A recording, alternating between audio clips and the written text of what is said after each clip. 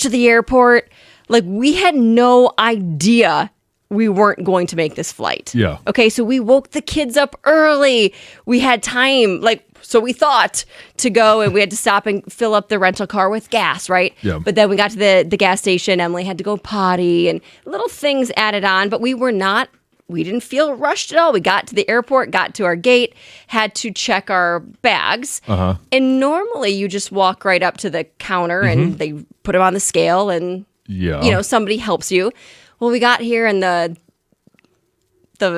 attendants were like, you got to go print your own bag tags. Right. So there was a ton of people trying to work these machines. One wasn't working. So we're just, waiting our turn, get up there. And of course, the one we had wouldn't scan our boarding pass. Nothing was working. So we decided, you know what, this is silly. Let's go to the counter. Get to the counter. She's like, I'm sorry, we can't take your bags. And we're like, well, are they overweight? Like, what's happening? She's like, you're too late. We're too late. We were literally 5 minutes too late. You had to be there an hour. You had to have them checked. Don't they tell you to be there an hour before you board? Well, we were. That's what's so frustrating is that we were there an hour before we were supposed to board. We just didn't get them checked. Didn't get the bags to them an hour before, and that's where we were so frustrated. We're like, we've been here. We've been standing right in front of you. You've seen us here this whole time, and they wouldn't take our bags. So we looked into everything. Right? We're like, well, we could still get on our plane. Like, we could literally get on our plane. Should we ship our bags somehow? Let's get a later flight. Well, flying, we were not on like a major airline. Right. That was the last flight of the day to Detroit. So we could switch airlines, which we looked into, and it was like between $1,500 to $1,700. Well, you're flying 4, but that's a lot. So, in order to switch flights the next day, it was only $70 to stay on our. So, okay, we're going to do that. But then we had to decide, okay, we're out of a rental car. We have no car anymore. We've already turned that in. Where do we stay? Yeah, what do you do? So we ended up staying at the hotel at the airport, which was an interesting experience altogether. Like, we went out to the pool, let the kids swim, but it was like you could like smell jet fuel. Like, it was like it was just so the planes were like, I swear it was so strange. Then we're going back like after the pool, our hair's all wet, and we're like walking by people with their luggage, going through security. It was so bizarre. We ate at the food court, you guys. Like, it was. Well, you were actually able then, when you woke up yesterday, to go through security in the airport, which is nice. It was. So Colin woke up. He's like, well, we're not missing this flight. No. He woke up about 4 hours early and dropped our bags off to make sure they were checked on time. And then we were right there. So we really did have travel issues. So can we revisit a topic I think we've had at some point? Maybe it was a cookie jar topic about, arriving at the airport. And I don't know if I remember correctly, but you were one that was always pushing the limits of could you be there on time? Yes. Does this change how you're going to approach going to airports moving forward? No, I think I'm just going to stick to Delta. Like, I'm just going to stick to an airline I know. Yeah.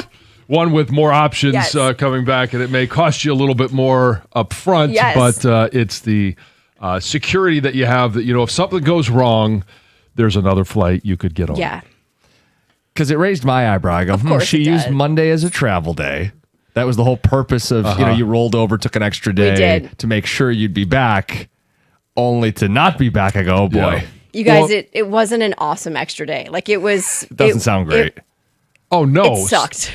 Like, it really did. Like, once we got there and found the hotel, we're like, you know what, make the most of this. Let the kids have fun, right? Yeah. And we tried to, but it was, everything cost, it was more money, right? Yep. We had the dogs boarded, so you got to pay for the dogs to be boarded another day. You got to call Jimmy. Yes. Which everything. Is probably going to go fine, but you still don't want to make that call? But there was, of course not. And I was so delusional because I was so tired when I was talking to him. I'm like, we're staying at the airport hotel. Like, I couldn't even get my words right when I was talking to him. So it was just So the better question is, how was Disney? Disney was awesome. It exceeded our expectations. We didn't know how the kids were going to react to anything. Mm-hmm. Like, were they going to like the characters? Would they like the rides? Would they handle the heat? Would they be out all day? They killed it. There was no meltdowns. No running and hiding from the characters? No running, no meltdowns. They both napped in the stroller. Oh, wow. They made it. Our goal was to make it literally the whole day to the fireworks. And then we realized, those are at 10. So we had breakfast at 8. Which would have maybe made you late for the flight. Maybe. We left around 8:30. So they made it a whole day. That's a long time to be at the park with them. Yeah. I've never gone with any of my kids for that long in one stretch until they were, able to function basically on their own. So they killed it. It was awesome. So you made this, that was the last full day planned. That was our last day. Yeah. Were they looking forward to it the whole time? Did it deliver for them? Every day they're like, when are we going to Disney? When are we going to Disney? Yeah. But we also spent the main part of our vacation was in St. Augustine. Oh, yeah. We did the beach and the pool, and they loved that too. So that was great as well. That's great. Yeah. Great to hear. Sorry it ended that way. Glad to be home. Yeah. Sorry you had to handle the beratement of one Jim Costa. I didn't hear exactly what you said, but people translated a little. Suspicions. The suspicions, Which the I understand. accusations. Because I didn't actually contact you guys. I was like, should I text the guys? But I knew you were on air. So I'm like, we found out working. as soon as we got off the air, and I'm thinking, she's got a whole day to get home. It's a 2-hour flight from Orlando. I just took that flight. I figured there had to be something that happened with the discount airline. Yeah, so that was it. That was like our one chance that day. How early do you get to the airport? If I'm traveling alone, I usually make sure that I park about an hour and a half before the flight. Yeah. Because if I'm traveling alone, it's generally a carry-on, and I just go through security. Right. I don't have to check anything. If we're traveling with Teddy or any of the kids, I'm usually there 2 hours ahead of time. Parking, and then it takes, added time to get through security, all that stuff. Yeah, I hate to be in a rush. Exact same thing for me. And the trade-off is, you end up killing time at the airport, but I've never missed a flight. Yeah, and it's better on the way out with Teddy or any of the kids, because we get there, they're excited, they can run around the airport, they can burn off some energy. You get on the plane, boom, you're good. It's coming back where they're tired, you're there a couple hours ahead of time. Yeah, you want them to run around, they don't want to, they're clinging to you. That's when it gets a little bit miserable. That's the worst part of all of it, is I'm like, we missed our flight with 2 little kids. Right. Oh, so that's the point I was making with Jim, is having to find something to do with the kids at the airport, or and if you were able to say there was an 8:00 flight at night, he was like, why don't they just get the next flight? Not knowing that there wasn't another flight, but it was, there's no chance I'm going to stay at the airport all day with the kids. Following a day at Disney all day, they were exhausted. It just would have been miserable. A disaster. But we actually thought maybe you went to the Pistons game. We did debate about it. We found some really cheap tickets, like really cheap. Colin, not all of us. We weren't going to take the kids, but Colin's like, well, we're here. Should I just get a ticket and go? I'm like, I don't care. Wait, he would have left you with the kids and gone to the game? Wow. There was a really cheap ticket. Well, it's because he couldn't get the broadcast in the hotel room. We couldn't. We had to. He watched it on his phone. What do you mean you couldn't get it in the hotel room? There's not like a what was local it on? Orlando. Well, NBC, like or maybe regular the kids, because NBC. we had a movie on for the kids, so maybe that was it. Okay. I was going to say. They watched Tangled. He's taking the NCAA tournament. I can't watch on TV. I must have to go to the game. A little bit far. In this he watched situation. on his phone. I don't think you could get it in the hotel. By the way, you can't do that. You can't leave your wife and 2 kids at the airport hotel to go to the NBA playoff game. You just can't. It was something that just came up in conversation. That's a bad dad move, bad father move. Because tickets were super cheap. I don't necessarily think it's an opportunity, and if it's something, it's a great offer by the wife. It was late. I was tired. Right. The kids were probably going to be asleep. Mm-hmm. You would have been asleep. He would have been like, what's he going to do in the hotel room? Just sit there and watch it on his phone? He could have gone to the game. He would have come back. I mean, if confrontational Colin wasn't, in full stride at the airport, it would have been after the game, because that was a despicable display from the Pistons. We talked about that. Yeah, it was all day yesterday. Few texts coming in. Sounds like Heather didn't follow the rules and get there with plenty of time. You should be there well more than an hour in advance. You still went swimming on the day you were supposed to be back. Weak. I know. It was our fault. I mean, ultimately, I'm not blaming them, but we were there technically before their cutoff time. Heather's lying. This was totally planned. She thinks the world waits for her. That's hilarious. Runs on my time. Cookies was 100% right. Suspicions confirmed. 248-539-9797. Hey, the Tigers did play a game last night. Look, they lost, but there's a couple injuries we're going to talk about. We'll get to that next. 97.1. Hey, I've trusted my biggest investment to Rapid Roofing to make sure that they cover the home, they protect the home as much as possible, and they did everything they said they would. They showed up, and they do most houses in one day, and it was rip the roof off, make the repairs, put a new one on, get cleaned up, and they were gone. It was amazing. No pressure, no gimmicks, just honest guidance, so I can make the right decision for myself, my family, and my home. If you don't need a roof, they also do siding, windows, gutter installation. They've got it all. 888-360-ROOF or on the web at rapidroofing.com.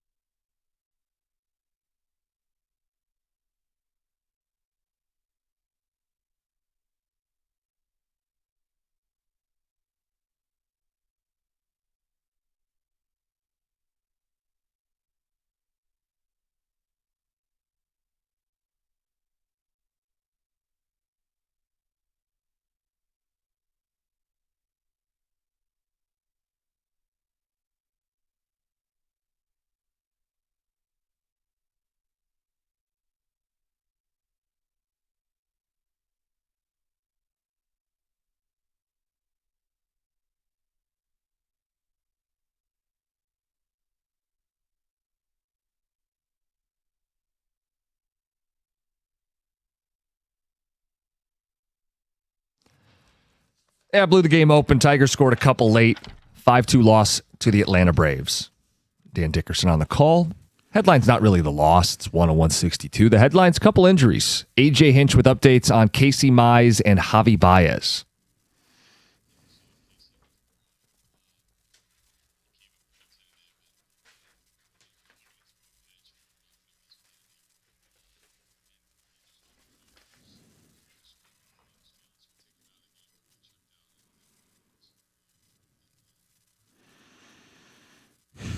So there's the Mize part. Right.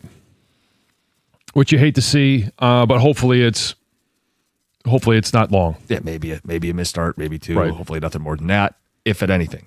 Javi Baez was a different situation, kind of a scary, I don't know if he was trying to slide or got caught in between and then ended up sliding, but it's an ankle injury, and here's AJ's thoughts.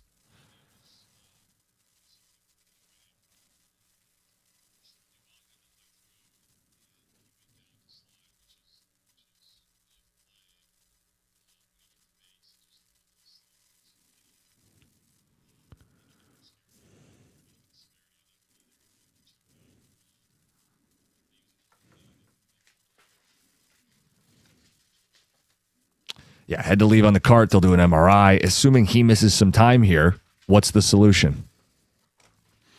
Because you know what I'm going to bring up. Yeah. I mean, everybody's going to bring up Max Clark. And I don't know if the Tigers are going to bring up Max Clark. I know he's hitting well at AAA. He had not a stellar spring training, so I don't know if he's taken the jump that they needed to see from the opportunity to face, basically major league pitching, even though it was spring training, versus AAA.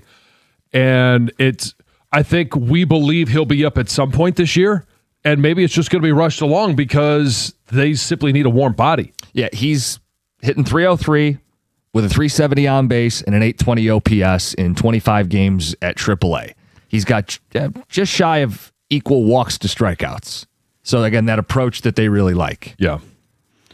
It would feel like if Javi's gone for, let's say they put him on the IL and needs to miss a couple weeks or something, and you already don't have Parker Meadows, who's the center fielder day in and day out?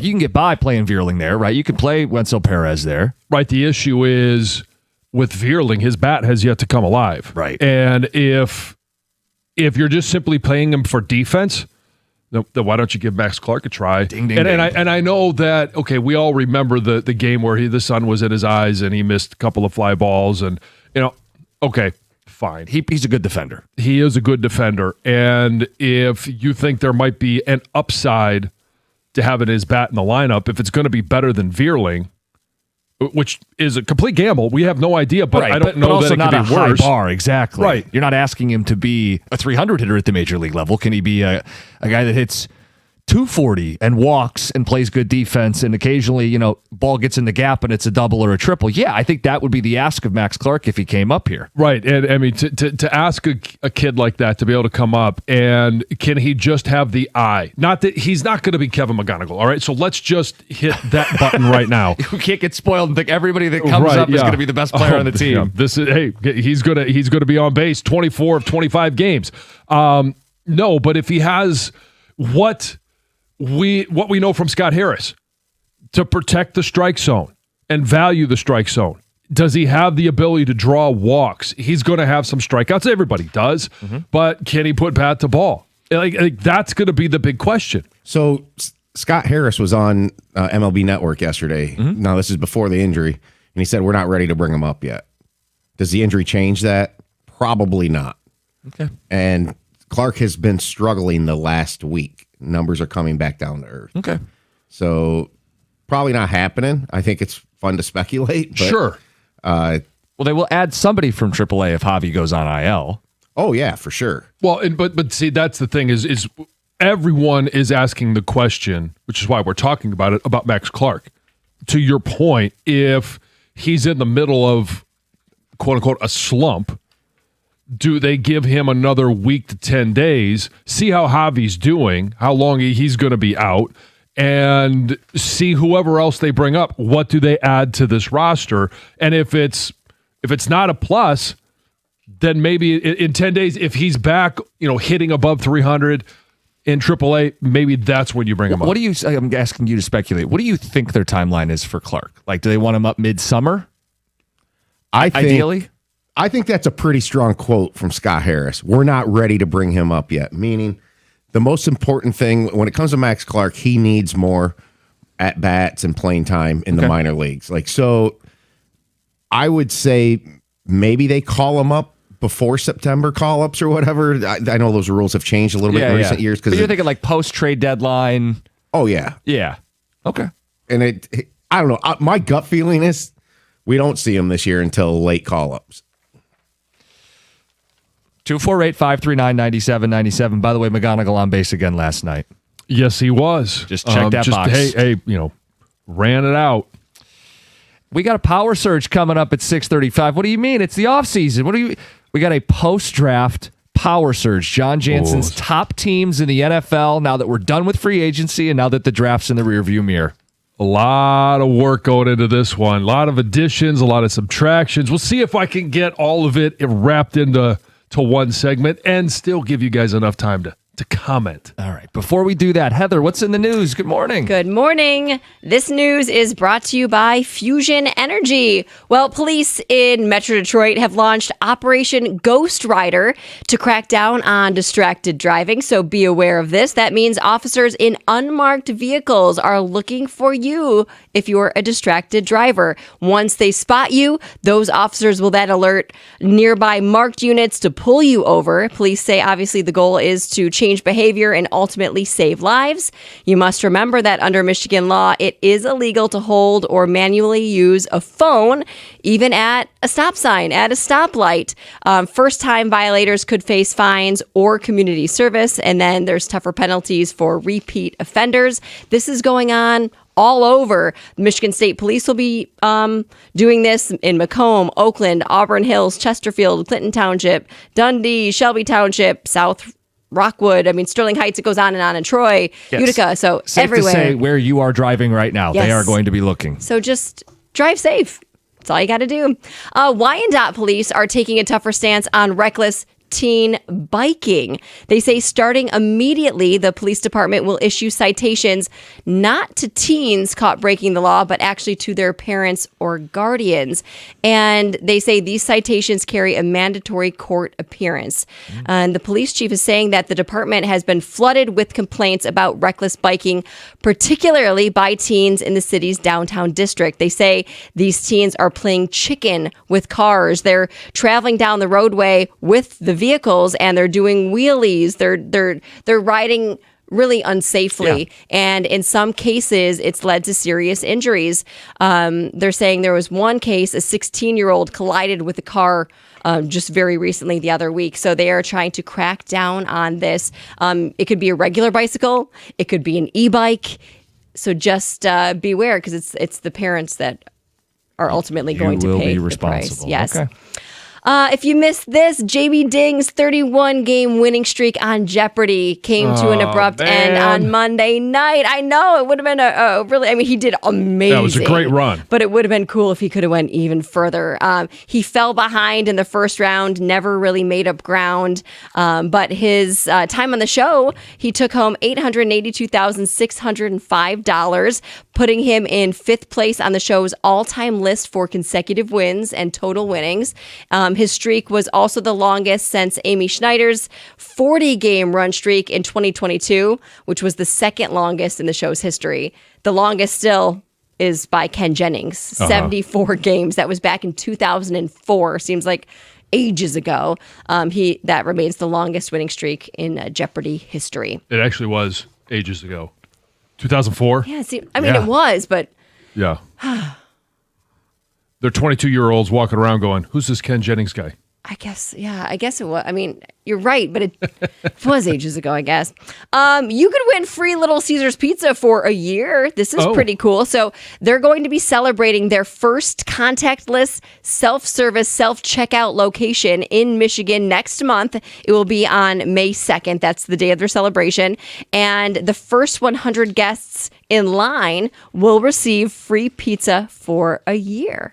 So this new location is in Dearborn Heights. Okay. And obviously never been to it, but you can just walk up. It's like a grab and go kind of. You can get hot and ready's there. There's no one like there to help you. You can place orders. So it's just like the pizza portal, but with no other option. If you guys had free pizza for a year. Yeah, I have questions. How often am I allowed to get this? Well, this is for this particular giveaway, customers will be awarded a pizza as one free pizza per week for a year. Okay. That's reasonable. I thought you were about to say one per month, which feels light. One per week. It's a lot. It's a lot of pizza. Yeah, but if I could, I think I would. I mean, if you're talking, hey, Friday night pizza night. Yep. Or if it's Saturday for games in the fall, or then Sunday for games in the fall, and then Monday because it ends in a Y. I mean, just because. Just because. Mm-hmm. But it's only one free pizza per week. Per week. That's reasonable. Yeah, but if it's a family that wins it, now all of a sudden, hey, you get one free pizza, but now I've got to buy two more pizzas. You and your army of children. It says pizza for a year. Go get a hot and ready. You, not Teddy and Lisa and Lucy. Can you skip a pizza? Week? Can you skip a week and get two the next week? I don't think so. Question. Or 4 pizzas one time a month, John. There you go. Now you're starting to talk. Yeah. It would be close. Not sure what everybody else is going to eat. And therein lies the problem. That's Heather with the news. The power surge is next. It's 97.1. All right, talk about Shaner Roofing, because look, when you're in the business of getting a new roof, if you need windows or siding, Shaner's the place to call. MyMichiganRoof.com. Get you started today. Get a quote today, and there is a no pressure promise. Forget the high pressure sales pitches. You'll get a true, honest assessment of your home's needs. And with Shaner, they stand by their work. Every roof installation comes with a lifetime transferable warranty, and they can stand by it because they got a track record, 30 years in business, a 4.9-star Google rating, thousands of satisfied homeowners with a reputation that's earned through decades of doing the job right. Shaner's local, family-owned. They'll answer to you, not some private equity investors. So let's get started. Let's get a quote. See if it's the right fit for you. MyMichiganRoof.com. That's Shaner Roofing. MyMichiganRoof.com.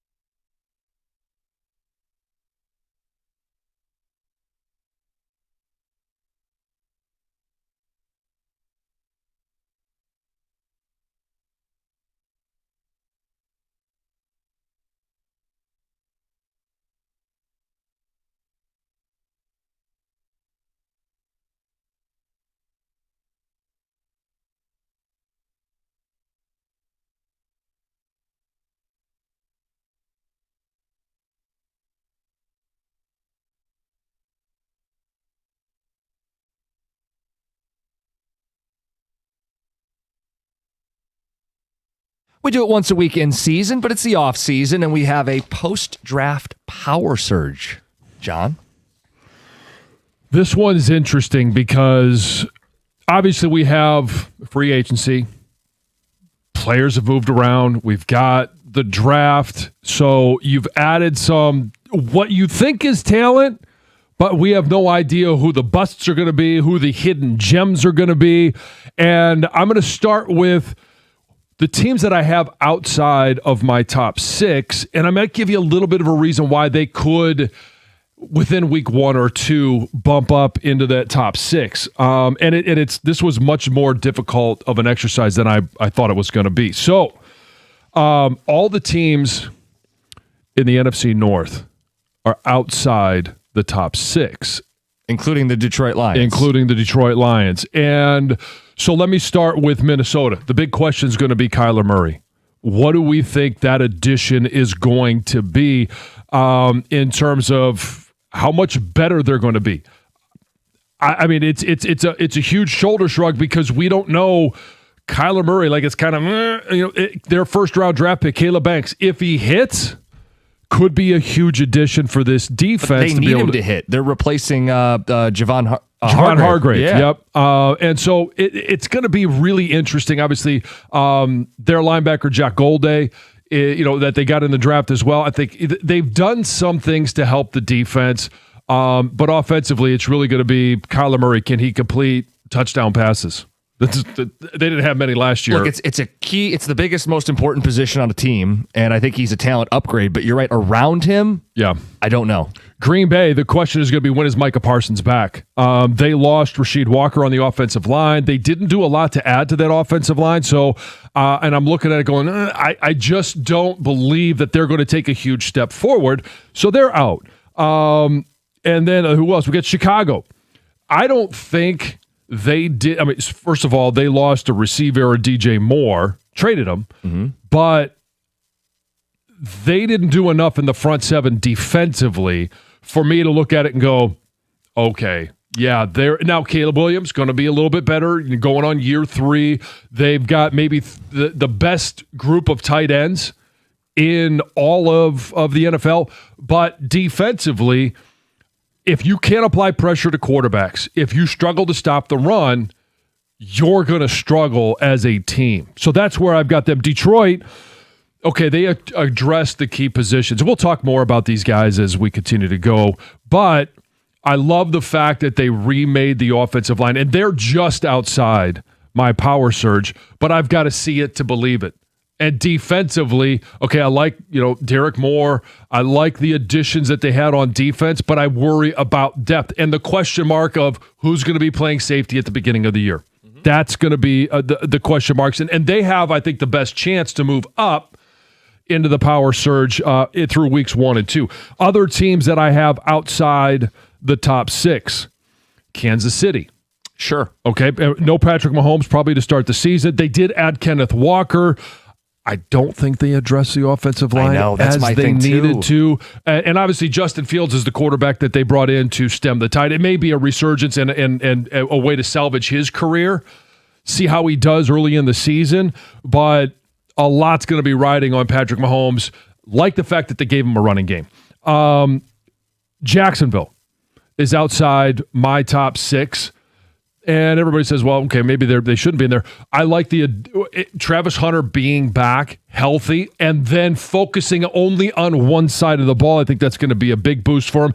San Francisco, the question is about health. Offensive line. Well, Trent Williams, where's his focus? He's long in the tooth, still really good, but can he remain healthy for 17 games? When is Kittle going to be back? All of these different questions. New England outside, Philly outside, and some of it is, does A.J. Brown actually end up in New England? We've had some whispers and reporting that happens, but that reporting has gone silent, so I'm not sure what's going on there. Mekhi Lemon, what can you expect out of a rookie receiver for this Philly team?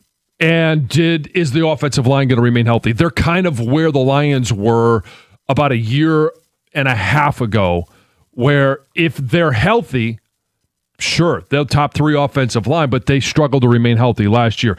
I'm trying to think if I left anybody out here. I don't think I did. I'm sure there's somebody I left out that somebody wants to talk about. Indianapolis is going to be kind of interesting to see where they are. But the top 6. Okay. And I have one that I know if I don't get 3 raised eyebrows from Greg, Gov, and you. Okay. Because I loved their draft. They've remade one side of the ball. I'll get to them. They're at my number 5. But right now, the LA Chargers, and this could just be health in terms of Rashawn Slater, Joe Alt.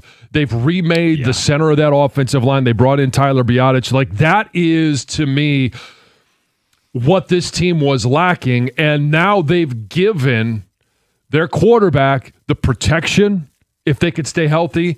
Defensively, I think they're going to be really good. They're going to be solid. They've added Akeem Mesidor,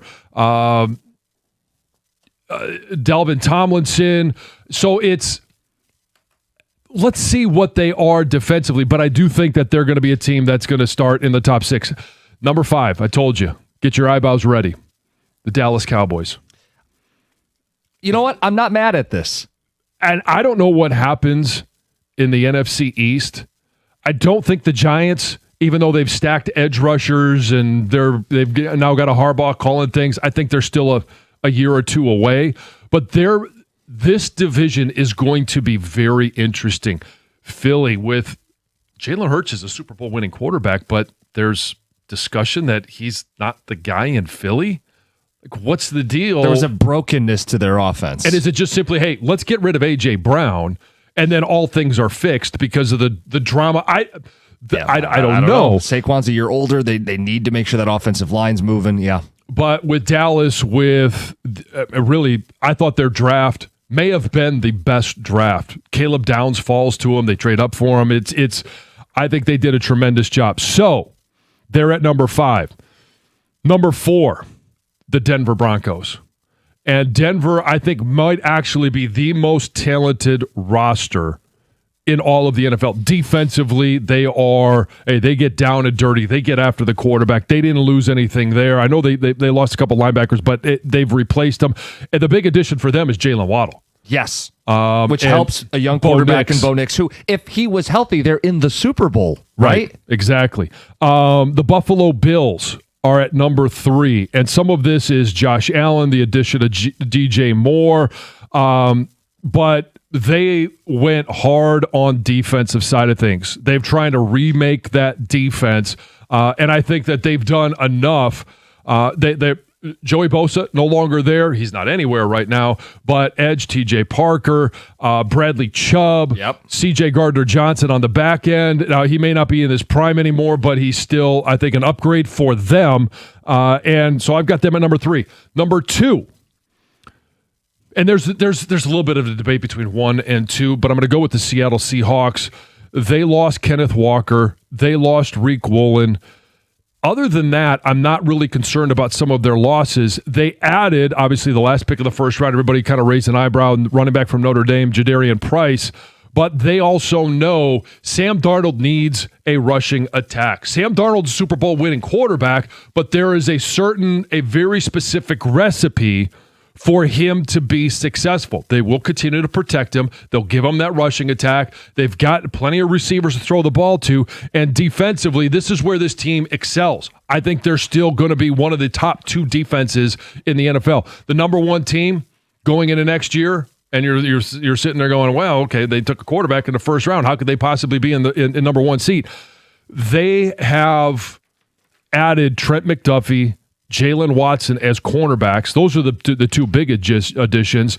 They lost Havenstein, their tackle, but I didn't think much of him to begin with, so insert plug just about anybody else in there, give him a warm body. I think they are absolutely loaded. Puka Nacua, question mark is, okay, how's rehab going to go? Devontae Adams, a year older. Right. I think this is the year for them to make that last push with Matthew Stafford, which raised the eyebrow of why did they go quarterback? Yeah, but I don't think they helped themselves in the draft, but I think they did such a good job in free agency to address the secondary because it's the 2 corners plus Cam Curl at safety.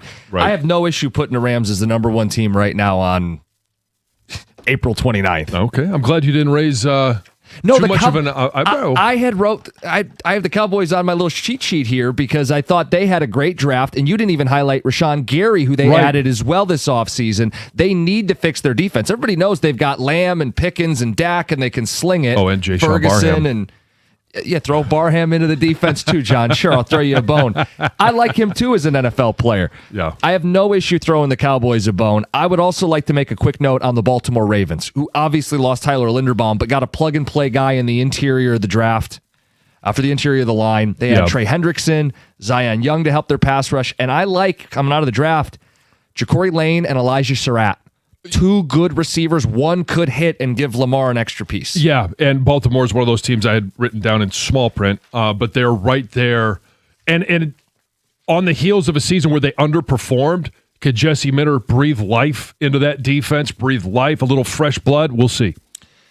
Obviously, the Lions aren't in there. We'll talk more about them coming up next. It's 97.1. Hey, when you're injured, you need more than just a great lawyer. You need a great team. That's why only Feminine Law has the accident response team. They don't wait, they act. Crisis counselors help manage the trauma. Medical pros talk to your doctors, and forensic experts preserve the evidence before it disappears. David's team treats you like you matter. It's not just legal help, it's recovery in action. Get David, get paid means you get more.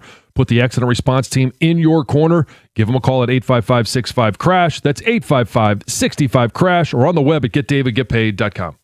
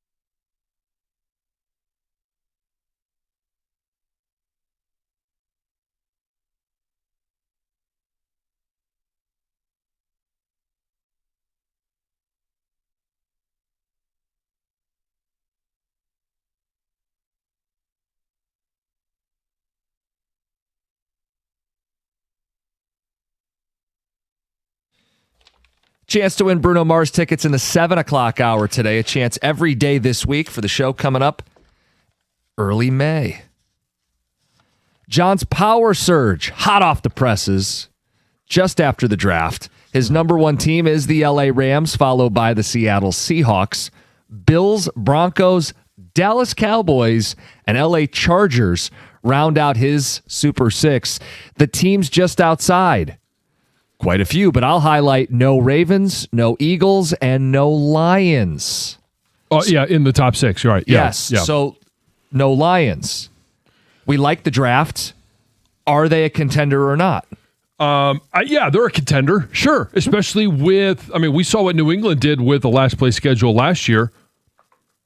Why can't the Lions do the same thing? That may put them in the playoffs, and it may win the division. Now we're going to discuss a little bit, okay, who's the best team in the division, who did the most this offseason, how are teams better or worse than they were last year.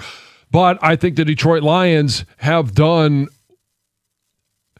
enough, and you can't address every single need. And we knew coming into the draft, even after free agency, like, hey, edge defender, linebacker, safety, corner. Like, there were a lot of needs, more defensively than offensively, but they addressed the offensive line in free agency.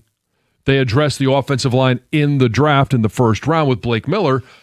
And I'm looking at going, you know what? This is a team that I expect to win the division. Some of it is just pure talent that they have. And the fact that I think they're going to be a legit top 5 offense this year because they'll be able to run the ball more effectively against good defenses than they did last year.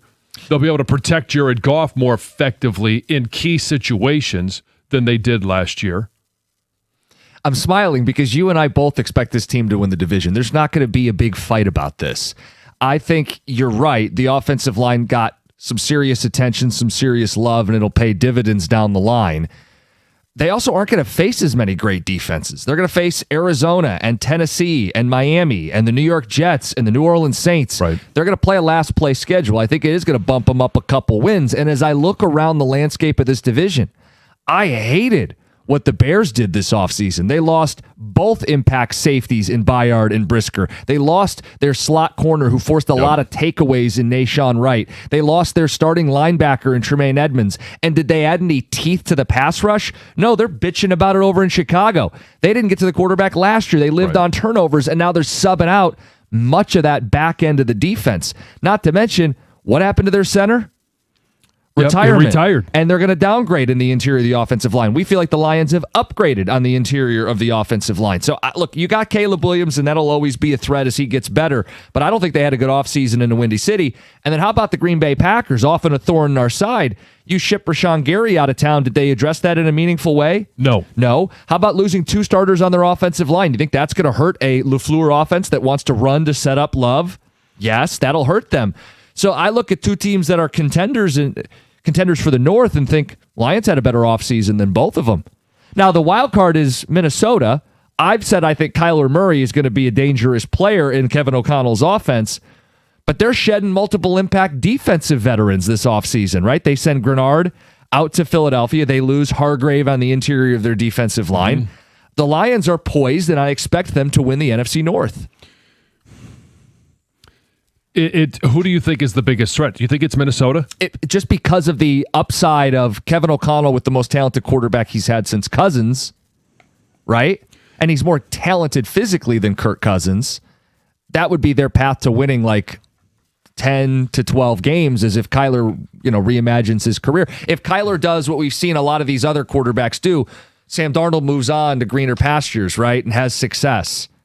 And Baker Mayfield moves on, former number 1 pick. Jared Goff moves on, former number 1 pick. If Kyler's the latest in that line, they're our biggest threat. The doubts that I have are why didn't it work in Arizona? And some of it was, last year was like he was just hurt. They're also a bad organization. Well, they're a bad organization, but even when they had him playing at his best, they were good for about 8 to 10 games. He got him in the playoffs one year. Oh. Well, I'm not saying they're a Super Bowl team. So my issue is leadership from that position. Yeah. Because what did we say about him? When they came to Detroit, like he's sitting there pouting on the sidelines. if that carries over, this is also an offense with Kevin O'Connell that you have to study in. You have to be a smart quarterback. And I think if he applies himself, then yeah, that's a big concern of what Minnesota is doing.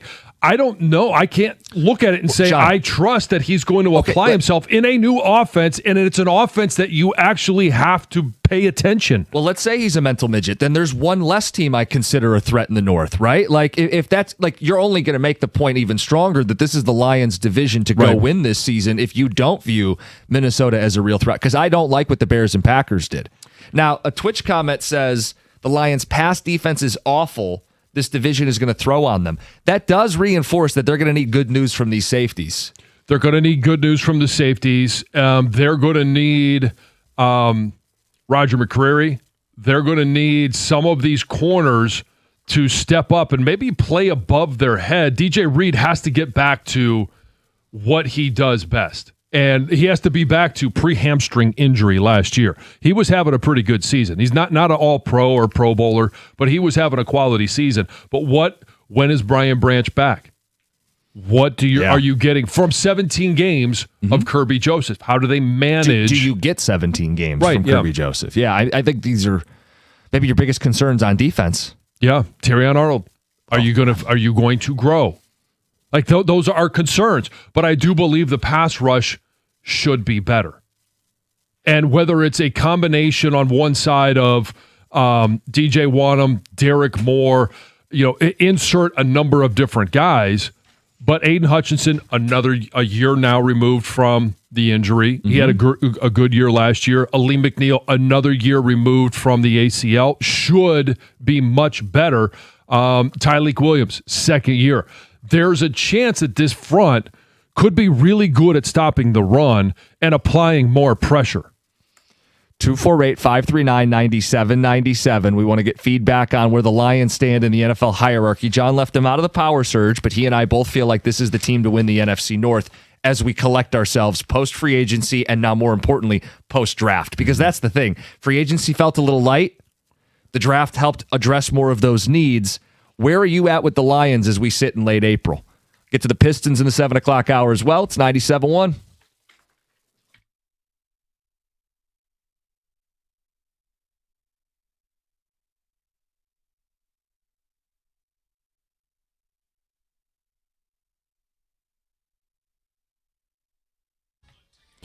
Brought to you by Mastercraft Heating and Cooling. The Tigers lost more than the series opener to the Atlanta Braves last night. They also lost a couple of players to injuries in the game. Casey Mize left in the third inning after fielding a ground ball. A.J. Hinch shared their decision to pull him after the game.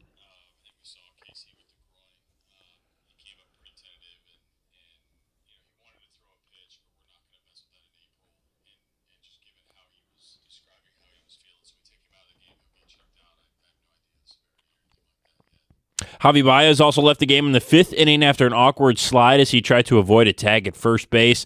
The Tigers would go on to lose 5-2. Game 2 is tonight at 7:15 right here on 97.1. The Lions picked up the fifth-year option on running back Jahmyr Gibbs last night. Gibbs will now remain in Detroit through the 2027 season. He will make over $14 million that year. Detroit declined to exercise the same option on linebacker Jack Campbell. Had they done so, that would have made Campbell the highest-paid off-ball linebacker in the NFL, as he was due nearly $22 million in the 27 season. He will now become an unrestricted free agent after next year unless the team gets a long-term deal done before then. ESPN says the men's and women's NCAA basketball tournament is likely to expand to 76 teams as early as next year.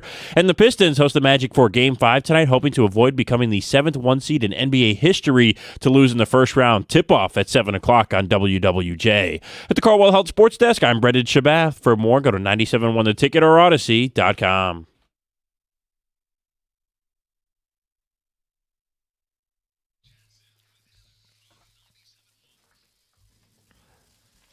Get some feedback on where the Lions stand in the NFL after the draft. John did not have them in the power surge, just outside.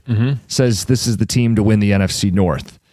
We got Bruno Mars tickets to give away. This hour on the show, you're going to be listening for Locked Out of Heaven by Bruno Mars. When you hear it, call in, win a pair of tickets to see him at Ford Field on May 9th. Tickets on sale, Ticketmaster.com. It's coming up fast. By the way, at the last stop for me, when we had the Costa lock, we used an interlude of Locked Out of Heaven as part of the sounder. So anyway, we got some text to get to on the Lions, but also let's address what you heard in the update locally. Jahmyr Gibbs gets his 5th year picked up, and Jack Campbell doesn't.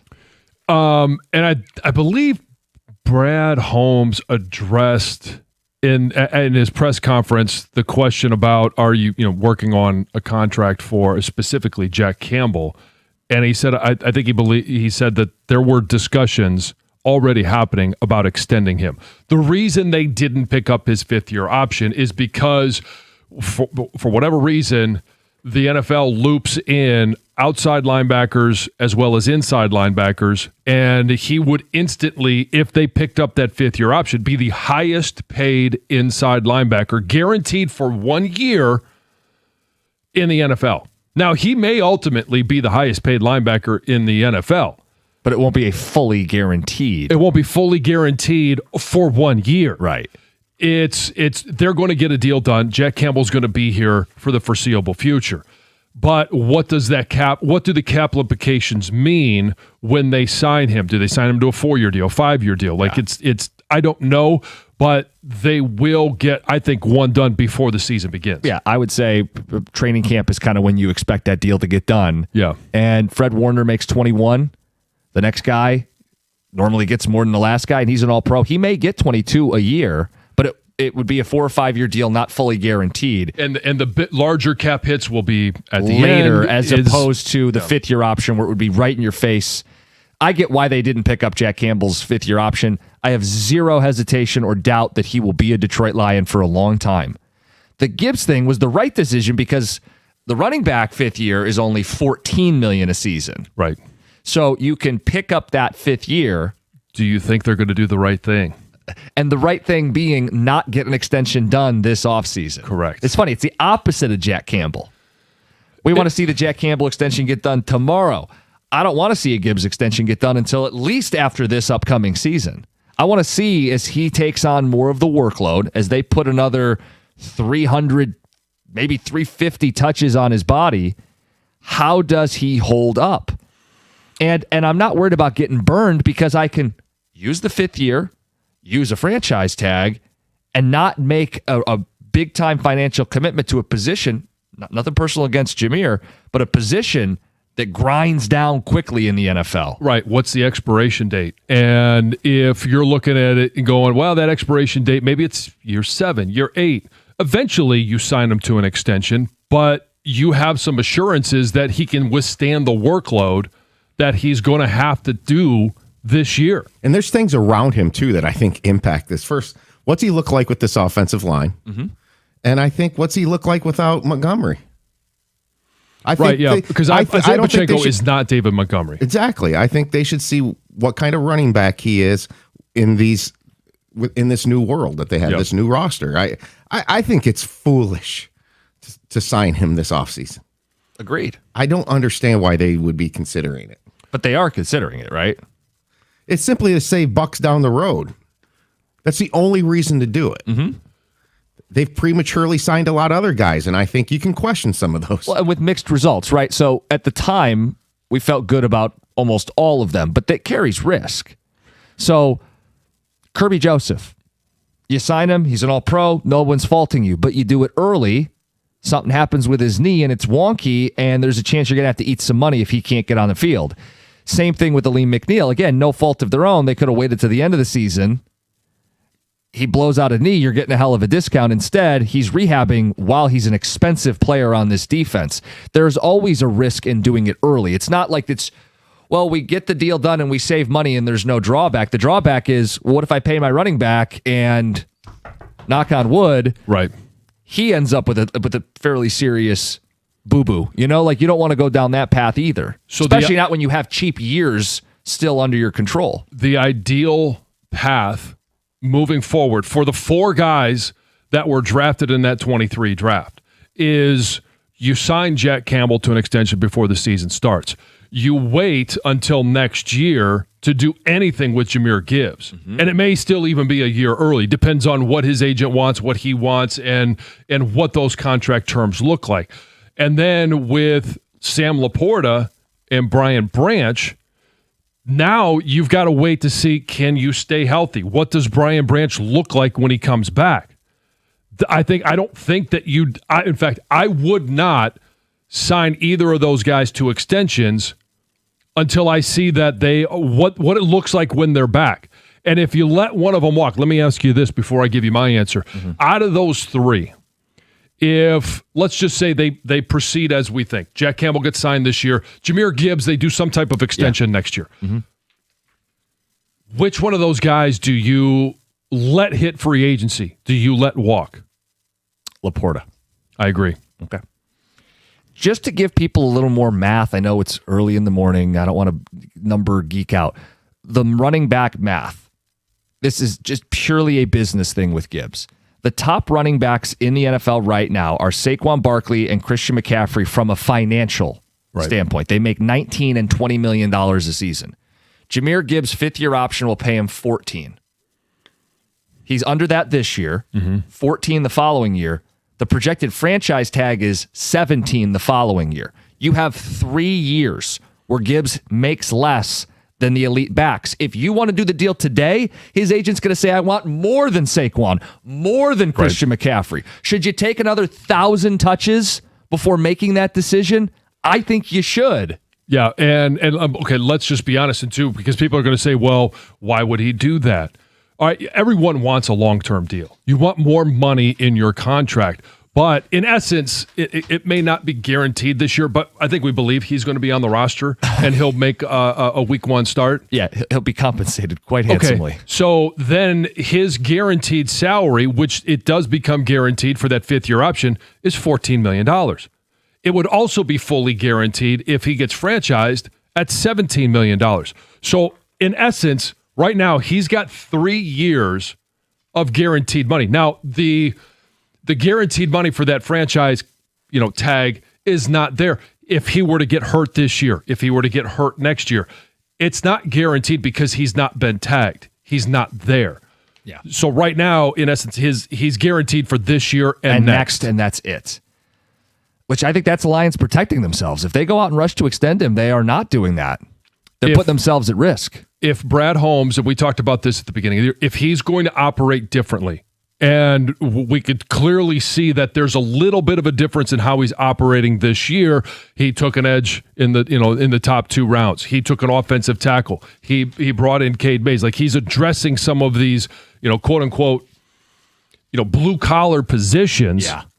Is that you learn from, hey, we extended these guys. They got hurt. Maybe we should wait. We can still, draft, develop, and sign. We just don't have to do it as early as we were doing it. Some text coming in. Jack Campbell should be the first guy re-signed. I imagine he will be the first of this group to get a long-term deal, especially because they are incentivized to do it because they don't have the fifth-year option. They, will get it done, I would think, this summer. Why rush the Gibbs signing? I don't think there's any other running backs who will become the highest paid next year that drive his value up more. Well, Bijan's the one to watch, but if they do what we do, which is let it play out, then you're right. There's really no one you're waiting on. The Lions are not winning the NFC North. Their championship window is closed. See, I disagree. I think that they wasted a year last year, but I think they've maybe not hit a full reset, but they've done a good job of being better in the trenches on both sides of the ball. Tex says, how in the world do you guys like the Lions draft? Is it because they took a couple Michigan players and Moore and Rolder? They're going to be average at best. Blake Miller was a reach at 17. This may have been Holmes' worst draft. Pair that with last year's draft, this team is on the downward slide. Well, I mean, we'll see what that production looks like as we get into next year. I don't give a damn where any of these guys went to college. I don't either. And I know that's probably directed more at you than me, but at the same time, guys, Blake Miller wasn't John's first choice at tackle, but he was one of the tackles we discussed as a plug-and-play guy.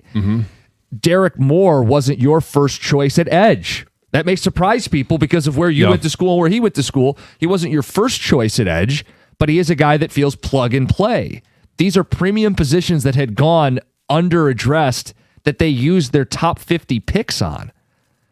I don't care where they went to school at all. No. If they had taken a Buckeye tackle, linebacker, unfortunately, those guys were gone in the first round. That's the difference of what the Ohio State Buckeyes fielded last year versus Michigan fielding last year. Didn't they have half of the top 10 or 11 picks? They had 11 guys drafted in this draft, which, there's other drafts where Georgia's had more, Michigan's had more, but the high-level talent that was taken from that Buckeye team is somewhat remarkable.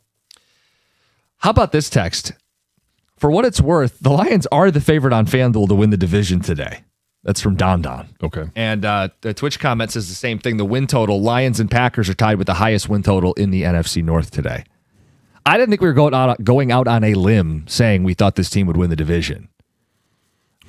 The pushback is from people who may still be scarred from last year. Oh, right. I mean, it's scarred because you lost both times to Minnesota. For quarterbacks that, can you name one of them right now? No. Mm-hmm. All right, guys. I guess you can. 9. 9. It's the 0-4 against the Vikings and Packers. Yeah. I mean, just don't forget, this was a 9-8 team last year with all of its problems. And we do radio in Detroit, but if you were doing radio in Green Bay, you go, hold on, we lost 2 offensive linemen. Our best pass rusher's coming off a torn ACL. Mm-hmm. We lost our other pass rusher. I know Gary faded at the end of the year, but we didn't exactly address those positions. And again, the division champs from last year, the Bears, they didn't get anything up front for their pass rush. They were led by their defense, and their defense got worse. Yeah. Lions are also sitting somewhere between 7 and 10 in terms of Super Bowl odds. So just outside the power surge. Yeah. Yeah, there was your pulse on this. Yeah, there was absolutely no way I was going to put them in the top 6. I think they could work their way into it. And like I said, depending on what this offensive line looks like, what the defense looks like, who are the safeties going to be, and I mean, let's see when the schedule comes out, who are they playing in the first couple of weeks? Schedule comes out early May? Yeah, I believe so. Major event in the NFL, finding the order of the teams you already know you're going to play. It's so bizarre. We'll talk about the Pistons. They'll play tonight in a gotta-have-it season on the line game. They'll throw the kitchen sink at the Orlando Magic. What the hell is the kitchen sink for this team? What do they have left? It's 97-1.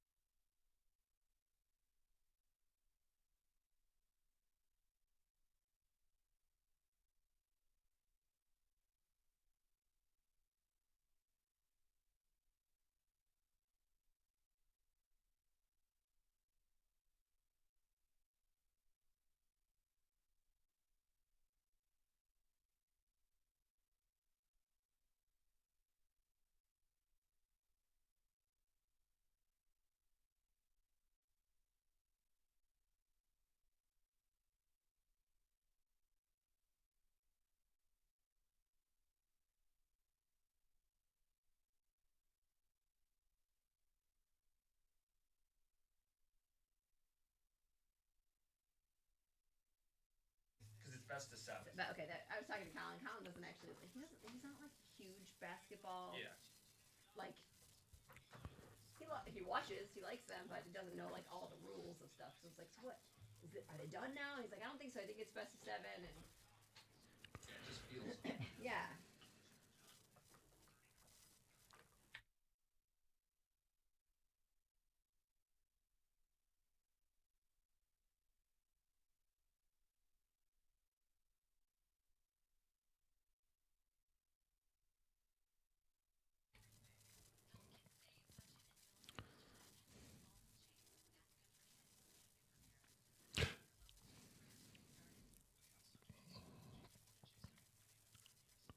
If your furnace or AC is struggling to keep up, it's time to call Mastercraft Heating, Cooling, Plumbing, and Electrical. Mastercraft is available 24/7 for those uh-oh moments, and they stand behind their work with a very valuable 5-year warranty. They made a huge difference in my home. They'll do the same for yours. Right now, they're running some amazing specials. AC tune-up for only $79, and it's time. And if it's time to upgrade, get half off installation when you buy a new AC or furnace. Easy financing options are available as well. Schedule your free in-home estimate at mastercraftheating.com.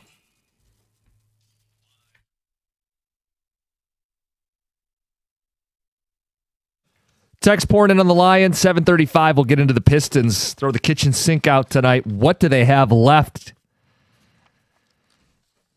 Have to win or the season's over.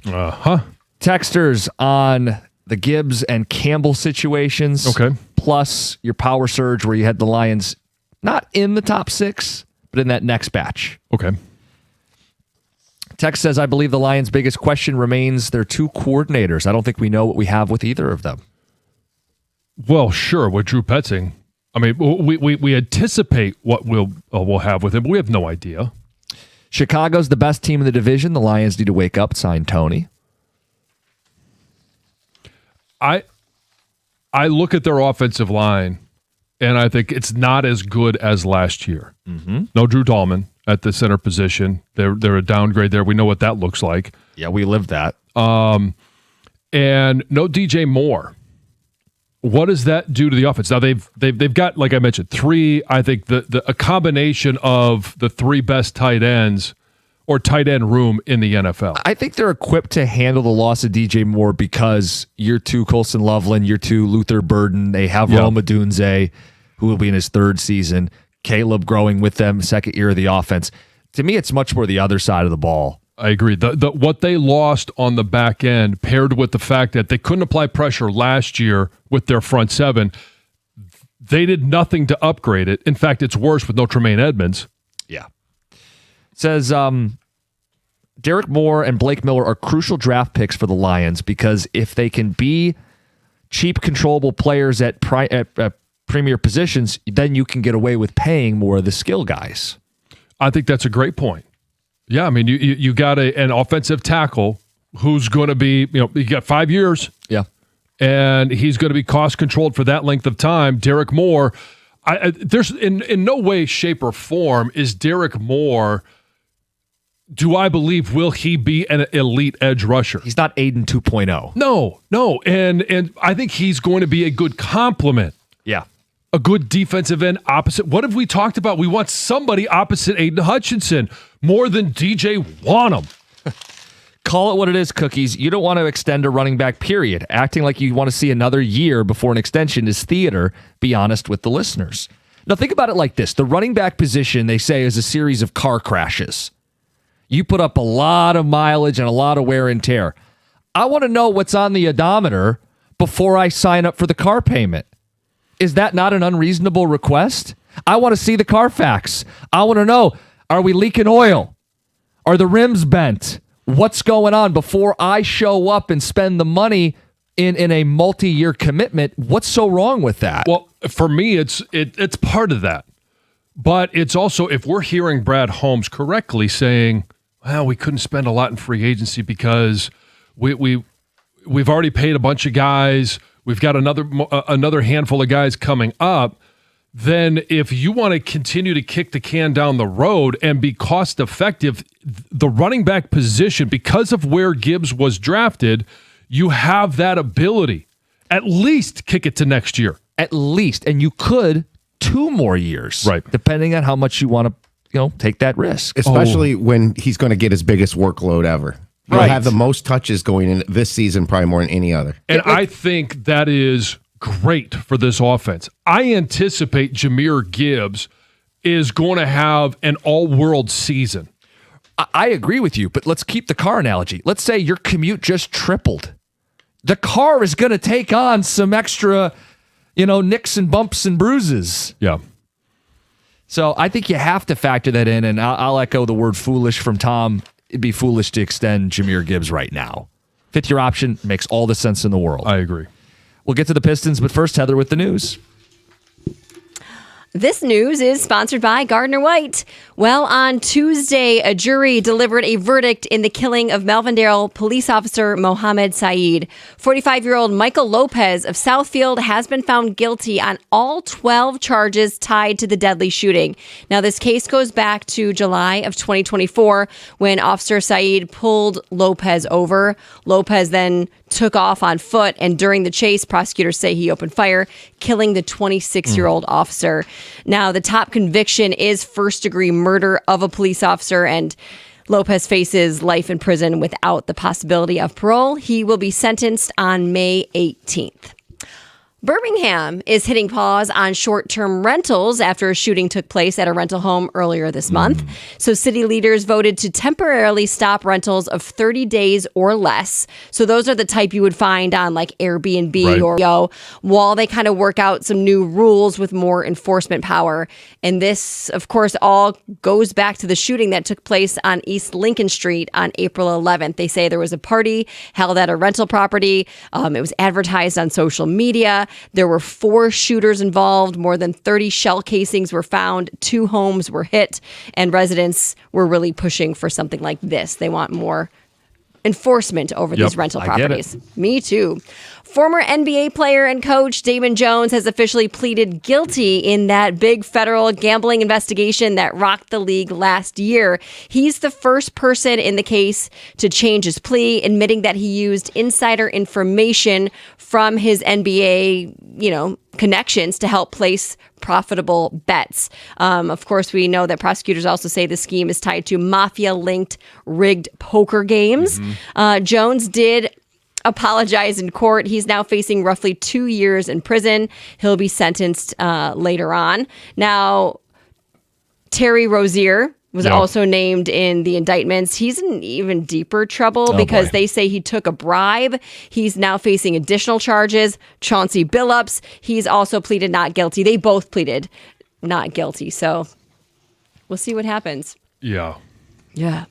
March Madness is about to get even bigger. So the NCAA is taking the final steps to expand both the men's and women's basketball tournaments to 76 teams starting in 2027. So according to ESPN, the move has been in the works for more than a year, and it could be finalized in the next few weeks. And they say a mid-May date has been floated for a possible announcement window. So, as I understand it, they basically increased the number of play-in games on basically, what was it, Tuesday and Wednesday of the opening week of the tournament, and those teams are the ones that will then be in the field of 64. So you'll have to get your bracket filled out earlier.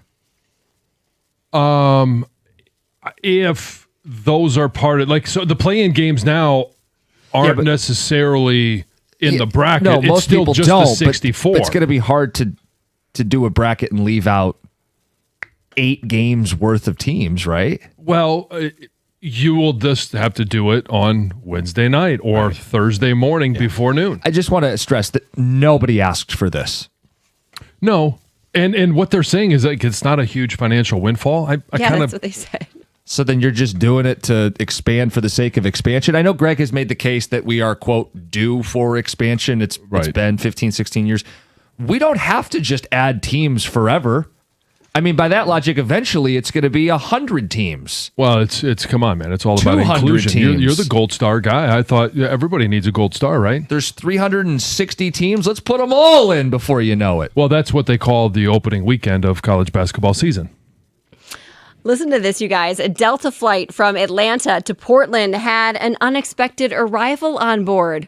A newborn baby. Oh my gosh. A pregnant passenger went into labor about a half hour before landing. Oh, boy. And fellow travelers kind of jumped in to help. There was a doctor on board, 2 nurses. So they jumped in to help deliver this baby. And it sounds like mother and child doing great. They were taken to a local hospital once they landed. Can you imagine that? There was 153 people on board, 4 flight attendants. I mean, hell of a first birthday guest list. So she had the baby on the plane while they were in the air. Yeah. Could they not land while she was in labor then? Well, you said they were a half hour it was from a half landing. hour from landing. I'm saying if it took longer, would they have had to just circle? Or can you land while she's in? I mean, why not? I don't know if know. it's unsafe. I don't know. Well, I mean, no one has their seatbelt on at that time. You know what I saw on my flight home? Somebody had their baby, a little baby, lying on the floor during takeoff. What? This baby was screaming its face off, and I wanted to go and be like, pick this baby up. Like, it could just roll around. It was just laying on the floor. In the aisle or at the feet? No, at their feet, but I could pick up your baby. Hold that baby. No, I agree. Yeah. So if a baby can be on the floor during takeoff, I'm sure the plane could land while labor. Baby's being delivered. Don't they say, like, if you're pregnant, you should be careful when flying? Of course, medical personnel, like there's like a cutoff. They say, like, I think it's after, I don't know, 37 weeks. Well, maybe with the pressure change, it helps. But Delta doesn't have like specific guidelines. It's you're welcome to fly. We're not going to cut you. Yeah. Okay. Wow. That's Heather with the news. All right, we're going to get deeper into the Pistons next. What do they have left? If you're, quote, throwing the kitchen sink out, what does that look like? But just surface level, are you going tonight? This is a home game. I've seen what ticket prices are. Are you going tonight? Are you watching tonight? What is your emotional investment with this basketball team? Are the Tigers on? Yes, John. They're in Atlanta. Are you flying to Atlanta instead of watching the Pistons? It's 97.1. Hey, you want a great, beautiful lawn this year? You got to give Natural Way Lawn and Tree Service a call. Get green, stay green with Natural Way. That number, 888-GET-GREEN, or on the web at naturalwaylawn.com. And they've been working on my yard for, 5 or 6 years now, and I never have an issue. You need to start early for best results. They've already been out. They've already put the first application down. And so I know I don't have to worry about crabgrass. I don't have to worry about dandelions. I don't have to worry about anything or my grass thinning over the summer. For greener grass and fewer weeds, early treatment is the key. Great lawns don't happen by accident. You need the right timing and the right program. Get green, stay green, save some green when you prepay. Call by the end of the month for the early bird discount. They've been serving Southeast Michigan since 1990, and they're going to give you a 100% satisfaction guarantee. Right now, for a limited time only, purchase a full lawn program. You're going to get free grub control, but you got to mention my name along with 97.1. 888-GET-GREEN on the phone, naturalwaylawn.com on the web.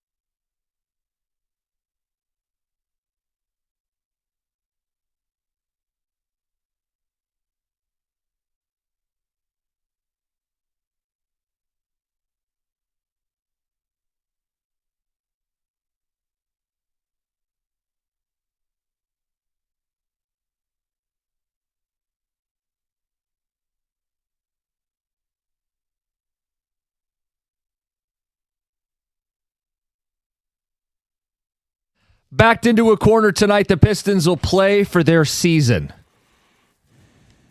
You going? Are you watching? Is John going to have Scooble on instead?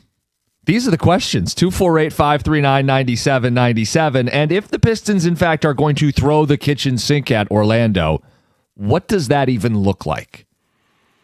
John, I'll start with, what's your priority tonight?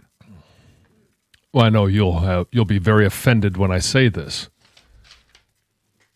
but I will be watching Tarek Skubal, and since they're facing a righty, Colt Keith, Kevin McGonigal, Riley Green, Gary Carpenter take on the Atlanta Braves, the formidable lineup that is the Atlanta Braves, and I'll flip back and forth, and it's annoying because I'll have to be on the MLB app and then watch the spinning wheel as I go back to YouTube TV and find the Pistons and do that whole thing. But I will keep my finger on the pulse of what's going on with the Pistons. It's on Prime Video tonight. Oh! Just another annoyance. Doesn't matter. I have to switch between apps anyway. So it honestly doesn't matter. I'm going to tell you, there's at least one person who heard that and said, F it, I'm not even going to bother. Guys, it's a guarantee playoff game. What do you mean you're going to watch game 31 of the Tigers season with more of an intensity than a playoff game? Well, because the Tigers have shown that there's actually more of an intensity than the Pistons have in the playoffs. So you always ask, hey, the fans show up, they're quiet. Well, the team needs to give you something to cheer about. The team needs to give me something to watch. Do I want to sit there and watch them get eliminated?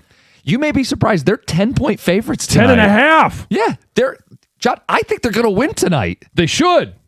Now, it doesn't mean I think they're winning the series. To see this team string together 3 performances of stellar play is asking a lot. But I do think they're going to win tonight. It's awfully early in the morning to get an update like this, but what's the update on Franz Wagner? I don't think we have one. It's a calf injury, and it's indefinite. Calf injuries in the NBA are one of the more cautious ones that they're going to be with. Right, because the link to the Achilles and what we've seen some other stars go through. Look, the Magic won without Wagner playing in the fourth quarter of Game 4. They don't need him to beat the Pistons. The Pistons are more than capable of sabotaging themselves with or without Franz Wagner. No, but their odds go up if one of their better players is not playing. And I'll note, if they don't have his shot making in the half court, they're going to rely on some other guys. And Orlando, they're not a good offense, specifically away from home. You look at someone like Jalen Suggs, he shoots the 3. It's like 12% worse on the road. Bane is good everywhere, but a little worse on the road. The issue is, can the Pistons generate enough offense? That wasn't the case game 1. I know. Can they generate enough offense? When we say throw the kitchen sink at them, your season's on the line, leave no stone unturned, what do the Pistons need to do tonight to win? Well, I would start with playing their best players more minutes and playing Jalen Duren less. Jalen Duren's third on the team in minutes right now. No explanation for it. Beef Stew needs to take all those minutes. I'd like to see more lineups with Stu playing with Cade and see if that can help soften things up.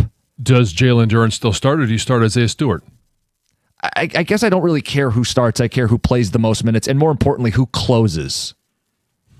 And I think so. I asked the question because what we saw in Game 4 was Jalen Duren started, and Jalen Duren's going to start. But how much time do they spend trying to force him the ball? I hope 0 minutes and 0 seconds. And so it really comes down to, how is JB adjusting? What is he doing to adjust this offense? What is he doing to adjust the rotation? And to your point, if Jalen Duren with 4 minutes into the game, if he's showing the same things that he has over the first 4, then get him out of there. Yeah, I don't need to see it. And put in Isaiah Stewart. Yeah, Isaiah Stewart didn't date Angel Reese. He'll have no issue going at Wendell Carter. It'll be fine. God, you annoy me. By the way, Heather, that has become a thing. Oh, it has? Yeah. It has between Tom and Cookies and here. The texters and the internet and the NBA community at large. Don't come in here wag a finger at me. Tom comes in here like, he doesn't have anything to do with this. The amount of times I get people texting me, oh, wow, man, Tom's got a thing for Angel Reese. Oh, is that what it is? Oh, yeah. Okay. Oh, yeah, Tom. I was talking giving about you Angel Reese. I'm finger Angel wagging Reese. like Matumbo against you because it is a thing. It's all over the internet. She is making posts after every game trying to get under his skin. I don't care. It's a minor thing, but it's part of the story, John. You're right. It's a minor thing. Yet you guys continue to bring it up time after time after This is time. why. It's because you're making it too much fun not to. Tex says, I give up. I'm never watching the Pistons play again until they drastically improve this roster. Sounds like they'll be watching Scooble with you. Hey, come on over. If you aren't watching the Pistons playoff game, you are a loser. Not the first time I've been called a loser. I think the kitchen sink for the Pistons is the one that's in the porta potties. Not much left. The automatic, hand sanitizer distributor. That's what they've got? Yeah. It's not even a sink. No. Says, I don't think they need to throw the kitchen sink tonight. They need to throw the game and end their suffering and all of our suffering. People want them to lose tonight. I believe that was somewhat referenced to us in the bullpen, maybe even yesterday. Tom? Yeah, you were suggesting you think there are fans that will want them to lose, and we're getting some of that. Yeah, put them out of their misery because it just doesn't seem to be a basketball reason why they would win this series. You can counter it. Like, look what Philadelphia did last night. Yeah. They're facing elimination. They're on the brink. They're down one going to the third, and the Garden's going to explode in the fourth is what you think. And they come out and outscore them 28-11, the Sixers, and stay alive. Embiid exploded. Is that Cade tonight? Does Cade just have a one-off 40-plus point game? I totally could see it. Wagner's been the guy hounding him lately. Him not playing, assuming he's not playing, does open up Cade to have one of these 40-point games. Some people have said, this team had all this heart and hunger during the regular season, and the heart was fragile. We've gotten texts this week that they don't have any heart. Show that tonight. That's kind of what the Sixers did last night. I'm baffled by trying to find the basketball reasons why they would be able to pull this off. Orlando's horrible. They shot 33% and you still lost without one of their better players in the game the second half. I mean, I heard Kang yesterday say, and Kang's really knowledgeable about hoops. Yeah. He watched a ton of pro hoops. And he said, I seriously think the only path is for Cade to flop. So you're going to try to draw calls and jade the officials. That's your best angle? You're at home with the crowd. Your star tries to draw fouls. That's their best path. You know what I want them to do? And this is going to probably make you really upset. Oh, boy. I want them to be them. I want the rotation to be like the regular season. Go out the way you came into it. And this shortening of the bench stuff, that's not them. Yeah, dance with the one that brought you. I'd love to see them go out with what brought them here. They've shortened the rotation, and it hasn't helped them. Now, one of their best players is a dog, but maybe that gets Duran into a flow. I don't know. He dances with two left feet. I don't need to dance with the girl I brought. Like, he's not getting it done. Like, you can't go down without trying something else. See, the 2003 Pistons, they went to Tayshaun. They started him. They don't. This team doesn't have that option. Well, is it Paul Reed? Well, then you're going to be giving up points. Beef stew. He played 17 minutes last game, had 8 block shots, can actually knock down a jumper outside the paint, something they did only twice in the second half. I know I keep going back to that stat. So he should play 35? Yeah, he should play 35 minutes. And you just got to hope he doesn't, turn into the Tasmanian devil and rip somebody's head off. You just got to keep him composed enough to play 35 minutes. You know what you want about the 0 times he gets fed during? That's impossible, right? No, I said don't force it. He can have a shot in the flow of the offense, a little putback, a little, hey, someone switches and he's got a hook shot. I'm not sitting there and forcing him looks. If you had the option, would you DMP him tonight? No. No, I don't think you can or should. But if you are playing him and he is unplayable, you cut those minutes quick. And I think you got a guy to hand him to. That's the other thing. You say we don't have a Tayshaun. No, they don't have a Tayshaun like they did in 2003 when they came back down 3-1. Right. But Tayshaun was a good defender. Beef Stew's a good defender, albeit in a different way. Is that their Tayshaun? Beef Stew giving him those Duran minutes and saying, you're our path to unlocking a little more half-court offense without sacrificing anything on defense. We play our best brand of defense. The Magic have a couple shooters in Anthony Black and Jalen Suggs who shoot a lot worse on the road. We can focus on Desmond Bane if Wagner's not playing. Like, there is a path to winning tonight. They're 10-point favorites tonight. Of course you're watching tonight. Well, I want to see if McGonigal reaches base safely again. And does Torque at number 6? 97-1. Hey, if you're thinking about a new truck this month, a Ram truck should be right there at the top of the list. I've seen the Ram side by side with the competition. I've driven a Ram. Ram truck deals at your Metro Detroit Ram dealer this month are exceptional. And let's go through some of the competition points. For power, not much of a competition here. You could choose from Ram's award-winning Pentastar V6 or Ram's legendary 5.7 Hemi V8. And for the competition, why would you trust any full-size pickup at any price with only a 4-cylinder engine? You can't tow anything, you can't work, you can't play. Full-size pickup and 4-cylinder shouldn't be in the same engine or same sentence. Full-size Ram 1500 is built right here in Sterling Heights. And for comfort and easy-to-use technology, nothing beats a Ram. Ram has a 5-link coil suspension. All it's going to take is one test drive, and you're going to feel how much smoother a Ram is. And right now, lease payments on a new Ram truck are phenomenal. So other financing offers for well-qualified buyers. It's simple. Pull into your Ram dealer today. When you walk through the door, tell them I sent you.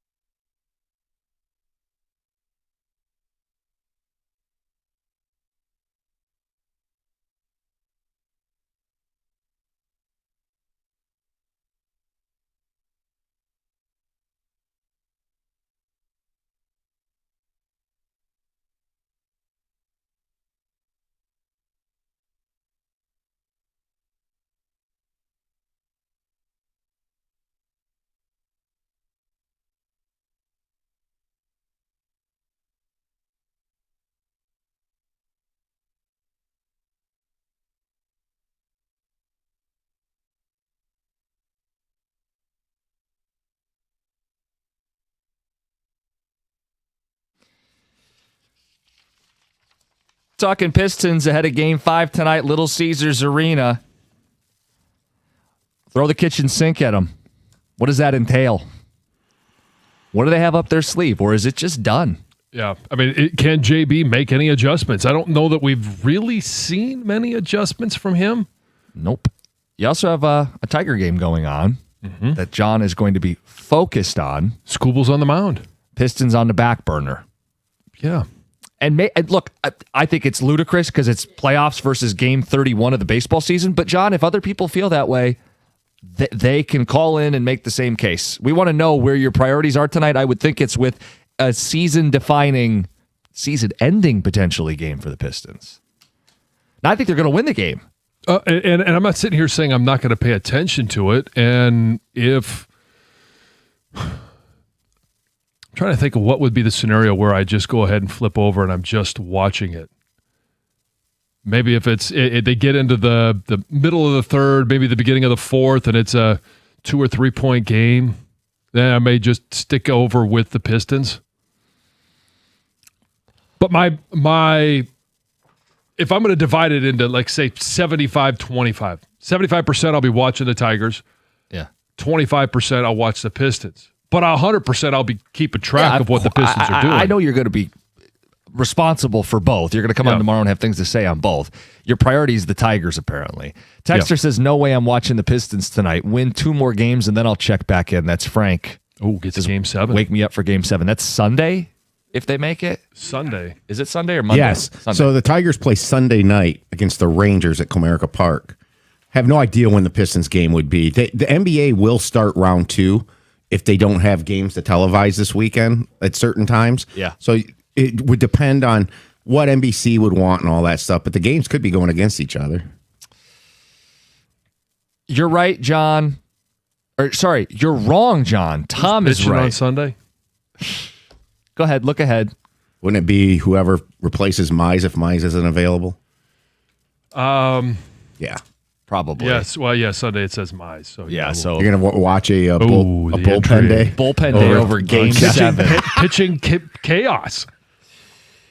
Texas, Tom is right. Angel has built a city inside of JD's head. That's Brad in Waterford. Guys, the Angel Reese thing has exploded. It's viral. It's everywhere. If an ex-girlfriend affects your play this bad, you don't need him on your team. Duran is 22. I 100% believe this relationship issues are affecting him. Reese is definitely under his skin. Mike in Novi. So, Heather, just so you know, after the game the other night, she posted on Instagram, because Duran got dunked on. He got posterized, okay, embarrassed by a dunk. Okay. And she posted the image of that on Instagram with no words. And she has relished in each Magic victory. She's dating Wendell Carter, who plays for the Magic, who is the matchup of Jalen Duran. Dickens. Yeah. Look at that. Don't buy into it, Heather. My feelings on this is part of the story in the series. She is lurking out there doing this on the internet, and it's gotten picked up. I don't think she's built a city inside his head. I think he's aware of what she's doing. I think Wendell Carter has. Yeah. But I don't think Angel Reese has. But the good news, the Atlanta Dream, I believe, have a game tonight, so she has other things on her mind. And Jalen Duran has thrown up enough bricks to build said city. Also Yes. true. Yeah. In terms of what the Pistons can do to adjust and find a way to still do something in this series, Tex says beef stew. More beef stew. He is our Tayshaun. Give him 28 to 30 minutes. Yeah, a little meat and potatoes. A little beef stew. Al in Sterling Heights, you see it the same way. Good morning, gentlemen. How are you? Good. So I'll give you a quick analogy. If a goalie in the playoff is struggling, he gets benched, and the backup goalie is starting. Why are we not doing the same thing with Duran starting Isaiah Stewart? Every game we've had a slow start, and we've had to play catch up, and obviously we see what the results are, 3-1 deficit. Yep. But Stu, and let's get a good start and build on it from there. Give Duran his 20 minutes. I would not give him 30. Get him on the court, get him to get his head straight, and hopefully he can get back to what he did during the regular season. But I would be starting Stewart in a heartbeat. I said it's more important to me that he plays starters minutes than he takes the opening tip. But you make a point about not starting from behind that I can't fight. I want him to play north of 30 minutes. 17's not cutting it. No, especially with the production that he's had.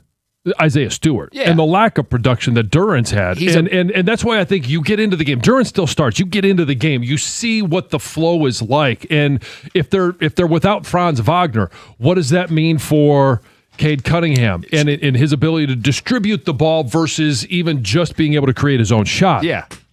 Gets hounded less with Franz out. Again, we don't know the status, but that's something to monitor. Tex says, I think the defensive intensity out of Duran has been horrendous. It's created a bad culture. I want no Duran, and I want way more beef stew minutes. And maybe that's the way it does end up. If it's, okay, we use the number 31 minutes. Maybe it's 28 minutes for Duran versus 15 or 17. I mean, sorry, the other way around. 28, 29 for Duran. Somewhere where he's 10 or 12 minutes more than Jalen Duran simply because you're getting more production out of him. That's the way it should have been from the beginning. Why watch a 500 baseball team that isn't going to make the playoffs? From an unnamed texter. Well, they're because going to win this. They have some exciting players, especially since there's a righty on the mound for Atlanta tonight. Pistons killed it for me with their first game in Orlando. Go Tigers. I'll be watching my baseball team instead. Johnny D. John should never call himself a basketball fan ever. Your team is fighting for their playoff lives, and you're not going to watch. Lame, Dennis and Allen Park. Have I ever called myself a basketball fan? I suppose you haven't. No. I somewhat despise the NBA, and I probably despise it even more now because what's the biggest reason? It's the fact that the regular season is 100% irrelevant. I bought into and got excited about a 60-win team. A 1 seed, and this is what we get in return? It's pretty simple. Watch Scooble pitch, then switch over, rinse and repeat. But in honesty, there's no point in even watching the Pistons game. They're 10-point favorites tonight. Wagner might not play. Their shooters are much worse on the road. If they make any change, they could find themselves we'll see what happens in Orlando, the series alive. I didn't say they're winning the series. I have another chance to watch them. Sure, 97-1.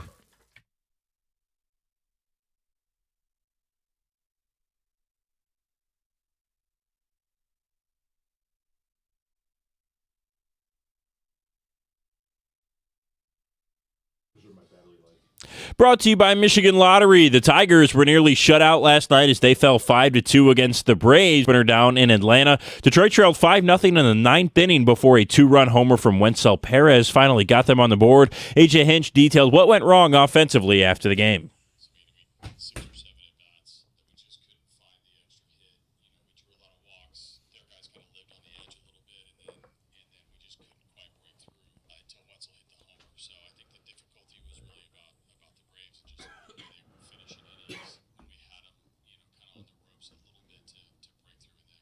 The Tigers also lost starter Casey Mize and center fielder Javi Baez to injuries in the game. Their status moving forward is unclear as of right now. The Lions locked up Jahmyr Gibbs for the next 2 seasons, exercising his fifth-year option last night. They elected not to do the same for linebacker Jack Campbell, although the team has already been open about signing him and other key players from the 23 draft class to major extensions. Until then, Campbell is set to become an unrestricted free agent after the 2026 season. ESPN says an announcement is expected in mid-May from the NCAA unveiling an expanded NCAA men's and women's basketball tournament as they are set to add 8 teams, making it 76 schools in the field next year, ruining the best tournament in sports. And Franz Wagner is questionable for tonight's Game 5 between the Pistons and Magic. Tip-off is at 7 o'clock on our sister station, WWJ News Radio 950. At the Corwell Health Sports Desk, I'm Brendan Shabath. For more, go to 971theticket or Odyssey.com.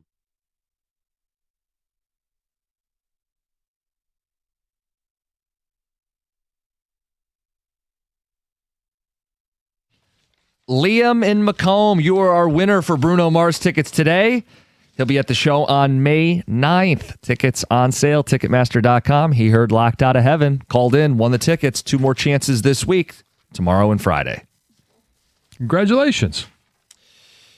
Duran needs to arrive in a Caitlin Clark jersey tonight and dominate. How about that from the text? That would be funny. What if he had a turnaround game tonight And then you said Reese is playing tonight, and she has something maybe happen in the game that's not good for her, and he posts it. She's playing against her old team, might be the Chicago Sky. Response ever. You don't want to give it oxygen, but No. Caitlin Clark. If what it should happen is if Jalen Duren has a good game, and say he posterizes Wendell Carter, Caitlin Clark should then post that on hers. Oh, that'd be incredible. Come on, let's take this down the road that no one ever thought this would go down 2 weeks ago. Mike in Royal Oak says there's 578 more regular season / meaningless Tigers games left. Pistons are in the playoffs, all caps. Do the right thing, Jansen.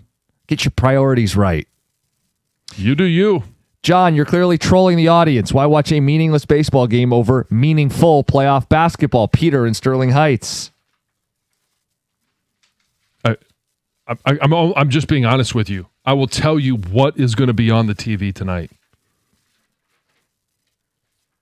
Which is regular season baseball. Yeah.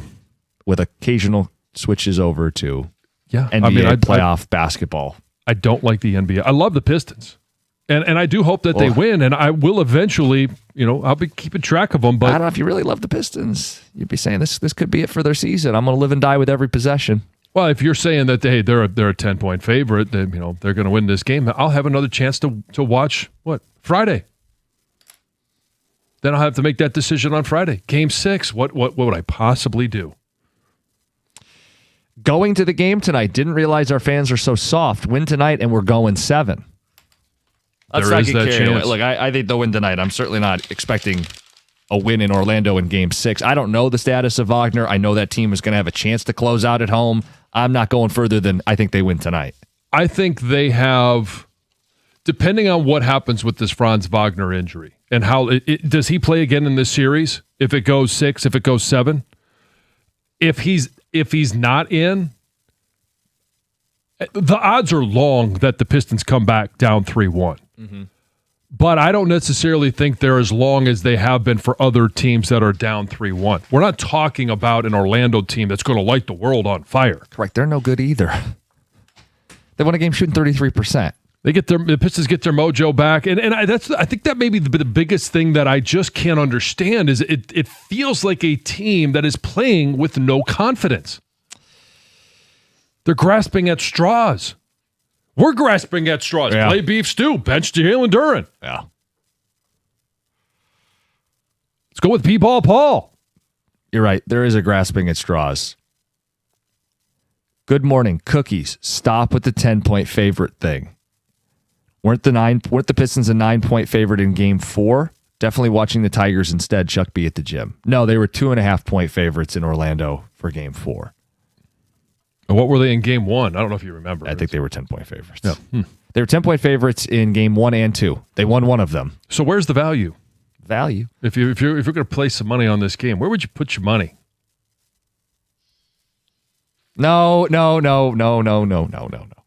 You'd probably take the points with the Magic. I mean, both teams have struggled to score. You'd love to have 9 points. Do you not like basketball? Oh. Do you not like the Pistons? Yep. How dare you? Yep. I would take the Pistons. Think of this. No Wagner, Calf. Let's hold them out. We can win it at Game 6. This is kind of the classic underdog mail-in in Game 5 when they can get him back home. Sure. Oh, they'd rather win at home is what you're saying? Sure, have the big party.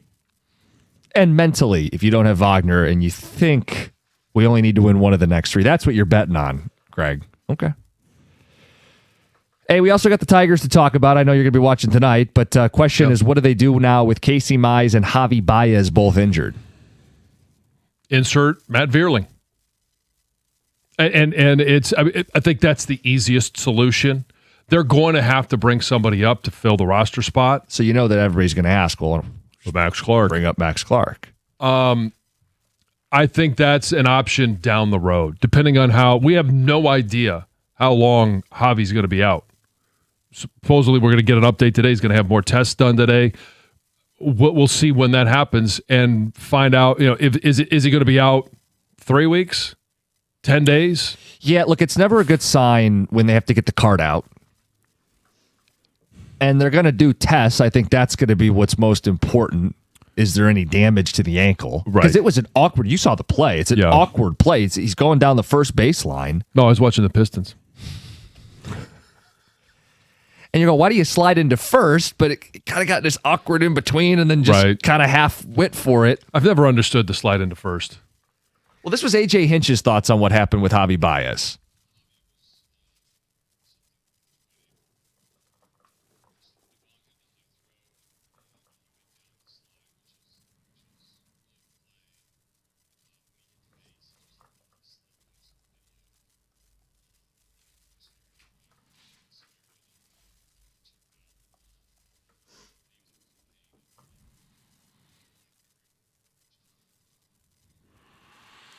So let's say he does have to miss a couple weeks. Yeah, I mean, Parker Meadows is out for the foreseeable future. Mm-hmm. Yeah, you could still make it work on the infield. The question is, what are you doing in the outfield?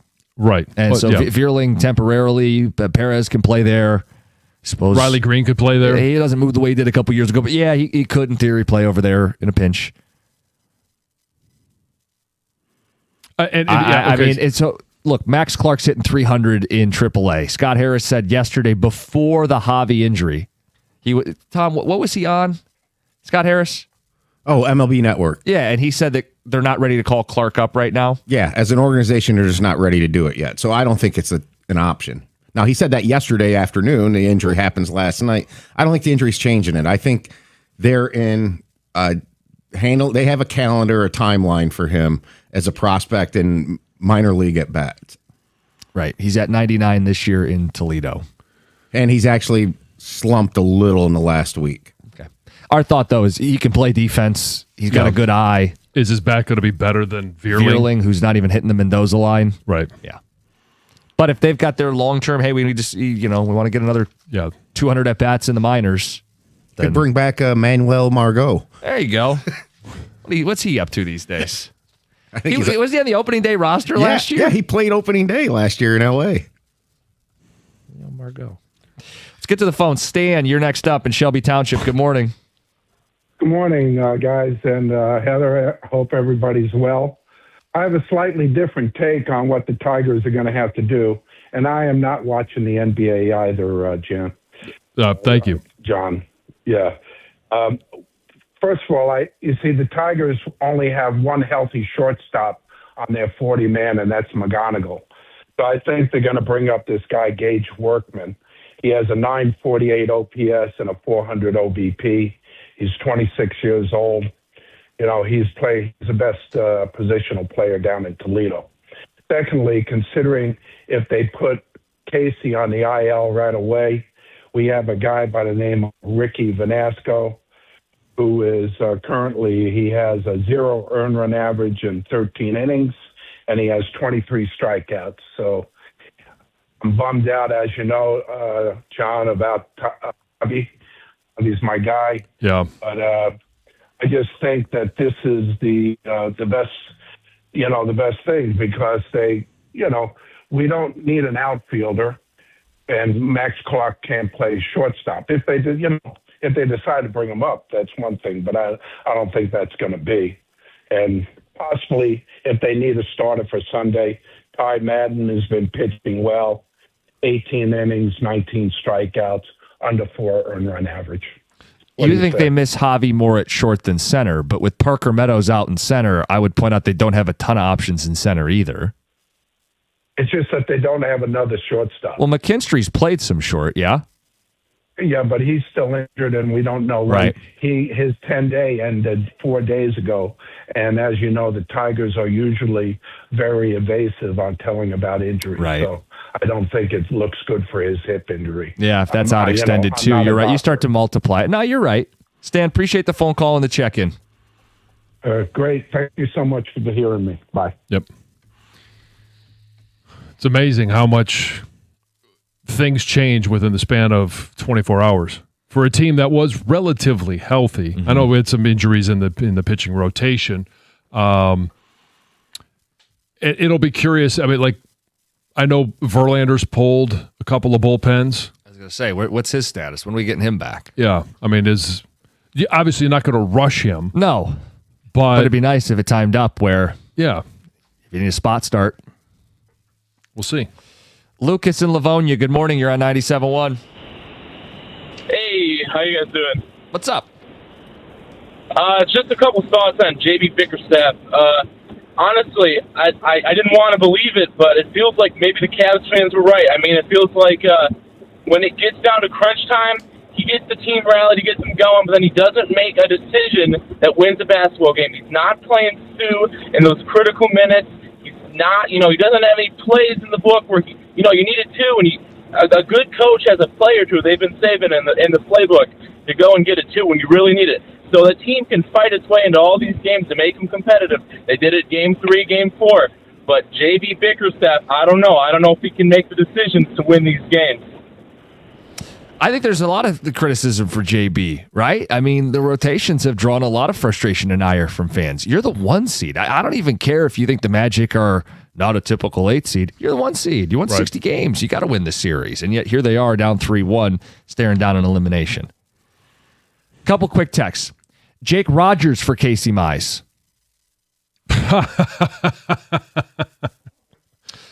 Mize out again. How many missed starts does he have in his career? It seems like he's always hurt. He made 28 starts last year, 20 starts the year before. He was hurt in 22 and made 30 starts the year before that. I don't feel like he's an overly injury-prone pitcher. No, but him being out, it stresses the rest of the rotation. And, I mean, Montero, I don't necessarily know that we really want him to have more than 25 starts this year, but he's on pace to have well more than that. Yeah. Can we please just firebomb the Matt Vierling experience? He's garbage and serves no benefit to the team. Move on. Careful, Gibby's going to call you. They need. He is blocking a young player. Well, another one says they need Max Clark. They need a real defensive center fielder. Vierling is a bad major league center fielder if you're counting on him for defensive purposes. But then this text, I'm not watching Mudhen Baseball on the daily. This text says Max Clark had an error last night in center field, dropped a pop fly with the bases loaded. So news to us. It's not coming up. If that, all right.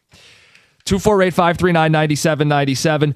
It is a John Jansen Power Surge Wednesday. At 8:35, we'll hear from him on the top teams in the NFL following the draft. Are the Lions in there? It's 97.1. Hey, Detroit, it's finally time for baseball and getting back outside, and I've got your drink for the season. Surfside iced tea and vodka made with real brewed tea with summer in mind, and a proud partner of the Detroit Tigers.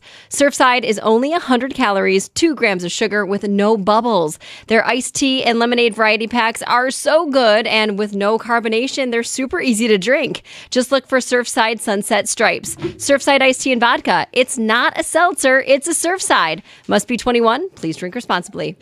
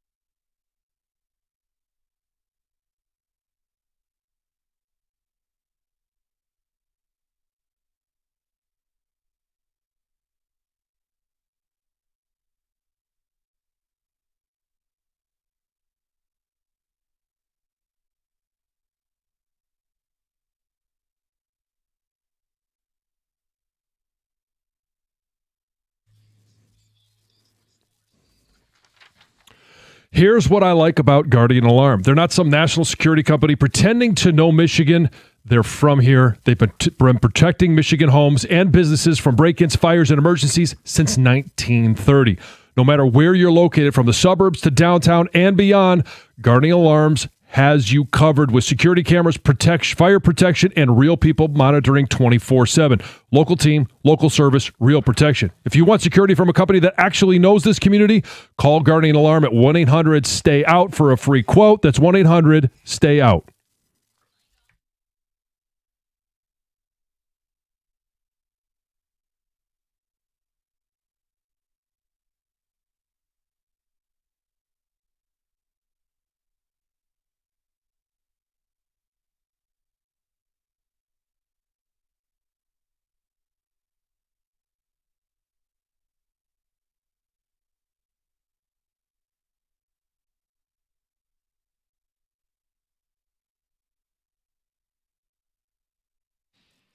Five-two final. Braves beat the Tigers. Back at it tonight with Scooble on the bump.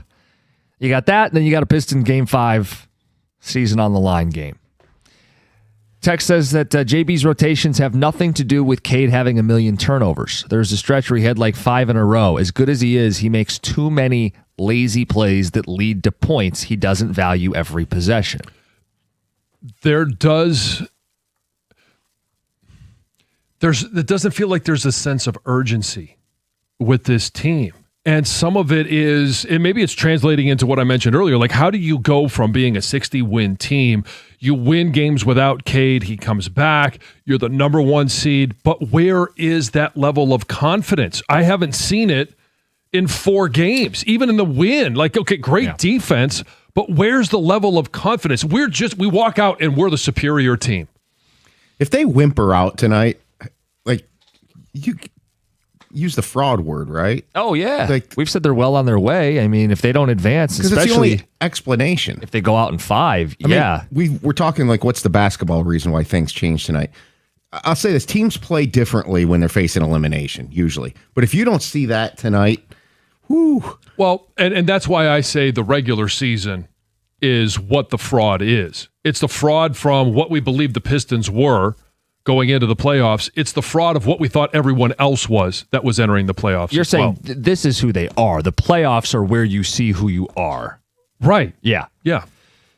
Texas, I want to see more minutes from Stu and a handful of minutes from Ron Holland. Energy and defensive effort is worth at least 8 to 10 minutes. That's from Bryant. Yeah, when we ask for the basketball reason, everybody points out the 1-seed Pistons in 2003 got down 3-1 to the 8-seed Orlando Magic, and their switch was Tayshaun. Tayshaun on T-Mac, more minutes for Tayshaun Prince. Is that Stu? Is that Holland? Is it the two of them in the aggregate? You got to change something up here. Or is it just Jalen Duren pulling his head out of his backside? Well, but if he's not going to, then Stu takes those minutes. Yeah. Like, as a coach, you got to be a coach. You got to make those tough calls. Maybe it's as easy as tonight. It's Cade at home getting a favorable whistle and no Franz Wagner. And he just has one of those games and extends the series. To the text point about him having too many turnovers, he's got to play clean tonight.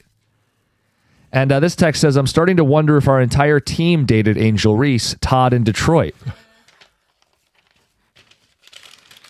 I'll leave all jokes alone. She's playing her former team tonight, the Chicago Sky. Oh, okay. Is that going to be a higher priority than the Pistons for you? No. Okay. No. Who the has WNBA, it's way down the list. I don't know how mad you were at this Pistons team. Here's the prop bet. Who has more points and rebounds tonight, Reese or Duren? Well, she gets me bound, so she can really rack up those in a hurry. Well, she can. Did you ask how many rebounds or Rebounds how many and points combined. Okay. God, I haven't done. It's a preseason prop, WNBA. It is a preseason game, John. Good note. I mean, maybe does she even play? I don't know how they handle. I would love if one of the books offered that with odds. That's what I'm not going to. Whatever book you want to plug, like that'd be a great prop to do for tonight. 248-539-9797. Let's get to Heather with the news. This news is brought to you by Gardner White. Well, country singer Dustin Lynch has been added to the Tigers lineup of post-game concerts, which is pretty cool. Yeah. So he's going to perform following the Tigers game on September 11th against the Colorado Rockies. And if you have tickets to the game, you also then have tickets to the concert, but you can get separate VIP passes if you want to get onto the field during the concert. Those are $41. Of course, other post-game concerts include Nelly, which will be on June 19th, and Flo Rida on July 24th. So Okay. pretty neat. A jury has convicted a 45-year-old Southfield man, Michael Lopez, on all 12 charges connected to the 2024 killing of Melvindale police officer Mohammed Saeed. So back in July of 2024, the officer pulled Lopez over. Lopez then took off running, and during a foot chase, he opened fire and killed the 26-year-old officer. So Lopez claimed he acted in self-defense, but he was ultimately found guilty of first-degree murder, among other charges. The officer's family was there at this trial. They say that the jury's decision brought some measure of justice. Obviously, can't bring their loved one back, but this is ultimately what they wanted to see as a result of this trial.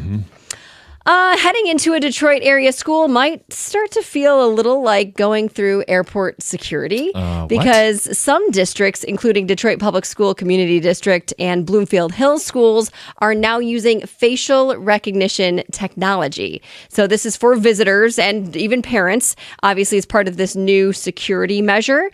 And basically how it works, if you're a visitor or you're a parent going into the school, you're required to show a photo ID. So you got to show your license, and then you'll have your face scanned like you would at the airport, where you stand and smile, like take your picture, and then they're basically double referencing: does your picture match your ID? Are you who you say you are? That information is then logged into this digital system to track who's inside the building at any given time, and it replaces old paper sign-in sheets. Yeah, I've been in some high schools where this is it already in place. Yes, it's in numerous districts, but I think Bloomfield recently adopted this policy and recently for the Detroit schools too. Supporters say this is all about safety, and most people don't really mind this because you want to keep your students safe. Right. But there are people who are a little uncomfortable with it. They don't, they've got concern about privacy. How long are you storing all of my information? Images and my all that images. stuff, yeah. Also, what if somebody who's actually supposed to be in the school is then denied, something goes wrong and the technology doesn't work, and then people are discouraged from going to visit their children or pick up their children or things like that. Why would they be discouraged? Well, if they're turned away, let's say you go and you're like, this is me, my face is here, this is my ID, but you're denying me access, then well, guess what? I'm not going to come to school and pick up my kid anymore. I'm going to let him walk home. Do you know what I mean? I don't know how real a concern that is. I don't either. It's in this article. That's what it says. Well, I don't doubt that some people have that concern. I'm saying I don't know how real of a concern it is. I don't know how often it gets it wrong. Right, that's what I'm saying. Like how often is somebody's face not match their ID. Yeah. I don't know, but that is part of one concern. How long the information is stored, that's another. Sure. But I mean, I get it. It sounds like it's like a little the pros iPad. outweigh the cons. Just hearing this, they greatly outweigh the cons. Yeah, I would have no issue with it at all. Hey, if you grab tickets on StubHub during a very specific 3-day window last spring, you might have money coming your way. So the Federal Trade Commission says StubHub didn't properly disclose its fees up front, and now the company has agreed to pay out $10 million in refunds. The refund window, though, is very small, May 12th through May 14th of 2025. And that's so it was 3 days that it happened, and you get 3 days to make your claim. So it could have been on Lions tickets. It could have been to concerts. It could have been to a comedy show. Whatever you bought tickets for during those 3 days, you could be eligible for an automatic partial refund. You're not going to receive your entire ticket price back. You're going to receive the refunds for the fees that you didn't know about. Yes. The FTC says that the issue was drip pricing, where the real cost didn't show up until checkout. Nobody wants the drip. Regulators are cracking down on this across the board. So, yeah. Yes, John. Yes. Did you miss them? Yeah. You know what? A little bit. Listen to this story. A tourist visiting Egypt was killed after a cobra slithered into his pants and bit him during a snake show at a hotel. He had a snake in his pants? He did. This man from Germany was vacationing with his family. They went to this snake charming show, right? And during the show, yes. How do you charm them? The charmer would go into the audience and let them handle snakes and even put them around their necks. And apparently one got away and up the pant leg, bit his leg, and he instantly showed signs of poisoning, had to be resuscitated before even being taken to the hospital, where he ultimately passed away. Oh, what kind of snakes are these? They're cobras. Yeah. Haven't you ever watched... Haven't you ever watched Karate Kid, Cobra Kai? Yes. Yeah. Cobras. Well, there you go. Mm-hmm. Heather with the news. Of no relation. Coming up next, the draft is over. Who are the top teams in the NFL, and where do the Lions check in? It's the Power Surge 97.1. Hey, in my career, I've learned a number of different things, but one of them is the best results come from having the right team in your corner. It's exactly why I love First Merchants Bank. They've been my bank for a number of years now because they do something a lot of big banks have forgotten about. They take the time to actually get to know me, and whether I'm looking for long-term growth or just need a sounding board for a big financial decision, they provide the countersigned advice and tailored solutions that actually work for my life. And with First Merchants, I never feel like I'm just another account number. I know I'm in control, and they give me the tools and the confidence to know I'm making the right choices for myself and for my family's future. It's about peace of mind, knowing your bank is as invested in your success as you are. If you want to feel that same confidence in your financial journey, it's easy. All you got to do is visit firstmerchants.com to learn how they can help support you and your family as well. That's firstmerchants.com. First Merchants Bank, helping you prosper. Member, FDIC.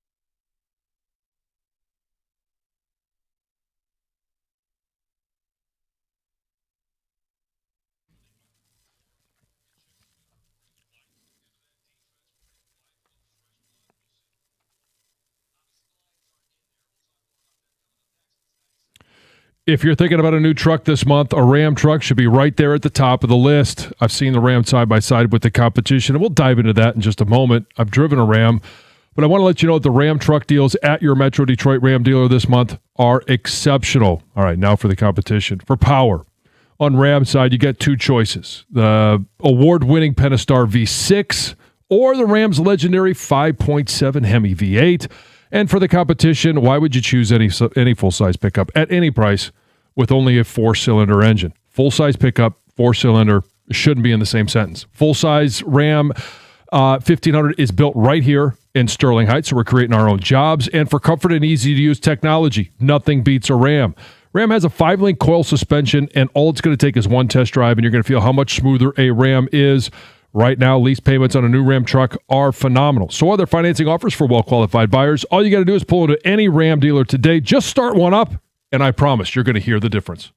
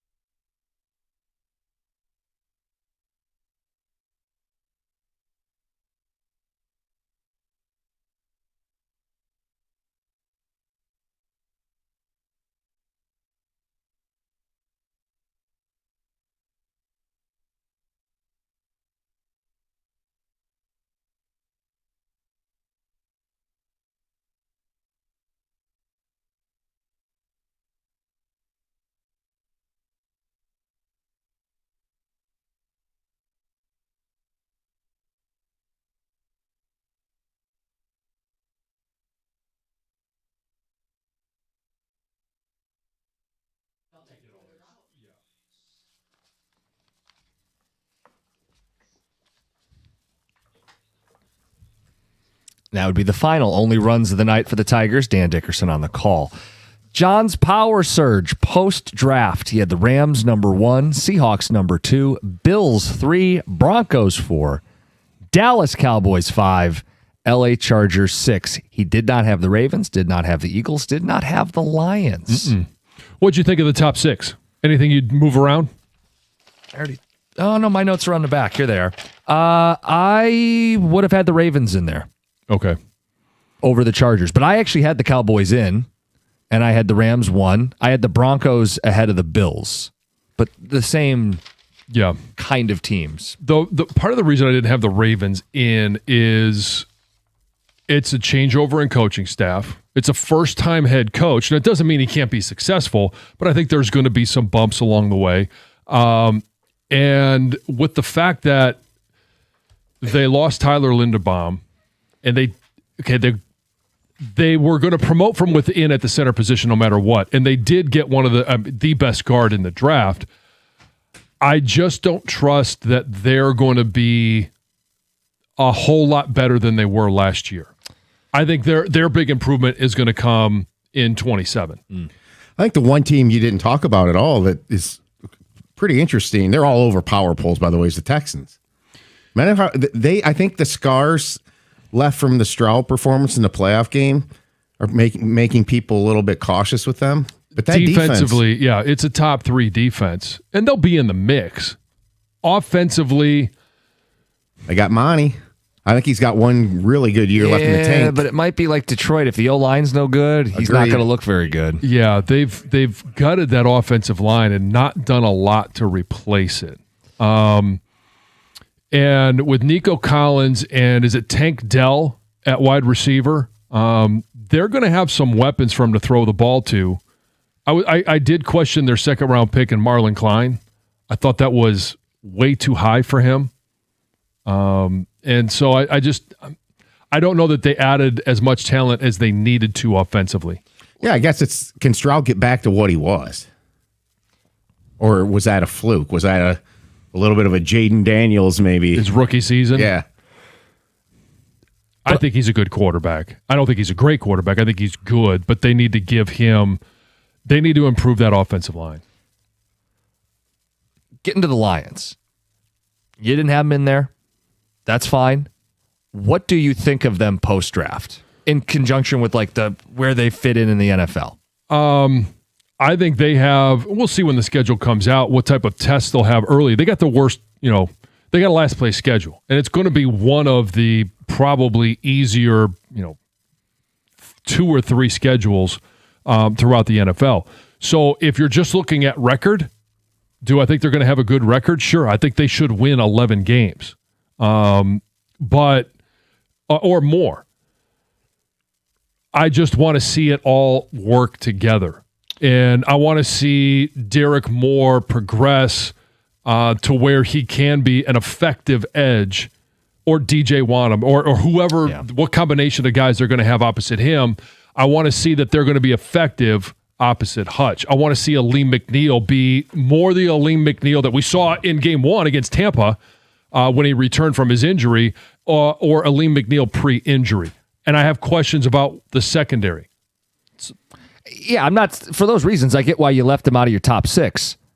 They have some questions. Yeah. Having said that, I expect them to win this division. I do too. As we're taking inventory post-NFL draft, I expect the Lions to win this division. So some of it is, I think they solidified their offensive line. Some of it is, I don't really like what the other teams in the division have done this offseason.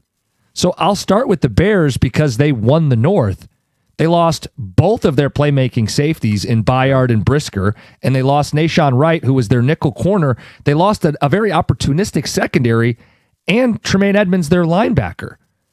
Well, did they address the front of the defense, the ability to get to the quarterback? Also, no. Right. So a defense that lived on turnovers that also just wasn't very good last year. They were like 28-29 in defense. I don't feel like the Bears did enough this offseason. They lose a starting center. We lived that life. We know what that's like. I think they could absorb the DJ Moore loss, but it is a loss. I don't think the Bears have had a good offseason, and they're going to play a first-place schedule. Then I go to the Green Bay Packers, who are missing multiple offensive linemen from last year's team. Parsons is coming off an ACL. And while Rashawn Gary was fading, they didn't replace him either. So I suppose Minnesota, the X factor of a quarterback in O'Connell's offense, could be a threat, but I think the Lions are the best team in this division right now. And it's also aided by, look, they're going to play the Cardinals. They're going to face the Titans, the Jets, and Giants. They're going to have some gimmies on the schedule. So I expect them to win this division. Do you think the Lions are better going into this season as currently constructed than they were last year going into last year's season? I do. I do too, and I think it's mainly because they've addressed the offensive line. Now, what does that look like? Can all five guys work together? We'll see what Cade Mays does as a center. I think that's an upgrade. I think having a reliable tackle that is the number one skill is being available, and we believe Blake Miller will be available. Penei Sewell's going to be just fine at left. Yeah, second year of a rookie guard.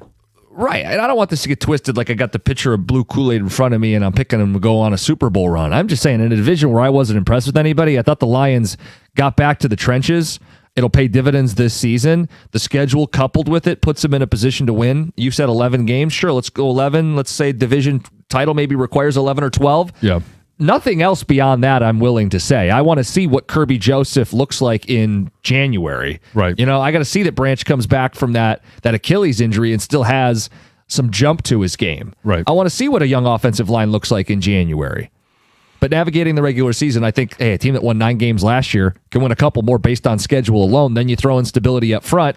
That makes me feel better about it. Yeah, I think it can be a top 5 offense, a legit top 5 offense, more like it Not was in 24, 23 than it was last year. It was a top 5 offense last year, but in the games where they had to be able to run, they couldn't. In the games where you had to protect Jared Goff, or even just in moments, they couldn't do it from the interior 3 position. Yeah, we're not going to get too far away from the Pistons, make some time for them in the 9 o'clock hour, but talking about our Lions, sure, in the update you'll hear about fifth-year options. We can mix that talk in, the Gibbs and Campbell updates for the Detroit Lions. 248-539-9797. We'll take your phone calls and feedback next. It's 97.1.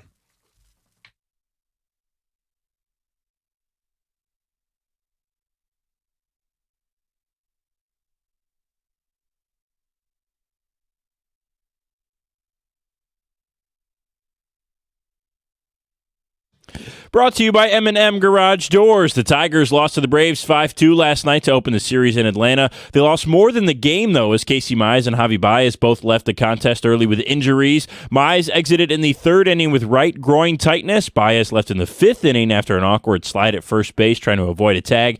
A.J. Hinch had more on Javi Baez's injury after the game.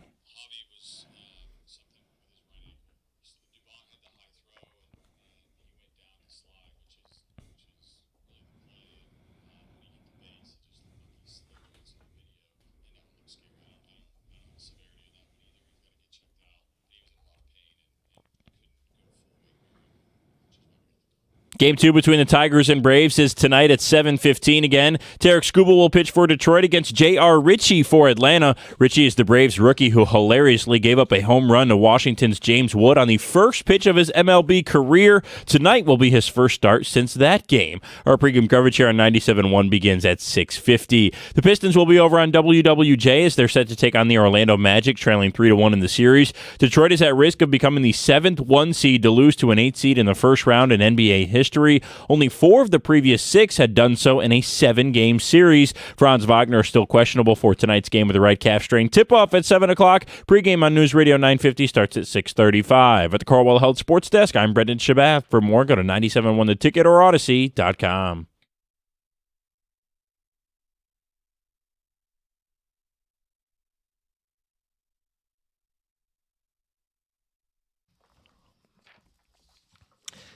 Some feedback from a Lions fan. The biggest threat is clearly the Packers. I actually like what they did this offseason, shedding some dead weight and getting rid of unproductive big names, then having a draft where they addressed every need with legit talent, even without a first-round pick. Well, the Packers and Lions are tied in terms of win totals, both at 10.5 for the upcoming season. Can I add a little something to that tie? Yeah.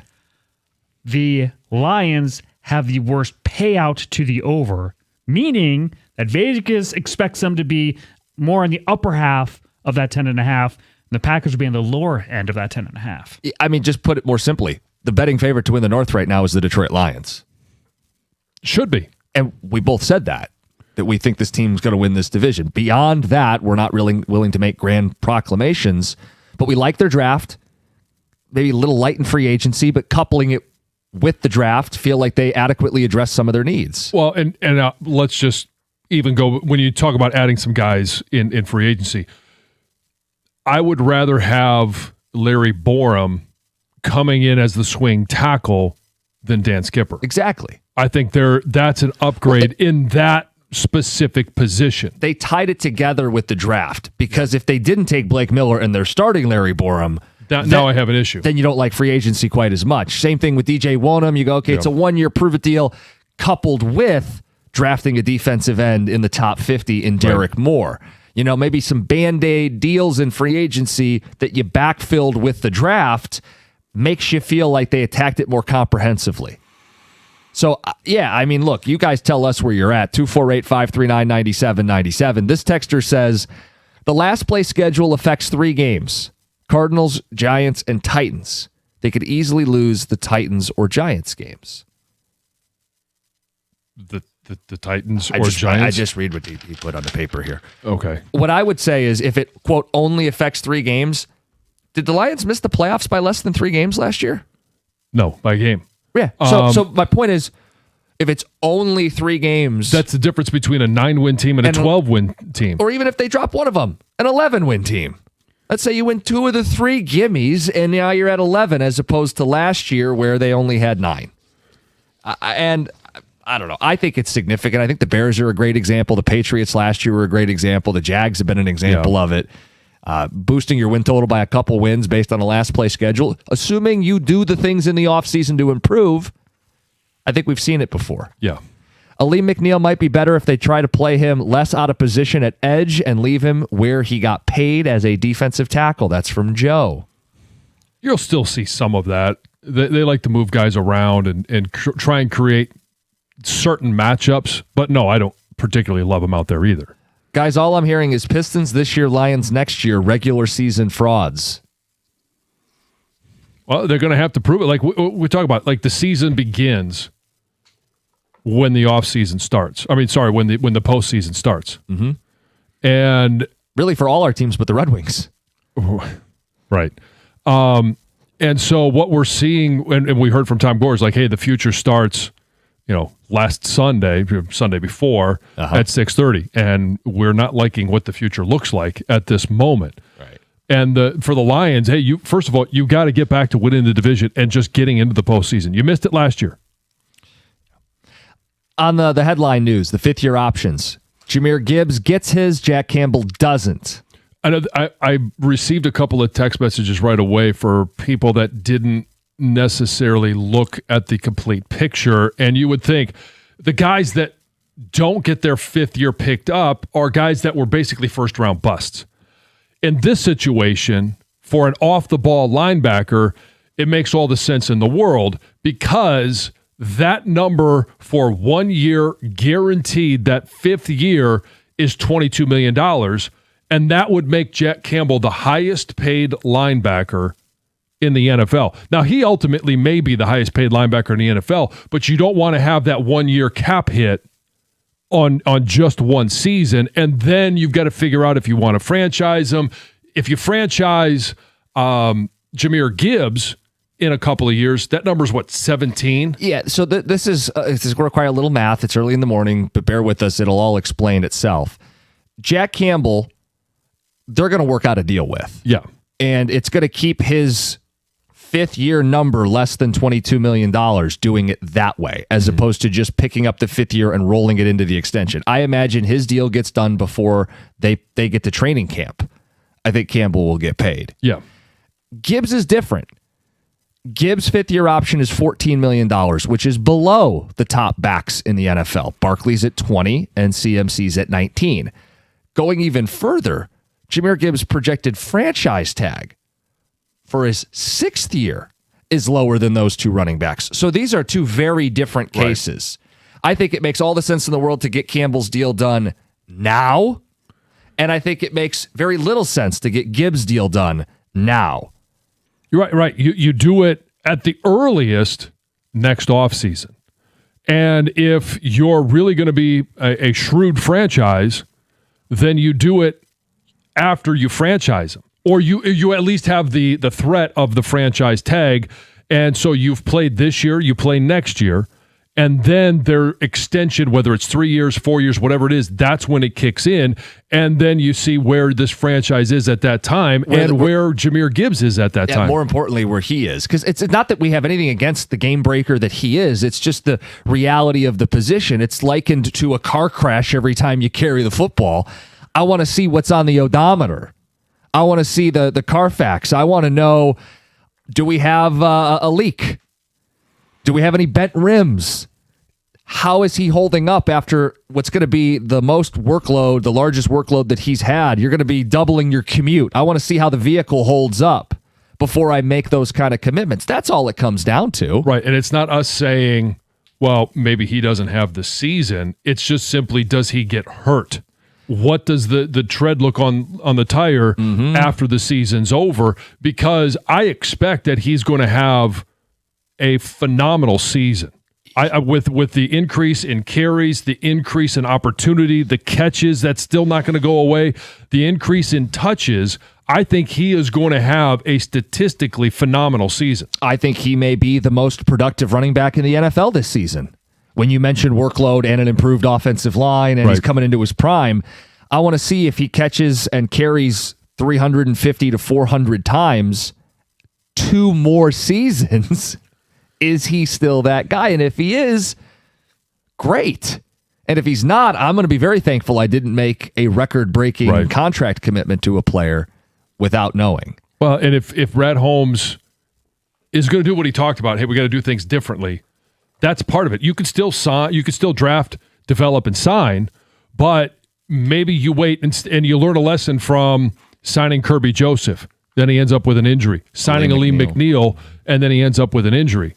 These are things that you've got to adjust. It doesn't mean that they wouldn't have signed Aleem McNeil and kept him, or Kirby Joseph. It just means that you want to be able to see further down the road what it looks like. Every year is going to be different, and the longer you play in this league, the more chance you have of picking up injuries. And we've seen it. And I think you're right to say adjust. No one's saying Brad needs to change wholesale the philosophy.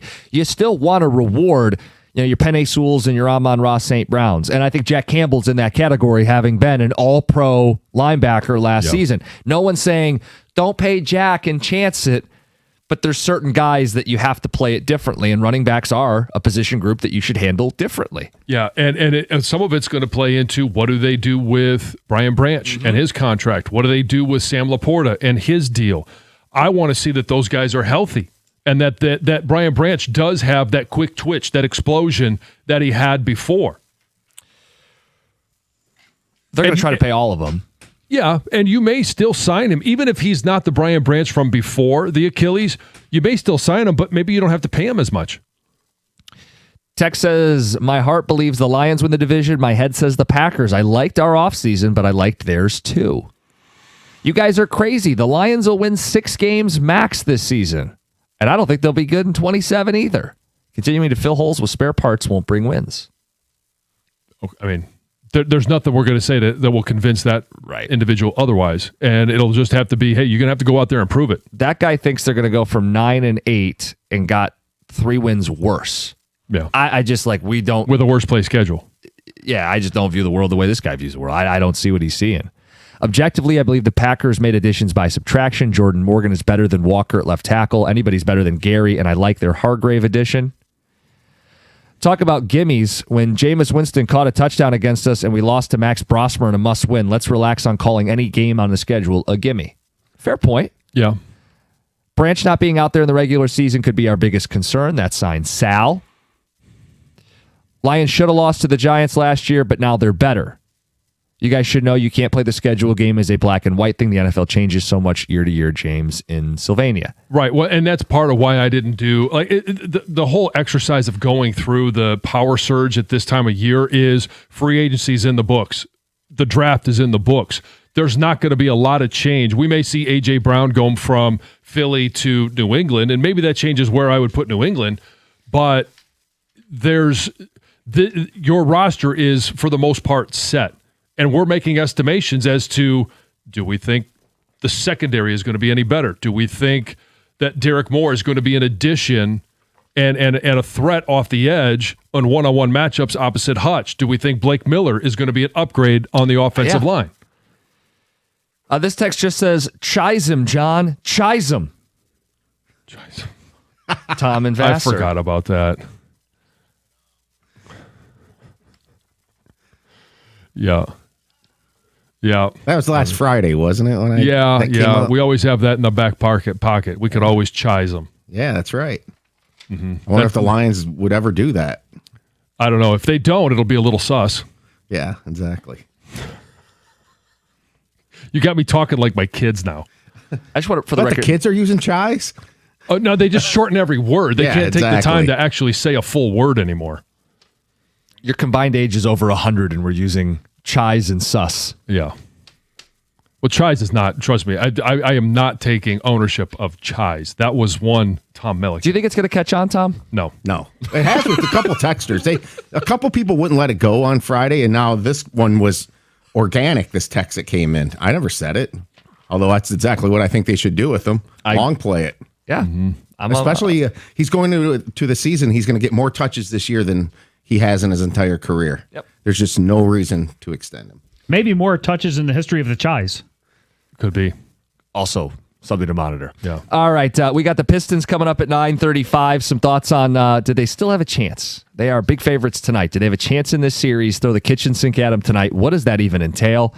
Coming up next, an update from Heather Park. What the hell happened yesterday? It's 97.1. Hey, America's favorite place to watch all our great sporting events is at Stadium Swim. It's located at Circa Resort and Casino. You can catch all the biggest games at a viewing experience built for us, the sports fan. Chill in one of the 6 pools on 3 different levels for a perfect view of their massive 40-foot tall high-definition screen located at Circa Resort and Casino in downtown Las Vegas, and it's right there on Fremont Street. A must-see and experience for everyone. Stadium Swim. Book your spot today at circalasvegas.com.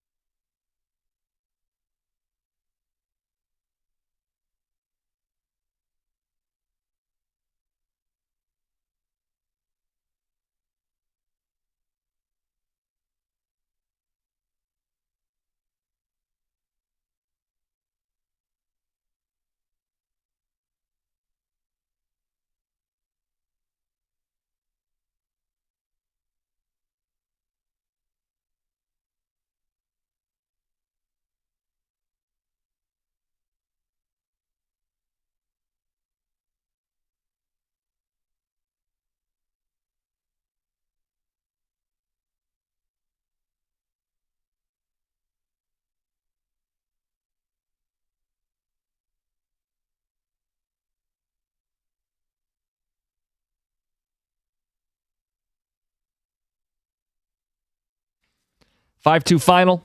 Back tonight. Skubal on the mound. Game 5 tonight. Pistons at home. Backed into a corner. 9:35. What do they have up their sleeve? What do they have left? I just want to read you a text to kind of get your head thinking about it. There is a confidence from one texter. It says, tonight is 100% lock for the Pistons. The series comes down to Game 6 in Orlando. Can't let it come back to Detroit. Says, Cade will need to evolve his game to win it, but I'm not worried about tonight.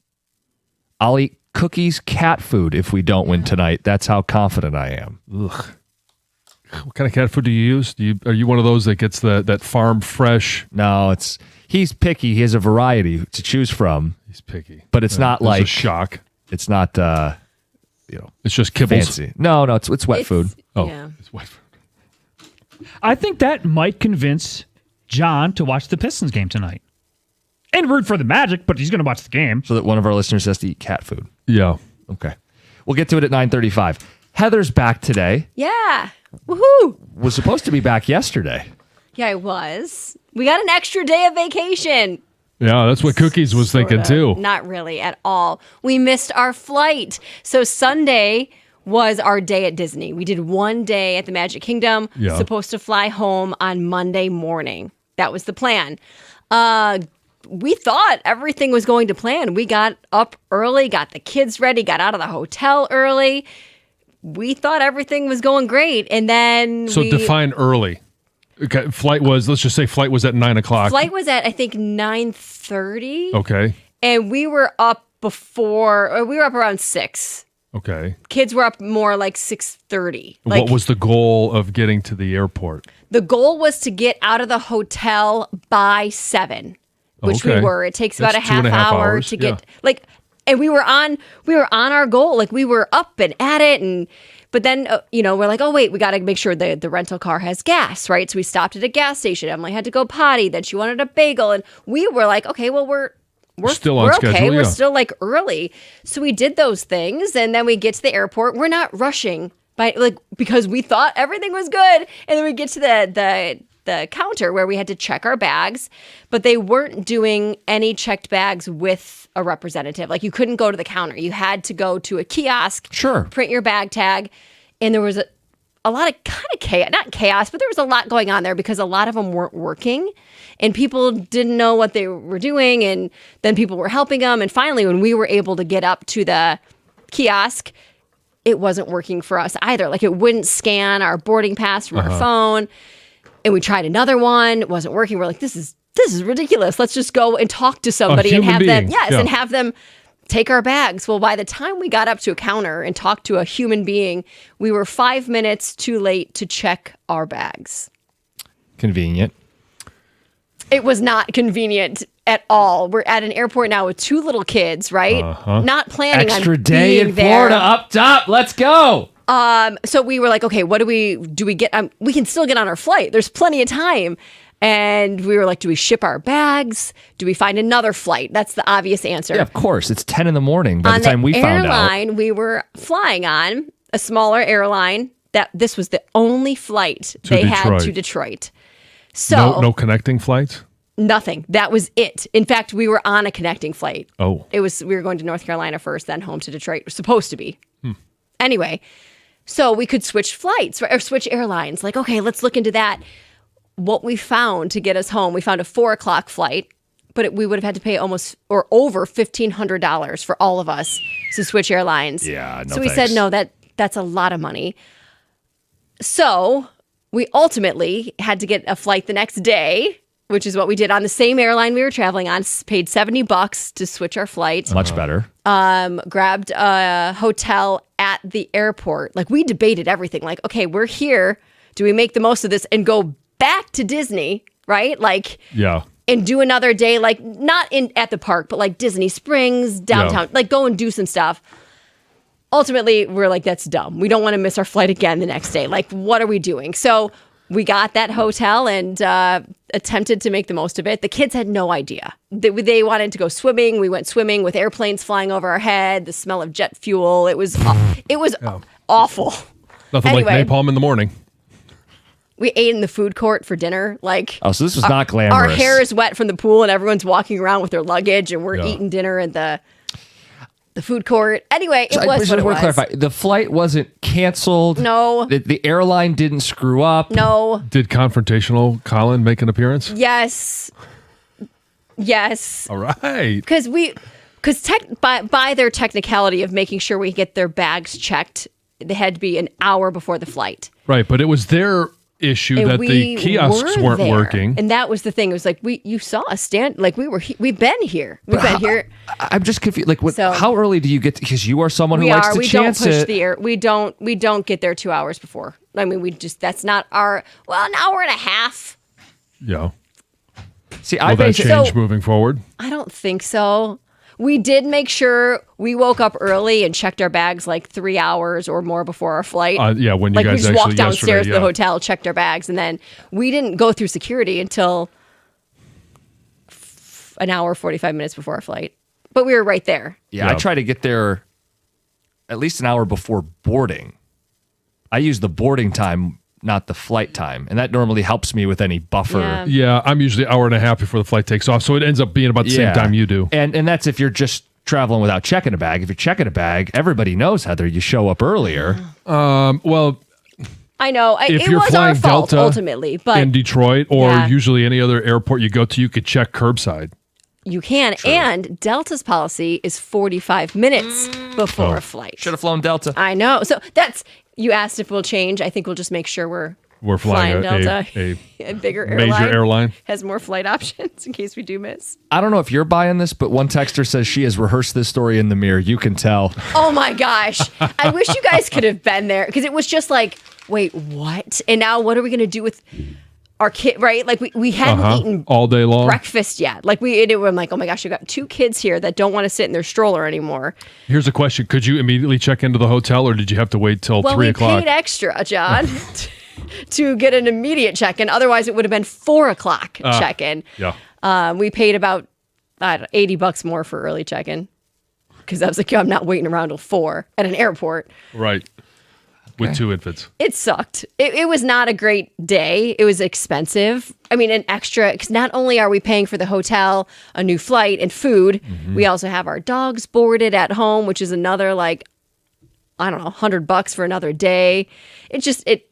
We just kept thinking, ching, ching, ching, ching. And then we're like, screw it. You want another toy? Go pick out another. Like, it was just like, we're here. So let's spend more money. Make the most of it. Yeah. All right, let's get to Heather with the news. Anyway, speaking of more money, gas prices spiked overnight. Did you see this? They're now over $4.50 per gallon at a station in Ferndale. $4.89 for cash and then $4.99 with credit. That's for regular. So in the last week, prices have risen over 24 cents per gallon. Experts at Gas Buddy say that they don't expect an immediate improvement. They say that there's also expecting a double spike this week because of refinery challenges in the region, which are causing a large surge in wholesale gas prices. So, buckle up. Yep. Ching, ching, ching, ching. Just keep it going. Hey, if you're planning a trip to Mackinac Island in the future, you might want to keep an eye on this. Ferry services to the island for the 2027 season currently in jeopardy. Might not happen due to this big dispute over contract terms, rate regulations between the operators of Shepler's and Mackinac Island Ferry Company and then the city council. So obviously everything depends on those ferries. There's no other way to get to the island. So this could be a big row your boat. Yeah, sure, I guess, man. Right now, this year, everything is operating as normal. So plan your trip now. They'll eventually work something out. The island will be disabled. Yes, without a doubt. So they'll have to get something underway, but it could be an issue. March Madness is about to get bigger. The NCAA is taking the final steps to expand both the men's and women's basketball tournaments to 76 teams. That would start in 2027. ESPN says that this move has been in the works for quite a while, more than a year. It could be finalized in the next few weeks, and then there could be a mid-May, announcement coming. So. Right. But I think the key part is when the tournament, the actual tournament the 64 teams. No, this is the actual tournament. No, now. it's at Thursday when the tournament kicks off. It's still going to be 64. They're just allowing more teams an opportunity to get a chance to play themselves in. But this isn't like 1 or 2 playing games now. I wonder, like, are people's brackets going to include these? And is it now just going to be 76? There's going to be a lot of variations of how you could do your bracket. I just want to be clear. Nobody asked for this. Nobody's like, we need to get the 75th and 76th best teams into the college basketball tournament. Nobody says we have to expand indefinitely until the end of time. Nobody wanted this. Did we want it to go from 48 to 64 back in 1984? Well, I wasn't alive, Greg, so I can't answer that. No, it just accept it. It is what it is. We could bitch and moan all we want, but it's going to happen. Tend to do that sometimes.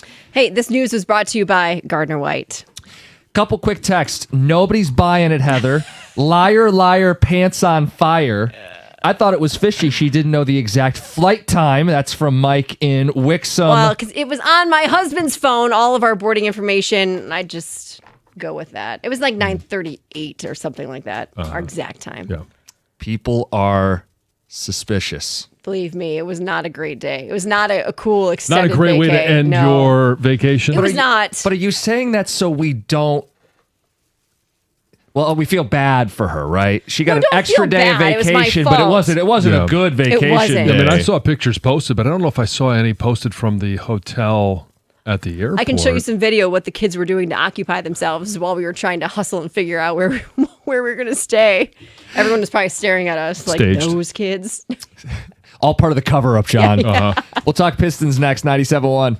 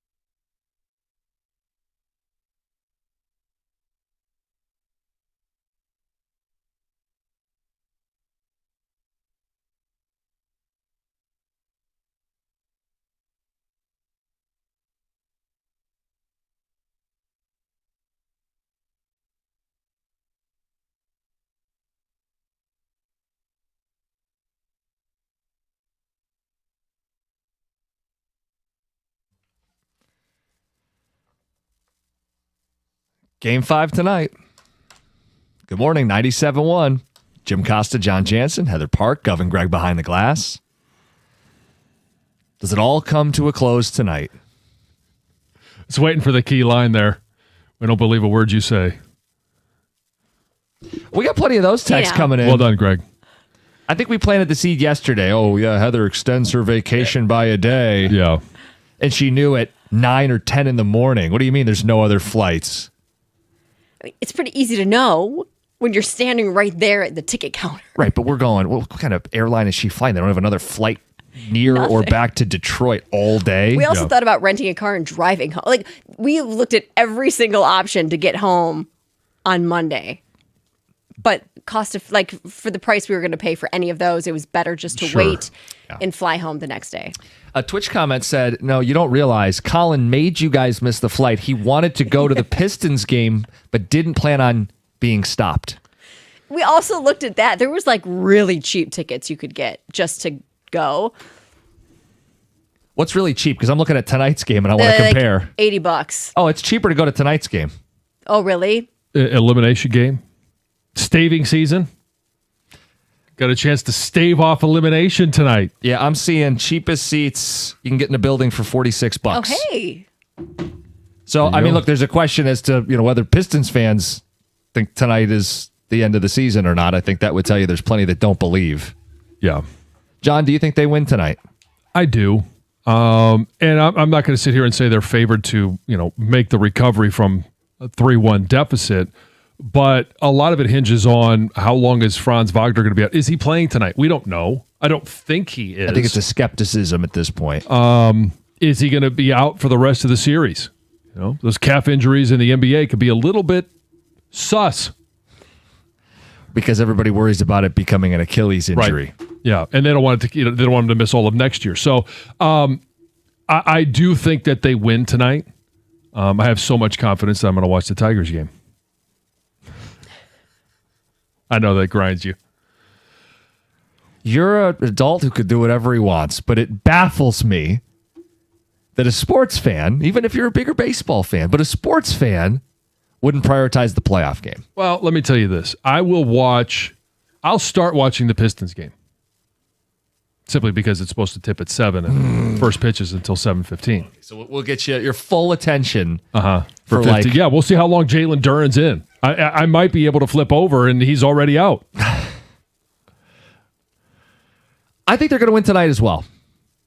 I think they win tonight. Don't ask me to guarantee anything beyond that. I don't know how they'll fare in Orlando. I don't know about Franz Wagner the rest of the series. But him not playing does open up an opportunity for Cade to have a big night because Franz Wagner's big frame. He's really hounded Cade. Cade's in a big spot here after some big-time turnovers in the last 3 games. Does he snap back, lead the charge, and get him some tough buckets? And I get it. They're asking a lot of him. But does he get some tough buckets? I'm looking to see, what does JB have up his sleeve? And if the answer is nothing, then everybody's right about you as a playoff coach. But I think one change that makes sense would be Isaiah Stewart takes Jalen Duren's minutes. Right, yeah. Instead of 17 minutes for Isaiah Stewart, you could just flip that. 31 for Isaiah Stewart and 17 for Jalen Duren. If you're not getting anything out of Jalen Duren, then why have him on the floor? You could say the roster lacks shooting, and that's a Langdon problem, or even a Weaver problem. At some point, it becomes a Langdon problem. But when Jalen Duren's third on your team in minutes, that's a Bickerstaff problem. He's watched these games up close. The fact that Duren's third on the team in minutes is a joke. I got Beef Stew blocking 8 shots in 17 minutes. He'll defend the rim better. You don't have to compromise any of your defensive intensity. Actually get an upgrade. And while he's not a great shooter, he's 2 of 3 from 3 in this series and is at least a threat. You at least have to put a half step out and put a hand up if Beef Stew's in the offensive end, spacing the floor. He should play the 30 minutes tonight. Go down with Stew. Now you got to trust he doesn't turn into the Tasmanian devil and get himself thrown out. But if he can play within himself for 30 minutes, I think they've got a better chance to win than if Duren's playing those minutes. And if all you're looking for is, hey, you just got to win one game. Right. All right, worry about Orlando on Friday, down there, but you just got to win. Is it the spark? that maybe this team needs. Maybe it is that defensive intensity from Jalen or from Isaiah Stewart that creates a spark and brings a little bit of confidence that we saw through 82 games. We haven't seen it through 4 in the postseason. I mean, so 5. Look, some people have said Ron Holland. And my thing with Ron is he doesn't shoot and he doesn't dribble. So I don't know if he fixes their half-court issues, but if you wanted to say Stu and Holland, can we find the Tayshaun effect? Because that's the thing everybody points to is 2003, same deal, 1-seed Pistons, down 3-1 to Orlando. Tayshaun locks up T-Mac, and they are one of the very few exceptions of teams who made the recovery. Yeah. They don't have Tayshaun. Is Stu kind of that guy in a different way? Defense first.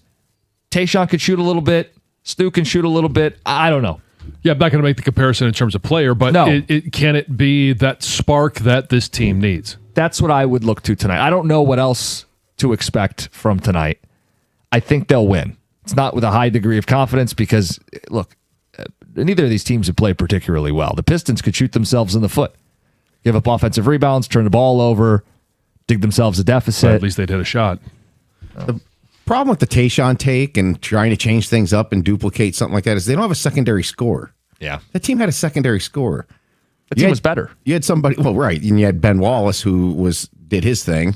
You know, I know this sounds foolish, but at this point, I actually think they should run out what they've done in the regular season all year, which is not shorten the bench and let everybody play their role if they played all season long, play 10, 11 guys, and just see what happens, because I don't know what else they can do. I don't think Beef Stew can come to the rescue.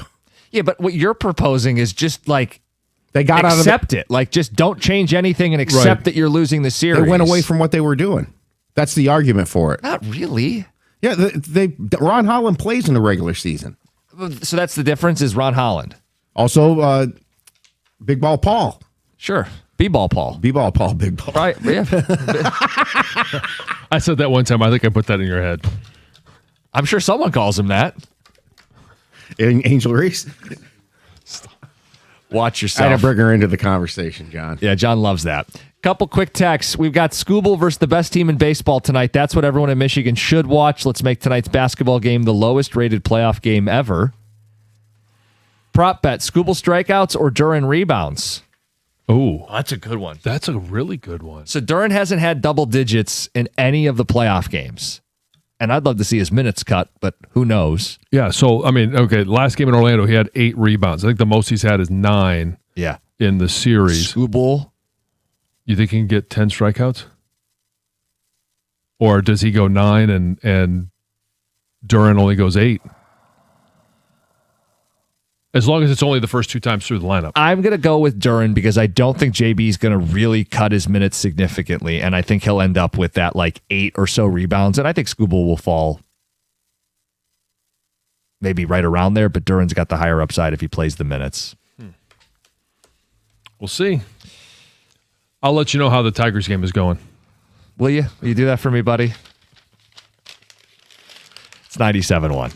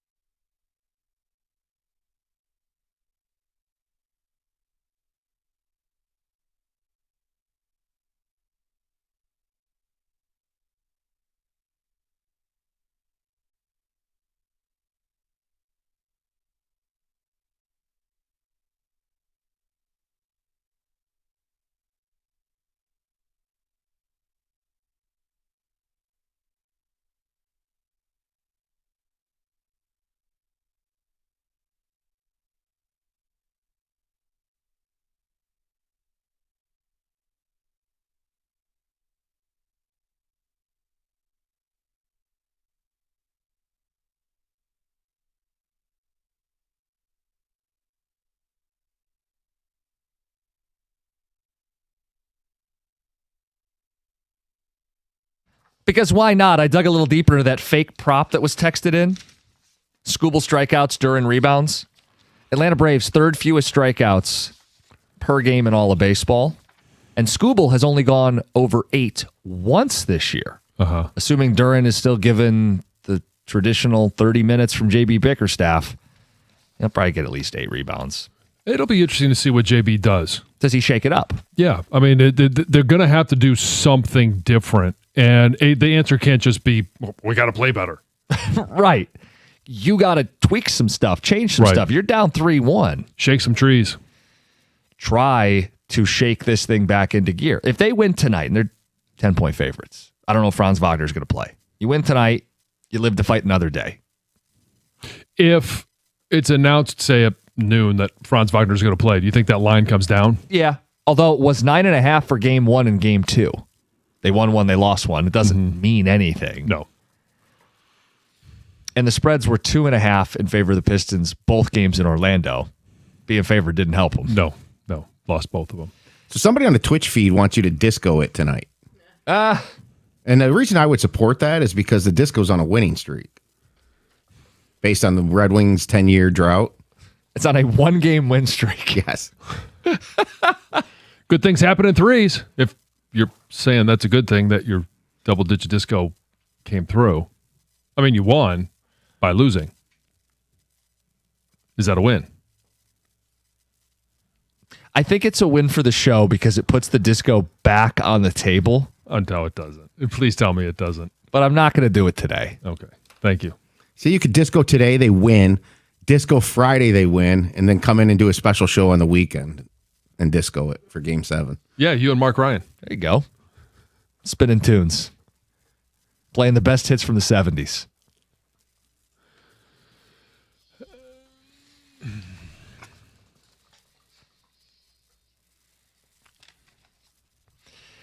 Text says, if Duran isn't performing, get me some more B-ball Paul. He's earned a chance tonight.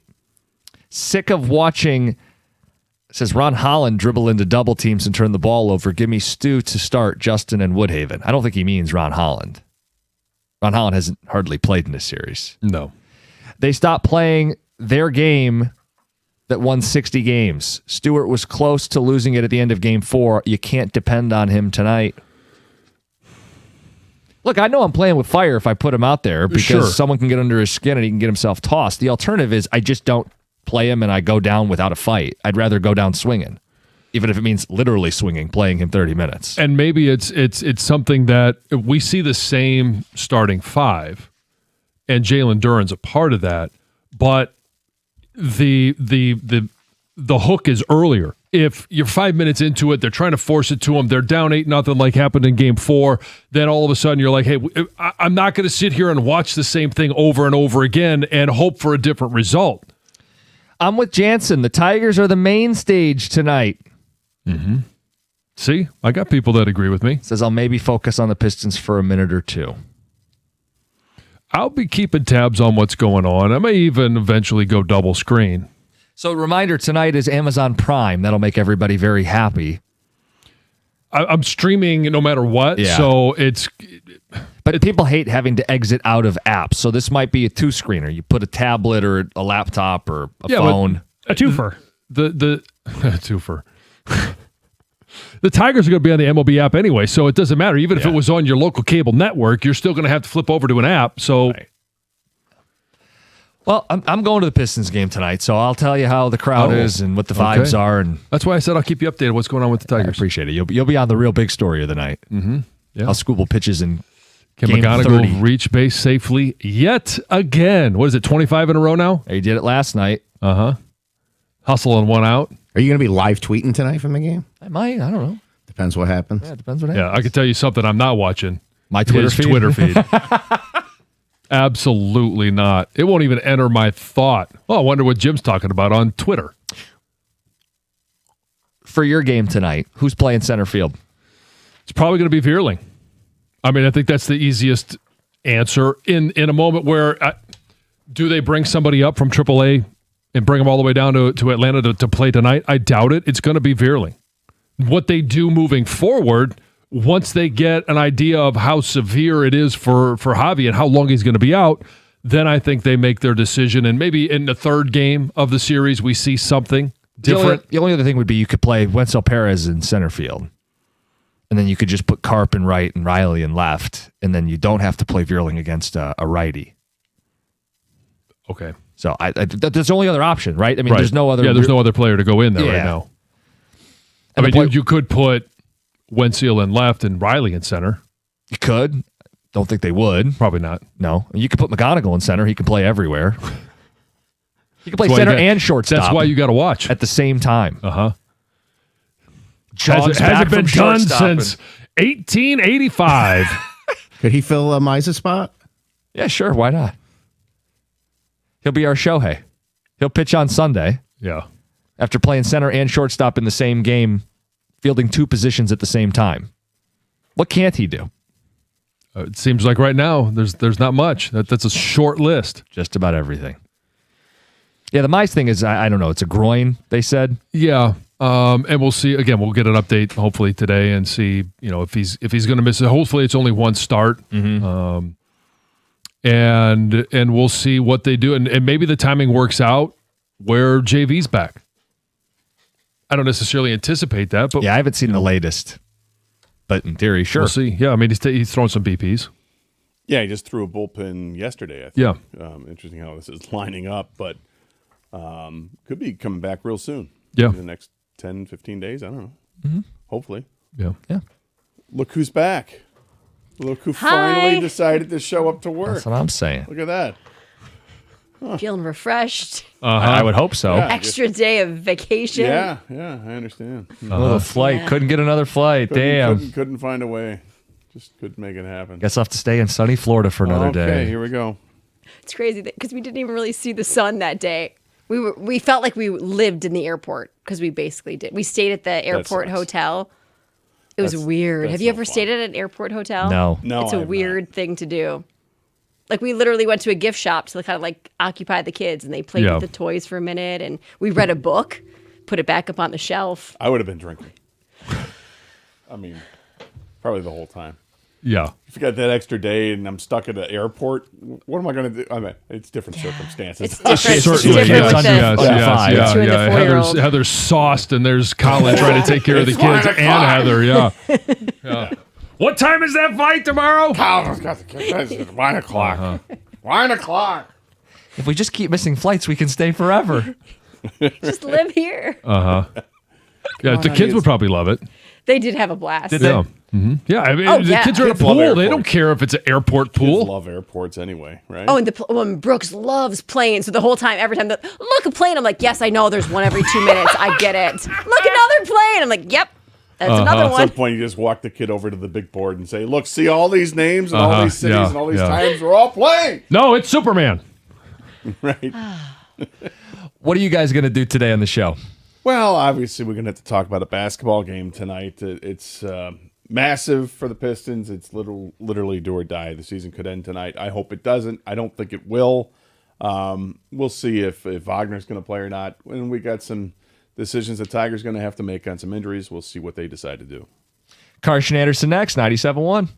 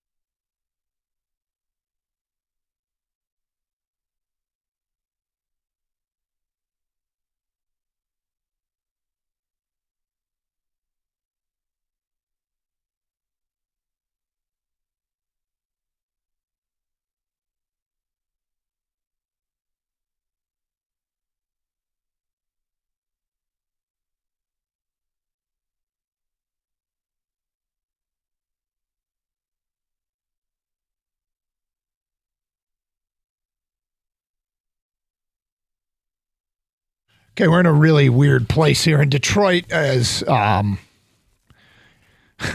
this Piston team has created a very, I don't know if the word is hostile, environment in a town where they spent the last 6 months with everybody loving on them. And now I don't even know how to characterize my feelings for tonight's game, because do I think they can win it? Yes. Yeah, I think they can win it. Of course, I think they can win it. Do I think they will win it? Mm-hmm. And I'm not even sure how much I'm looking forward to it. Not because, I dislike the team. I've come to really like the team. I hate the way this series is playing out. Kang said it on over the weekend. Was it over the weekend or was it Tuesday? Was it Tuesday? He said it was Monday, or I don't even remember what he said.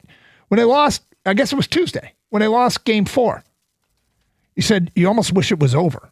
Yeah, I said, put me out of my misery. Yeah, it was just yesterday, Doug. Sorry, whatever it was. It's been a long week. It really feels like it, doesn't it? Yesterday was a long 4 hours. Yeah, the game was so taxing on me, and I was so frustrated with how they played. I just said, I wish that ended the series, because I don't want to have to watch this again. Are you looking forward to watching tonight's game, people? I'm not. You're not? Gator, are you looking forward to watching tonight's game? I am. Under normal circumstances, I would be resoundingly looking forward to tonight's game. The way these games have played out, I am struggling because I'm just scared I'm going to see the same frustrating product and the finality of it, like the epic collapse that this will look like. And then we'll get all the labels. People will rush to have to label, the most fraudulent one seed ever, blah, blah, blah. None of that really matters. What matters is they're going to lose the series if they lose this game. And disappointing in and of itself. I don't get worked up about, the name calling and the labeling and the we need to characterize this. People need to be held accountable and all that. There's account to be held by the fact that they're just done if they lose this game tonight. And usually with sports, they're filled with hope and anticipation. My hope is eroded and my anticipation is more replaced by fear of seeing the same product. I'm looking forward to it because I think sell me, man, sell me, get me in a better place. I just think they're the better team. I think they haven't played well enough. Obviously, they haven't taken care of the basketball, and I think that's something that could be fixed. It's something that can be fixed, not completely, but it's something that can be fixed to the point where you're a hell of a lot better at it than you were the previous game. And if they do that, they should win. Now, you add to that Franz Wagner may not be playing tonight. Well, and that's not a small thing because that guy has been a pest on both sides of the floor. Not only is he going to score 20 points a game, but he's playing great defense. He's making things difficult for Cade and anybody else. So if he's unable to go, then you feel even better about that. But regardless, we'll figure that out tonight. But going into this game, they're fixable issues. It's not like they've been dominated by this juggernaut of an offense that just can't miss.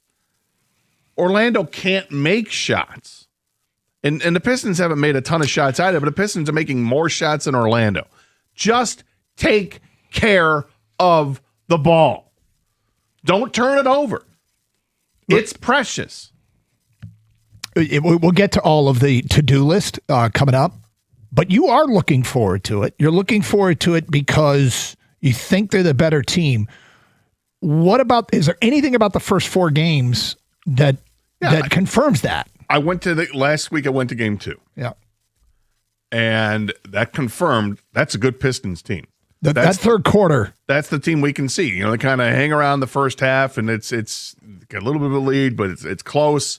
And then you get to the third quarter and utter domination. Mm-hmm. Not only were they dominant defensively, where they held Orlando to like 1 field goal in the first 8 minutes of the quarter, but the Pistons offense was knocking down shot after shot after shot after shot. It was great. And again, without Jalen Duren, because Duren has not been here offensively all series long. It was other guys stepping up and making those memories are still fresh in your mind and provides you hope and optimism. Yeah, and I'm going to the game tonight. So it'll have that sense memory the second I walk into that building. Oh, yeah, I remember this. I was here last week. You guys won. It's going to trigger something for you. Let's go. Okay. I mean, I'm glad that you can conjure that up. Because I feel like this is like a trip to the dentist. It's never fun. And when your trip to the dentist is over and you've got your teeth cleaned and you feel better when you leave, don't you? You feel better when you leave. But I'm like scared that the dentist is going to find something and you're going to have to come back? Yeah. Okay, this is just a cleaning, but we found a couple cavities, so we're going to have to make another appointment here to fill those up. And and I guess one of the things that's unusual is we have a way of looking at sports where like, okay, how can it work out? Even if things aren't going well, we tend to find it, okay, what's the path to success? And I'm struggling finding the path to success, which maybe is why I'm not have a great feeling of anticipation for tonight's game. And it's amazing to erode the faith and the fun that fast, because this series has not been a fun watch. It has not been a fun watch. And it's one thing to lose, right? I mean, that sucks to lose. But when you lose and your team is like having this out of character performance, which, turnovers were always a problem. Not this bad. They're worse in the postseason. Cade's turned the ball he's turned it over literally twice as much as he did during the regular season. This is not the same thing. The Pistons, we looked at it, and I can't find the statistic for offensive fouls, okay?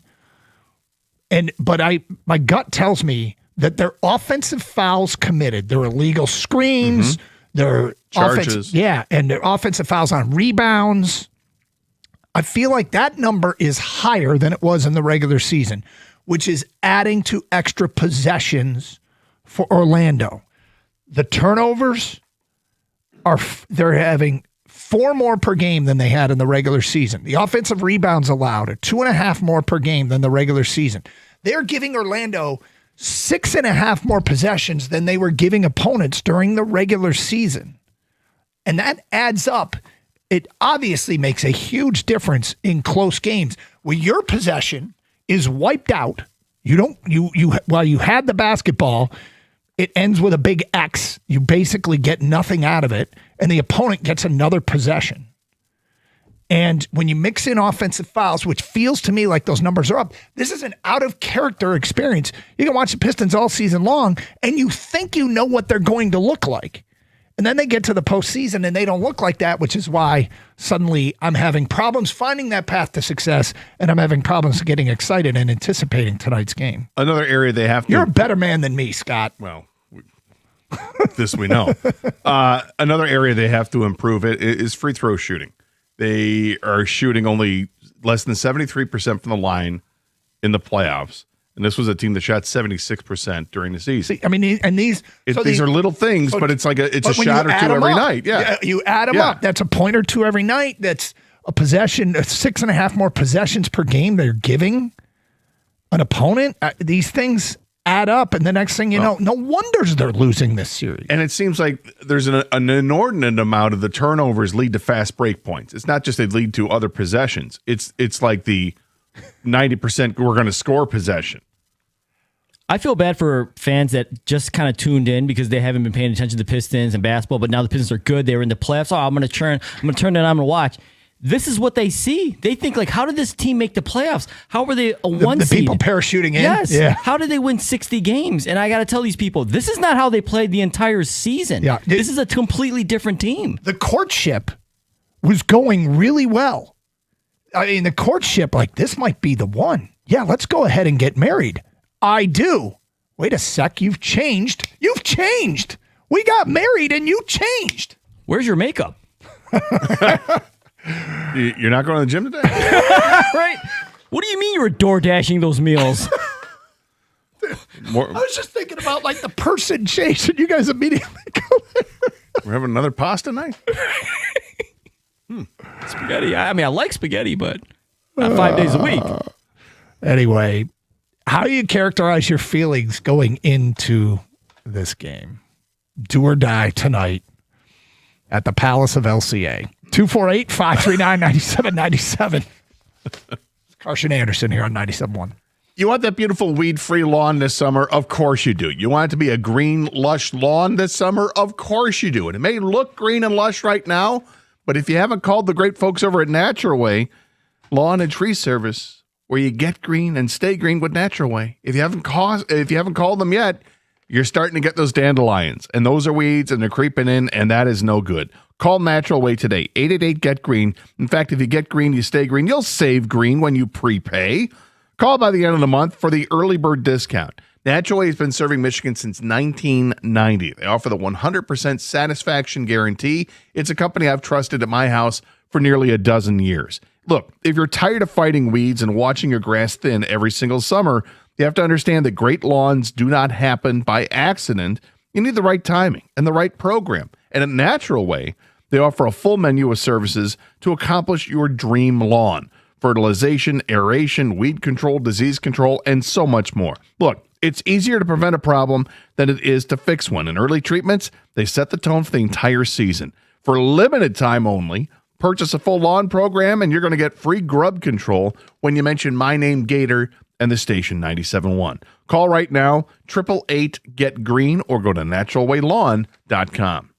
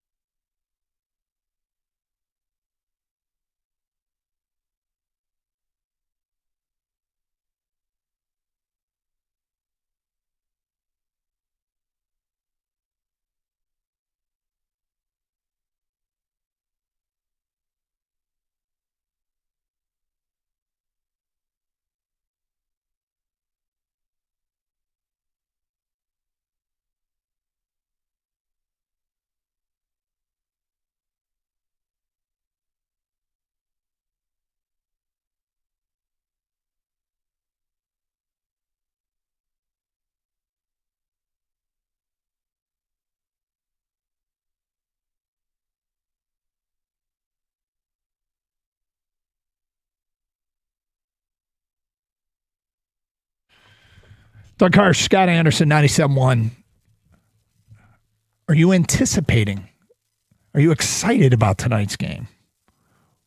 Or has that all gone away based upon the first four games of the series? Gators still fired up, and I'm trying to tap into that, and things can change. I'm like fearful. You're wearing a Pistons hat. I know. You're going all the power of the teal. I know. You can see it if you're streaming on Twitch and YouTube. If you want to see the hat. Go to twitch.tv and youtube.com. I love this hat, and I love this logo, and I think you don't like the hat. No, I don't mind. The crazy thing is, over the years, I've grown to really appreciate the Horsehead logo. I hated it when it came out. Dude. I actually have, when they first introduced the logo, I was producing a sports talk show at the time, and the Pistons handed out hats, and I still have the hat. I don't know if I've ever worn it. It's a white hat with that logo. Dude. I despised the teal so much at that time because everybody was going with teal. I'm like, why are we going with teal? This is dumb. Yep. And now, as years have gone on, I'm like, that's okay. It's not bad. It's better than that. Better than average. Hey, that's pretty cool. Hey, I like it. And they have like the red version or the burgundy version of it too, which I like even more. But tell you what, I'm liking it. They win this game, you wear that hat tomorrow. I want to see this hat that they handed out 30 years ago that you still own. Yeah. Win this game, you wear that hat. Deal? Sure. All right, go. Cool. Feedback coming into the Carson Anderson inbox. We'll get to your phone calls in a minute. I'm looking forward to tonight's game. Here's why. They're going to win tonight. Then tomorrow, the same Detroit fans that have been saying worst one seed ever and this series is over will be back on your airwaves tomorrow saying if they can find a way to win game 6, they'll win the series. That's from Glenn in Grand Rapids. It's probably true. The worst thing the Pistons can do is have another slow start. Having to dig yourself out of a hole early can seem so daunting. We need to hit first and often. From Kevin in a van. I'm in a dark place, boys. I'm still upset over the Red Wings. I'm depressed over the Pistons. And now Mize and Baez got hurt. This has been a terrible past couple of weeks. Give me something to be hopeful about, guys. Love the show. Well, Kevin, Gator's hopeful. Gator's hopeful. Yeah, and the injuries to the Tigers, the Mize injury really sucks, but maybe it's not bad. Maybe he doesn't. Maybe he misses a start. I don't know. We'll hear more on that. You don't like to hear groin tightness of any kind, but never. All of us. But the problem is that it's Casey Mize. He's been pitching so well to start the season, and he cannot stay healthy. No, and it's really frustrating. I mean, it's not. It hasn't been terrible, but it's been every year. I don't think he's had. Has he had 30 starts in a season yet? I don't know if he has, but he's just been. It's frustrating, and obviously it's frustrating for him to go through it. But I'm glad that he took himself out of the game rather than let's tough it out and then really do some damage to it. So hopefully this is a short stint. Here, 2021 he had 30. 2022 he had 2 starts. 2024, he had 20 starts. Why'd you skip 2023? He was out the whole year. Oh, there you go. 2025, he had 28 starts. So almost 30. Yeah, but not quite. Series had 6. Well, yeah, because it's always been something. The Baez injury, it sucks. Because Javi has been, he's a glue guy. Team loves him. Other teams love him. I mean, you could see that last night with Acuna coming over and checking on him to make sure he's okay. And it's kind of a weird thing because 999 times out of 1,000, you're not going to slide feet first into first base. But that was the one time it was a weird play. You kind of do it, and it like just got caught up. Kevin asked for something to get excited about. Oh, I thought we could. No. And all we did is jump off to the Tigers. No, all we did is reaffirm all the reasons he's pissed. But I was getting excited about the Tigers. Gators looking forward to tonight's game because he thinks the game 2 third quarter Pistons still are in there somewhere. I do. I still think that's in there somewhere. I still think it's not even that. I think the 82 game Piston team that won 60 games, I think that offense is there somewhere. So let's unleash that tonight because Orlando they're not very good offensively, but they've been good enough to win these games because their defense is very solid and they're forcing the Pistons into making dumb mistakes. Now, they're dumb mistakes which are correctable, take care of the basketball. Let's not be lackadaisical with it. Let's not throw a one-handed pass and try to catch it with your one hand. Let's not go behind the back and try to make this spectacular. Let's not try to make up for the fact that you got posterized in Game 5. Don't do that. It's okay. It happens. It's not a big deal. Mm-hmm. Just go out there and play basketball the way that you guys have been playing throughout the regular season that you know is winning basketball. Yes, things amp up in the postseason, and if you haven't figured that out yet, then you're going to be gone. But you have figured it out. Things amp up. You guys can take your game to a whole different level. We've seen it. Now go do it. All right, let's get to your phone calls. 248-539-9797. E in Detroit. What's up, E? Hey, good morning, fellas. Hey. The heart and soul of our team, Durden, is not playing. He's going through a lot off the court right now with the Carter and Angel Reese situation. Now he's getting dogged by Carter on the court, giving us 17 rebounds in one game. So Durden is not here right now. And then that putback dunk just shows it all. I think that we need to go defense tonight. All defense, let Cade go to work, and we need to try to stop these boys. I believe they've stopped them every game. They've stopped them defensively every game. Orlando is shooting less than 40%. But let me tell you though, what I mean by that, and let me rephrase it. We need to go Durham, Stu, Tobias, Asar, Cade. And Cade. That way we have rebounders out there. I mean, Tobias and win this game 56-54. Anyway. Well, you win as long as they win. Well, I don't hate the idea of having Jalen Duren and Beef Stew out there at the same time for the rebounding aspect. I don't hate that idea because the offensive rebounds have been a problem that lead to second chance opportunities for the Magic. But I don't think you're going to do that as a plan for 30 minutes in the game. At some point, I'd like to see Paul Reed come off the bench. I'd also like to see Duncan Robinson knock down the 3-point shots like he's supposed to. That's what he's here for. Herb in Southfield, you're next. What's up, Herb? What's good, man? Hey. Listen, it's a fine line between, they say you're supposed to shorten your rosters in the playoff, but you shorten your roster and you're not doing what was winning for you. I don't see why he's not giving Paul Reed any run. Paul Reed always produces. Take the ball out Cade's hand for a little while and let Sasser run the point. Jenkins is showing that he's overmatched a little bit. And Ron Holland could at least play some kind of defense on Wagner. It's like if Duncan Robinson is not hitting threes, he's a direct liability. They would go straight at him. So change it up. Stop doing what you've been doing for the playoffs. It's not working at all. Herb, keep in mind, the plan isn't put Duncan out there so he won't hit threes. The plan is he's our best 3-point shooter. We're going to put him out there because we have to have a threat of a 3-point shooter. That's what they're thinking. It's like Torque. Like Torque's supposed to provide power, and he doesn't, and then bang, he does for 5 straight games. If Duncan, the plan is not to say, hey, go be a liability on defense and don't score on offense. Like the owner's manual on Duncan Robinson reads, I'm going to get you 2, 3, maybe 4 3-pointers in this game. Yeah. And if you decide, okay, we're just going to try and eliminate, we're taking away what is our most consistent 3-point shooter, if this is what JB is thinking, then, I mean, you could go out a different way. I hear you. If you know that Duncan is going to go 1 for 6 or 1 for 5 or what he was in last game, there was no point in playing him. But you don't know that till he misses a bunch of shots. Are you getting vibes on Paul Reed, the way that the fans feel about him, and maybe we feel about him as well? That there's a disparity between that and what the Pistons do, kind of like the fans with Andreas Athanasiou or the fans with Quentin Berry. Yeah, I do. I think maybe it's really justified, but I mean, what we've seen recently. Maybe I think it's kind of maybe in the same way with Sasser. People are starting to call about Sasser. My man wants Sasser to bring the ball up the floor. If you sit down with the coaching staff and say, why aren't you playing Sasser more?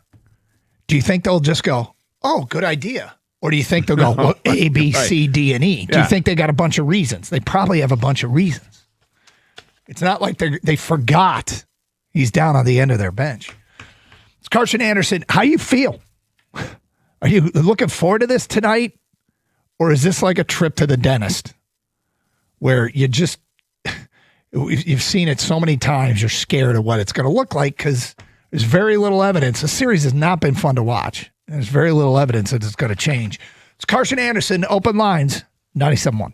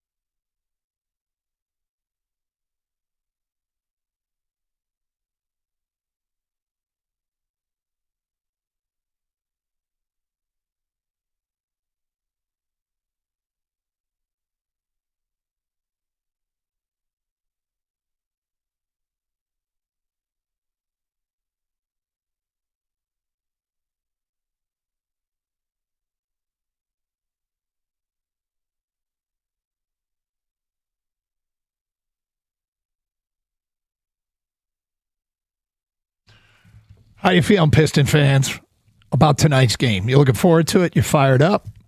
Or does this feel like a trip to the dentist office? Or maybe more appropriately, a firing squad? Like, because the results tonight could be definitive. And Kang brought up a great point, and I wonder how many people out there are like this. Not an NBA fan, haven't been following. Okay, 1 seed. Let's check the product out. I don't understand what the hype's about. If you have parachuted in on this series and we're hoping to get back into the Pistons and the NBA after years of it being a very dormant product. I mean, they went to the playoffs last year, got it, but they didn't go in with championship aspirations. I mean, anything can happen, right? As we're seeing. But this team had an expectation. And when you have an expectation, it creates buzz and it brings in the non-sports fan. It brings in the person that isn't a hardcore fan. Last year was so much more fun than this one. Oh, God, yes. Could be the same result out in the first round, but last year was fun. This year, this is like, no. Last year they were going at it, the Knicks and Pistons. Yeah. It was a battle of good basketball, physical basketball between the two teams. I feel like I'm watching a play-in series between the Magic and Pistons right now. I'm with you, Gator. I don't think the Magic have done anything spectacular. Yeah, they played a little defense inside the paint, but their offense is putrid, right? And the Pistons obviously are not playing up to their par, how they can play. The Pistons scored 88 points last game. You know how many times they scored 80 points during the regular season? In the 80s? Yeah. Once? Not more than that. Doug? 10 times? 0. They scored less than 80? No. Oh, in the sorry. 80s. Oh, okay. You said in the 80s. Yeah, all right. Thank you, Evan Jenkins, for that. You know how many times they scored 90 points? 90 on the dot? No, 90 in the 90s. Oh, okay. Well, you said 90. I said 90s. Oh, I didn't hear the S. The rest of them, 82 times. 3. 5. So their offense can be much, much better than what it's been in this series. You know, they've only scored.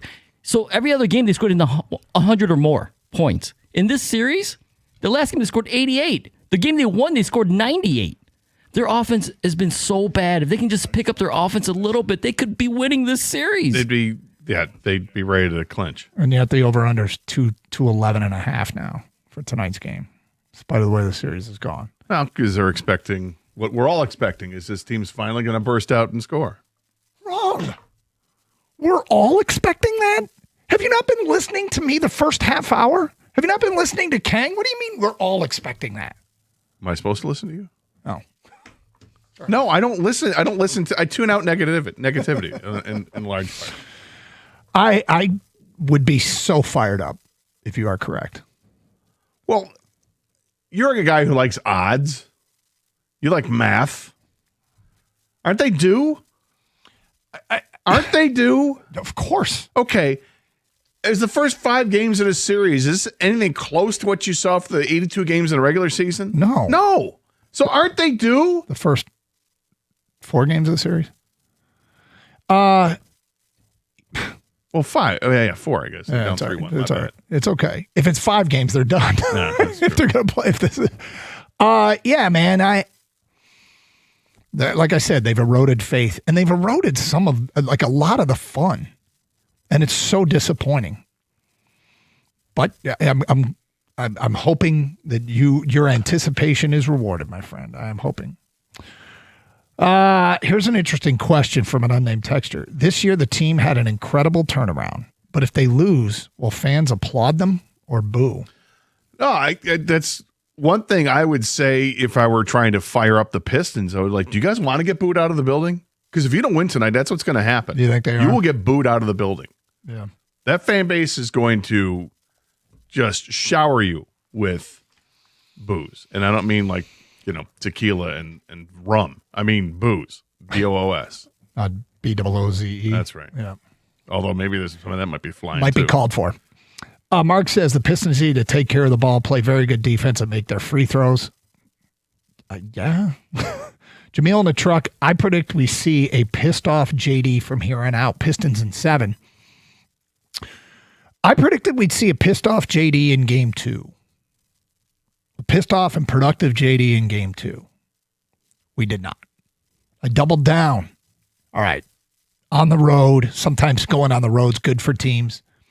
JD's going to come out and dominate in game 3. He did not. Game 4. JD, they're going to get him going. They did not. So, Jameel in a truck. I love the conclusion. What is the reasoning? Now, one of the things could be reasoning is because I've seen 82 games where he mostly did it. One of the reasons you'd say it's been like literally 100 games of Jalen Duren playing basketball where he hasn't had a 4-game stretch where he was this unproductive on the offensive end. That's the case you could build and just say this is a 4-game stretch.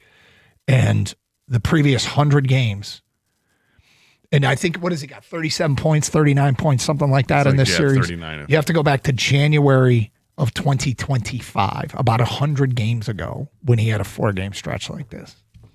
But Jamil, I'd like to hear the reasoning. Like, I love predictions and I love conclusions. How do you draw that conclusion? What gets you there? Curious, what happened in that 5th game when you go back? After that stretch? After the stretch of 4. I'll go look it up. Is that the 24-25 season? Yeah. Like January. Go back there somewhere and you'll see a bunch of single digits. Oh, yeah. I see. There's a lot of them, actually. But that's the last time. So what did he do in the 5th game? Well, there's more than 5 games where it was. He averaged 12.3 in the month of January last year. But then again, I mean, he wasn't averaging 20 points a game for the course of the season either. No.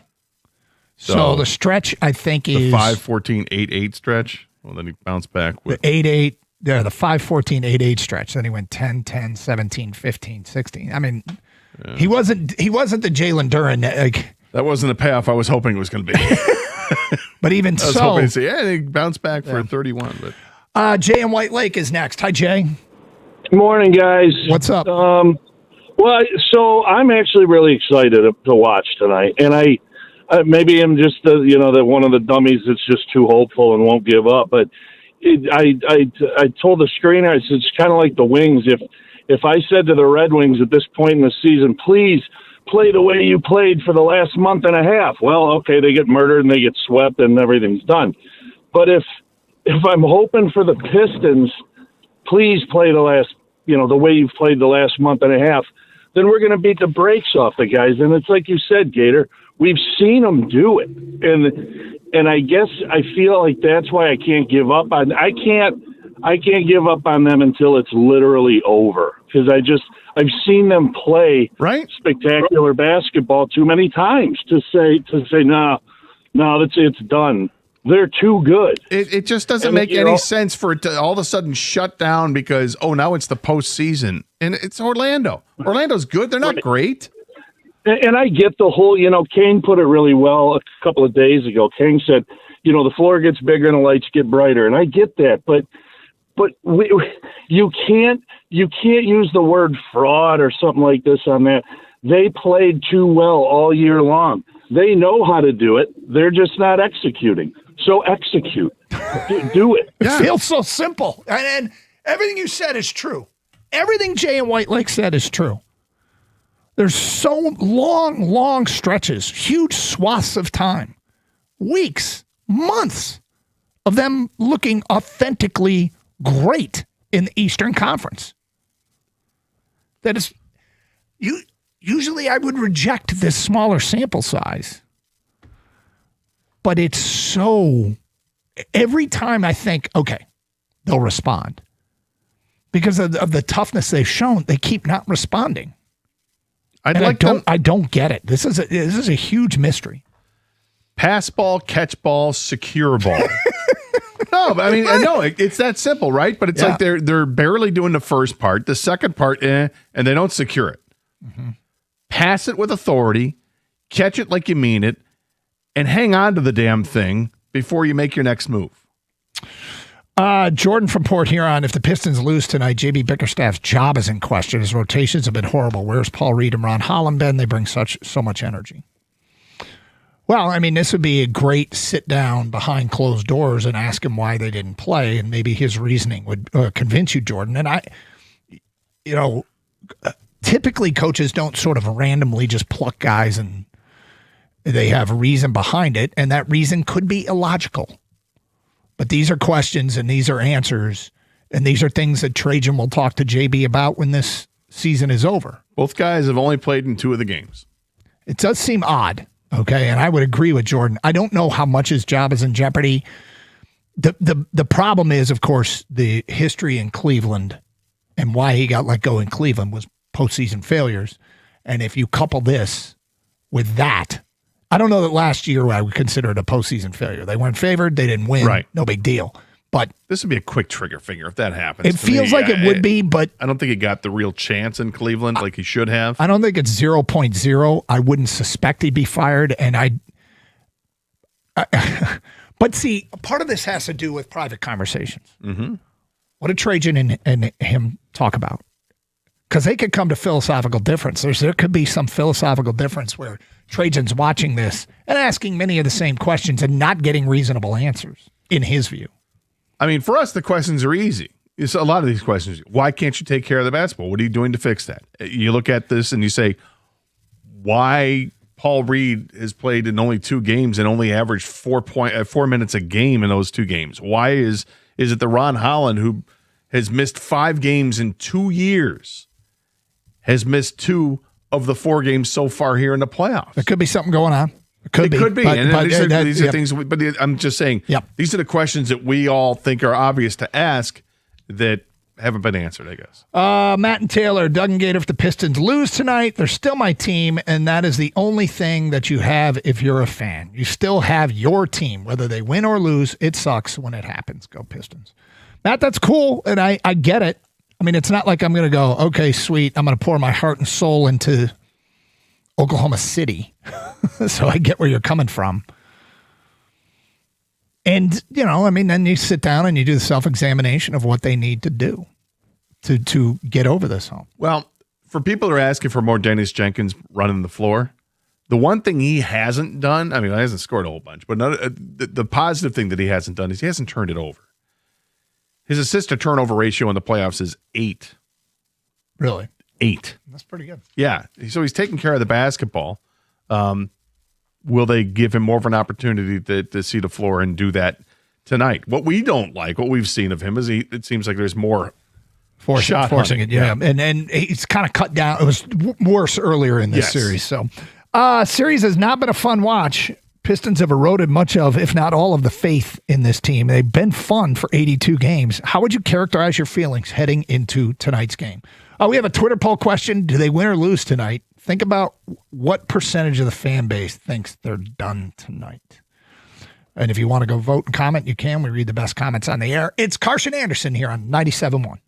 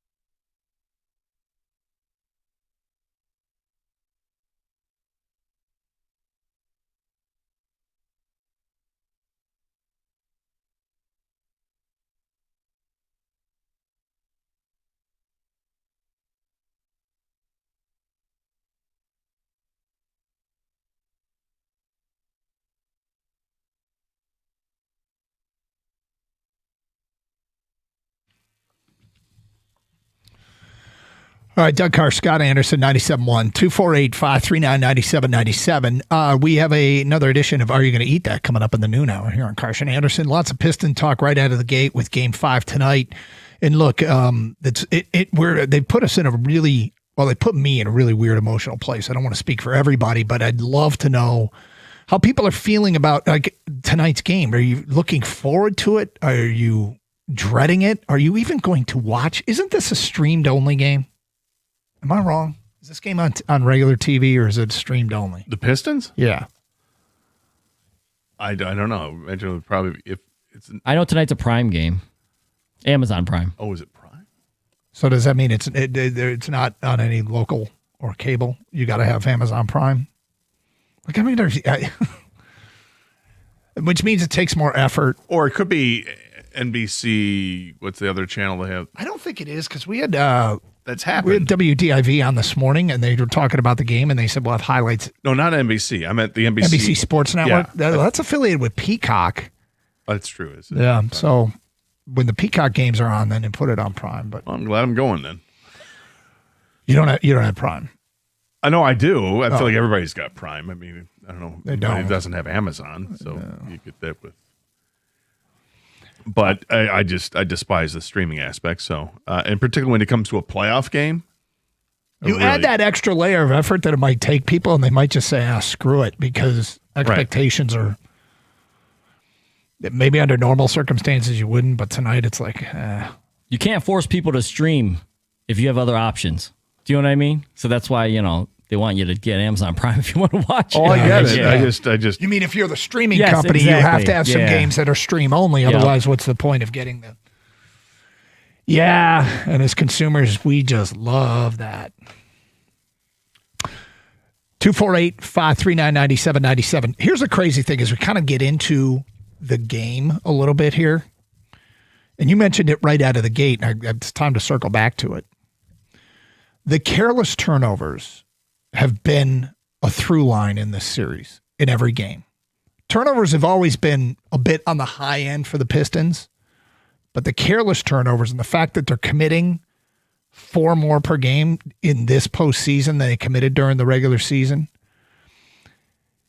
In theory, it sounds as though it's one of the easiest things to correct. Stop throwing away the basketball. Catch it with 2 hands.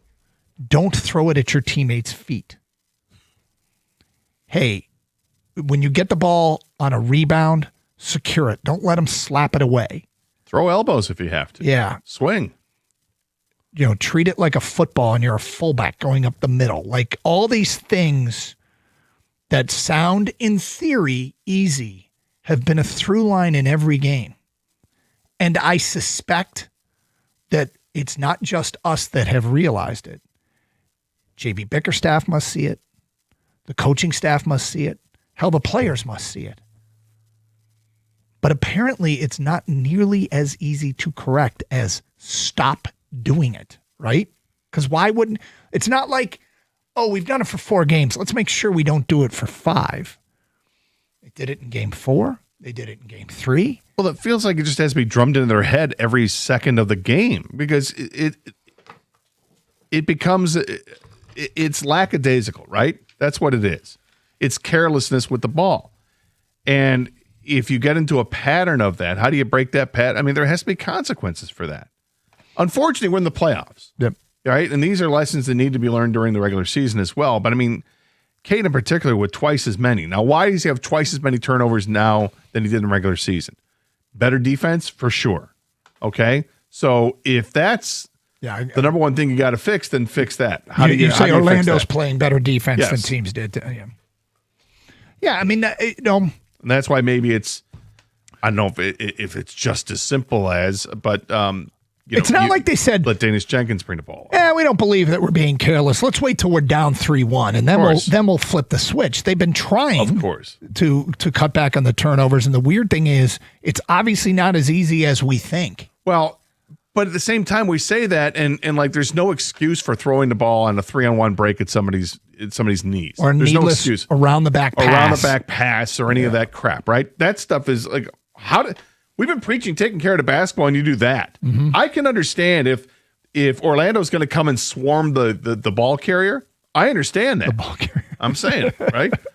If they're going to swarm the guy who's dribbling the basketball, that's okay. That's on the defense doing something. Then you're going to have to find the open guy because obviously two are on you. Someone's not being guarded. But when you're committing the turnover when you're not being contested, like the two examples we gave right off the top of our heads, I mean, that's maddening. How does that happen? 248. Don't let it happen again. 248-539-9797. D in Southfield. What's up, D? Hey, how are you this morning, man? Okay. Hey, D. All right, good. Listen, long time listener, first time ever calling into your show. We appreciate it. Oh, okay, yeah. Listen, my question is this, okay? I don't know what it is, like everybody, we've been watching the Piston games.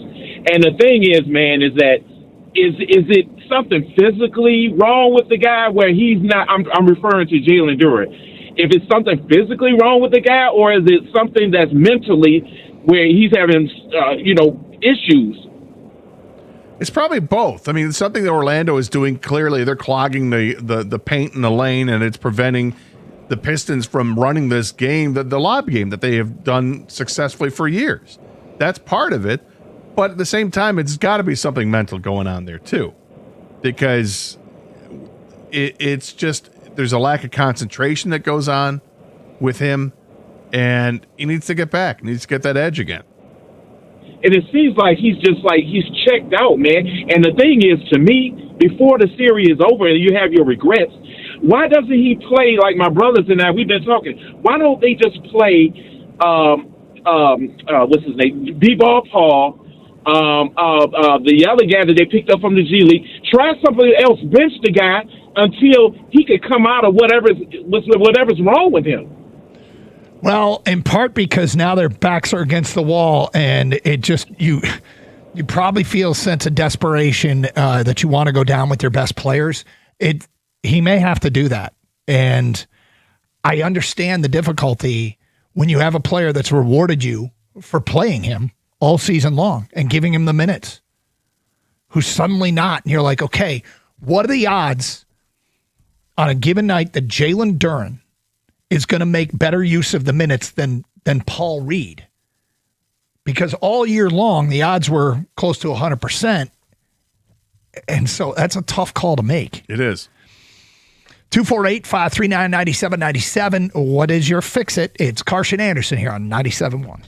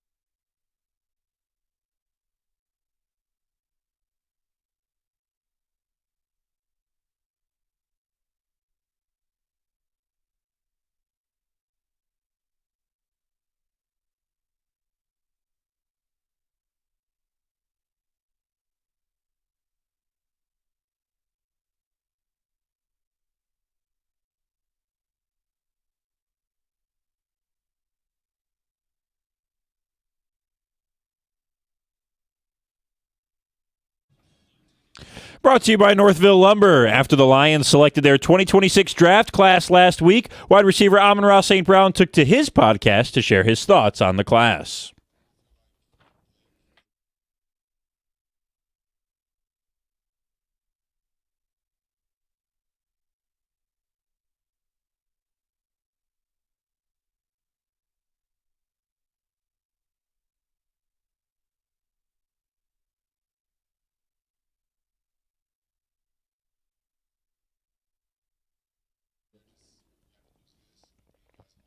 Yesterday, the Lions made headlines after exercising the fifth-year option of running back Jahmyr Gibbs, but declining the same option for Jack Campbell. Detroit has already voiced its desire to sign both players to long-term extensions, along with draft classmates Sam Laporta and Brian Branch. Tonight, the Tigers take on the Braves from Atlanta, looking to bounce back after losing the opener in the series yesterday. Detroit's offense was almost shut out as they didn't score their only runs until the ninth inning on a homer from Wencel Perez. The Tigers will likely be without Javi Baez tonight as he left yesterday's game in the fifth inning with an ankle injury. A.J. Hinch said Baez could not put any weight on his foot before they carted him off the field last night. First pitch tonight at 7:15 right here on 97.1. The Pistons tip off against the Magic in Game 5 tonight, hoping to avoid elimination. Tip off at 7 o'clock over on our sister station WWJ. At the Caldwell Health Sports Desk, I'm Brendan Shabath. For more, go to 97.1theticket or Odyssey.com.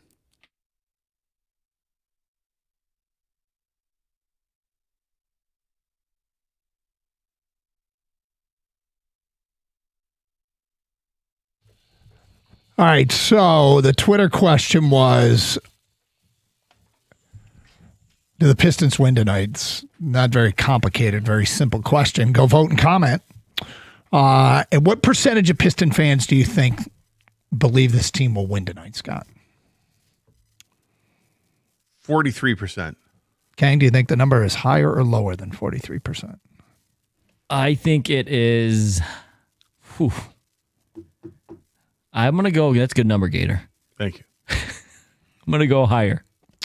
Kang is correct. It is 71.8%. I guess it wasn't that good of a number. Nah. To be fair, I spring these questions on him, and Usually you're pretty good at those. Yeah, he does a decent job, yeah. Made me think, at least. Yeah, not so much today. But 71.8% of the people say yes. People are chesty, huh? Yep. Johan says, got to start B. Stu over Duran, and maybe give Tayshaun Prince a call to see what he's up to. Austin McBee says they only win because Franz is hurt. From 313 Gritty, if it gets to a game 7, we will win. I think they come out and play really well and get the W. Going back to Orlando will be the problem. From Kawhi's, I don't know what that is. Kawhi's swag. They're defeated. They've got no self-confidence. The fire is out there, already packed for Cancun. Micah writes in, the Pistons aren't good. 60-win frauds. They look good during the regular season because they're the only one of few teams that try every night. You get the real Pistons when everyone else is trying. It's just turnovers, Cade, and a bunch of stuff. Mm-hmm. Charles says Pistons are not playing up to their potential. Orlando is not a juggernaut. They will win this series based on everything we've seen this season. Bet it. It's hard to be dismissive of 82 games in spite of the guy that says they're no good, Michael. But, because teams do try, okay? They might not try as hard as the Pistons. They might not play as hard defensively, but it's not like they show up and go through the motions. Every opponent they played showed up and went through the motions.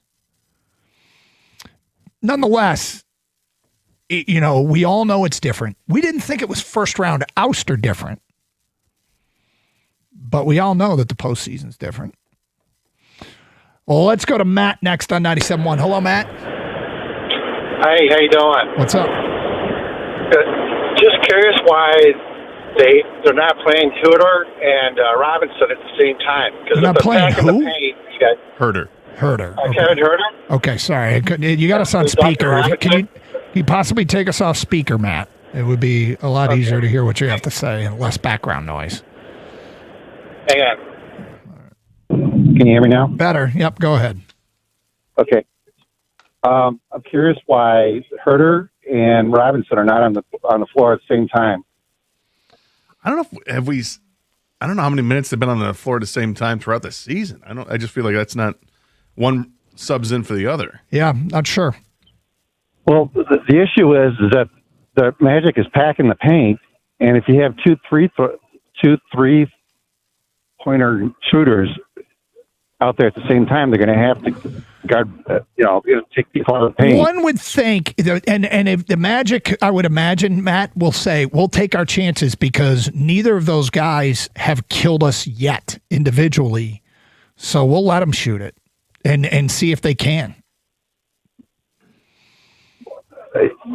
Yeah, I just think that you're going to have less people in the paint, and then even if they're out there, they got to guard them, and that may open up some opportunities for Duren and and Herter and Duncan would have to make them pay.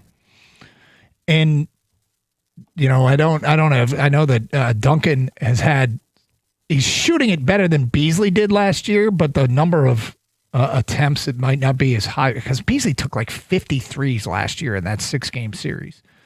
And what's Duncan at here so far? He is taking 27 threes through 4 games. I mean, I guess if you get to 6 games, you could approach that. 10 of 27, which is a decent percentage. I'm not completely against that idea by the caller because he's trying to find a way to space the floor, right? Yep. Make them respect you, get out of the paint. Obviously, Herter or Robinson has to make a 3 or 2 to make them pay for it. But the other thing is, they've never done this lineup throughout the whole year, basically. Now you're asking them to do it in the playoffs. And I do expect some lineup changes because things change. You have to make adjustments. But if you have to do something you've never done during the regular season, I feel like these are some desperate times, and I don't want them to get desperate, even though it is, win or go home type game. It is. But also, if you put both those guys on the floor at the same time, you're giving up a lot defensively. And I don't know if JB Bickerstaff wants to do that. No, they don't. They don't like doing that.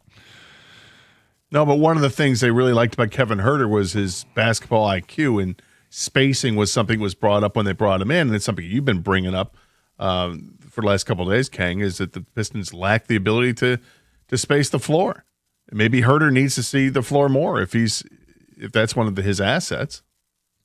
248-539-9797. Peter in Waterford. Hi, Peter. Hey, Doug.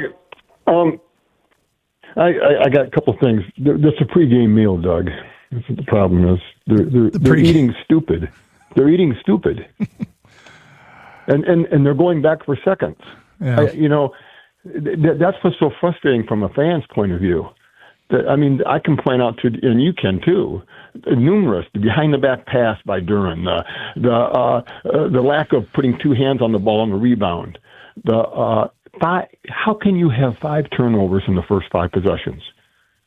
When it's 7 in the first 4 minutes. Peter, when it's a point of emphasis, that's the weird thing about it. And sometimes, look, the opponents are going to create and make it difficult on you, and you're going to turn it over some.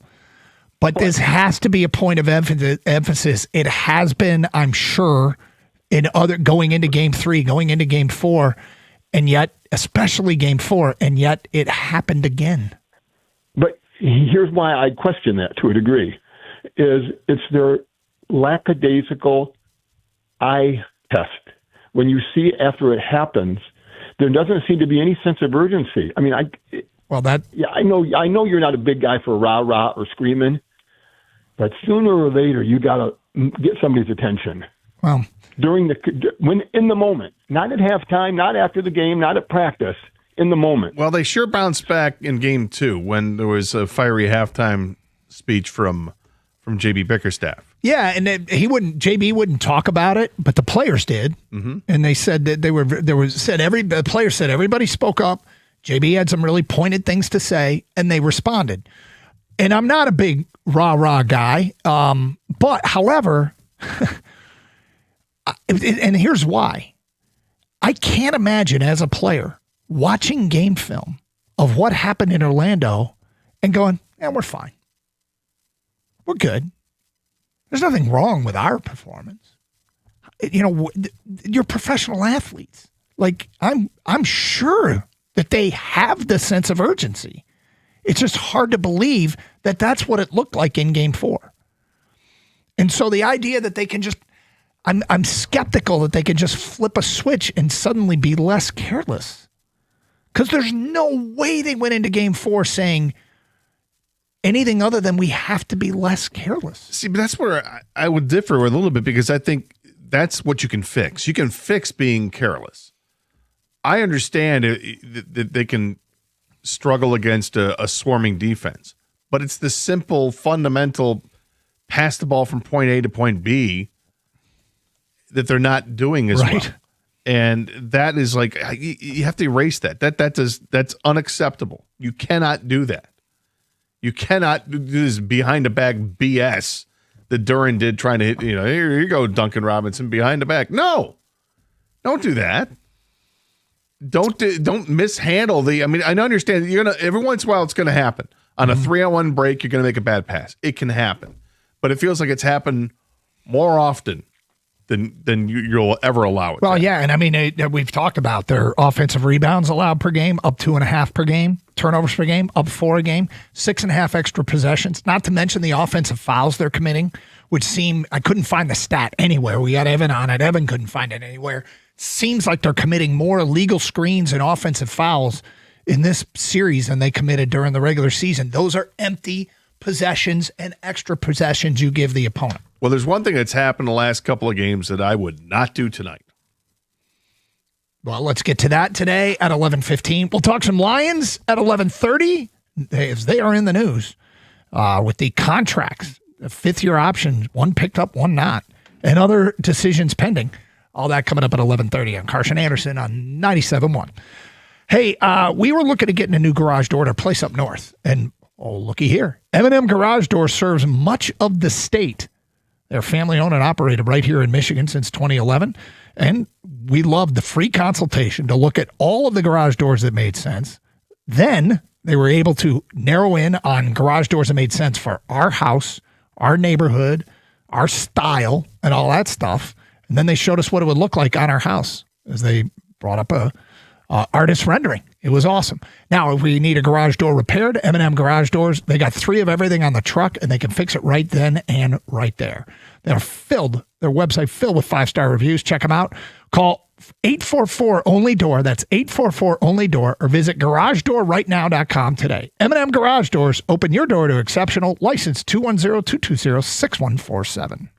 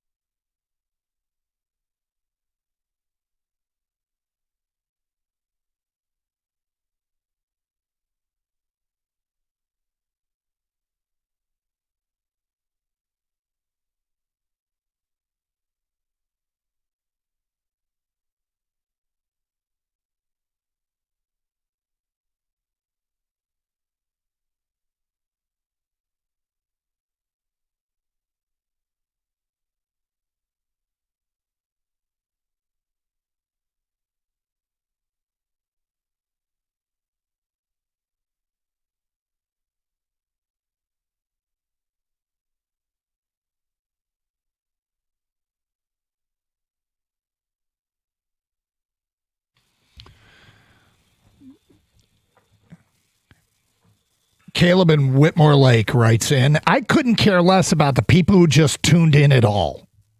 I feel bad for the fans like me that watched nearly every single game this season and spent their hard-earned money to go to the pizza arena. Caleb, sure. We've talked plenty to you and with you over the last few days. There is a facet. This was an opportunity for the Pistons to broaden the fan base. This is an opportunity, Caleb, for the Pistons to become a bigger deal. This is an opportunity for the Pistons to make sure that the arena sells out for playoff games. This is an opportunity for the Pistons to move more merch. This is an opportunity for the Pistons to take a greater spot on Detroit's hierarchy of importance. And to do that, Caleb, this was an opportunity to draw in the non-fan. And so it was a great opportunity, and I feel like it's being wasted because the non-fan and the person that has rejected the NBA, and there's a lot of that. I mean, we've spent a good portion of the last decade where the only calls we got were people bitching about how the NBA wasn't as good as it used to be. And this was a chance to get some of those fans back, and it's a shame. It's too bad. And I'm intrigued to see what those fans feel like they've seen now if you just tuned in. So, Caleb, that's why it came up. And, I think there's been plenty of talk with the fans that have been hardcore and our thoughts to those fans for sure. Sucks. So here's some news. Actually, this is from Jason Bede, who's an Orlando Magic beat reporter. He said that Magic forward Paolo Banchero told reporters after the shoot-around in Detroit that the team isn't expecting Franz Wagner to be available for tonight's Game 5. At this point, good. Yeah, I don't. I mean, they're. I 100%. Great. Yeah. I don't care. Get him out. I don't Fine. care Make either, it whatever path makes it easier for the Pistons. If he doesn't play again in this series and the Pistons win, I will not shed a tear. Not one. Parker in Bay City says, bold prediction, Duren dominates the next 3 games and is the reason why they win this series. Declarative statement. Awesome. Parker, why? Why does the light go on starting tonight and stay on? Because. Mm-hmm. And maybe, look, these are cool predictions and cool declarative statements, but you got time to text us the reason why you think that's going to happen? I can be convinced. I'm open-minded. So here's what I don't want to see tonight. Okay. Yes. You mentioned that right before the break. I do not want to see the Pistons force feed Jalen Duren to start off the game again. Interesting. Stop it. Run your game. Run your offense. Don't force it to happen. You're better off just letting it come through. Whatever's going to come natural. If the game comes to him, fine. If it doesn't, don't waste possessions trying to force it to him. Interesting. Like they certainly did in Game 4, the first several possessions. They kept trying to go to him. Yeah. Don't do it. Just do what you need to do. Mm-hmm. No, I think that is certainly something that they could strongly consider and just say, all right, forget it. And I mean, when your back's against the wall, and a lot of people are calling for this, do you go with the journeyman veteran who's in Paul Reed, or do you go with Duren?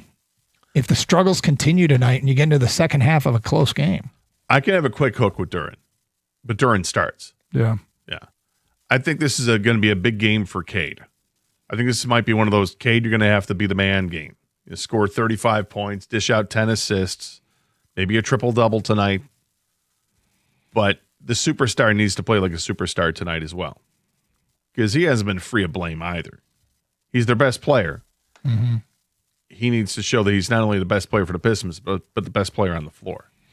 248-539-9797. More of your feedback coming in here. The Pistons need to come out in a zone tonight. Banchero is drawing early fouls, bullying his way into the lane, and that is causing early rotation changes. The Magic can't shoot the 3 outside of Bane. That's from Sean and Clio. They've had some guys step up and hit some big threes, but typically the percentage isn't there, with the exception of Bane, who has been exceptionally good. Even when he throws up an absolute brick, it went in. To which I had Austin Rivers saying, he deserves that. God, that got under my skin. Yeah. Why did he deserve that, Austin? Why? Ken writes in, I'm not wasting any more of my time watching or going to the game tonight. What are you guys seeing that they can win this series? Nothing. It's over. Well, Ken, I mean, you have every right to do with what you want with your time. Sports are crazy. You know what else was over? The Pistons in Orlando when this thing started.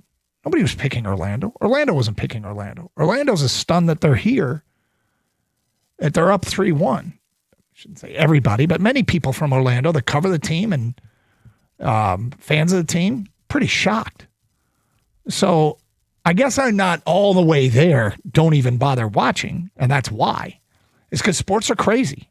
The fact that we are sitting here today with the Pistons down 3-1 is an example of how crazy sports can be.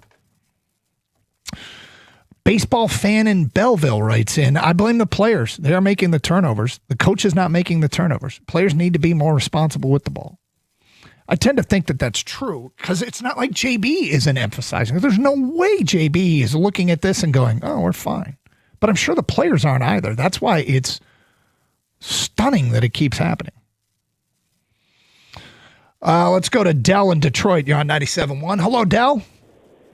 Hey, how you doing? We're good, Dell. Can you hear me? Yep, got you loud and clear. Go ahead. They haven't addressed the glaring problem in the room. The Pistons don't have a point guard. We've seen this before. Remember when Tracy McGrady was with the Magic and he played the Pistons? He didn't have. You can't bring the ball up court being guarded the whole time, set up the offense, and be the offense. The point guard we have is inadequate. He comes off the bench. We need a point guard, and we need a point forward to help. Jordan in his career did not have to be the point guard. Well, Dell, let me ask you a question, though. Let me ask you a question. What do you do with this group right here, right now? Because you're not going to acquire a point guard here. So what do you do? You're not going to win without one. I'm going to tell you that right now. Okay, Dell, what would you do tonight? What would I do tonight? Yeah. Oh, man. Cade has to play off the ball. If you want the lob to during the work, you have to have a threat on the outside. You need someone who can move the ball that can create offense for themselves. We only have one guy that can do it. None of these guys, this is why positionless basketball sucks, is because a point guard is a real thing. You need a guy who can move the ball on his own. Would you give more minutes to Danis? No. They messed up by not getting a point guard. All right, thank you, Dell. Thanks for look, I got it. And those are conversations for the trade deadline. Those are conversations for the offseason. I don't even know if that's given real. up. You've given what? I think there's validity to some of that stuff. Mm-hmm. But at the same time, Cade Cunningham's an MVP candidate because he was running point for this team. It worked. Because he was averaging the third highest total of assists in the NBA this year per game. Because he was averaging 24, 25 points a game. He was able to handle it for 82 games, and now we're in the playoffs. He's getting more minutes. He's having an issue because it's a bad matchup for him. He's getting more minutes, and I think the point guard thing would be the Cade being the point guard thing would work if they were knocking down shots when he got double teamed. He's right. They are making Cade the focus of their defense, he and Durant, and their two best players. They've decided to take them away as best they can defensively and see if anybody else can take care of business for the Pistons, and nobody can. If Duncan was dropping in 3-4 threes a game, if Tobias was shooting higher, which he's been able to do, he has been able to do. If Tobias was, and Tobias is never going to be a lights out 3-point shooter, but what is he shooting? What did he shoot in the regular season? And what is he shooting now? Shot 36.8% from three in the regular season. He is shooting 14% from three now. Well, that's a big difference, isn't it? Yes. And those when those things went away, if those things aren't going to be as reliable, then yes, trying a different way would work. And it's too bad they don't have a point guard. But in the meantime, if they're going to run multiple people at Cade, others have to burn them. Yeah, there's a difference between going 3 for 8 in a game and going 1 for 5. All right, Lions made news yesterday with an option picked up and one not. What is the next move is the question. We will get to that today at 12:31 here on Carson Anderson on 97.1.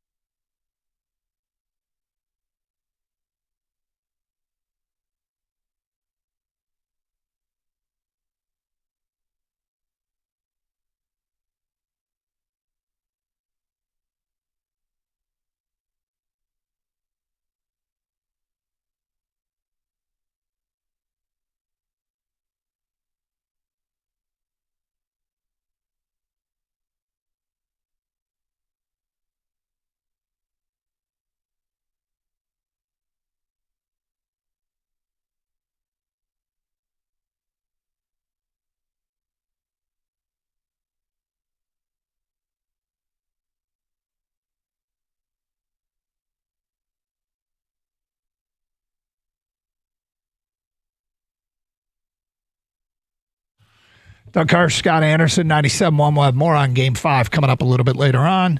Thanks for being with us here on a Wednesday. Are you going to eat that coming up in just about an hour's time? In the meantime, Lions made news yesterday. The fifth-year options. So when you get so people, just so everybody understands how this works, when you get selected in the first round, the way the contracts work, you get a 4-year contract with a fifth-year team option, meaning that in that fifth year, the team can decide: do you want to keep this player for a fifth year, or do you want to let that player hit free agency, or try and negotiate something longer? So, but the thing is, you have to make the call after 3 seasons. So, Jack Campbell, Jahmyr Gibbs have played 3 seasons with Detroit. They have to make a call now on the fifth-year option. In the case of Jahmyr Gibbs, they picked it up for a amount of $14.3 million. How does that number get determined? Well, the number gets determined by your draft slot, the position you play, the number of Pro Bowls that player has been to, and that comes up with the number of what the player is going to get paid. In Jahmyr's case, $14.3 million.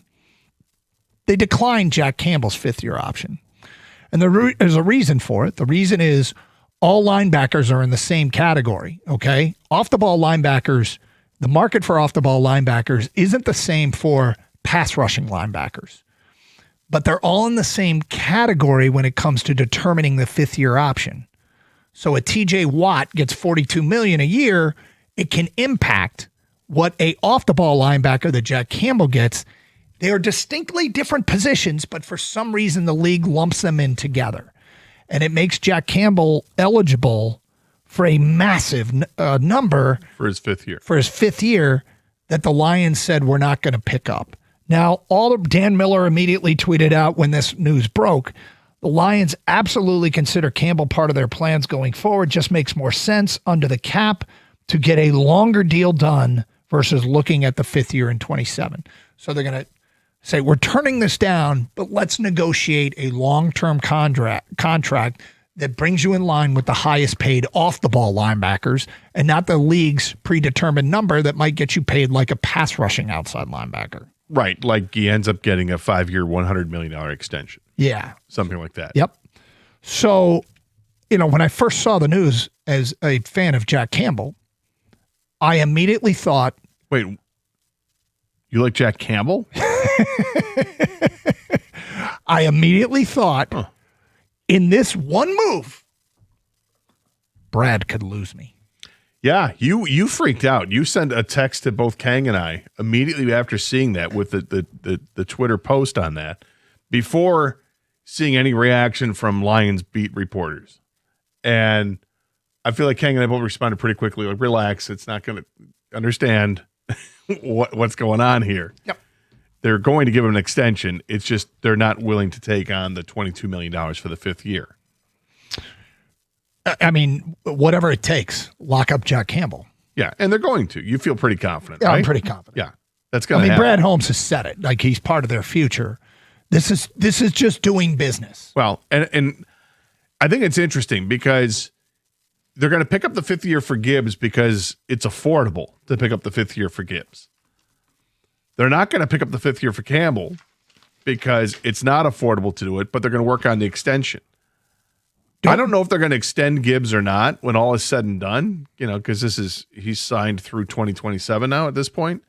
I imagine they will, but that price is going to go up significantly for a running back when they have to come time to go for an extension. It's going to be interesting to see. There's a lot of data that supports not re-signing him no matter how great he is, and we love him. Mm-hmm.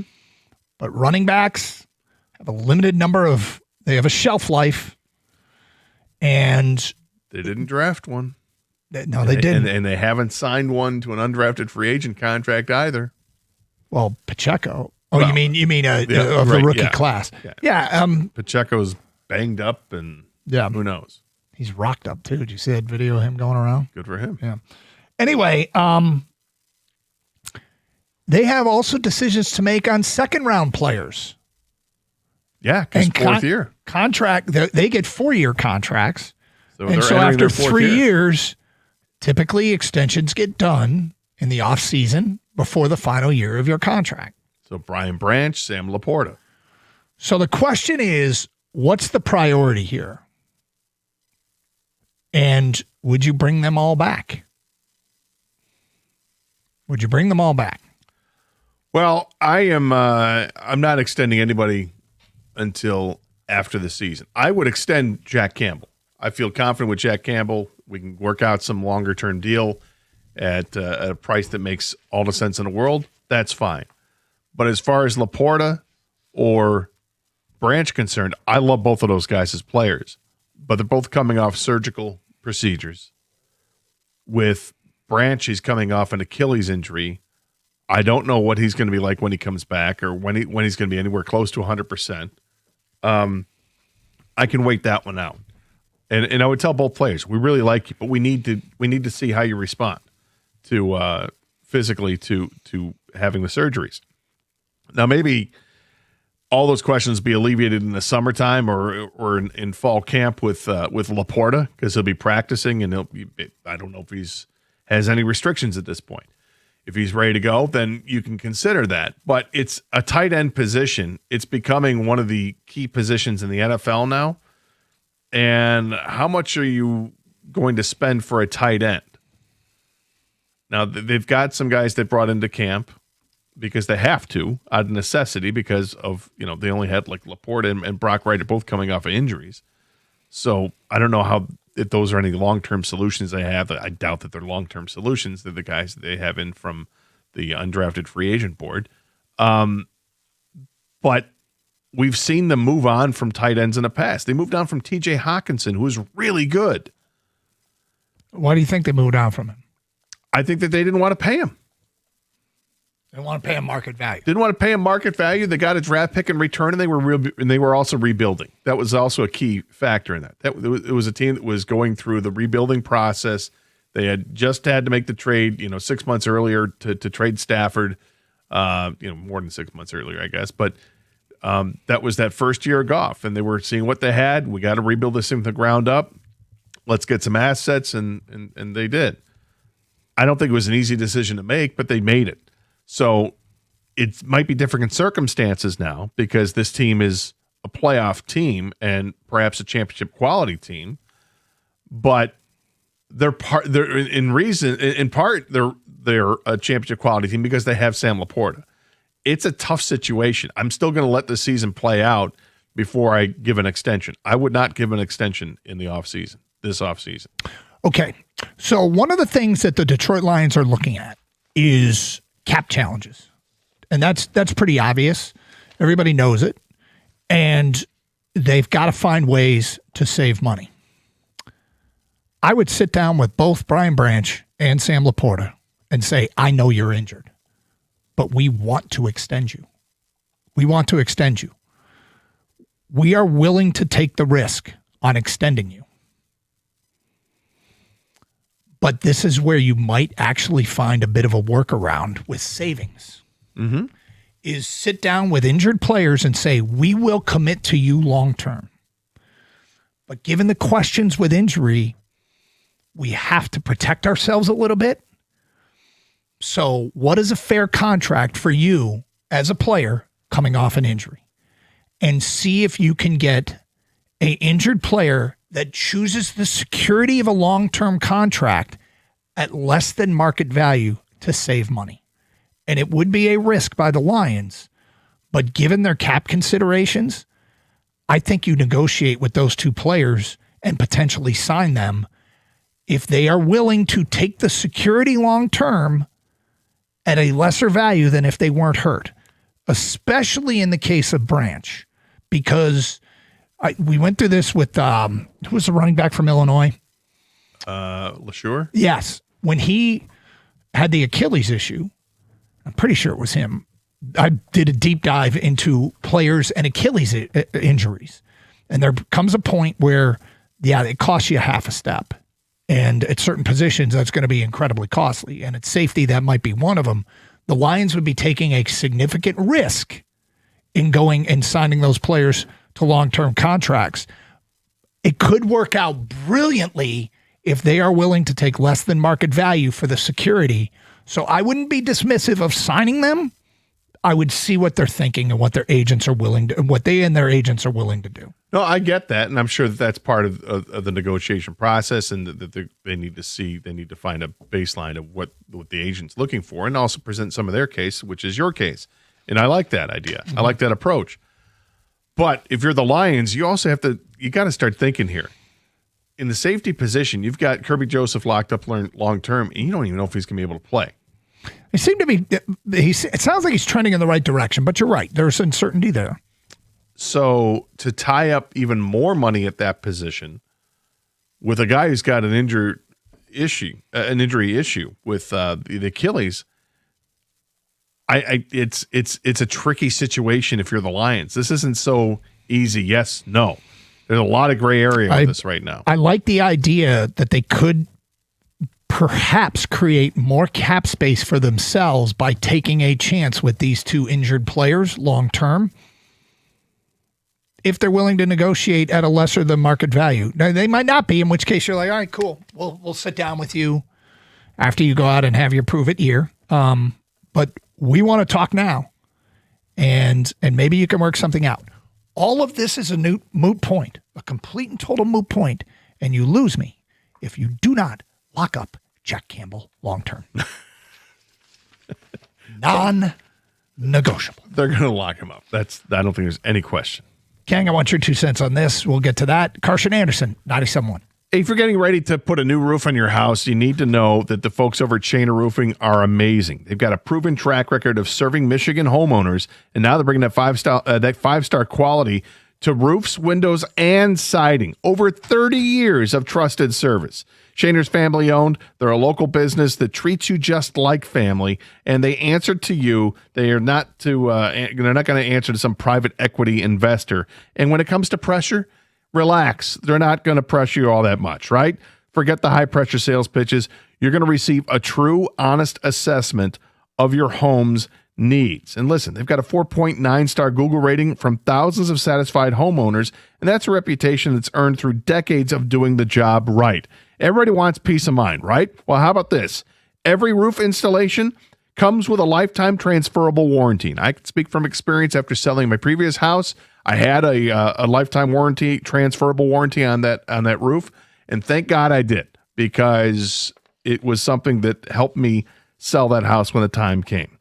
They are locally committed. While competitors are being bought out by outside investment firms, Shaner is here. They're still local, and they're still committed to their Michigan customers. Make sure you check them out. It's Shaner Roofing. Get a quote today by visiting mymichiganroof.com. That's mymichiganroof.com.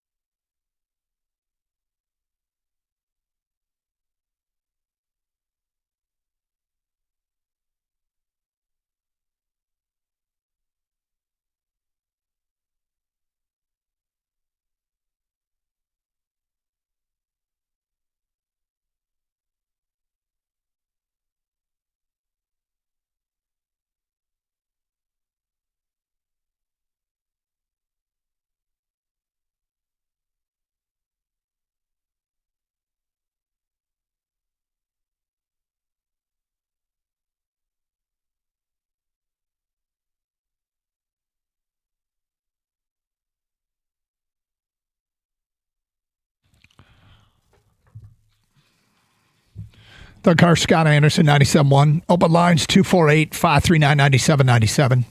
You have something interesting in your show sheet I want to follow up on. First, we're talking some Lions about the contracts of the players that need extensions. And they picked up the 5th year on Jahmyr Gibbs. They did not pick up the 5th year on Jack Campbell because it would have been an exorbitant amount that got him probably way above market value for an off-the-ball linebacker. But they could be getting themselves a long-term contract with him. In fact, that appears to be the plan. Then there's Branch and Laporta, who are due for extensions. Gator says, no, I say negotiate with them and try and get them under market value coming off injuries. Kang, I want your 2 cents on this situation and these decisions that the Lions are making. So for the two that they did make for sure with picking up Gibbs and not picking up Jack Campbell's, I agree with those. Like the Jack Campbell off the ball linebacker, that is a ton of money. And I know I don't love Jack Campbell as much as you, Doug, but I do like Jack Campbell a lot. Mm-hmm. Very important to this team for many reasons. But hopefully they can work out something that doesn't. It's going to be hard. You know how it is. You guys know how it is. The next contract always sets the market. Just you don't want to. How far do you want to set it? And how much? How long is that going to be the number one contract before somebody else tops you? Yep. So Jack Campbell's going to get paid very well, but it's going to be under $22 million per year. The other two are the tricky ones, guys. It's the Branch and Laporta, both coming off injuries, like you guys mentioned. Both important to this team. Both guys you don't really want to lose, but also I think those guys are probably, I don't want to say more replaceable, but I think at some point you're going to have to let guys go, right? And I can see those two positions honestly being the ones that they move on quicker from than they do with Gibbs and Campbell. We would all love to see how it plays out and see if they're healthy or not, but this might be the time to get a quote-unquote discount while they are injured and offer them a contract and say, listen, you're hurt. We still believe in you. We can't set the market because you're hurt, but here's some security, right? Yep. And so I don't know if that works with both of them or one of them because I really like both players. Push come to shove, I probably end up letting Branch go and keeping Laporta if I only can pick one of the two. Okay. I mean, it sucks because not every player that you have and you think is a long-term solution and are trending to be a long-term solution, they turn out not to be. That happens all the time to a lot of teams. So you have to be able to adjust on the fly. The one thing that really probably is they're probably mad about the most is Kirby Joseph's injury because they've locked him up. And to lose him for as long as they did, well, that was obviously a really a huge blow to this team, and hopefully it's one that only impacts 1 year, right? Hopefully. Yep. Hopefully. But, again, we don't know when Brian Branch is coming back, and he's such a key part of this defense because when he's healthy, he is a difference maker. He is a playmaker. He is a problem on the back end. I mean, teams fear that guy. Yep. And I love how he comes up from his safety position and makes plays in the backfield. Love it. Yep. All right. You put something in your show sheet that I found interesting. Today is National Food Waste Day. What did you read about what is National Food Waste Day? I just saw there was National Food Waste Day, so my thinking was it's probably bring attention to not wasting food, but everybody does to some extent. And then I thought, what's the one food item that you buy but you generally waste? And I know for me, there's one in particular that I buy almost all the time, and I feel terrible because I end up wasting a lot of it. What is that? Baby carrots. Really? Yeah. I feel like you buy baby carrots a lot and you don't finish the bag? Yeah. Sometimes I don't even open the bag. I don't know what happens. Baby carrots. Here we go. Easy. So the question is, why do you keep buying them? I don't know. Can't tell you. I like them when I have them. It's not top of mind when I go for a snack. It's a great snack. And yet, I don't always go for it. But it's the one thing that I'm constantly buying. And I'm like, here we go, throwing out another 3/4 of a bag of baby carrots because it didn't get to them. This feels like it's on you. 100% it's on me. Like I feel like most food waste is on the person. Yes, that's why today's national. Okay, I'm going to argue that there's one thing that we waste that's not on us, and it's milk. And here's why. When you go to buy a gallon of milk, or let's say you go to buy a half gallon of milk, which is about what my wife and I need now, and the price of a half gallon is like 30 cents less than the price of a gallon. They way overprice the half gallon. And so pay the little bit more and we get the gallon. And way too often we have to pour it out because it spoils, because we can't finish the whole gallon before it goes bad. But the price, it's way more cost effective to get the damn gallon. And I'm like, 30 cents more, 40 cents, whatever it is. I might have a solution for you with that and still get the gallon and not waste it. What's that? What kind of milk do you buy? What do you mean, what kind of milk? Well, like 2%? Is it typically skim milk? 2%. Is it almond milk? 2%. Okay.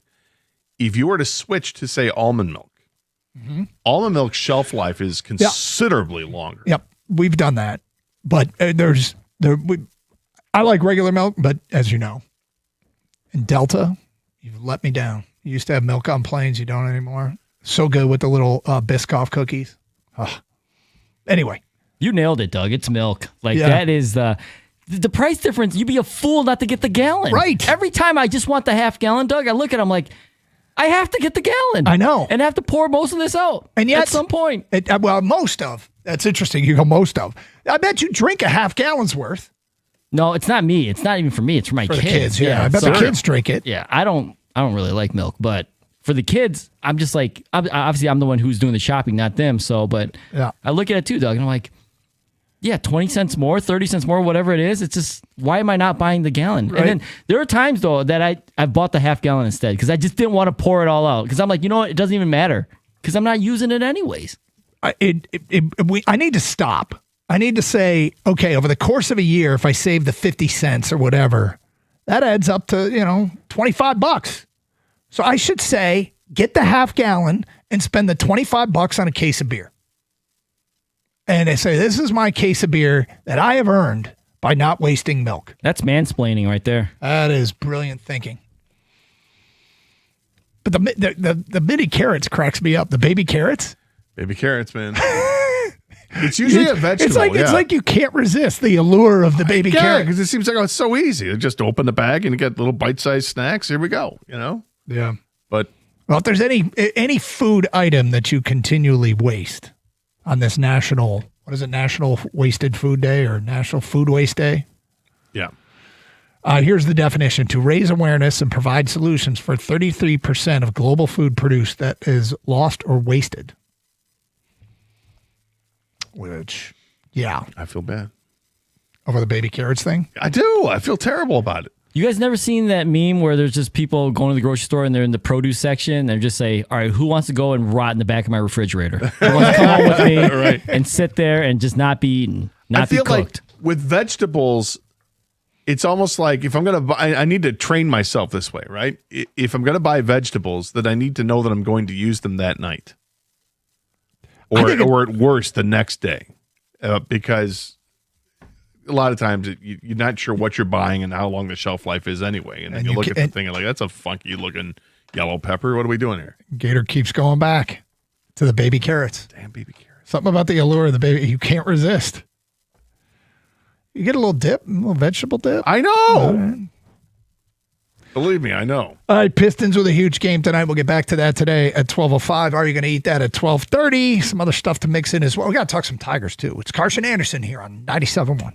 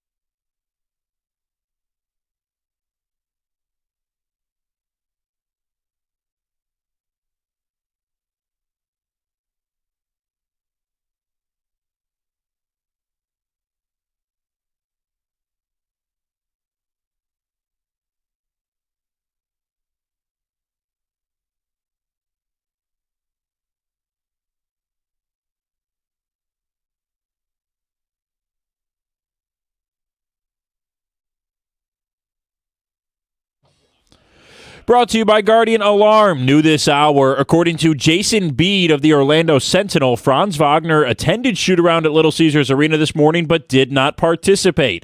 After shoot-around, Paolo Banchero told reporters that the team is not expecting to have Wagner tonight.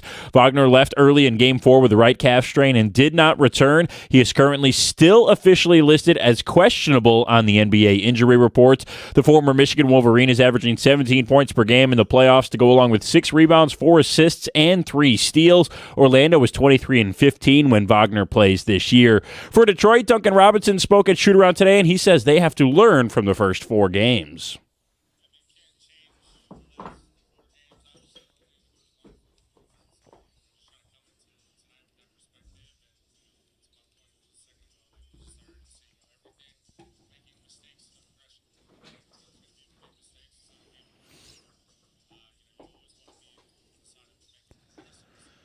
Tip-off tonight is at 7 o'clock and can be heard on WWJ. Pre-game coverage starts there at 6:35. The Tigers also play tonight in their second game of the series against the Atlanta Braves. Tarek Skubal will pitch tonight for Detroit against J.R. Ritchie for the Braves. Skubal has only pitched once against Atlanta in his career. That game was back in 2024 when he went 4 innings, 5 runs, 2 walks, and 7 strikeouts. First pitch at 7:15 here on 97.1. At the Carwell Health Sports Desk, I'm Brendan Shabath. For more, go to 971theticket.com.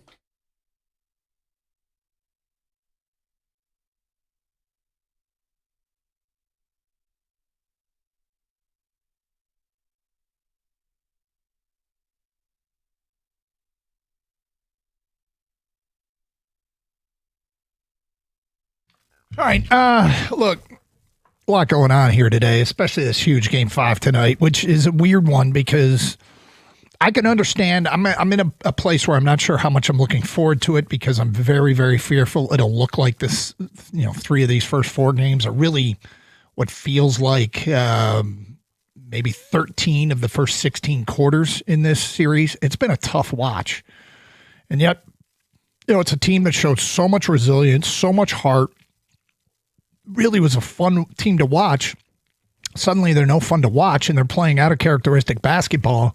Gator's still fired up for it. Kang said he wished after the game on Monday, he wished the series was over to put him out of his misery because you have real questions about whether or not they can turn it around. Yeah, it's not the team I watched all year long. It's not the team that won 60 games and got the 1 seed.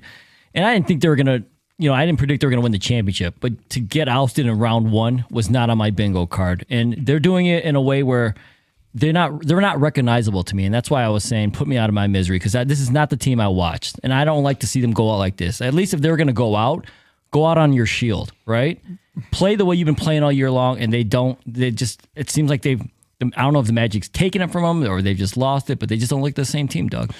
And Gator, you still have the memories of that third quarter of Game 2 that are really entrenched. Yeah, they are, because the team has played great defense throughout this series. Orlando is not shooting the ball well at all. And so then you can take a harder look. Why are the Pistons failing in this? It's turnovers. It's carelessness with the ball. It's frustrating, but that's fixable.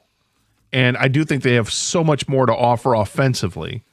Maybe they just have to get it out of their heads. Okay, let's take the lob out of the game.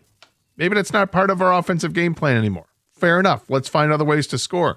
Let's take some intermediate jump shots with Tobias, because he's really good at the intermediate jump shot. Let's start, thinking about stopping at the free throw line. Stop and pop from there. We got some guys that can knock those shots down, and the other stuff will happen when it happens. But if they take care of the basketball, if they just simply take care of the basketball, they win the game.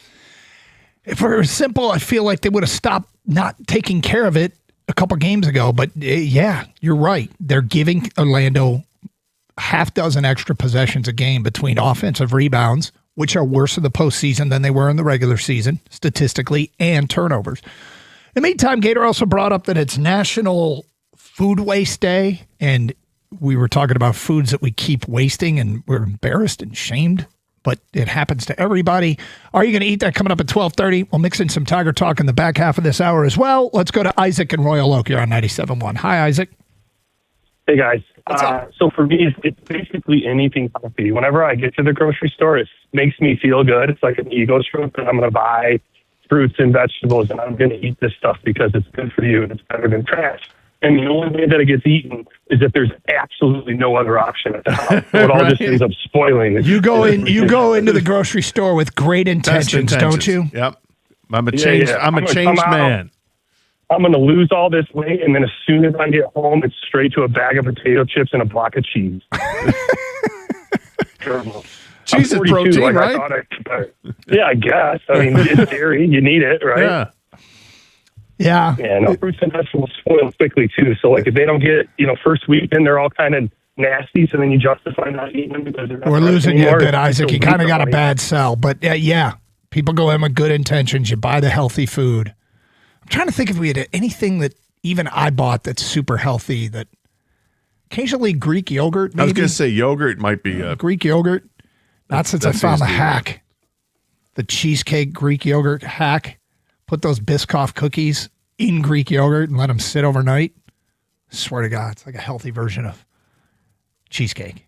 I'm surprised anything healthy, goes to waste at your house, Doug. It doesn't very often. Yeah. Yeah. But then you still got to portion out that cheesecake stuff. It's not like you can make one. Well, that's not really taxing. Well, no, but I'm saying I don't like doing it multiple times. So I like to make one big thing and then go at it. But the second day you try to go back at your hack. Yeah. It's gross. It's watery. It's got some nastiness to it. But the first day it's great. I agree with you. Cheryl is next on 97.1. Hello, Cheryl. Hey, guys. I just wanted to say hi, and I'm with Gator 100%. I buy those little tiny carrots all the time, and I buy hummus along with them, thinking I'm going to have a great little snack and be really nutritious, and they all go to waste. The other day, my husband was in there saying, you got 4 hummuses in the fridge right now. 4? And that's where they stay. They pay rent? They should. Cheryl, you have great intentions. Great intentions. I do. I have really good intentions, but they never transpire. Yeah. Well, I hear you. My wife is always like, every month or so, whatever. She's like, I want to start making more salads, eat more vegetables. Can you buy all this stuff? Because I do all the grocery shopping. Yeah. I'm like, yeah, sure. And I always lie to her and say they didn't have any of that stuff because I know it's just going to rot in the fridge. Hold on. You tell your wife that they don't have lettuce at the grocery store? I'm like, they just ran out. Bad time. I don't know. Yeah. Seriously. Doug, because when I do buy it, it just sits and rots in the fridge. And I'm like, oh, look at that. Rotting in the fridge. You ever going to eat this? That's why I say I'm getting better at it. Is when I do buy vegetables, it's because I'm going to make that meal that night. You have to. You have to plan it out. It's got to be the discipline. Yeah, because if you think, I'm going to do it at some point this week. Nope, you already lost. Yeah. It's already rotting right now. Look, it's an easy follow through. If you aren't going to eat it, though, you're smart. Don't buy it. I love the lie. It's a lie with good intentions. I'm saving us money. Yep. Like I for instance, I bought a couple bags of salad, like Caesar's salad. Like the premix or whatever, pre-washed. A couple days ago, and I also bought 3 cooked chicken breasts. They were like grilled chicken breasts. And the first day that I brought it home, I had the intention of eating one of them that night. I'm like, and it didn't happen. So then last night, I'm like, I gotta do this because I do not want this to go to waste. So I took 1.5 chicken breasts and I shredded it up and made the salad and it was delicious. But now I'm like, when's the next time I'm going to have this salad? I got to shred up the chicken again and then have the salad. Not tonight. Am I going to have it on Thursday night? I don't know. We'll see. And then I hope I don't waste it. You get to Friday, I'm like, well, Friday, I like to go out on a Friday night, maybe grab some food. There you go. You got to eat it. Clock's ticking. Get it done. Yeah, dude.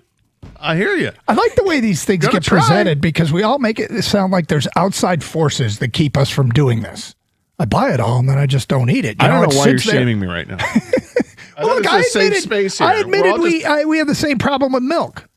That we pour out a lot of milk because the gallon cost is so much more cost effective than the half gallon.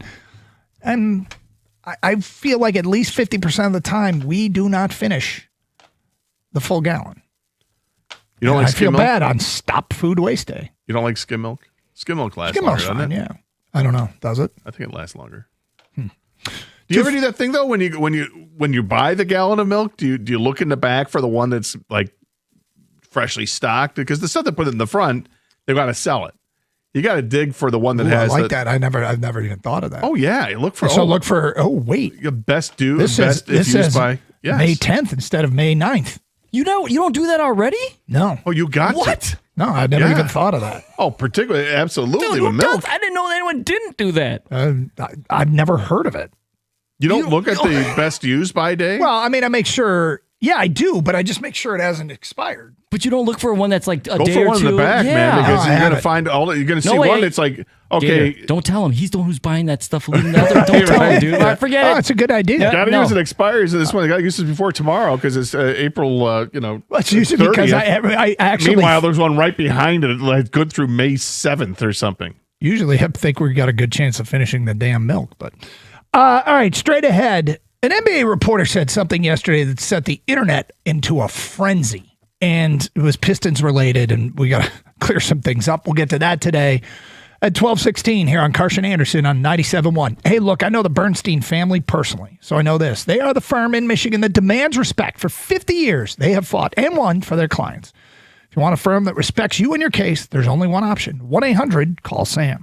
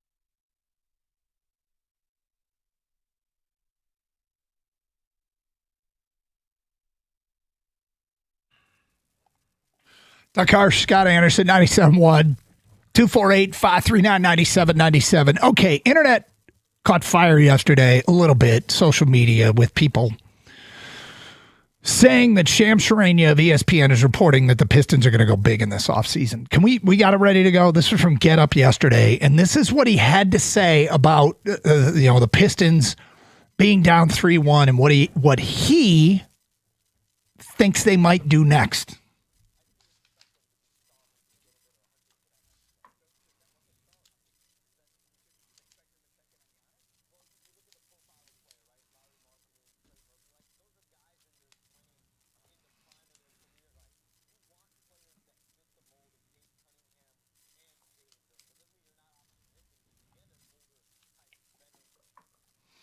Okay, that was in part what he said.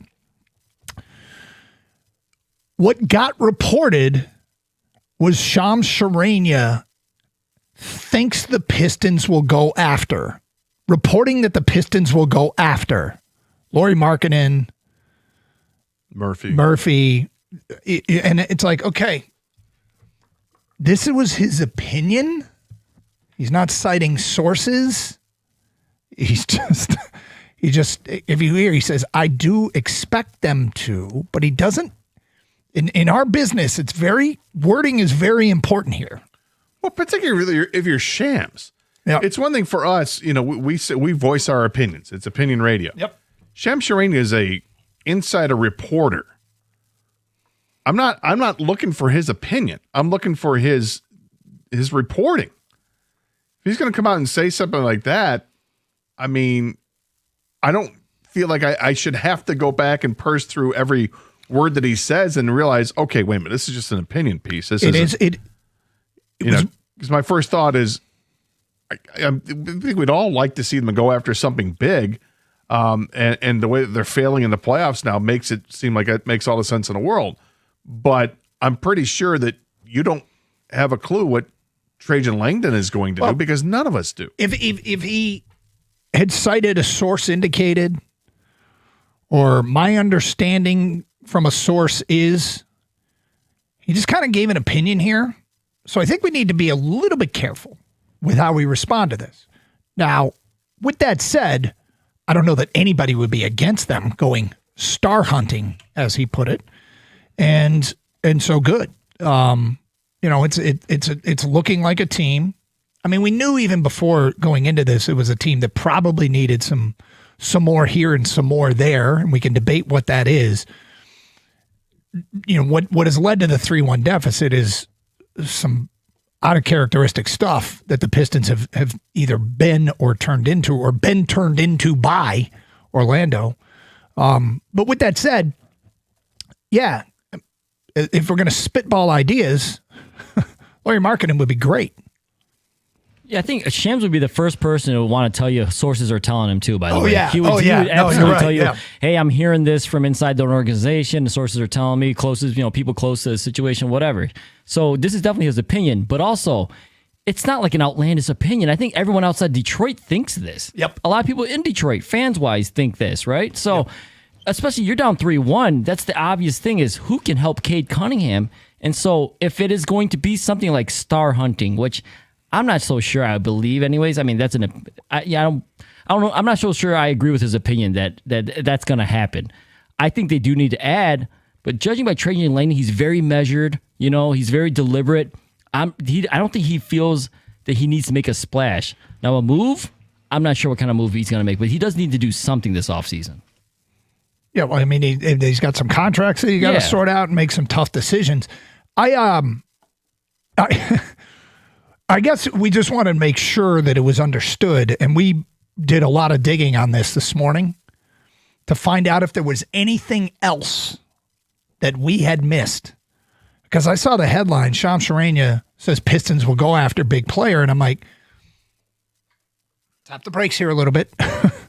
That's not, I think, an accurate characterization of what he is reporting or saying. He is saying he thinks they'll do this, but he didn't cite any sources. So now, is it something that they would strongly consider? I think stands to reason And who out there is going to say no to a star player?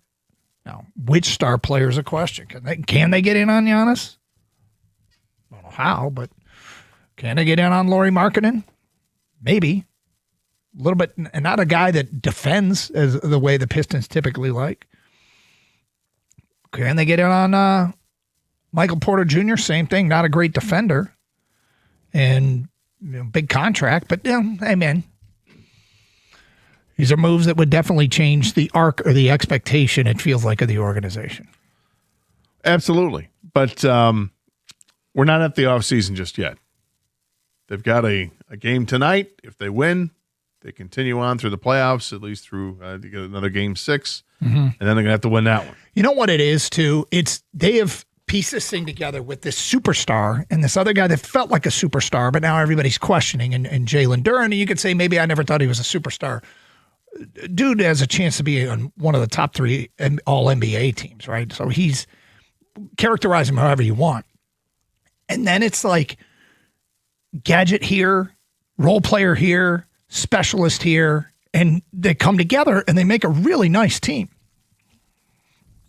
They probably need another well-rounded player. And if you go back to the beginning of the year and you go back to what the game plan was, they probably thought that well-rounded, versatile guy that can do a whole lot is going to be Jaden Ivey when it's all said and done. Well, I think that was a high end, right? I mean, he was a high draft pick, and Jaden Ivey was spectacular in college and showed in the NBA that he has high-end ability. But obviously injuries, and they moved on from him. He's not that guy. The guy who I think now they feel like should be filling that is Asar Thompson. Asar's going to have to spend this entire offseason working on a shot. Mm-hmm. He's got to develop a shot. Yep.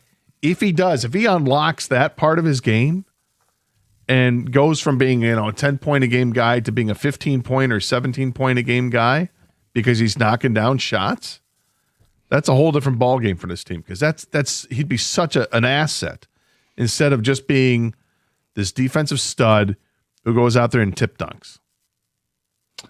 All right, feedback coming in here. Rick in Can says, hey, Gator, instead of throwing out those baby carrots, you can throw them out into the backyard for local animals. No. Rabbits. Nope. Gator rabbits. You can feed the rabbits. Nope. You've got rabbits everywhere. I had them last year. Hoping I don't have them this year. First time in that I've lived in that house, and I've been there now for 13, 14 years. That was the first time that I saw rabbits. Next text. Actually, here's 2 of them I want you to respond to. Unnamed texter says, baby carrots are the best snacks for dogs. Whenever they get close to going to bed, freeze them after sitting them in some bone broth. It's the best dog snack ever. Next one. Gator, don't waste your baby carrots. Share them with Lois. Extremely good for doggos. Doggos. Yeah. Lois is a very strict diet because she has pancreatitis, which means that she has to avoid just about everything. Really? Yeah. Carrots, no good? I'm not sure if carrots are good or not, but sound like they would be. I would think, but there's sugar in that, and is that bad for her? Yes. So, yeah. I'll stick with the food that I give her. Unnamed texter, for an episode of Are You Going to Eat That? You should hand Gator a bag of baby carrots and ask, are you going to eat that? By the end of the week? From Scott Kang, this is great. Seriously, the grocery store ran out of lettuce. It's crazy. Who knew? It happens. Come back to all they had was cabbage. Yeah. Doug in Williamston, I love milk, but we buy straight from the farm. It lasts longer. I don't know if I got a lot of local dairy farms nearby. I could drive to Williamston and get it fresh out of the cow. Is that what he's saying? What, do the raw milk thing? Yeah. Is that what you want to do? Yeah, well, that's what he says. I think some of those nicer food markets will have them from the farm. You know, Frank in a truck. LOL. There's a reason for pasteurization. Frank in a truck. LOL. I always waste spring mix or spinach. Most of the time, it never gets opened. Shaking my head.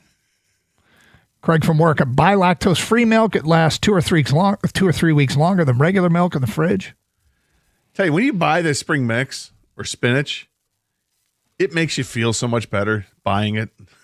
Not actually eating it, just buying it. Just buying it. You feel like I've really accomplished something. I'm starting something great. Is that how you feel, Gator? You feel the pounds melt off. Right, look at that. It's a new me. And then next thing you know, you're like, oh, French bread pizza. That sounds good. My cholesterol dropped. I just bought a bag of lettuce. Yeah, I just bought it. Dan in Oak Park, I seem to always waste sour cream. Once it gets watery, I don't want to eat it anymore.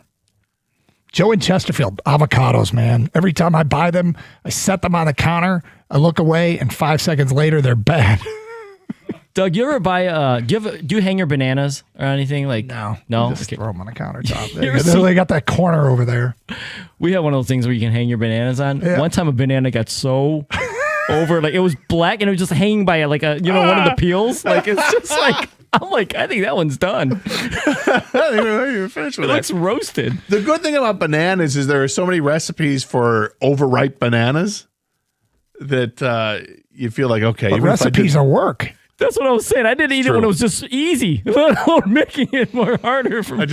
I started, when you're doom scrolling, whatever comes up, I think I have like 3 recipes saved that involve ripened bananas and combine this with Greek yogurt and honey and whatever else, oats, and stir it up and bake it at 350, and all of a sudden you've got great banana bread or whatever. You gonna make any of them ever? Yeah, I hope so.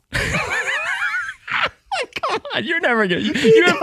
Doug, he has 3 BS recipes. The moment it came out of his mouth. They're saved apparently, Doug. I just saved them like yesterday or 2 days ago. Yeah. Yeah, I hope so. Yeah. Let us know when you make that banana bread. I will. Hey, the hottest day of the week just got hotter. That's right. Twin Peaks brings hump day to a whole new level. It's your last week to get in on bourbons and brews before they transition to summer and tequilas and cervezas. And what makes Wednesdays even better? Local playoff basketball. Boy, must win. Season-defining game, right? So the hottest Twin Peaks girls in the state decked out in their finest black lingerie. Playoff basketball at 7, the coldest draft beer in the country, poured at a bone-chilling 29 degrees into that mug that's been freezing for 6 hours.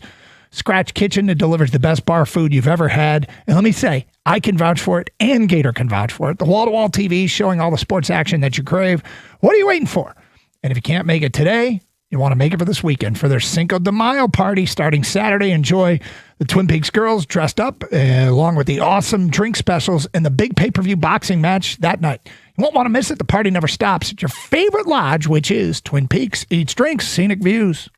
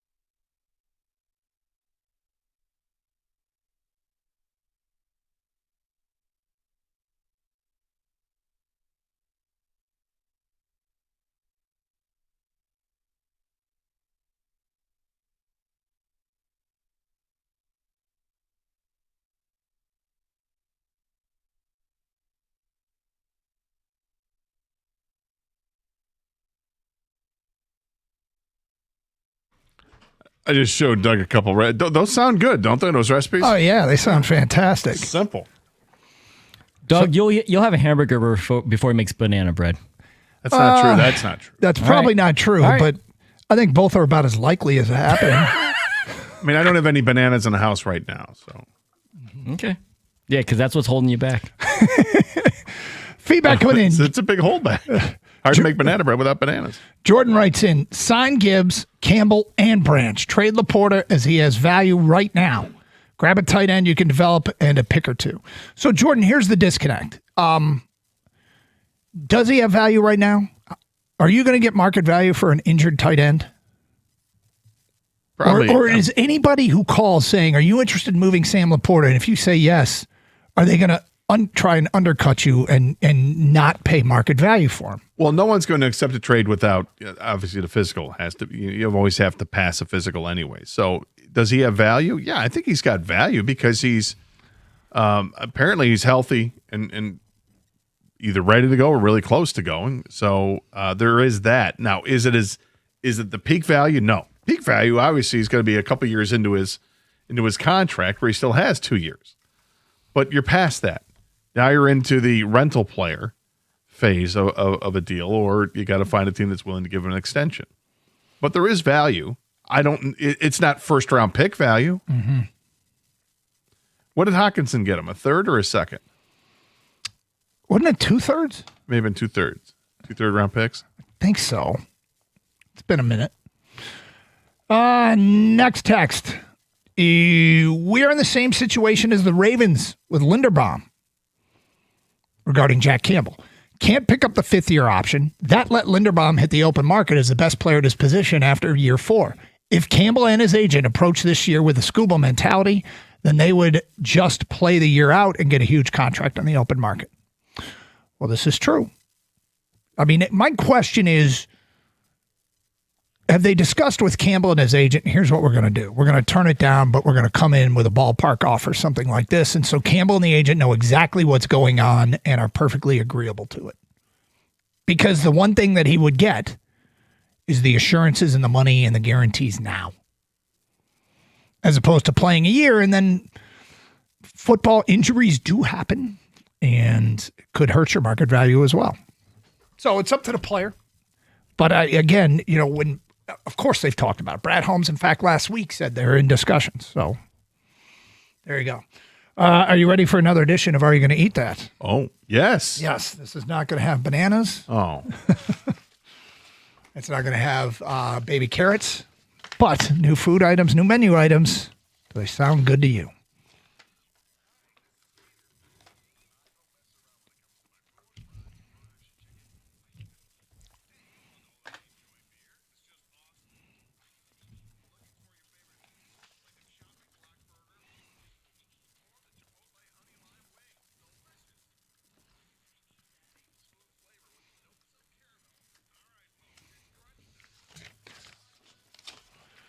All right, my man.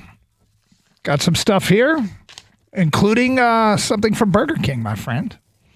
Although it's Burger King Japan. As part of a collaboration with the Japan Sumo Association, Burger King is releasing something called the Baby Body Burger. I love how Doug thinks that's going to appeal to me because it's sumo. So it's big fat guys. That's not where I was getting at, but this is a burger stack, 5 charbroiled beef patties, 4 cheddar cheese slices, bacon, lettuce, tomato, and pickles on a sesame seed bun, topped with mayo, mustard, and a umami-infused tomato paste-based Aurora sauce. Gator, the Sumo Baby Body Burger with 5 patties and all that stuff. Are you going to eat that? No, I'm not going to eat that. No, the Burger King Whopper is delicious. Anytime you start adding more and more patties to the mix, it has no appeal to me. Yeah, I think the best I can do is 2 patties on a burger. Like if we go to Five Guys, they give you a double patty like cheeseburger, and those are delicious. These are smash burgers. Not this. This is flame broiled 5 patties. This is just, of course, it's for sumo wrestlers. He's out. Kang, what about you? Do they have a junior? Because they have a Whopper Junior. I feel like maybe the junior, but no, not this. That's just too much, man. I'm intrigued by the umami tomato paste thing. I'd like to try that. A single patty version would be fine. Why do they have to go with all this crap? This is 5 patties, Gator. You're out. I'm out. Doug, if it was impossible, obviously. No, I wouldn't even do that. It checks in at 1,876 calories. Oh, is that it? Yeah. You're done eating for the day. So for the week. It's 3 no's. Snackolator. This is McDonald's in Germany. They've dropped the new Grimace menu. How do you feel about Grimace? I love Grimace. Yeah, in fact, I was at McDonald's the other day to pick up breakfast on the way into work, and the woman who took my money, she had the cashier. They're called. I was gonna say, did you get robbed? I think they called the cashier. Yes. Well, maybe. She had on it was a purple hoodie with a Grimace logo. It was awesome. I almost said I want one in on that. I love Grimace. All right, so let's see how much you love Grimace. McDonald's in Germany has come up with their purple burger, a Grimace shake, a purple sauce, pie, and mini donuts. The purple barbecue burger that has purple sauce, purple cheese, purple bun. The Grimace shake is a purple blueberry shake and cream sauce. The purple blueberry and cream cheese pie is their Grimace pie. And their purple McPops mini donuts are filled with blueberry, all on the Grimace menu. Gator, the Grimace menu. How are you going to eat that? I'd eat everything on the Grimace menu except for the burger. That's too much. I mean, I get it. Okay, it's a gimmick. There's the purple bun, but purple burger, purple. And no, I don't need everything to be purple. Because when it comes out, it's going to be purple, and that's going to scare me a little bit. But you'll know what it's from, at least. I guess, but it can't be healthy for you.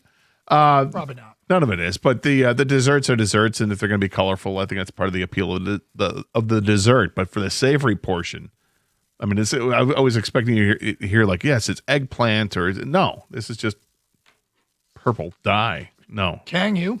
I agree with you, Gator. I think everything but the burger. I don't need that to be purple. That looks weird. The other stuff you can get away with because it's dessert, like you said. You eat with your eyes first. If it's unappealing to the eyes, like a burger, purple burger, that's unappealing.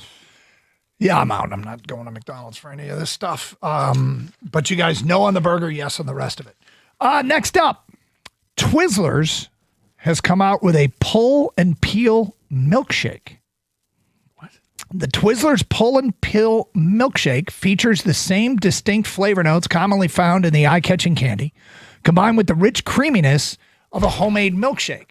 Blending strawberries and cream ice cream with fresh milk, the resulting mixture is then topped with a swirl of whipped cream, vibrant sprinkles, and a hearty supply of Twizzlers pull and peel pieces, allowing you to tuck into a frothing milkshake and Twizzlers' famous gummy candies in one single dish. This is apparently available at Hershey World locations in Hershey, Pennsylvania, Times Square, Las Vegas, Niagara Falls, and Singapore.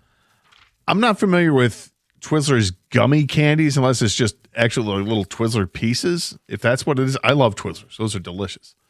To have those mixed in with a milkshake, yeah, that sounds fine. I'd try it. Okay, can you? So I looked it up, Gator, because I had to be sure here, and it's like, yeah, it looks like they cut up the Twizzlers into like small gummy sizes. I like Twizzlers as well. I don't know if I want this in the shake. I feel like the milkshake's just fine the way it is. I don't need the Twizzler part, so I guess technically I'm out because I'm not modifying it. Yeah, this doesn't sound better than the Blizzard, so I'm out. There we go. Yep. Next up from Kool-Aid. Oh, yeah. Yeah. Kool-Aid. Careful. With its we got a wall signature right there. Sweet tart flavor and light chuggable feel, Kool-Aid has been a staple on shelves for generations. It is squarely back in the modern day drink conversation as they've officially dropped the first ever drink with a hydration benefit. The new Kool-Aid Hydration Electrolyte Powder Drink blends the brand's signature flavor of 4 essential electrolytes: sodium, potassium, magnesium, and calcium. It's also made with 0 sugar and contains no artificial dyes. Available in grape tropical punch and blue raspberry lemonade. The new Kool-Aid Hydration Electrolyte Powder Drink Mix. Gator, are you going to eat that? I would. Absolutely. It meets all my needs there. The fact that 0 sugar, I love Kool-Aid. I think it tastes delicious anyway. And then you're going to add the electrolytes. Yeah. The only thing that has me hesitating on it is it's the powdered form. I wonder if they're able to concentrate that into the liquid form, like the Mio water, like that I make every day, which is 0 sugar. And I actually have been using one that's electrolytes. I think that would be awesome if they can do that. But it sounds great.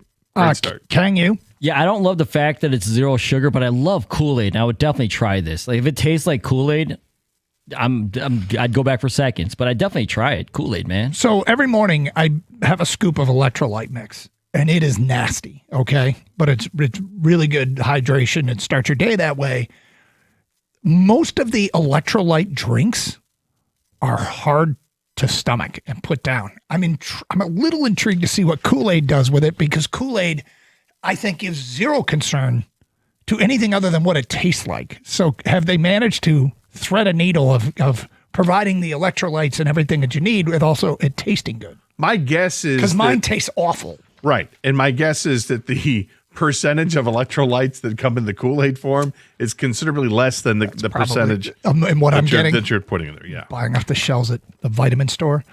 All right, next up, Almond Joy has teamed up with Breyers to release the first ever frozen dairy dessert flavored like the 80-year-old candy.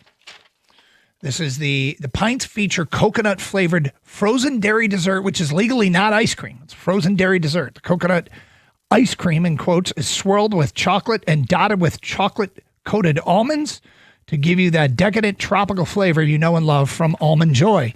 Scott, the Breyers Almond Joy frozen dairy dessert. Are you going to eat that? No, I'm not. I don't like the two candies that I didn't like growing up are Mounds and Almond Joy. No. I don't mind almonds. I don't mind chocolate, but you throw the coconut in there. It's the texture of the coconut that I do not like. And I want nothing to do with this. Can you? I am the opposite of Gator. I like coconut and Almond Joy and Mounds. So yeah, this sounds delicious. I'm a coconut guy. I actually think I might try this. Oh no. Yes. How do you feel now? Yeah, right. Not as good. No, I'll still try it, Doug. Speaking of which, I drove past Dairy Queen. They've got the new Cinnamon Toast Crunch dipped soft serve. Are you ready to try it? Or are you waiting for it to get warmer? Oh yeah, no. I was ready to, but I didn't. It wasn't happening that day. But may not be as messy if you have one today. Perhaps. All right, straight ahead. Let's talk some Tigers, including something that was never on my radar, or probably yours, and it's become one of my low-key favorite things to watch about Tiger baseball. We'll get to that today at 12:48. It's Carson Anderson here on 97.1. One thing you do not want to be a mess is your yard. You want it to be green, weed-free, lush, awesome. If you want all that, then contact the great folks over at Natural Way Lawn and Tree Service, where you get green and stay green with Natural Way. 888-GET-GREEN is the telephone number, and you get green and stay green and save green when you prepay. Call by the end of the month to get the early bird discount. Natural Way, they've been serving Michigan since 1990, and they offer a 100% satisfaction guarantee. For greener grass and fewer weeds, early treatment is key. I can't stress that enough. Programs are designed to strengthen the turf, improve the color, and, of course, control those weeds. You see dandelions? That's a problem. Those are weeds. They'll choke out your lawn and rob it of nutrients. Make sure you contact Natural Way today, and they're going to take care of all of that for you. Start early for the best results, and they also offer tree care and pest services. I mentioned earlier, it's easier to prevent a problem than it is to fix a problem. So call now, 888-GET-GREEN, and for a limited time only, you purchase a full lawn program, you'll get free grub control, but you have to mention my name, Gator, and the station 97.1. Again, 888-GET-GREEN, or go to naturalwaylawn.com.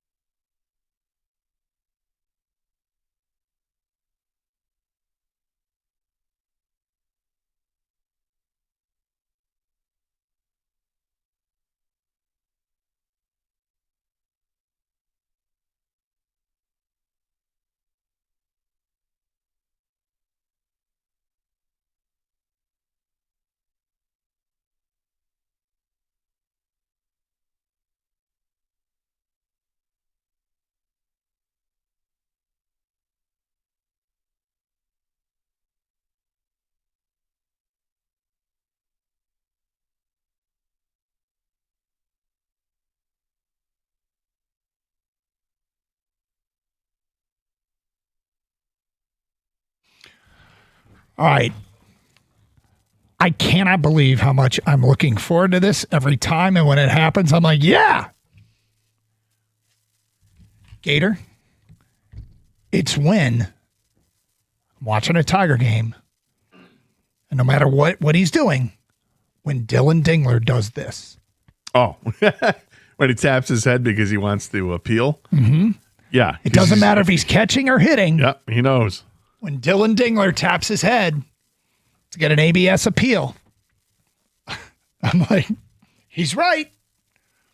He's right. Did you hear that stat last night during the game that the Braves are less than 50%? Yeah. Dylan Dingler is 14 for 16 on ABS challenges this year. It's pretty good. Yep. Pretty good. Yeah, we also called him out yesterday on the show, and then he went out and had 2 for 3 with a walk. That's a good point. Good for him after going 1 for his previous 21. Now, unfortunately, they lost the game. Yeah. And they lost probably the bigger stories because you're going to lose games, and it sucked. And a game is completely different if there's another, 3-4 feet on that Kevin McGonigal fly ball to right field with 2 aboard. Yeah.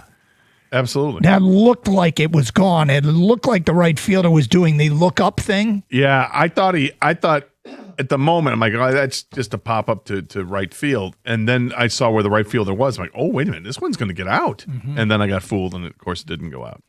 I went through the roller coaster there in 5 seconds. Yep. And they were losing, I think, trail nothing. They were losing trail nothing. It was either 2-0 or was it 3-0? It was 2-0. And I think it would have given a lead. Yeah. But it's only 325 feet down the right field line. So we took that swing, and McGonigal, I mean, this was one hell of a uppercut. You could see it had the look of a pop-up. Yeah.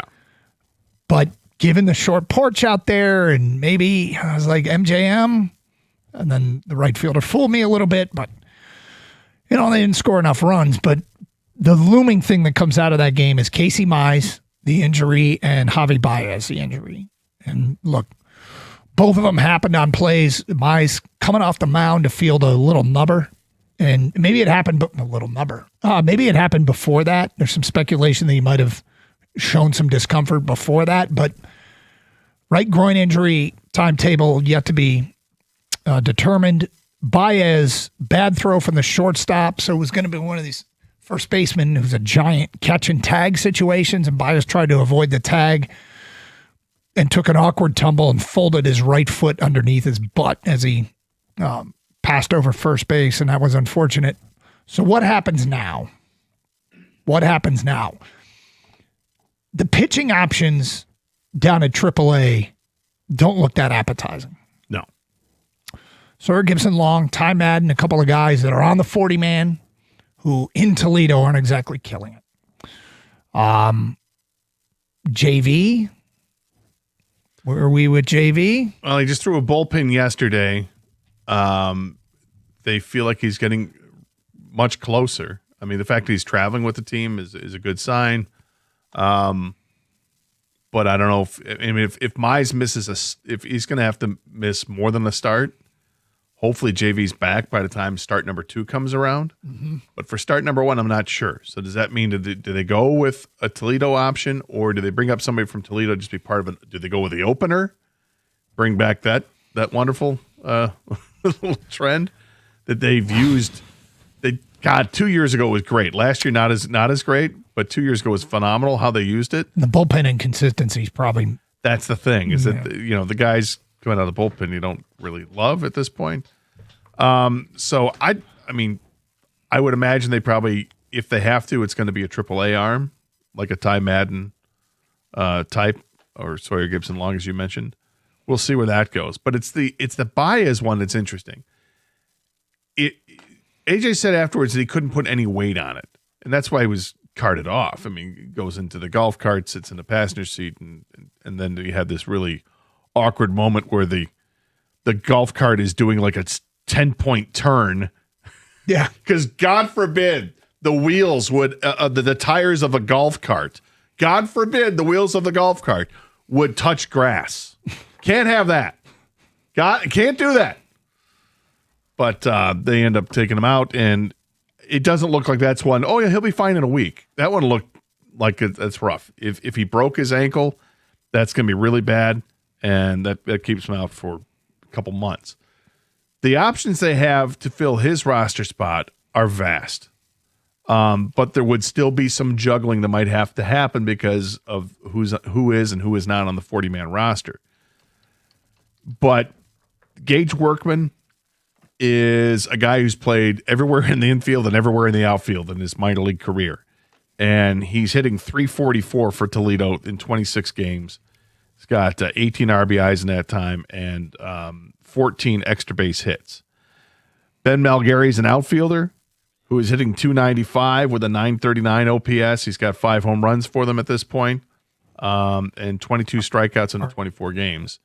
As I'm trying to figure out which is the guy that they're going to look to. Or Corey Julks is another outfielder who hits for a ton of power. He's got 5 home runs already, 18 RBIs in just 22 games. His OPS is at .873. But everybody wants Max Clark. And it's just ironic because yesterday, Scott Harris, before the game, was talking with media members and explained why it's unlikely for Max Clark to come up soon. They want him to be completely ready to come up when they bring him up. They don't want to bring up guys, their prospects or top prospects, only to be sent down. They want them to come up and stay up. Kevin McGonigal made the decision really easy with how he approached in spring training. Max Clark had a rough spring. Max Clark got off to a great start at Toledo in his first 17 games. His last 7 games, he's hitting barely over 100 during that time, and his OPS is below 400. And they still want him to get better and better in the outfield. He's going to be a fixture in center field. But as you pointed out during a commercial break, he did drop a pop-up in center field last night. It's going to happen. I don't know if he lost in the lights or what happened there, but he's not just ready to come up. But those comments happened before the game. And then you have the Javi injury. And because Javi plays shortstop and center field, where do they go? Because of that versatility, makes me think it's going to be Gage Workman, but we'll see. Yeah, there's decisions that need to be made, and it's going to take some time and before Clark is ready. The pop-up that he dropped last night, and it was a bases-loaded situation.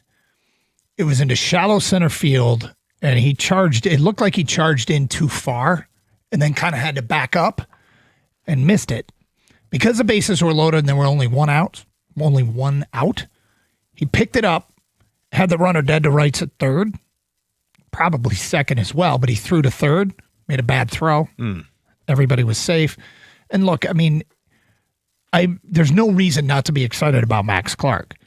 The McGonigal thing's got everybody fired up. But until we see, the Max Clark plays more consistently and earns a playing time in Detroit, which will come eventually. Yeah, no, overall, he's not going to be the guy, probably. No. And overall, he's hitting .303 on the year at Toledo in 25 games. His OPS is at .821. He's got some good numbers there. He has 9 doubles during that time, which leads the Mud Hens along with Gage Workman, who's also tied with 9 doubles. He doesn't strike out a ton. He's only struck out 15 times in the 25 games. And he's drawn 13 walks. So that part is McGonigal-like, that neither guy strikes out all that much, and they walk. McGonigal's, I think he walks as much as he strikes out, and with Clark, it's real close to it. There's a lot to like, but yes, needs more seasoning, I think, before they're going to give him that opportunity, even though there's an opportunity that looked like it might present itself here. Gage Workman has been in the organization for some time. I think at one point he was on their prospect list. I don't think he's there anymore. Well, he's 26 years old. So there is that. He's been a minor leaguer for a while here. He has 2,170 at-bats in his minor league career. That's a lot. He's a career .250 hitter in the minors, a decent on-base percentage of .331, and a good OPS at .778. This year he's off to a really good start because at 26 you should be. At this point, he's probably a 4A player, but that kind of is what it calls for right now. They need a 4A player. 248-539-9797. If you want to talk a little Tigers, we also have Pistons discussion that we'll get back to in the 1 o'clock hour. Also, every once in a while, something happens in sports that everybody goes, wait, what? Why? We'll get to that today at 102. Here on Carson Anderson. The Tigers, meanwhile, back in action tonight, and it's Skubal going against. Did you see this kid that is pitching for the Braves? making his second career start. J.R. Ritchie? Yeah. Did you hear his story? No. Apparently, he's a Seattle native. And last year during the playoffs, he was in the stands for Game 5 between the Tigers and the Mariners. He was just being a fan of the team he grew up watching. Was he complaining that school didn't come out to pitch the 7th? I don't know. Oh. But he was in the stands watching that one.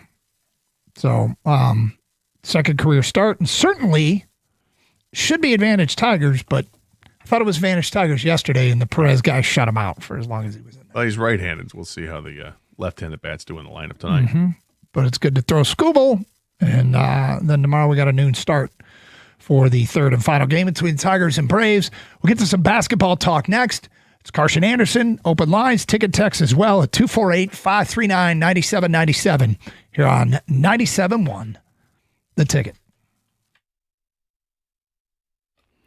Brought to you by Michigan Lottery. New this hour, Michigan basketball head coach Dusty May spoke with Front Office Sports today and was asked why he still has not signed his contract extension. May said that it's just a formality and he plans to sign the deal this summer. He said, quote, "We've agreed to the broad terms. I'm signing it in July because there's I's to dot and T's to cross," unquote. May told Ward Manuel that he was, quote, "not going to entertain another college job," and that agreement was essentially signing a contract until both parties could work out the details.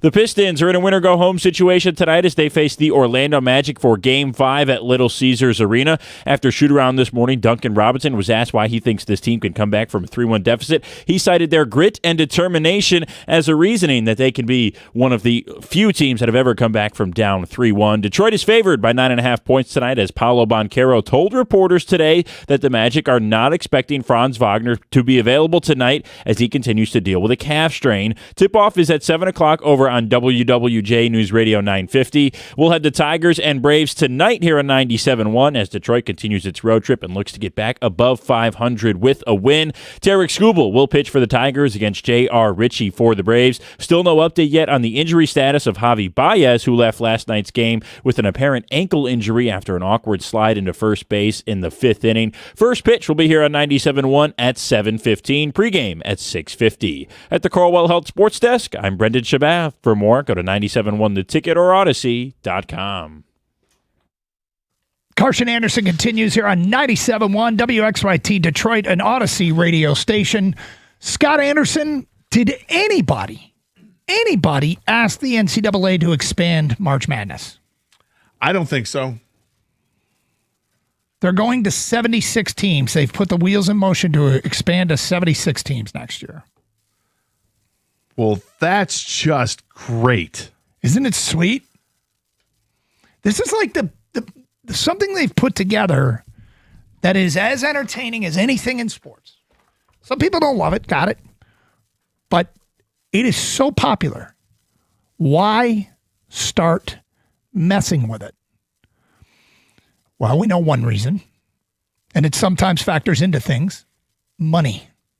Every once in a while, people make decisions for money. What? As we pointed out, if you start making decisions solely for money, the next thing you know, your NFL team is building a stadium between some oil drums and an empty field in Hammond, Indiana.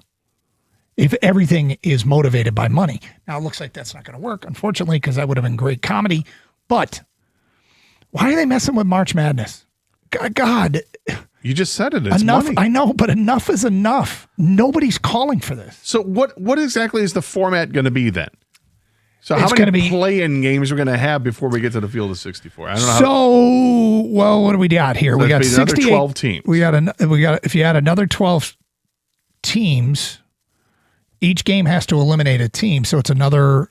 Is it another 12 teams? No, we're going from 68 to 76, right? So it's another 8 games. 60. So you're adding 7 more I games. always think it's 64 because it's 64, but No, you're adding 8 more games to what they currently have. If you're adding 8 teams, every game has to eliminate a team. They currently in 68, with 68 teams, you play 67 games to make up the whole bracket. So you're adding 8 games. So now with 76 teams, they'll play 75 games, which means these are all Tuesday, Wednesday games. But I'm like, okay, so they're going to sell these to more networks or they're going to sell them to more venues. So the first Tuesday and Wednesday will not be exclusively owned by the city of Dayton, which is also just this weird little thing that March Madness has. There are 2 sites in college athletics that are permanent. 3. Omaha for baseball, Oklahoma City for softball, and Dayton for the first 4.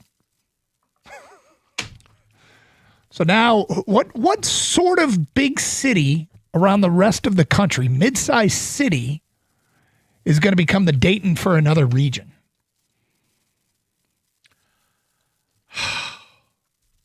I don't know. I think this is somewhere in Iowa. I'm just thinking like Rust Belt and. Well, do they like spread them out Omaha over for basketball now? I don't know. They got to spread them out to the different regions, right? All right. So in the West, do you go California or do you go somewhere else? And you go Colorado Springs, Colorado for the West. I was going to say Colorado Springs, Reno. Sure, those both work. Boise. For the South, you put it in Montgomery, Alabama. So somewhere in Alabama. Shreveport. Yeah. And for the East, like Worcester, Mass. Dover, Delaware. Camden, Dover, sure. Actually, Rhode Island. Wouldn't be surprised if they use Providence. But again, bravo, NCAA.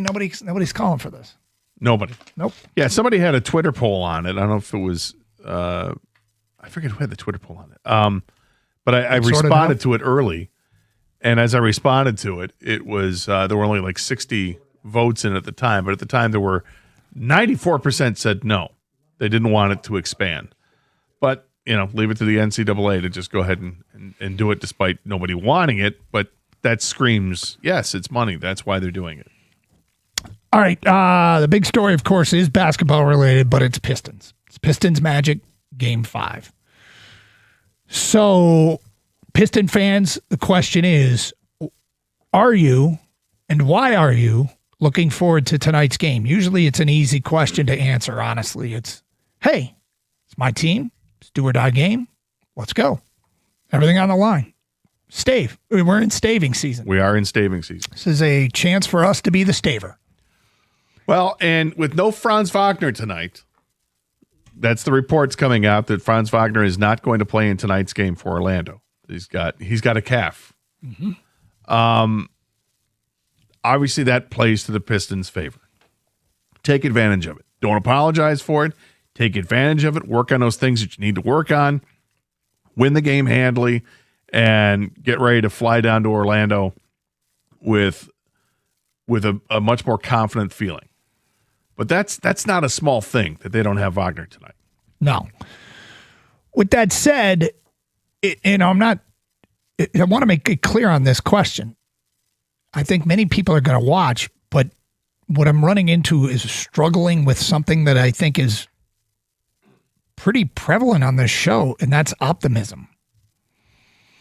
Where is there evidence that can support that the Pistons can turn this thing around? I am typically one that looks at the bigger picture, the bigger sample sizes, and trusts that those are more indicative of what's going to happen next than smaller sample sizes. These 4 games, there have been massive trends that feel like they should be easily correctable. The biggest of which is careless turnovers. You're going to turn the ball over. Everybody is. But the number of careless turnovers here in the postseason has been disturbing. The offensive rebounds allowed is a number that has risen here in the postseason. I couldn't find data on something that my gut tells me has also risen in the postseason. And that is offensive fouls committed. The number of illegal screens and offensive fouls committed has been a real problem for this team. And it feels like my instinct tells me, and you can correct me if you think I'm wrong, that those are up in the postseason. The Pistons are giving 6.5 more possessions to Orlando than they gave opponents during the regular season, between turnovers and offensive rebounds. And winning the possession battle, like this is something that is critical to a team's success in close games. Giving them free possessions and you getting empty possessions, a problem. It's great that the Pistons have held them to a low shooting percentage, but when they get the rebound and put it back up and in, or get multiple shots in the same trip down the floor, all your stops go to waste. So I'd love to be optimistic. I'm really struggling with it, Gator, and I hate it. I hate being this down. You are more optimistic than I. Yeah, I think they win tonight. I think they're able to overcome some of these issues. You're never going to totally eradicate the carelessness. But there are the really dumb ones that you have to eliminate. You can't have these behind-the-back passes, no look, that result in a turnover. You can't mess up on a 3-on-1 break because you threw the ball at somebody's kneecap instead of just throwing it at their hands. Those are correctable. The other stuff where you're going to get swarmed and they force the ball out before you wanted to pass it and it's an errant pass, it's going to happen. I'll live with that. But the careless stuff you can't. If you reduce those, you'll be in good shape. Now, Wagner's been covering Caden this a lot, right? Yes. How much is that going to free up the Pistons tonight if Wagner's not the guy covering Cade Cunningham? Now he's going to feel a little freer. Maybe he's going to feel better with the basketball, more confident with the basketball, and we'll see a whole different approach here tonight. But I do think they're going to win this game. With the news on Wagner being out, that absolutely makes me feel a ton better, and I would hope it makes everybody else feel better too. And frankly, if they lose to the Magic without Franz Wagner, well, then King's right. Then they should have put us out of our misery earlier. Well, that's what they kind of did their last game, Gator. Franz Wagner didn't play in the fourth quarter. They had Jamal Cain out there acting like he was young Penny Hardaway all of a sudden, or Tracy McGrady. So if McCain's going to play tonight and guard Cade, they got to get him in foul trouble. This guy, no disrespect to McCain, but you haven't done anything in this league. Cade, go to work. Get him in foul trouble. Start foul baiting, unethical baskets, whatever it is, because he's all over Cade. When he was in the fourth quarter, Cade's trying to run off screens and things like that. Cade had his jersey grabbed, all this stuff. He's being very physical with them, as they should, but let the refs know about it. He cannot get away with that. Cade's got to go to work tonight if it's Kane on him, which most likely it will be. Without Franz Wagner, remember when the Wings had those games where they should have won down the stretch, or like everything lines up for them? Yep. That's what this is lining up for.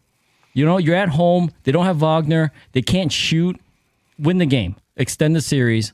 It's one game at a time. I know I don't think they're going to win the series, but you got to break down one game at a time. Tonight's the first one. So we asked a question on Twitter. Game 5 tonight. Orlando can finish off the Pistons. It's full-on staving season here in Detroit. Do the Pistons win tonight? Percentages have changed quite a bit. It was in the 70 percentile earlier. It's down to 62.8% of Detroit fans think they're going to win tonight. 37.2 say no. Somebody who says no is PCBS on Twitter, who tweets us the following. Fool's gold. Speculation, no Franz is good for the Pistons' fate tonight. Yes, it's nice he won't be out there, but Orlando is still going to bring that physical edge with or without Wagner. The reason they lead this series, Pistons simply do not match up well. If you had asked me prior to the series, let's think about what the Pistons did for 82 games and how they played the game. If you'd asked, will the Magic's game plan of out-physicaling the Pistons work? Who would have said yes? Who would ever imagined that the Pistons could get out-physicaled by the Orlando Magic? I don't think anybody would have thought that. Not with Isaiah Stewart and Jalen Duren. No. Asar Thompson. Right? Yeah, I mean it's wild watching them get out rebounded, but they're still playing great defensively. That's been their calling card, and they've really laid it to the Magic when it comes to the defensive effort. 248-539-9797. If you are optimistic about tonight, we'd love to hear from you and love to hear why. Gator is, I'm not. You can talk us out of it. Another fan base segment of the fan base I'd love to hear from. We sit here and talk to fans all day, every day, and we get a sense for what the greater feeling might be around Metro Detroit and what fans are thinking. And I mean, we've spent a decade plus of people not really caring about the NBA. Honestly, we've taken call after call about how bad the NBA product is, blah, blah, blah, blah, blah. And that's certainly people have their opinions. And those opinions are often driven by the fact that our team wasn't competitive. Well, they've gotten competitive in the last couple of years, which has been awesome. But I bet there's some people that came back for the postseason. And as much as I feel bad for the hardcore fans, the people that came back for the postseason to sample it again, can you imagine what they're thinking? If you parachuted in on the playoffs and thought, this is what the hype's about? I think that's it's demoralizing, right? It's worse for the fans that have been there all along because they're watching this team. It was so great in the regular season. They support them, and then they get to the postseason and they're doing nothing. But, it's all about expanding your fan base and trying to grab those people back who've been out for so long. Right. And then they tune in, and this is what they're watching. So if you're optimistic, love to hear from you. 248-539-9797. If you parachuted in, love to hear from you. 248-539-9797. Feedback coming in to the Carson Anderson inbox. This is Lions related. I'm waiting for Doug to host the 24-hour Get Jack Campbell Paid Telethon Extravaganza. Artist rendering to be announced. That's from John in Lake Orion. I do have a linebacker take I want to get to in a minute. I really don't think it's smart business to pay yet another safety. A tight end, running back, and inside linebacker, all at the top of the market. All are at the least four least valuable positions on the field. I'm letting two of them walk, probably Laporta and Branch. So that's a person that subscribes to hard and fast rules. I do not. But the other thing is, to call these the least valuable positions on the market, you could make that case. However, you have them now. These are players that help you win now at the positions they play. It's not like if I'll trade in my great linebacker for a great edge rusher, or I'll trade in my great running back for a great wide receiver. You might think you're doing that. These are in-house guys they know can play and have helped them win a lot of football games. Yeah, and it's you want to reward those guys, and they've done this for the last few years. The Lions have gone out and given those contract extensions to the players that have, that they've earned it. And it's hard to say that they haven't earned it, right? But it's tricky with the 4-year players right now. This person never would have drafted these guys. If that's your belief, this is the person that trashed. There's almost 100% chance that this person who sent that text trashed Jahmyr Gibbs and Jack Campbell when they were drafted. I don't know that to be a fact, but if that's your line of thinking, I can almost guarantee that person trashed those draft picks. 248-539-9797. It's fixed. Is it? Yeah, it's fixed. We've gone like 35 minutes without a commercial break. 97.1.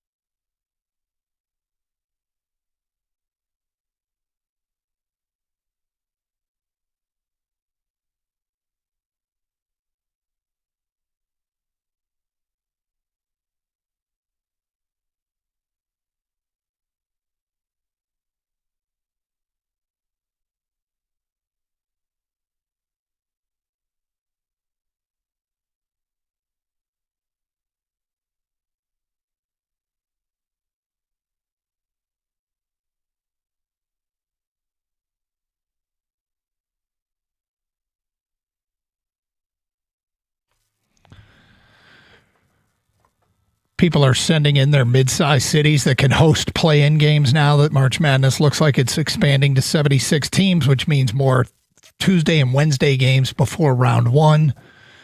Other three Daytons, Topeka, Yuma, and Savannah.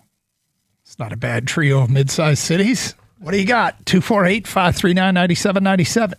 Who gets to share the wealth, if you will, with Dayton? Let's get to your phone calls. Aubrey in Pontiac, you're on 97.1. Hello, Aubrey. Hey, guys. First of all, you talk about the NCAA tournament. Who's going to be the first 24 seed to upset a 1 seed? Yeah. Sorry, I couldn't resist. Yep. Hey, the reason I called, look, the pressure in this series has been on the Pistons. You know, the 1-8 deal, right? Yep. We've fallen behind, dug ourselves a hole. But let's take a look at this. Let's suppose we do win tonight, right? And then now the talk is Orlando having to come back home and not be the team to blow a 3-1 win and having to win at home so that they don't have to come back to Detroit. So now does the pressure shift from Detroit to Orlando? Well, look, if you're doing this show in Orlando and we are following the JIC and they lose this game tonight, we're probably taking calls tomorrow about how game 6 is a must win. You're probably taking calls saying we do not want to go back to Detroit for a game 7. So there's some truth in Therein that. lies my point. Now, I'd much rather be up 3-2 with a home game. Even if the Pistons win tonight, you'd much rather be in the Magic shoes than Detroit shoes. But I'll tell you what's less likely is what happened last night. The 76ers were down 3-1, and they did their staving in Boston. Yeah. They went to Boston, and when the game was on the line, they held the Celtics to 11 fourth-quarter points and ran away and hid from the Celtics. And after the 76ers' performance on Sunday night, that was one of the least predictable outcomes of a game I think one could imagine. Because the Celtics absolutely just poleaxed the 76ers from beginning to end. In Philly, they went home to close them out, and Philly won by like 26 points. Wasn't that much. Whatever it was. It was a lot. What do you mean? The first time? No, last night. Well, last night it was 16 points. 16. It was 16 points. And, it's easy to find out how you beat Boston. Boston has a bad shooting night because they launched so many threes. They were 28% from three-point land last night. They lose. They were coming off a game where it looked like they couldn't miss. This is Sunday night. This is what they do. They live and die by the three-pointer, which a lot of teams do. Yep. But yeah, to your point, when you go back to game 2, and they lost by 14 against this presumably bad Philadelphia team, but Philadelphia somehow messed around and won 2 of these games against Boston. 248-539-9797. What gives you optimism tonight? Let's go to Josh next on 97.1. Hello, Josh. Hey, how's it going, guys? What's up? Yeah, you guys are going to laugh at this, though. I'm actually the Ohio State football team artist, but I am the biggest Detroit Tigers, Red Wings, and Pistons fan. Wait, hold on. Ohio State has a team artist? Yes, I'm actually the only NCAA artist out there, yes. What does that mean? So I do all of their NIL. I do all of their paintings for their parents for different things, recruiting trips, things like that. I'm actually talking to other colleges, too, even in Michigan, too, about doing things for the families, for people with, are unfortunate with NIL, that can really benefit from different things like that, like donations, things like that. So interesting. All right. Anyway, the reason you called is so there's a lot of parallels with the Detroit teams here, and it's really irritating me because Detroit is one of a kind with their sports. I love Detroit. I've been to every city. I played minor league baseball. I've been to, like I said, every other city, and even with Detroit, the atmosphere is unbelievable. The problem is that the parallels in the front office are driving me crazy. Hold on, Josh. Yep. What gives you optimism tonight? Well, the optimism for me is there's nothing to lose.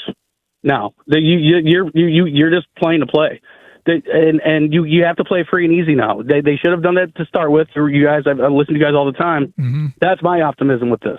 The problem though with what's driving me crazy about all these sport with the Tigers especially, you had everything in front of you. And at the deadline last year in the offseason with the Pistons, same thing with the Red Wings, and nothing was done properly. Thank you, Josh. Appreciate it. Carson Anderson, 97.1.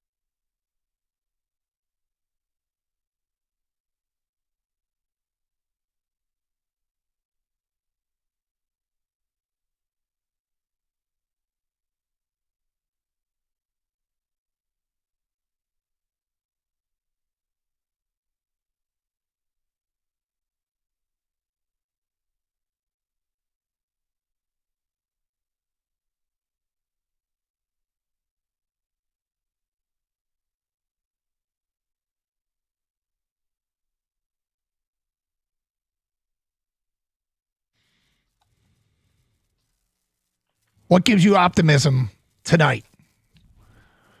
And a team that has done little in this series to engender faith and hope. In fact, they've eroded it. What gives you optimism tonight? Gators got some, and I'm it's not rubbing off on me, unfortunately. Just the Franz Wagner news doesn't make you feel like they got this? A little bit. That helps. But we'll see how much. Because Franz Wagner wasn't on the court in the fourth quarter. And Orlando won the game and made the plays in the fourth quarter. The Pistons didn't. But 248-539-9797. A couple things here real quick before we get back to your phone calls. Draft ends, you do a little bit more deep dive, and you start to learn as much as you can about how guys are going to fit, if they're going to fit with the Lions organization. And I realized something. I'm getting Zach Follett vibes with Eric Hunter, the linebacker from Morgan State, who is an undrafted free agent. Zach Follett was a 7th-round pick out of Cal. Eric Hunter led the HBCU in tackles. And there's something about his personality and his ability to find the football. Now, Zach Follett turned himself as a 7th-round pick into a contributor with this Lions team, mostly special teams, but eventually got hurt. Kang, you said it was low-key one of your favorite acquisitions in the draft, and it came after the draft. I'm on board with you, man. You said Oregon State. It's Morgan State. Did I not say Morgan State? I thought I said Morgan State. Oregon no, State. It's Morgan State. Yeah, HBCU, Morgan State. I thought you said Morgan Waller. Yeah, Morgan State. The linebacker there is. I'm getting total Zach Follett vibes. Well, with the Detroit News had a list of the undrafted free agents. It said in 2025 he had 102 tackles, 14 for loss, along with 4 sacks on 14 pressures, 3 interceptions, and 3 forced fumbles. It's a lot of production there. Now, smaller school, we'll see. The other thing you've put it in your show sheet the last couple of days about Brady Tkachuk. I want the Red Wings to find a solution. I don't want it to be Brady Tkachuk. Please not Brady Tkachuk. He's the prototypical player that they need. There are others. Not like him.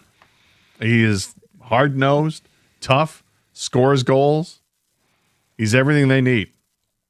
I know you don't like him. Anybody but him, please. Well, anybody but him. He's really good. There's got to be other solutions. How about his brother?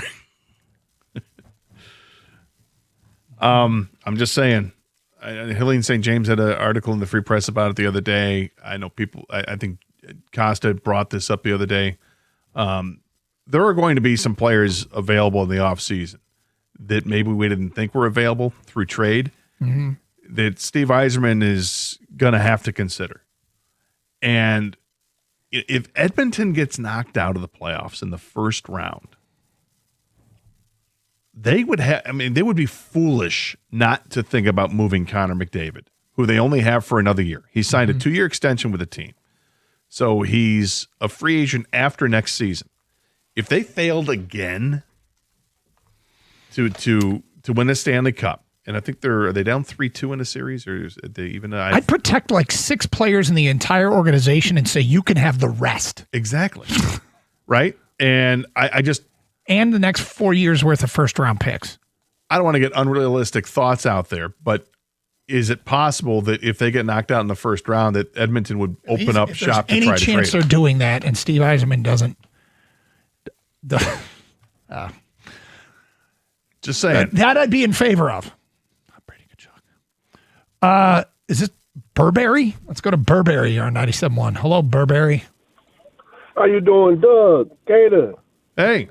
What's up? What's up, How my you guys man? doing, man? Love the show, guys. Love the show. Thank you. Hey, now I wanted to talk about the Pistons right quick because I still believe that we can pull this off. Because I don't think, like Gator was saying, I don't think Orlando is really that dominant over us. I think it's really a lot of times it's our fault from the spacing for one, and also just the guys just not, especially with Cade. Cade just wasn't making the right decisions on a lot of those fast breaks. And then when he gets the pick to roll to the hole, it's like the guys were waiting on that lob instead of him just laying the ball up for an open layup. So, like I was saying, I don't think that Orlando is that dominant. So I'm predicting today. I think we're gonna put belt the butt today. We're gonna just dominate them today. We're gonna put belt the butt today, And then, if I'm not mistaken, Gator, I believe didn't game 2 and when we blew out Orlando, wasn't Wagner playing then? Yes. Yeah, he played. Okay, so I'm not really like if Wagner plays, but I'm not really concerned with him because I feel like it's more of our fault. So if we belt the butt today and they let us get out of Orlando alive, they let us get out of Orlando with a win alive. They didn't kill us in Orlando. They can let us get out of there, and they got to come back to Detroit. They're going to have a problem in Detroit for Game 7. You just kind of yada 2 wins, but if they win today, granted the pressure shifts to Orlando. There's a lot of that coming in now. Orlando will not want to come back to Detroit. There's no way they'll want to come back to Detroit. But I can't quite yada my way through. If they just win the next 2, they're right back in the driver's seat. Yeah. How do you get there? Well, like I was saying, how they for one, the turnovers. You can't beat Frank Cody High School with 20 turnovers. It's just impossible. Like 20 turnovers, you're supposed to lose that game. So I believe if they just keep those turnovers under 10, and they get in control of the spacing, like give each other room to actually move. Because when they not controlling spacing the way they should, then the defense is much easier for Orlando because the guys are not spacing out. So it's much easier for them to help each other out with a quick double team to poke the ball away. So I would say for sure that it's the turnovers. The turnovers, they have to stop the turnovers. Well, I think that sounds so easy in theory. I can't imagine they went into Game 4 without emphasizing it. I can't imagine they went into any game without emphasizing it. And the fact that it kept happening tells you that it's so much harder than just saying, stop turning the ball over. Hey, guys, stop turning the ball over. I think their ball movement has gotten stagnant at times, and JB has talked about spacing. Should they talk about prune juice? What? You said their ball movement? Ball movement. Oh, sorry. Morgan State. Ball movement. All right. Jim and Clausen, you're next. Hello, Jim. Hey, Doug and Gator. What's up? Great to talk to you guys. Hey, man, Gator, I want to check out your house, man, someday. It sounds awesome. Why? Because all of a sudden, a wall of guitars. Oh. Baby carrots. All the baby carrots. All the baby carrots you can eat. Stand. Yeah. You have like a pond. You have all these things in the backyard. But anyways, what I wanted to say is, why doesn't everyone just relax at the Pistons, relax about them? Because remember, 2 years ago, they were the worst team in the league. Okay. So if someone was going to look back, this series would have been easy to call, because the Pistons, they were the worst team in the league. They get hot.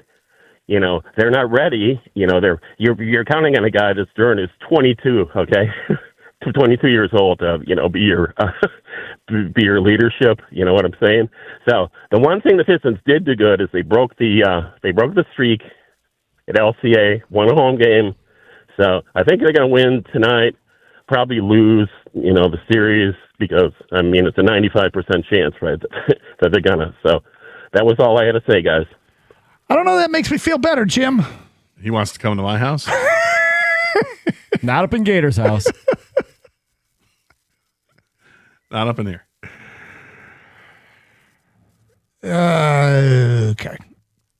What gives you hope and optimism tonight? It's Carson Anderson, 97.1. Well, if you're hoping that your grass is going to be weed-free this year, doing nothing to it, well, that's just it. It's only hope. Make sure you protect your lawn and do the right thing.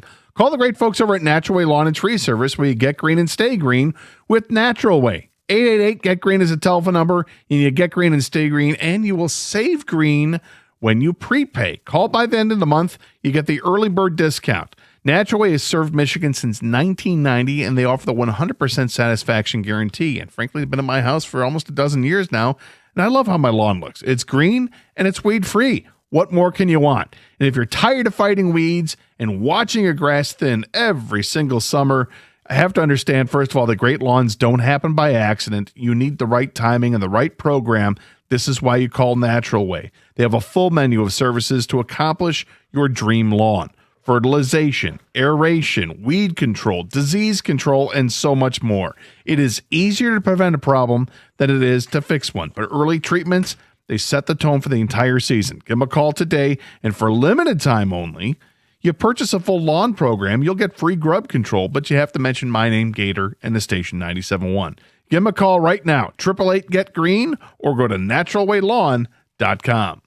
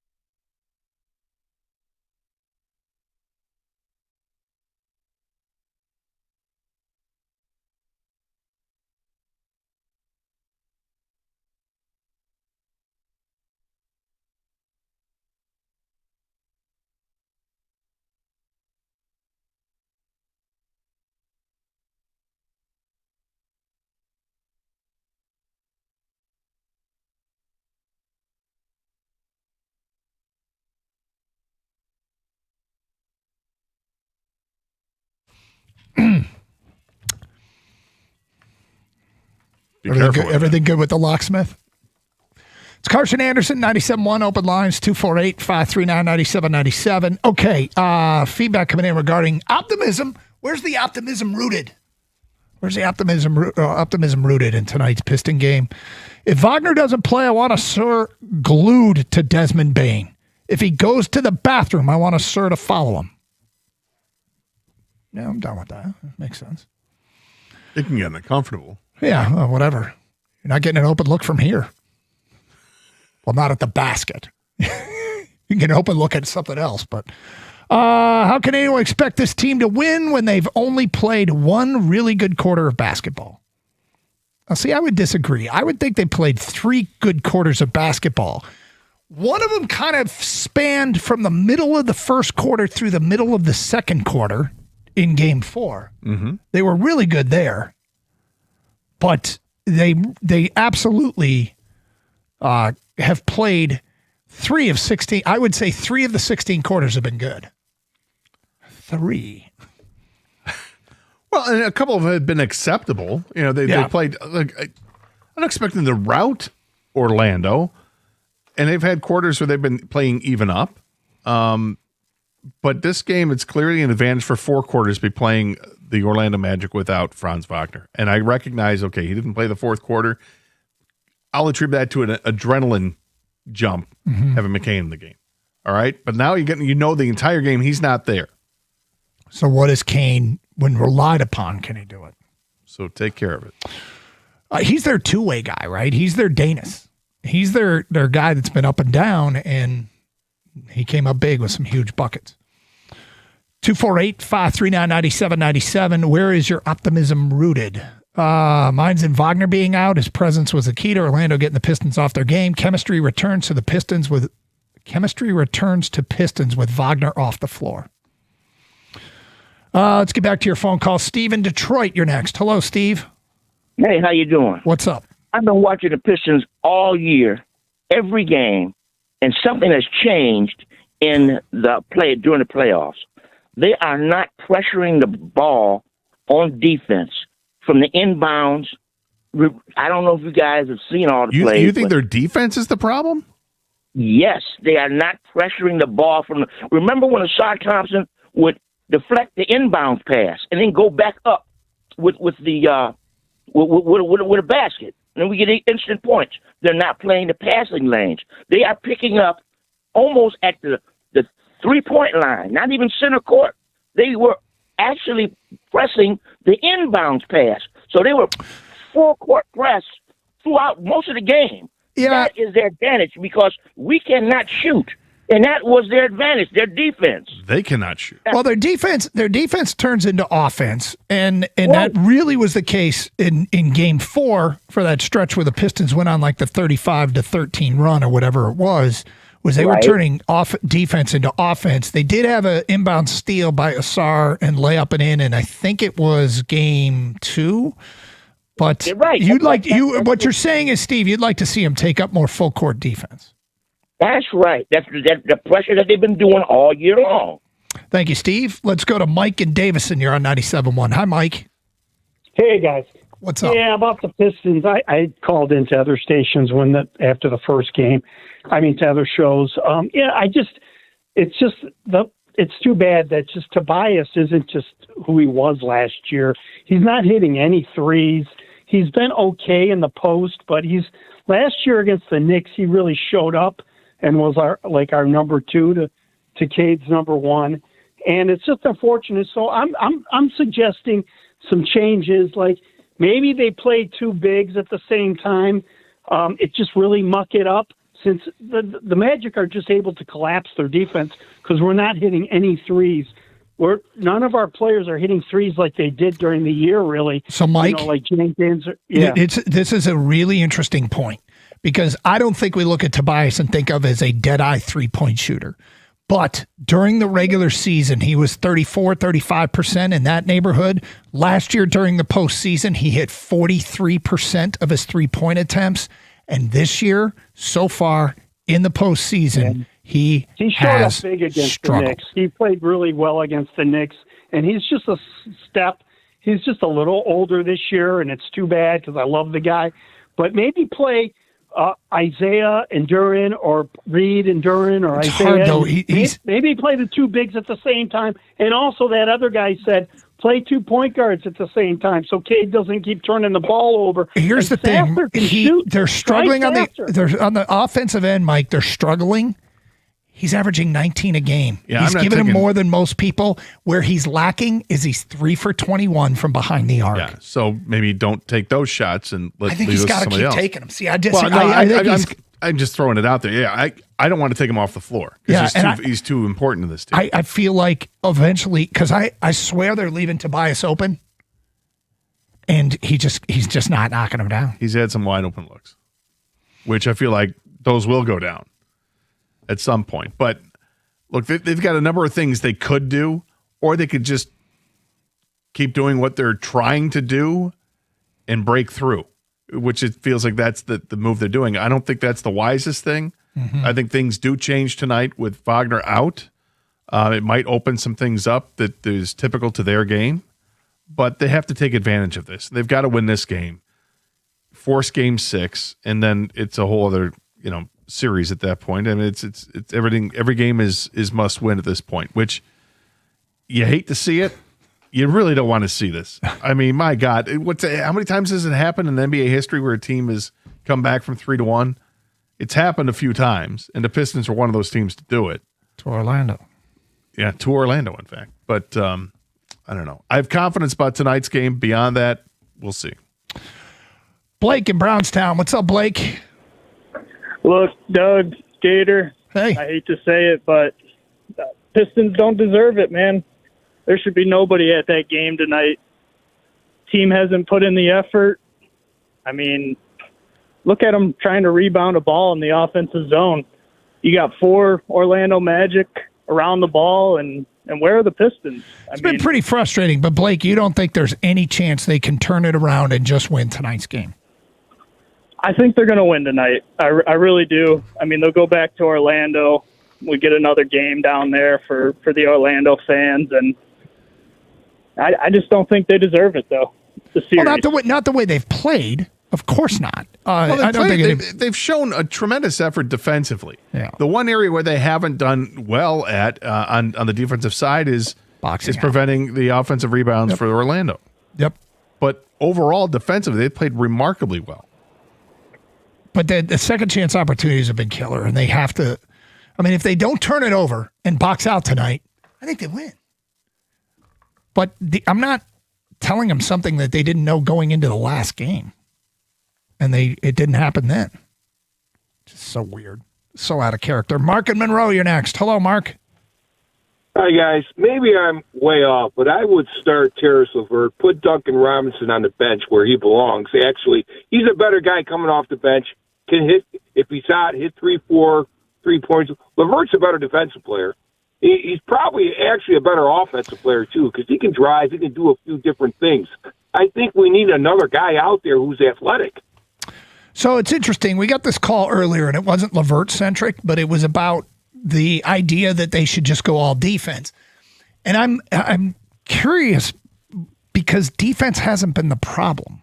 The boxing out has, but overall they've done a decent job defensively. They've had problems cracking the code of what Orlando is throwing at them defensively. So, I mean, I guess you can muck it up and try and win a game 54-52. That just doesn't feel like it's addressing what the issue has been in this series.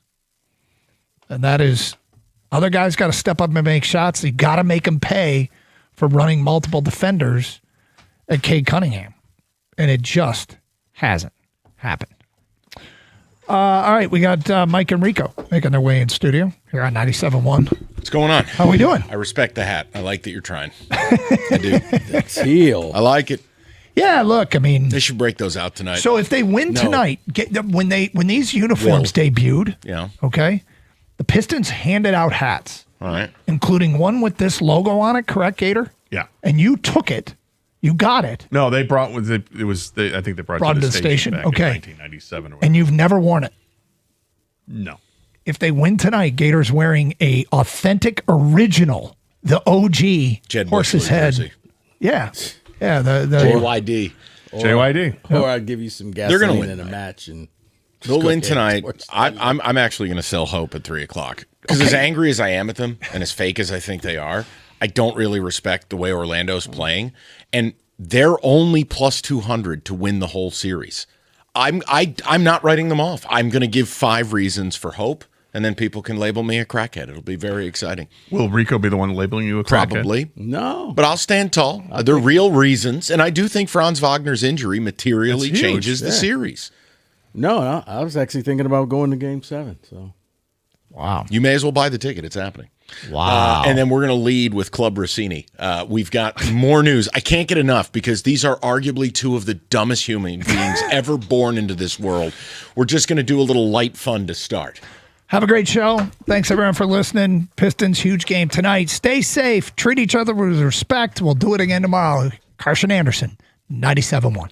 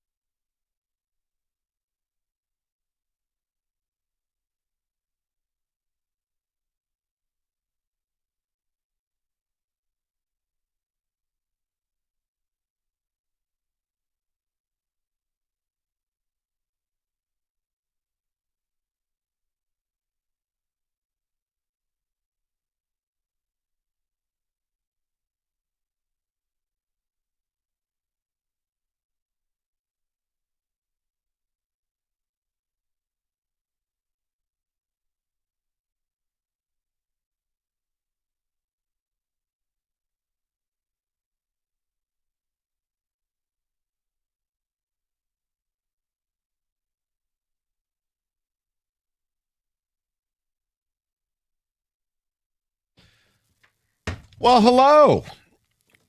We've got a great show planned, and we will get to the Pistons, but not in a way that you expect. Rico and I have had some light debate. I am going to bring reasons for hope. I'll lay out 5 reasons. You have to label them in levels of crack cocaine high, but I'm telling you, I'm not ready to write them off. I may hate them. I may downright resent what they're doing to us. But damn it, I can't stop feeling this isn't over. We're going to get to that. But I have to do something. I feel terrible for doing this, but I simply, it is about duty, honor, country. I have to do this. Okay. We don't make the news, we report the news. Okay. And I have a news update from Club Rossini. I can't get enough. These are, and understand, I don't really make it my business. People, they can boink whoever they want to boink. It's not my problem. Okay. I am so enamored with Mike Vrabel and Diana Rossini because they might be 2 of the dumbest humans ever to be born of this earth. And the stupid keeps stupiding. Like the levels of stupid to this. So may I present you, because I've got a conspiracy theory for you. Oh, okay. Yeah, you wouldn't tell me what this was pre-show. No, but I wanted to give you the latest from Club Rossini. Okay. And I want you to tell me if this is a 42-year-old grown-ass woman, mother of 2, married, or a 15-year-old girl. Diana Rossini tried to help Mike Vrabel get over a 4-game losing streak with a Spotify playlist. Wait, people still do that? Oh, baby, it gets better. It gets better.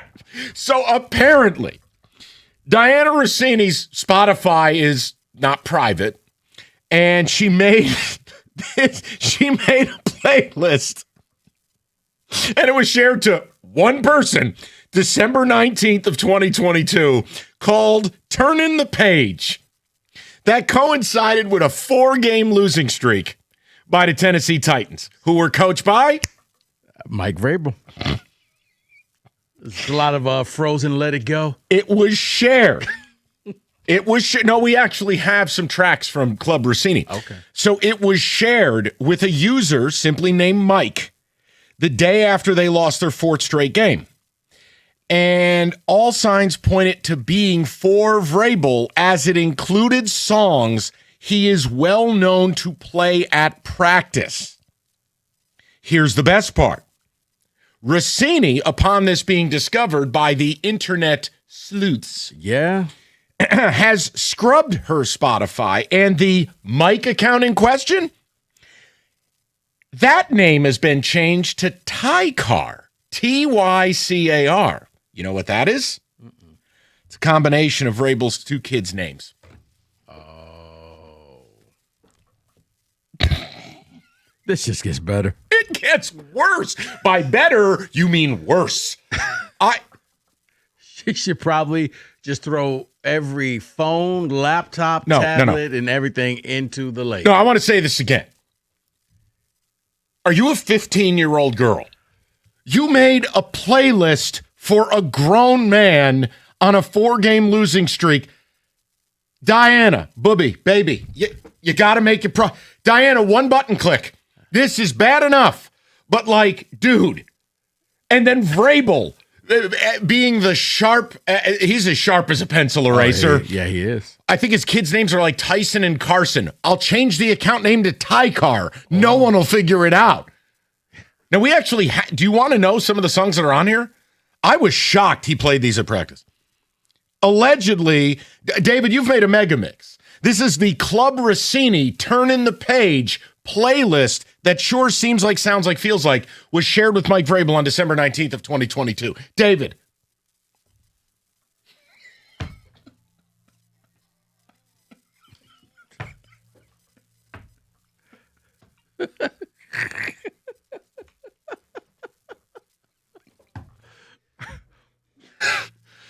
Oh, my. Imagine this at practice.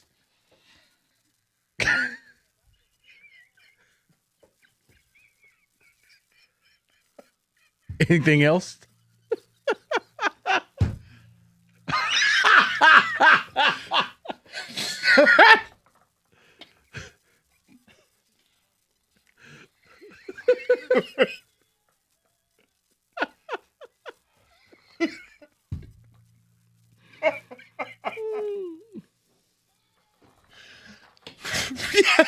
I mean, oh my!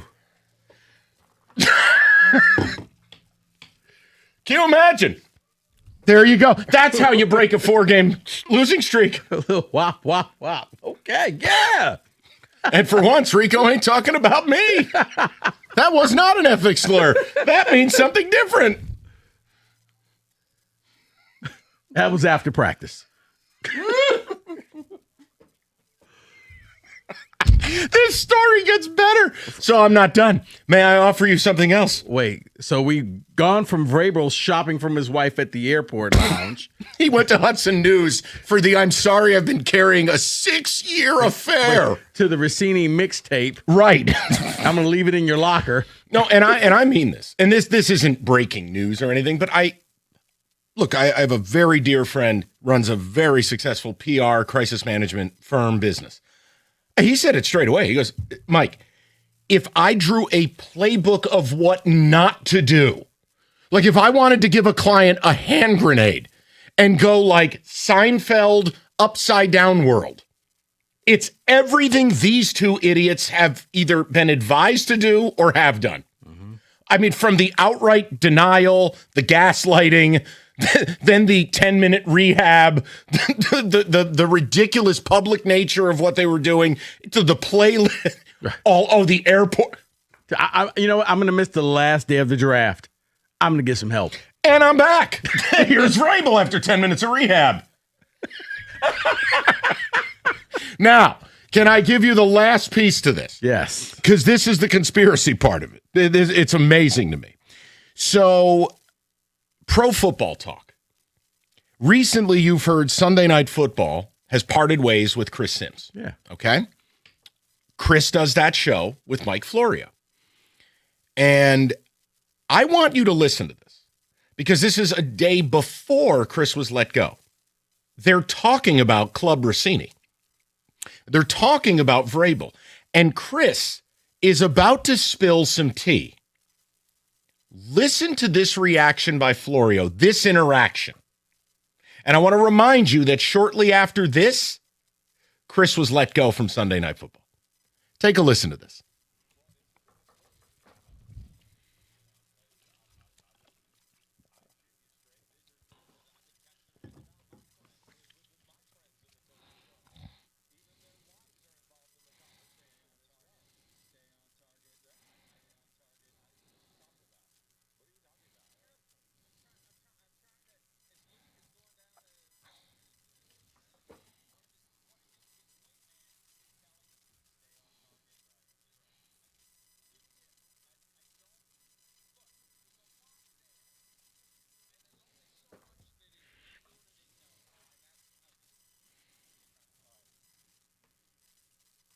That was weird and awkward. Day or two later, he's off Sunday Night Football.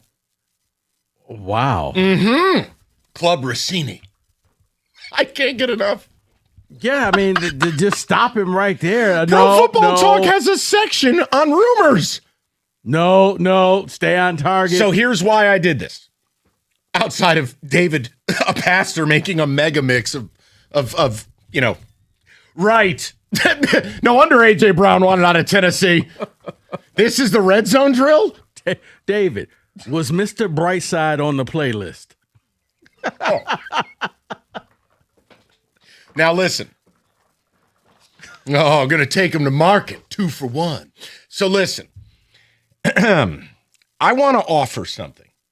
And I'm not saying it'll happen. If we view this as a chessboard, I want to make sure I don't take this piece off the board. Vrabel is not the coach of the Patriots week 1. Did you see the Albert Breer reporting today?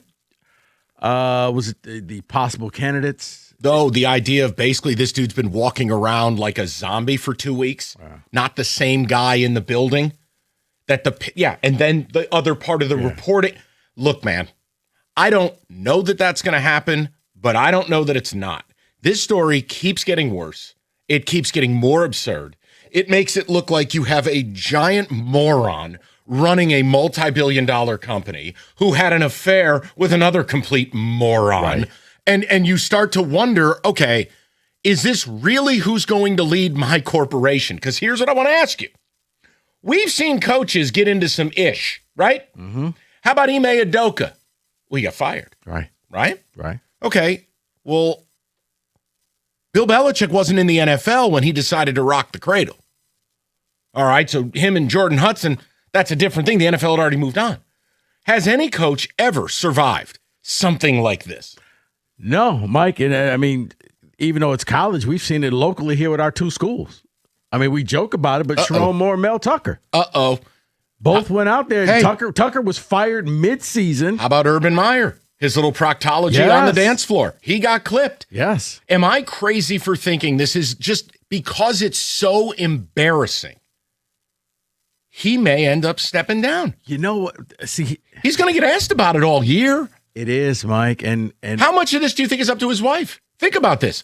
If they're going to try to make a relationship work, what happens when coach is coach? They're never home. Right. So I'm going to fix all this after a 6-year sociopathic affair, but I won't be home for any of it. Hold on. I don't know how that tracks. Well, it tracks very easily, Mike. We've already seen it. It's the purple jumpsuit. That's going to fix everything. The one he picked up at the Salt Lake City airport. At the Hudson News. Right. Got it. Honey, here you go. Here's a little souvenir of my infidelity. And every time you think of me, wear this suit. If she'd done it for 6 years, here's a fridge magnet. Right. I mean, what? Welcome to Salt Lake. But I think it's more of the cover-up, not necessarily the crime. I think had he actually just come clean at the beginning, honestly, I think he would still be the coach. But it was the whole Rossini was just like, you guys and blah, blah. And it's like, well, no. Okay. And then all of a sudden he comes out with the admission, non-admission, I need help. Do you think Chris got clipped because he was about to spill some secrets? Absolutely. I think some NFL people were yelling walleye in his ear. Walleye! Walleye! Why would Mike Florio react that way? I have never heard him react because that somebody was in his ear saying, stop, no, no, walleye. Club Rossini. We need some more of that turning the page list, David. My God. I'm sorry. I know. We'll get to Pistons. I just had to offer one segment. Little Cardi B. Uh-oh. Okay. All right, special teams drill.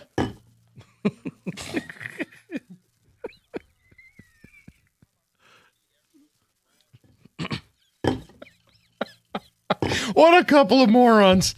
Oh, my God. Okay. Yeah, I mean. We'll get some ticket texts, provided we can read them. Dude, the couple at Coldplay concert is laughing at these two. That's how bad it was. It's pretty good. 248-539-9797. We'll get your thoughts. Am I crazy for thinking Vrabel resigns? And again, I don't really care what people do, but when you're this stupid about it, oh, my God. Like, what do you want me to do? A playlist? What are you, 15 years old? Keep your head up playlist.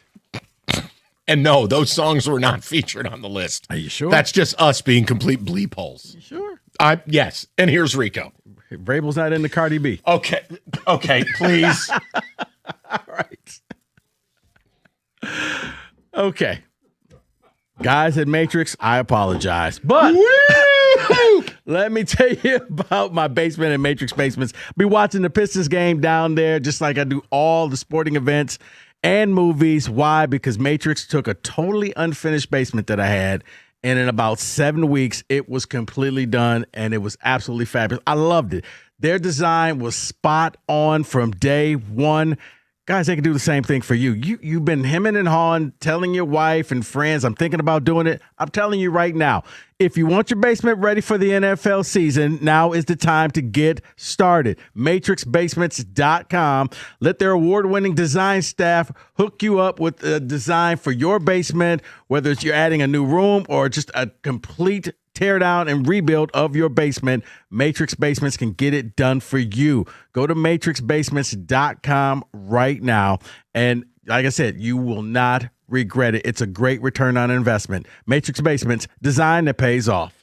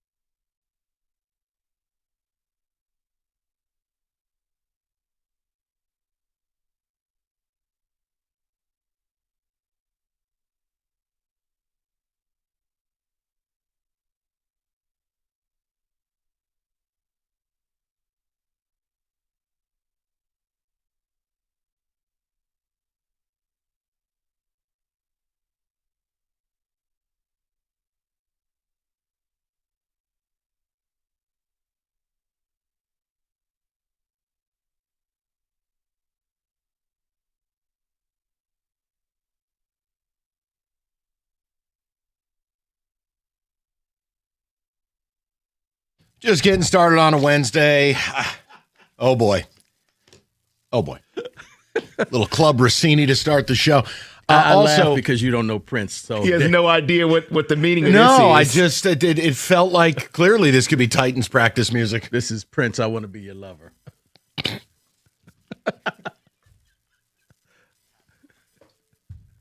We've heard. So, also, too, the other thing that we didn't get to bring up. Did you see what the name of her child is while this affair seemingly was going on? Michael? Yeah, she named her kid after the guy she was having an affair with. I'm sorry. Even if that was accidental, you can't name that kid that. Man. At that point, that name's off the board. Man, somebody go get Maury Povich right now. What is the lie detector? Let me tell you this. If I were her husband, no, you're swabbing. Right. There's an immediate paternity test. Talk about pay-per-view. Maury Povich live. Whatever streaming service you want. Yes. We're going to do the Rossini baby. My point to you is he has reached the being chased through airports by TMZ phase. I just wanted to ask if I was overthinking this, that no. I don't know that he's out of the woods. I don't know if he can be the coach of the Patriots. Mike, you're not overthinking this. In all seriousness, he's reached the you've lost credibility stage. Yes. He's reached the point where you can't give a message in your locker room without your players looking back at you saying, yeah, but didn't you get caught up with that reporter chick? Now, how many of us did you hoe out? Right. Like at this point, you're in no position of authority. And as a head coach, that is the one thing you have to be able to walk into that building and everybody respect what you say. When Dan Campbell walks through Allen Park and says anything to anybody, they will stop and listen. Yes, coach. If he had an affair with someone not in the NFL, with not a reporter who was clearly doing integrity for access journalism, this actually could and would blow over. This is not that. Mm-hmm. So, yeah, I wondered. David, we'll get to the people, but I want to hear the ticket text initially, and then, yeah, we'll get to Pistons. We have plenty of time. Text comes in and says, OMFG, the back in the game, baby, after the cookie in your face almost sent me off the road. I'm sorry. Someone else says, I am choking laughing in my car over the drops on top of the Rossini High School Love mixtape. That's right. Absolutely dead, James in Sylvania. Sir, get it right. It's called Turning the Page. Mike Enrico, I'm trying to work in an office, but trapped in a closet made me lose it. John in downtown Detroit. Okay. Someone else says, this can't be real. No way she sent this list. Unbelievable. That is from Frank. She sent a list called Turning the Page. We just made some editorial assumptions about what was on the list because these two are two of the dumbest bricks ever to be born into this world. Yeah, I mean, I'm still waiting on those pictures from the girls' trip because remember, that's what it was. And we just happened to see each other. It's like, it didn't look that way, but okay, you want to gaslight us. Okay, well. Here's you in Tribeca. Here's you two in a casino. Here's you two at a pool. Wait, here's him at the podium saying, basically, I had an affair without saying I had an affair. David is often in a hot tub with many of his parishioners. All right, let's go to the next text here. Greater Life Rooftop Lounge. Am I right? The next text here says, is the Lomas Brown song on the playlist? It should be. We'll have to add that to Turning the Page. Backside. Okay. My fiance is planning a day trip up to Sedona. I told her we got to stop at the couples retreat. It's now famous. It's something, man. I mean, again, the story keeps getting worse. I'm blown away by the absolute stupidity of these two and the lack of PR crisis management strategy.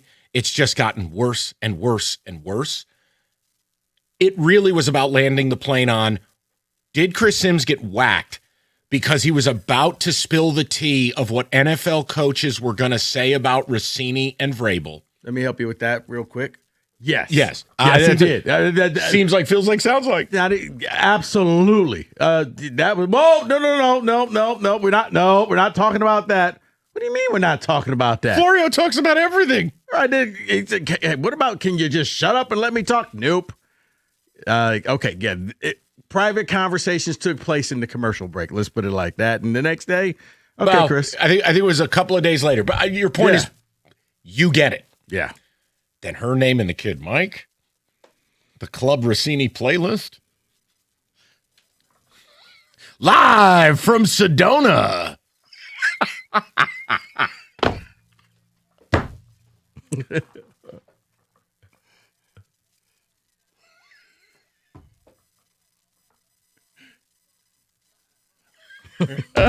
Okay, all right. That's gratuitous. All right, we're gonna go to the people.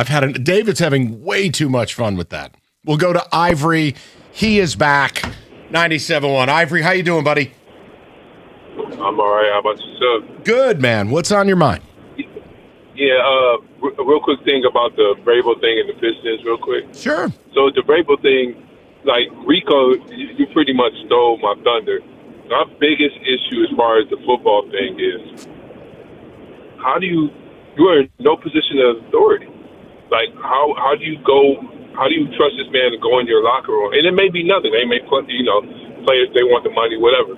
But how do you go in the locker room and be a coach now? How can the Patriots trust that he can control that locker room? You're asking your players to be accountable. You just had a 6-year affair with this woman being married with kids. Like, how do you control the locker room? And she's in the industry. Let me be clear. Like, I'm not the moral police. Whatever him and his wife do or don't do, whatever. But Ivory, he was trading secrets for a little bit of the na-na. I mean, who are we kidding here?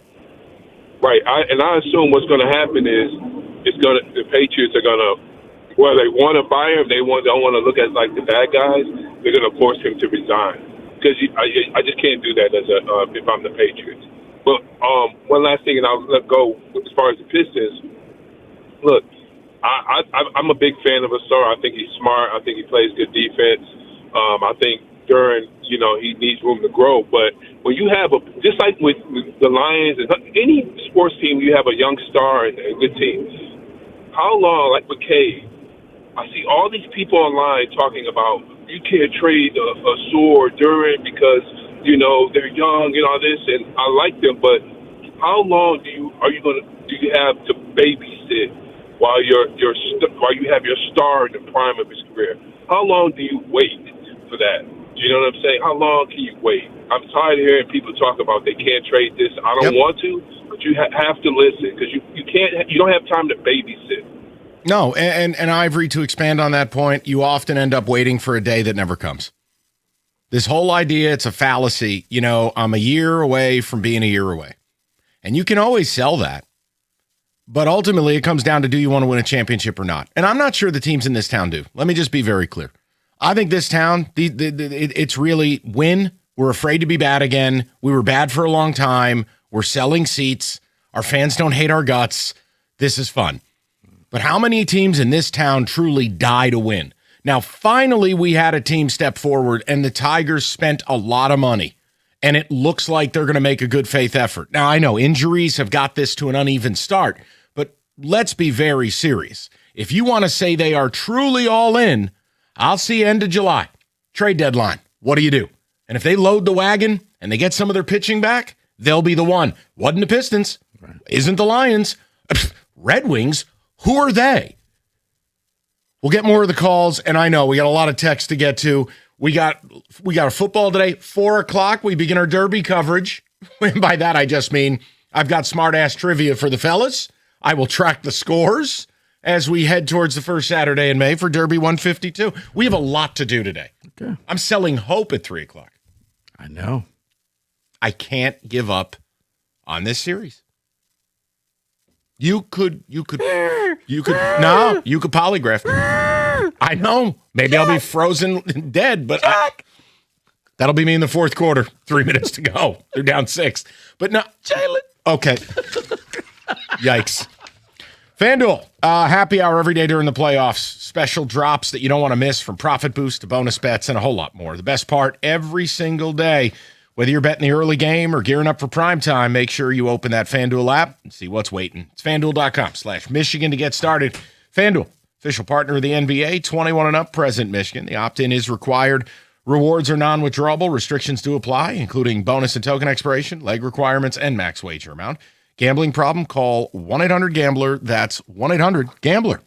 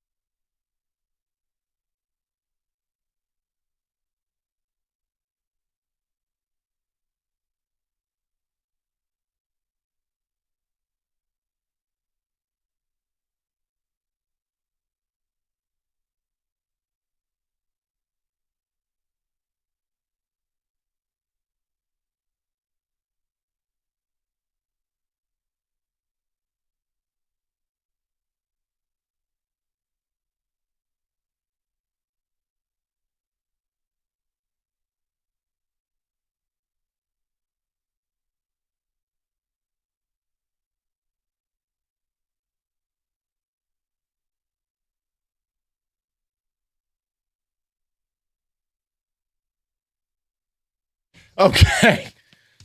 David, some texts. We'll get to the calls. We got an NBA blitz, and then we'll get to the Pistons. That's good stuff, David.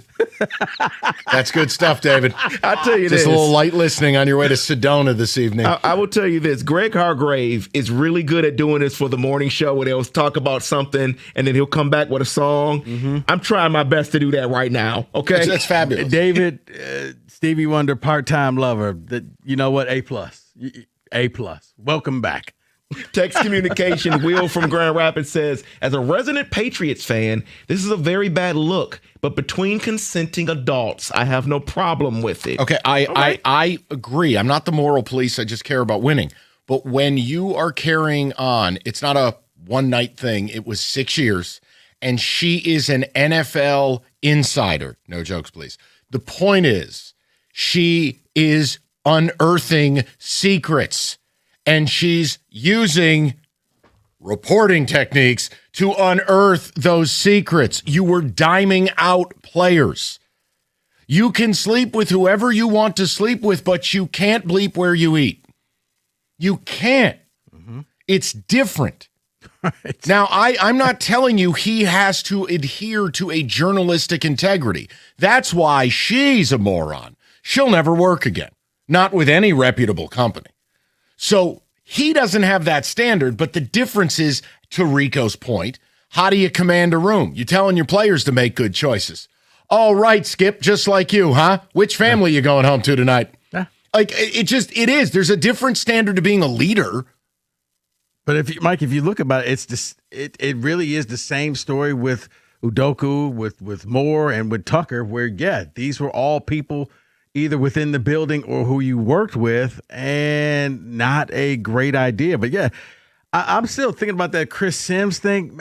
It almost is like the NFL went playmakers. Remember the playmaker show that they just yanked off the air? It was too realistic. Too realistic. Like, you were about to say some things that I think that the NFL did not want. They did not want to know the names of the other wives and the other coaches that you were talking to, Chris. So we're just going to go ahead and walleye this entire segment. Yo, you want to keep talking? Okay, you're gone. You're fired. Amen. It was way too close for comfort for ESPN. Go ahead. A text here says, hold on. You think Robert Kraft is going to force him out? I don't see it. Hold on. He said his name is Mike in a less fun profession. No, that's not my son, he says. Okay, hey, here's the deal. You always have to remember something. When you are working in professional sports, you're a millionaire who works for a billionaire. Hypocrisy be thy name. Yeah, sure, Kraft was getting his crankshaft worked on. He plays by different rules. He's the owner. You're his employee. If he wants to launch you into space because he's tired of hearing about his coach at the country club, he's going to do it. Right. And let me tell you the other thing. I'm the last person in the world. Like, I think the race card cheapens things for actual racism. Make no mistake about it. Mike Vrabel's biggest advantage in all of this is he's white. Because if this was a black coach, let me tell you how that rolls. The chair would have already cracked his spine. And we know this. Right. The gate car was not working. Like, well, you're fired. You're fired. Yeah, you can go live in the Big Brother house with Sharon Moore and Mel Tucker. Right, just let's keep it on the level now. Right. You're exactly right. If this was Aaron Glenn. Oh, my God. Oh, boy. Text here says, Mike just said NFL Insider. Nice one. I said no jokes, please. Then it says, Rico also said yanked off the air. You guys are on one today. Let's go to Josh, 97.1. Josh, how you doing, buddy? I'm doing great. I have to say, David, A+ work. You have me laughing out loud with the music drops. Can we keep that going during the Pistons segment so we don't cry? Well, I'm gonna sell hope, Josh. I've got some things. Okay. Okay. On the Patriots' point, I have the opposite take. I think if you had a strong woman owner, Vrabel might get saved. But Kraft, Mr. Happy Ending, the woman got fired. I mean, these guys do care about their image. I think Vrabel's toast. I don't think Kraft can stand behind him giving his own crap. I don't see him doing it. He doesn't want to talk about it. That's my angle. And here's the thing, Josh. He's going to be asked about it all year long. Yep. I don't know. And I do. I try to I have no idea what his family's going through. I don't think it's positive, but here's the thing. If he has an intent on saving his family, I don't know if that coincides with 100-hour work weeks and sleeping at the facility. Well, and you also got to think about this, Josh and Mike. What happens if you're Kraft? You almost have to nix anything with A.J. Brown, because if you bring him to your team, it's just going to reopen this wound. And where do we all hear about this reporting for? 6 months ago, these two. So do I want to do something for my team and bring in this player? Or if you do that, you got to get rid of the coach, because I don't think you can have them both there. Ironically enough, A.J. Brown may self-destruct on his own within a year. But the fact that this is how we found out about this was from Rossini, I don't think that the Patriots can bring him in now. I'm not sure of it. I wanted to at least say, hey, am I crazy for thinking? No, you're not. And Kraft, let's face it, you're a billionaire. You do what you want. You make your own rules. Do as I say, not as I do. Thank you. You're a billionaire. They can get away with stuff that millionaires can't. Right. Let's go to Tom, 97.1. Tommy, what's good, buddy? I'm good. How are you guys doing? Good, Tom. What's up? So, I think it's not that Greater Life needs the Pistons. I think the Pistons need Greater Life. And here's why. Okay. There is something really strange going on with the Orlando Magic. I think it's more like the Orlando Voodoo. This all kind of started with Cole Anthony and the Jaden Ivey injury, and we have seen what has happened to Jaden Ivey. And now, we saw Jalen Duren's soul leave his body after Kane just posterized him. That was like the dunk of the playoffs, probably the dunk of the season. So I don't know. There's something really funky going on here, and it just doesn't add up. Yep, the talent's not there, but there's something else. We need a divine intervention. I'm with you because, Tom, look, I'm going to get to it in about 20 minutes. I have 5 reasons for hope, and part of it is I don't even think Orlando's playing well. That's the difference. If this were like a cosmic series, like I watched last night, basically the Sixers, Quentin Grimes, Joel Embiid turned the clock back 7 years. Sixers couldn't miss. Decapitated the Celtics at TD Bank North, erased the 13-point deficit. You just tip your cap and go, this is cosmic. There's nothing I can do with this. But what I'm watching here, that's not what Orlando did. Boncaro and Suggs went 5 for 31. No, there's a weird vibe. I'm down here in Atlanta. I'm watching the Hawks and what CJ McCollum is doing, and I'm like, they're doing what we were. They're doing.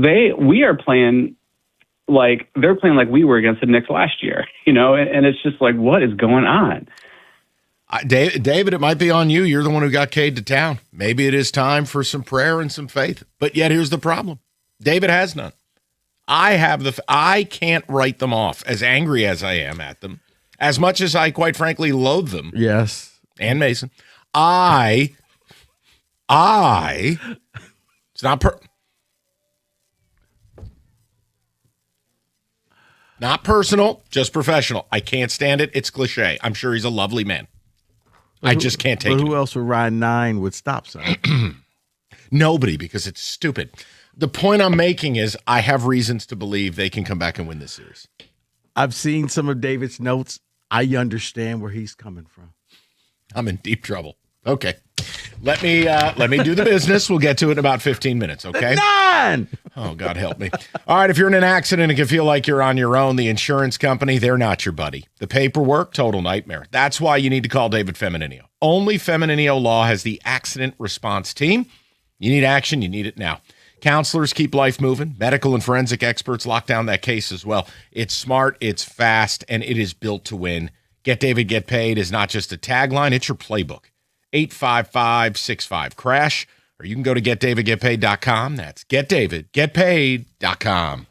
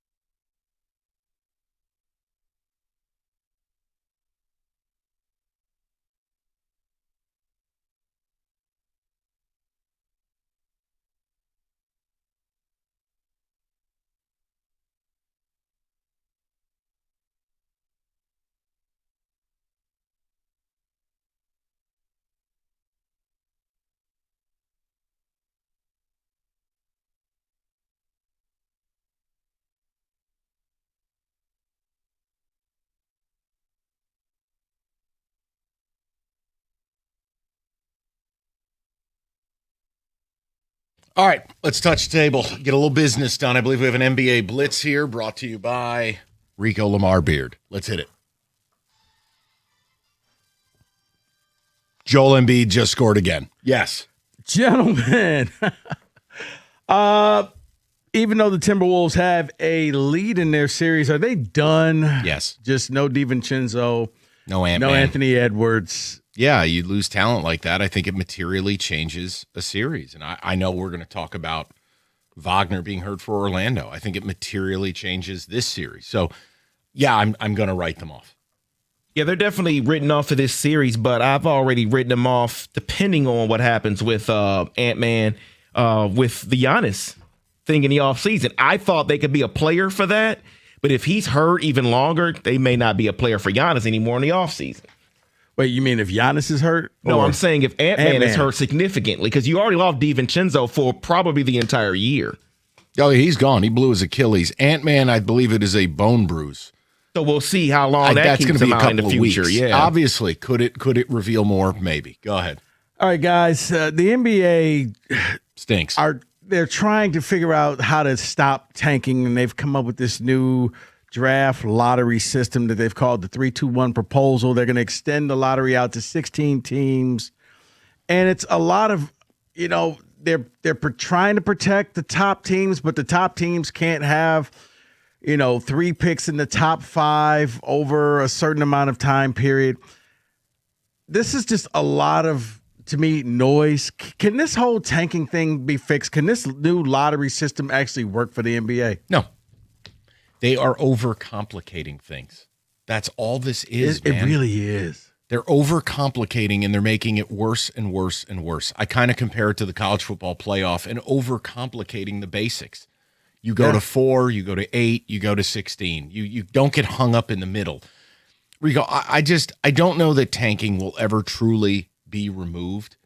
And I know this year you had at least 13 teams tanking. A little bit of that was unnatural because teams were missing people like a Halliburton or whomever. But Rico, I don't know what you do to fix it. I think the only thing you could do, you know what? Do you just normalize the odds that every team who misses the playoffs, you're all going to get the same number? So you may as well try. You could do that. But Rico, you've even seen it. You've seen plans where if you just miss the playoff, you get the first pick. And if you're the worst team, they back you up to the end of the lottery. The NBA has a myriad of on-court competitive balance problems. See, I thought that a couple things, Dave, before I get to you, a couple things the NBA could do to fix this. One, heavily weighted for the 3 or 4 worst teams. And you could see, you'll know, like when the Pistons were bad. They were trying. They just stunk, and they couldn't win. And then they got rewarded with the 5th pick overall. How do you really feel, though? Oh, dude, they were awful. And the other thing I think the NBA could do is a little bit of transparency. Instead of having Deloitte and Touche in a back room, say what you want about the frozen card, but when you do the lottery in front of everybody, it kind of takes away any type of conspiracy of, oh, well, of course you were going to give it to that team. Now, we're all going to watch it live as the teams go. Go ahead, David. Yeah, what I was going to say is, it would have prevented if this top 5 thing happened. Spurs wouldn't have Wemby, Castle, Harper. Pistons wouldn't have Cade, Assar, Holland. Rockets, Green, Jabari, Amen, Reed. I don't know if this fixes things, but I guess try. Just try, I guess. Sticking with the lottery, guys, is it a consensus that A.J. DeBonza, Darren Peterson, and Cam Boozer, the good Boozer, going to go top 1, 2, 3 in the lottery this year? I can't speak to the other two, buddy, but DeBonza would be the number 1. Peterson has to prove he's serious about basketball. He has to prove he's going to be available. Boozer just has limitations. He's not the measurables you want. DeBonza to me is the complete package. That to me is the number 1 pick. Anything that happens beyond that, I need to see, what do the interviews go like? What do the workouts go like? And Peterson's got to answer some serious questions, man. I'd be scared. Now, again, that doesn't mean I don't take Peterson over. Like, look, I like Acuff, but here's the problem. Acuff's a small point guard. Yeah. So you get into that Jalen Brunson discussion of can you be a 1A on a championship team as a tiny little guy? I don't know. But DeBonza, no, that's plug and play. That's like Cooper Flagg 2.0. He's going to walk in. He's going to lead his team in points, rebounds, and assists. Maybe block shots. He said it. He said it all. Sorry, nothing else for me to add there. I'm passionate about it because the Peterson thing bothers me. Well, he's the consensus number 2 pick as of right now, Mike. That's why I was asking about those 3. You know what? Sticking with the lottery once again, and David, this is more for you. Not going to ask me about that game last night, are you? I'll get to it. But David's back. Yaxel Lindeborg. Is he a lottery pick this year? Yes, I think he is. I do. I think he's shown scoring ability. I think he's shown the ability to rebound as well at the position that they need him at. So, yes, I do think what scares me is I'm looking at some of the mock drafts and they have him going to Oklahoma City. That is a perfect spot for him to be in. Because Oklahoma City has about 15 first-round picks the next 6 years. Yes. And they don't need babysitting. Exactly. They need a grown-ass player who can give them 15 minutes a night. That's Yaxel. Take Yaxel at 24 years old. And he's going to come in. He's going to do his job. They already have their developmental people, including like Nikola Topic, who had to beat cancer and, come over from Europe. They already have enough of these developmental players. Yaxel's that plug and play. We know you're a role player. We don't need you to be a star. That would make total sense. It would.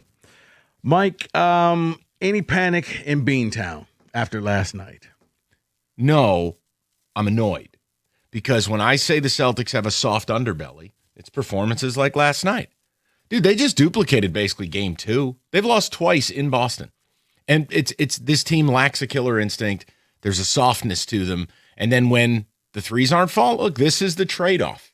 Missoula ball is about defense. You play at the slowest pace possible, and you're going to take and make more threes than your opponent can handle. The problem is the defense wasn't there last night. I mean, they got shredded. Quentin Grimes was on fire. Embiid couldn't miss. It just, there's a soft underbelly in that they lack a killer instinct. There was no reason to go back to Philly. You're up 13 at the half. Close them out. But this has been my problem since day one. Jaylen Brown and Tatum are very likable guys. They're not bad people, but there's a softness about it. If you've got a killer, it doesn't go down that way. It doesn't. So I'm annoyed. There's no panic. I'm annoyed. Final thing, have the Knicks turned things around? Yes. After last night? Are they becoming a team that you should be afraid of? Well, considering you're down 3-1 to the Magic, I'm pretty sure you're afraid of anyone but the Jazz. But I'll say, have they turned it around and probably avoided losing this series? Yes. Okay. But I'm just, if you face the Knicks, if you turn the trick and come back against Orlando, I think you're in the Knicks' head. There's something there. Okay. Just like you're 3-8 or 3-9 the last couple of years against the Magic. That's the Knicks with you. I think there's something there. Okay. That's your basketball blitz. 97-1.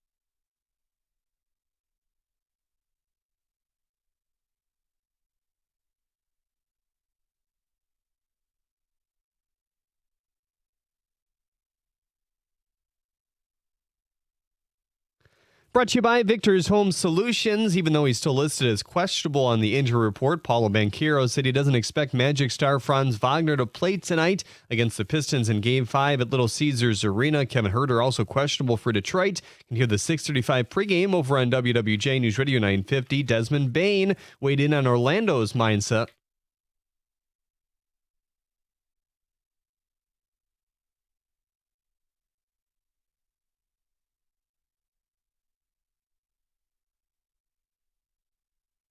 The Lakers can close out their series against the Rockets with a win tonight as well. Kevin Durant is out still. The Cavs and Raptors also have Game 5, but they're tied at 2 apiece. Michigan basketball coach Dusty May told Front Office Sports he has not signed his new contract yet with Michigan, but views it as a formality. May says they've agreed to the deal in broad terms, but there's still some I's and T's to cross. U of M announced that Trey McKinney will throw out the first pitch of the Tigers game Friday. The Tigers have Game 2 of their series with the Braves tonight on the road. We're waiting to see if there's a roster move coming after Javi Baez hurt his leg last night, sliding into first base. The ace Tarek Skubal on the mound for Detroit. MLB.com polled 39 experts in their first Cy Young poll. Tarek and Paul Skeens lead their respective leagues. Casey Mize also received votes. First pitch tonight at 7:15. You can hear it right here on 97.1.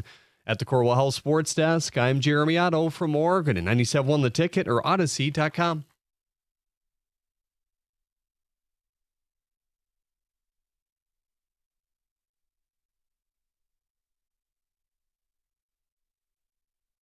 Three o'clock. Good to have you with us. Turn our attention to the Pistons, and I think we all have. How do I put this? We have all kind of emotionally cleared the decks. I mean, I'm still angry at this team. I still resent their performance in this series. But I hinted at this yesterday. I can't write them off. And I know what the historical odds say is you've got a 5% shot of getting this done and overcoming a 3-1 deficit. I think it's much higher than that. I was willing to go 25%. And I have reasons. Now, it's going to be fun is I brought this up to David pre-show, and I didn't even finish the sentence before David was just like, no. So we can alternate our points, or we can just present our case. But I want to give you a 5-point reason of hope that while they are certainly not favored to do so, I don't think they're done, and it would not shock me. It would surprise me, but it wouldn't shock me if they came back to win this thing. So how do you want to do this? And we'll go through it. And I'm willing to be called an idiot. I don't care. I don't think you'll be called an idiot, Mike. You're talking just tonight or the whole thing? No, the whole thing. Winning this series. The whole thing. Coming back from 3-1. And so to duplicate what they did in 2004? Three. Yeah. Mm-hmm. Yeah, pretty much. So I can give you the reasons. And then David can shoot them down if he likes. You want to go that way? Yeah. Okay. Because I have one reason why I'm team Mike for this, but I truly understand where David is coming from. Okay. So I'll run you through it. It begins on basis. Orlando's not that good. And Orlando's not playing that well. When I watch the games, you are talking about a team in Orlando who runs very little offense. They take an incredible, insane amount of terrible shots, and they are not a good shooting team. They are not playing that well. I mean, just look at last game on Monday night. Suggs and Banchero combined to go 5 for 31. Mm-hmm. Are you kidding me? Like, I just feel like I'm not going to allow people to use copium and turn Orlando into some great team. They're not. So that's one. Two, the Wagner injury materially changes the series. Okay? He's their second best player. Even in an injury-shortened game, Rico, he had 17 for them. Number of those tough driving baskets. Mm-hmm. You don't even know how he gets the ball to the rim because it looks like he's sealed off. But without Wagner, you're talking about role players assuming that. Yeah. And that is their advantage. Remember, Wagner has really taken a lot of starch out of Cade. I was about to say, the defense on Cade, especially in the fourth. That's not available. Yeah. And now they don't have the unicorn offense where if Asur is going to take somebody, we're going to go get the other. This will now allow Asur to simply take someone out of the play And Banchero has not had some highly efficient series. He went 4 of 18. He shot a lot of free throws. So, again, Wagner being out materially changes the series. He won't play tonight, and you show me a calf strain, I need to see him play before I believe he'll be back. So that's 2. 3 is probably not nuanced, but I mean that. You can't play worse than you've played. You can't. I don't think a worse version of this Pistons team exists, specific to Monday night. You cannot play worse. If I designed a game in a lab and I said this right here is the gold standard of suck, this is the worst game you'll ever play, they played it. Cade, more turnovers than made baskets. Check. The team going 6 for 30 from deep. Check. Making 2 shots outside the paint in the second half of a playoff game. Check. Like, Rico, they can't play worse than that. Gotta believe there's some positive regression. The 4th, 2 of these 3 games are going to be at LCA. And why is that important? Not Mason. It's important because home games elevate your role players, or as Charles and Shaq always say, the others. Your role players are going to step up. Orlando's role players are likely to shrink. 2 of the 3 are here. And the last one, it's not that you have the best player in the series. We always like to factor in Vegas. So I just looked and I went, geez, I kind of believe the Pistons have a shot to do this. And I would kind of be spiteful about them doing it, but fine. I said, let me go see, in the name of Greater Life Church on Tyerman Avenue, what would betting the Pistons to win the series be? It would surely have to be lucrative. No, it is not. They are only plus 200 to come back from a 3-1 deficit. Came down. It was plus 230 last night. Plus 200. Okay. So those are my 5 reasons. If you want to say Nona's been mixing up her meds again, you can do that.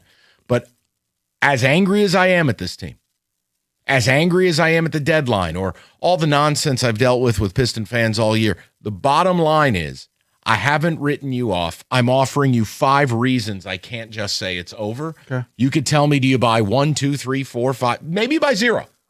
But Rico, I appreciate you letting me lay those out. The floor is yours. You know what, Mike? After listening, I took notes over here. Oh, dear. Here's the chair, David. I would say this. I will give you 1.5 of those reasons. I'll give you the Wagner reason, that he's not there, and I think that's going to absolutely change the series without him, because it's the way it's going now. If I'm Orlando, you may have to set him on ice until Sunday of Game 7. And hoping that you can, eliminate the Pistons in either Game 5 or Game 6, and you don't need him. I'll give you that because I do think that that's key. Orlando not being very good. What does that say about Detroit? Because they're up 3-1, and they're not playing very good. So what does that mean? What is Detroit playing? If Orlando stinks, then what are you? You're the garbage juice water. Oh, boy. That's what you are if Orlando stinks. Now, Detroit can't play any worse. That kind of goes with that because, they kind of have. Could they play worse? Yeah, because you're counting on a lot of the others to step up and do things, and there's a reason why they're called others and they're not called stars. And the 2 of 3 at LCA, normally I would give you that, except you've already lost a game to Orlando. Noted. At LCA. So it is not like this is the crowd's going to be there, but it ain't like this is a snake trap where you're like, oh, well, you know what? You just don't win there. Vegas thing, I think, is objective. Vegas doesn't care either way, but the fact that the Pistons aren't this gigantic underdog does tell me Vegas kind of feels like I do that your second thing of Wagner, that's spot on. The other one's not so That's much. okay, Rico. I'm not taking any offense. But you're not on crack. No, but it's well thought out, but that's just me because I would say it's the Wagner thing that could flip this series because I don't know. Because as the series goes on longer and longer, Mike, more pressure is going to be on Orlando to try to close this thing out. And the Pistons are just kind of like, well, YOLO, whatever happens, happens. Go ahead, David. Yeah, your co-counsel here wants to just add a few things to the argument here and just 3 numbers. I'll give you the number 6, and I'll give you the number 9. Okay. The number 6. 9 meaning stop sign? No. No. 6 is 6.8 actually is the turnovers that Cade is averaging in this series. And what happens in the fourth quarter is he's had a few of those the fourth quarter in key moments. Last game, I believe we were either tied or down 2, key possession, and then he turns the ball over. This is less than 5 minutes left in that game. That can't happen if you expect to win. The number 9. Nope. It's not for stop sign this time. It is for Jalen Duren averaging rebounds. It's about 9. He hasn't had, it's actually 8. He hasn't had a double-digit rebound game yet in this series, and I don't expect him to get one. And then the other number, the third final number, is 4.4. That is a success rate. Thank you to Kenny Cott on the research here. That is a success rate when down 3-1 in the best of 7 in the NBA history.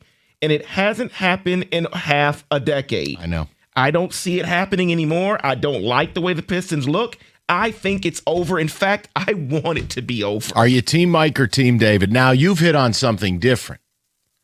I did. Do you want it to be over? Yes. I do not want to watch this anymore. It ceases to entertain.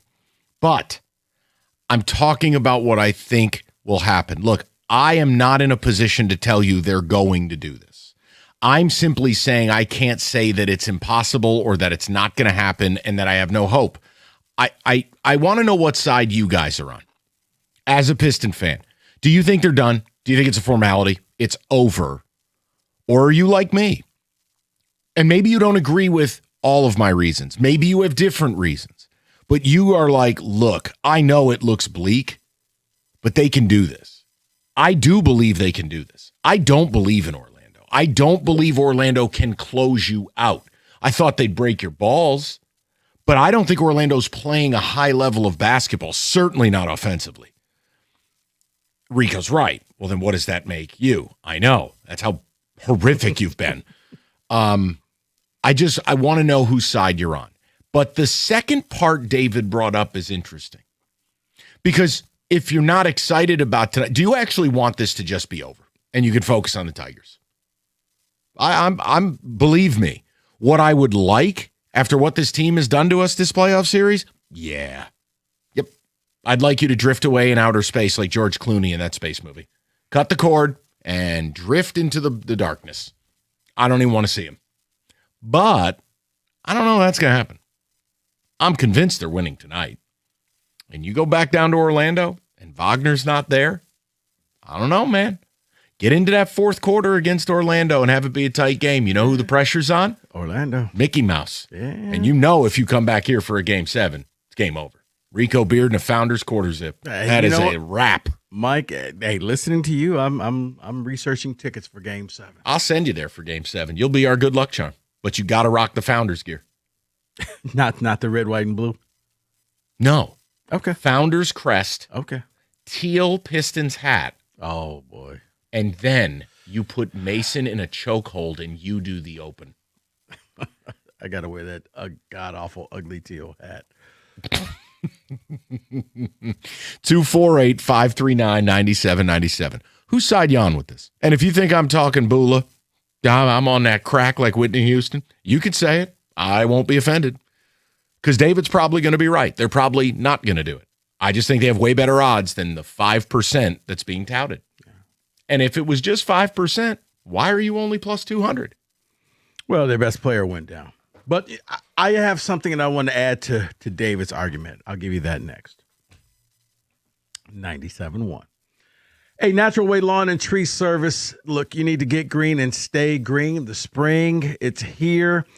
The weather's going to get warmer. I know it's rainy now, but trust me, your lawn is going to take off and start growing, but so will the weeds, so will the dandelions, unless you prevent them right now. The earlier the treatment, the better for your lawn. That's where Natural Way Lawn and Tree Service comes in. Call 888-GET-GREEN right now. They'll design a program to strengthen your turf, improve your color, and control your weeds. Why? Because they have a full menu of services to accomplish your dream lawn, from fertilization, aeration, weed control, disease control, so much more. Guys, great lawns don't happen by accident. You need the right timing and the right program. That's where Natural Way Lawn and Tree Service comes in. 888-GET-GREEN. That's 888-GET-GREEN, or go online at naturalwaylawn.com.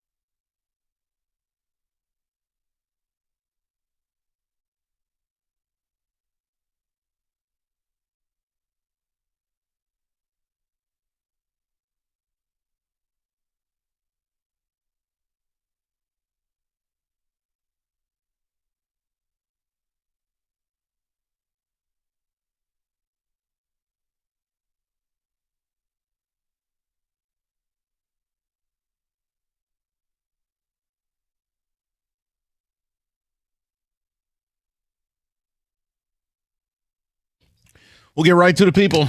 I've given you 5 reasons for hope the Pistons can do this. And just like we talked about last Friday, when we kind of predicted they were going to go to Orlando and lose Game 3, why are you only plus 200 to win this series? Why aren't you plus 500, plus 600, plus 700? You're down 3-1. It's only got a 5% chance of happening. Because of some of the things I offered as reasons for hope. I look, maybe they go out and they flatline tonight. And honestly, I wouldn't even be mad. Because these games are just, they're not fun to watch. Yeah. But I wanted to offer reasons for hope because I can't lie to my audience. You have not heard me say the words they're done. I haven't said it. You haven't. Because I don't believe it. And I get that. But David will be right. I know that. Here's where I go with David's argument. When I saw this on the show sheet, I was like, I couldn't have said it any better. It gets to the point where, is it better to just go ahead and end it now? Because if you're struggling now against Orlando, it's going to be another roller coaster ride over whoever wins the next series. And then do you really think that they're going to win that series? No. It's like at some point, oh, no. You just swallow your pride and say, yeah, this isn't our year. It feels like a road to nowhere, and it feels like if Trajan was evaluating this season as to how he wanted to chart his course, the evaluation is done. And you almost need them to lose to an 8 seed for really to smack Trajan in the face. I should have made some changes, and I'm going to make some changes. Yes. David, text communications. We'll get to the callers. Lost season for the Pistons. Need to do more than get better around the fringes for next season. That is Stan in Sylvania. Someone else says there is less than zero chance the Pistons come back. They are done tonight. They are frauds. The Pistons can bury the free throws, then yes, success is possible. I still believe. Someone says, hello, David, Mike, Rico. This is a franchise game for the Pistons and the Magic. As a longtime fan of the Pistons, Cobo Arena, Silverdome, Palace, LCA, this team needs to win the home court game tonight. How many people do you think are going to be there tonight? There were plenty of empty seats for game 2. Plenty. Yeah, there's some tickets available because I thought about going tonight. What's but it, $40 to get in the door? No, you could probably get one for about $100. Prices went up. Well, let me double check. It was about $50 yesterday. Let me 51. Yeah, $51. Okay, and look, by NBA playoff standards, that's like government cheese pricing. So there's no juice for this tonight. Interesting. Let's go to the people. Go to Kyle, 97.1. Kyle, what's going on, buddy? Guaranteed tonight, boys. Hey, I was at game 2. There were thousands of people in the concourse. Everybody talks about what it was at tip. Detroit likes to party. They get in their seats when they want to. Tonight you'll see Reed, Stu, and Duran, Holland, and Cade on the floor. It will be a different kind of night. I got the Pistons by 13 at the end of this game. And we're going to win handedly. And I think we still have the series because the pressure goes on the Magic after tonight, especially with Wagner out. That's the way. Kyle, you heard my reasons. I'm with you. I disagree with that starting 5. That's nightmare fuel. But not starting 5, but you'll see him on the floor. You're going to see Asar. He'll swap in for Duran, and they're going to keep Holland on the floor. He's going to bring that ball up court. He's going to allow Cade to move around. Holland hasn't played the last 2 games, so maybe tonight they do unveil him. Kyle, I don't know. The Ron Holland thing is strange to me because you can tell JB is desperately searching for answers, and the idea that a top 5 pick from 2 years ago is not one of those, that's a bad sign. I like him. Got to have him. Okay. Need him. All right, Kyle's on Team Mike. He agrees there still is hope. We'll go to Jake, 97.1. Jake, how you doing, buddy? And Jake. Uh-oh. We'll put him on hold. Don't want him to say something unsavory as he realizes we were asking for him. We'll go to Dan, 97.1. Danny, how you doing, buddy? Hey, doing all right. What's happening? What's going on, D? Not much, man. This team I'm watching right now is not the team I watched through the season. I think we're done tonight. All right, so you think it's just over? Okay, so then let me ask. From what I've seen, I look at all the other games, the correct seeds in the league, even the 3-4. we're 1-8, seed 8. I know. No, I mean, look, Dan. The only thing here's my other question. If you don't believe, that's fine. I'm not mad about it. Do you want this to be over though? Like you don't want them to win and toy with you? You just want this to be done? It is. I can't say that. It's just that, man, it's embarrassing. Oh, that's for sure. And honestly, the rest of America watches this and they go, yeah, Pistons were fake. That's the problem. This is humiliating, man. Yeah, it's bad. To say the least. No, and I mean, Dan, that game the other night was one of the worst playoff basketball games I've ever watched. Ever. Now, I'd have to go over 20 years ago, back to when you were the big bad beast of the East. And you were beating people 73-67. No, those games are worse. But I'm talking about in like the last 2 decades. I can't really find many games worse than what I just watched on Monday night. It was that bad. Yeah, but even when you went back 2 decades, Mike, and they beat teams that way, you knew that was their style. You knew that's how you were going to win a title. it wasn't going to be pretty. It was the whole if it ain't rough, it ain't right type of thing, but it worked. You're kind of playing this ball, and it's just by happenstance. Like, it's just not good basketball. That's not how you played all season long. But for some reason, the other team is out there trying, and it's amazing what happens when Orlando, when they're healthy, is a very good defensive team. I'm not arguing that they're a good defensive team and you're a morbid shooting team. That's fine. It's the idea of Orlando is not doing something insane. You're still getting open looks. You're not hitting them. And to add what you're saying, Mike, to your number one, that Orlando's not a good team. When Orlando has a 15-point lead and then they go out and miss 3 3-pointers in a row. I mean, 6 3-pointers in a row, and not just miss them. I'm not talking about they didn't draw hitting iron the back of the rim or it's going rolling around, it spins in and go. No, you missed the rim completely 6 straight times. How does that happen? And you have the lead. So I get what you're saying, but this team couldn't take advantage of that. That's exactly. But my whole point too is like you went scoreless basically the last 6 minutes of the game, and the Magic needed a bank shot 3 to gain any level of separate. Like, it's hard for me to write the Pistons off watching what I'm watching. And now with Wagner out, I think it could get pretty gnarly pretty quick for Orlando. We'll go to Jake, 97.1. Jake, how you doing, buddy? I'm good. Want to make 3 points. Number one, stop trying to force the ball to JD, okay? Just stop it. That'll cut down at least 6 turnovers. Every game they try to force the ball. Everybody knows you're trying to get the ball to him. They double team JD and steal the ball, and it's a turnover for Cade. Number two, when you're guarding Bane, stay on him. Stay on him. You don't have to double team somebody else and switch over. He's a shooter. He's a 3-point guy. Stay on him. I don't care what. Zone and one or just stay on him man to man.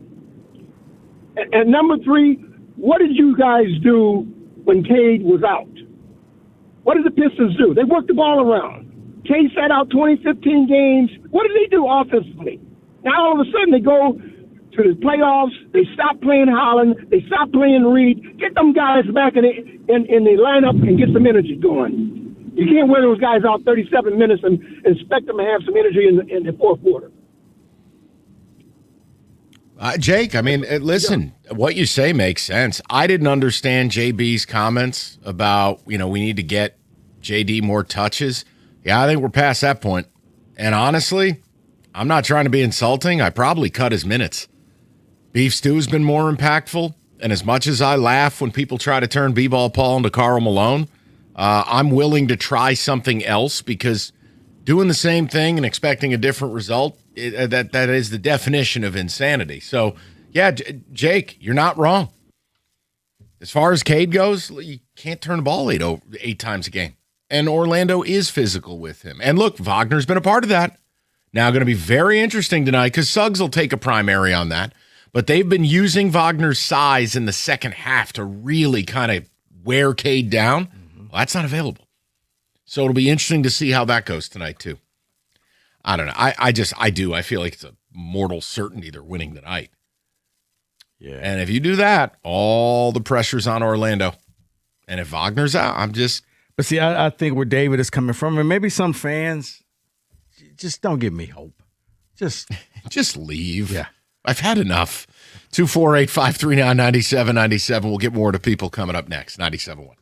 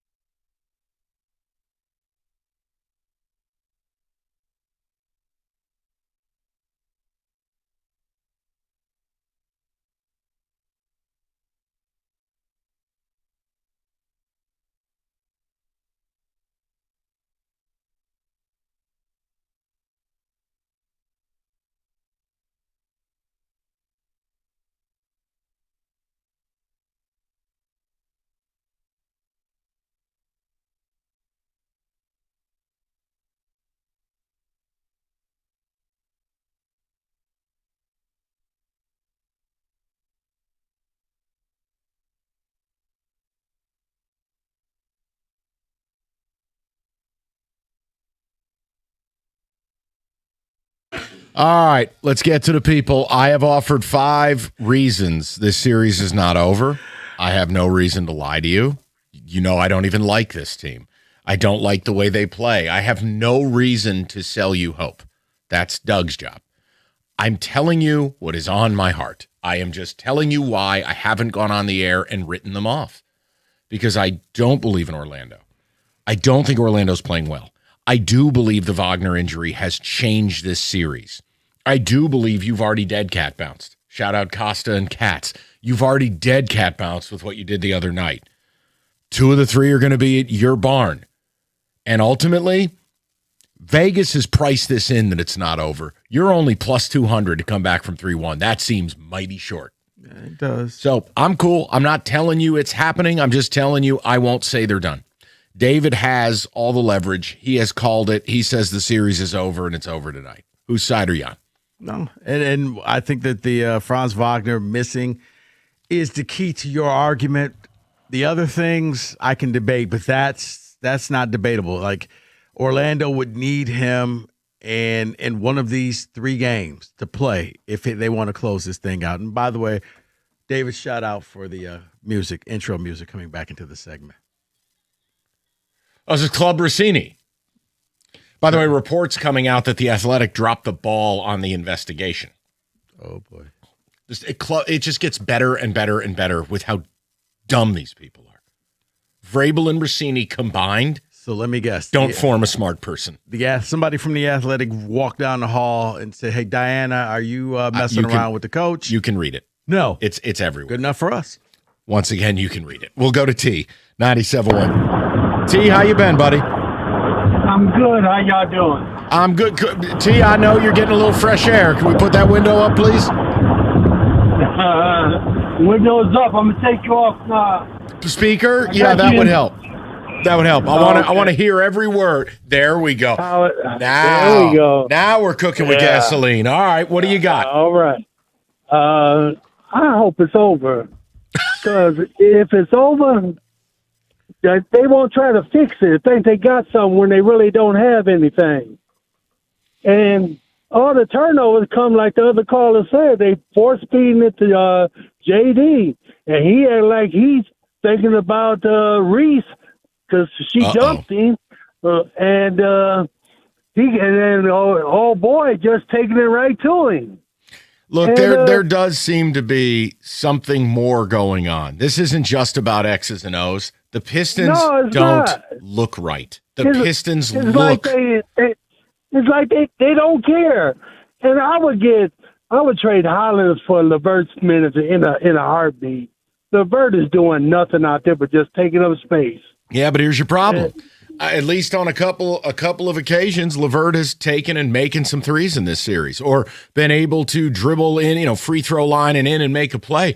Ron Holland, I'm sorry, man. He's got one skill. He's about to go very fast. He can't do anything else right now. Yeah, but he played the kind of defense that Orlando's playing. Put your hand in there, steal the ball. All right. That's what they doing. All right, but T, hold on. I got to stop you for a second. Orlando barely got to 90. What are we going to do? Try to win a game 48-44? We got Bob Cousy at point guard. There's only so much defense you can deploy, because then when you go to the other end of the floor and you're already struggling offensively, I mean, having a Seward Thompson out there, you may as well have a guy with no arms. Yeah, like you can't. Then you add Ron Holland to the mix, and you just got done telling me Jalen Duren is washed right now. Like, T, I don't know what the hell. What would that lineup even look like? How would you score? Yeah, you right about that, but you got to do something because they getting punked. They getting punked real bad. You want to play physical? Okay, Orlando's showing you how to play physical. Yeah, but my whole point is if someone's minutes should be reduced, it's Duren. Look, Beef Stew's a psycho, but he's had a productive series. And I'm not telling you Duren doesn't play. I'm just telling you Beef Stew's had a better series, better defensively, better offensively. Once again, you can't be worse than what JD's offered. And yeah, I mean, would I find a way to get Paul Reed a few minutes? Yes. Look, this is your season tonight. Jalen Duren's had 4 games to show you he's worth giving 30 minutes to. I think maybe I cut him back tonight. No? I would, but I don't know if you can do that, Mike, because it's almost you got to dance with the girl you brought with, and Duren is the key piece to the team. And just pull a Vrabel, choose somebody else. But I mean, but this is one where you got to run this past Cade. Yeah, hey, is this the team that you want out? Can we get the Club Rossini playlist at the game tonight? Turn in the page, play that over the PA. Okay, all right, let's go to Chuck. 97.1. Chuck, how you doing, buddy? What's going on, fellas? How are you? Man. Well, look. I'm doing pretty good, man. But the Pistons, on the other hand, I don't know where the offense comes from. Who scores? Who scores with Cade? I don't see it. I feel like there's a reason why you got guys like we were going to be relying on B-Ball Paul and Giannis Jenkins. And, you guys have already talked about Ron Holland and Asura Thompson and his, non-offensive capabilities. I just want to know who scores with Cade. Like, I know. You only gave up 94 points to Orlando, but you scored 88. Like, where does the offense come from? That's all I haven't seen it. One good quarter, 7 good minutes in what was that, game 2? Yeah. That's it. That's all we've seen. No, and the worst That's part, all we've seen. Chuck, the worst part is if I go to game 3, you had the lead with 3 minutes to go, despite everything you're saying. We go to game 4, that game felt like it was a 2-point game for 10 minutes, and you couldn't find a way over the hump. That's what's so frustrating is I could very easily make a case you should be up 3-1. So that's reason why I believe is that, like, Chuck, there's a level of positive regression here where it can't be this bad. Like when you have Tobias and, Green and Duncan and they go 1 for 16 from deep, like there's just a level where you don't suck that bad. Right. But the thing is the Achilles heel has been 3-point shooting the whole season. Am I correct? Correct. So what you're saying, but not 6 for 30. I mean, that's a whole different ball of wax. Right. Look, I just don't see where the offense. I know, comes from, Chuck. Mike. I'm I gonna be honest with know. you. No, I know, Chuck. But you know why I can't Team write them David. off. Where does David. Orlando's offense come from? I mean, we know that Paolo Banchero can score pretty much. We know that Wendell Carter Jr. has bodied. I know Jalen Duren, but the scoring. I think Suggs is a terrible shooter. Streak shooter. Right, and Bane has gone over his head the last 2 games. He's like 12 for 20 from deep. Yeah, you get good Bane or bad Bane. I look, without Wagner, I don't think this team has the pieces to close out a road game tonight. I don't. If you let them come here and close you out like this, contract the team. Move them. Or just move them, we'll start over. Chuck, you got to have a level of pride tonight. You cannot allow this team to ace you out in your house in 5. It can't happen. Think about it. Maybe Jamal Cain comes home to Pontiac, Detroit area, and lights it up and ends this thing for him. I'm joking. Once again, give me the Flint Tropics then. I'm done. You cannot allow Orlando to close you out tonight. Can we at least agree on that? I agree. Otherwise, I never want to hear about it ain't rough, it ain't right, and title belts, and play the song, and disrespect, and all that crap. You have to have a level of personal pride tonight. You win. Oh, trust me. If it doesn't happen, Orlando loses, that's a whole other dissertation that I have prepared. So hopefully we won't have to have that conversation. Okay. 248-539-9797. We'll get with the people. 97.1.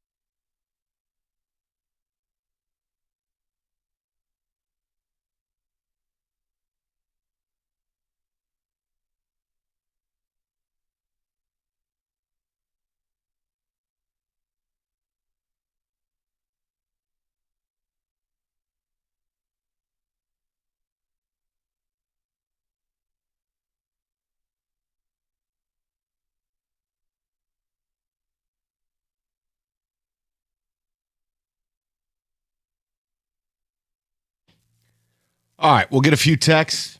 If you missed the start of the show, there were more developments in the dumbest human being Olympics, a.k.a. Diana Rossini and Mike Vrabel, and we had some fun. It included a mega mix of the playlist she sent Mike Vrabel. We're talking Pistons. I've given 5 reasons I don't think the series is over. Totally cool if you want to make fun of that. Just remember something. You can make fun of me. I don't care. It's fine. I have no reason to take that approach. I'm not Doug.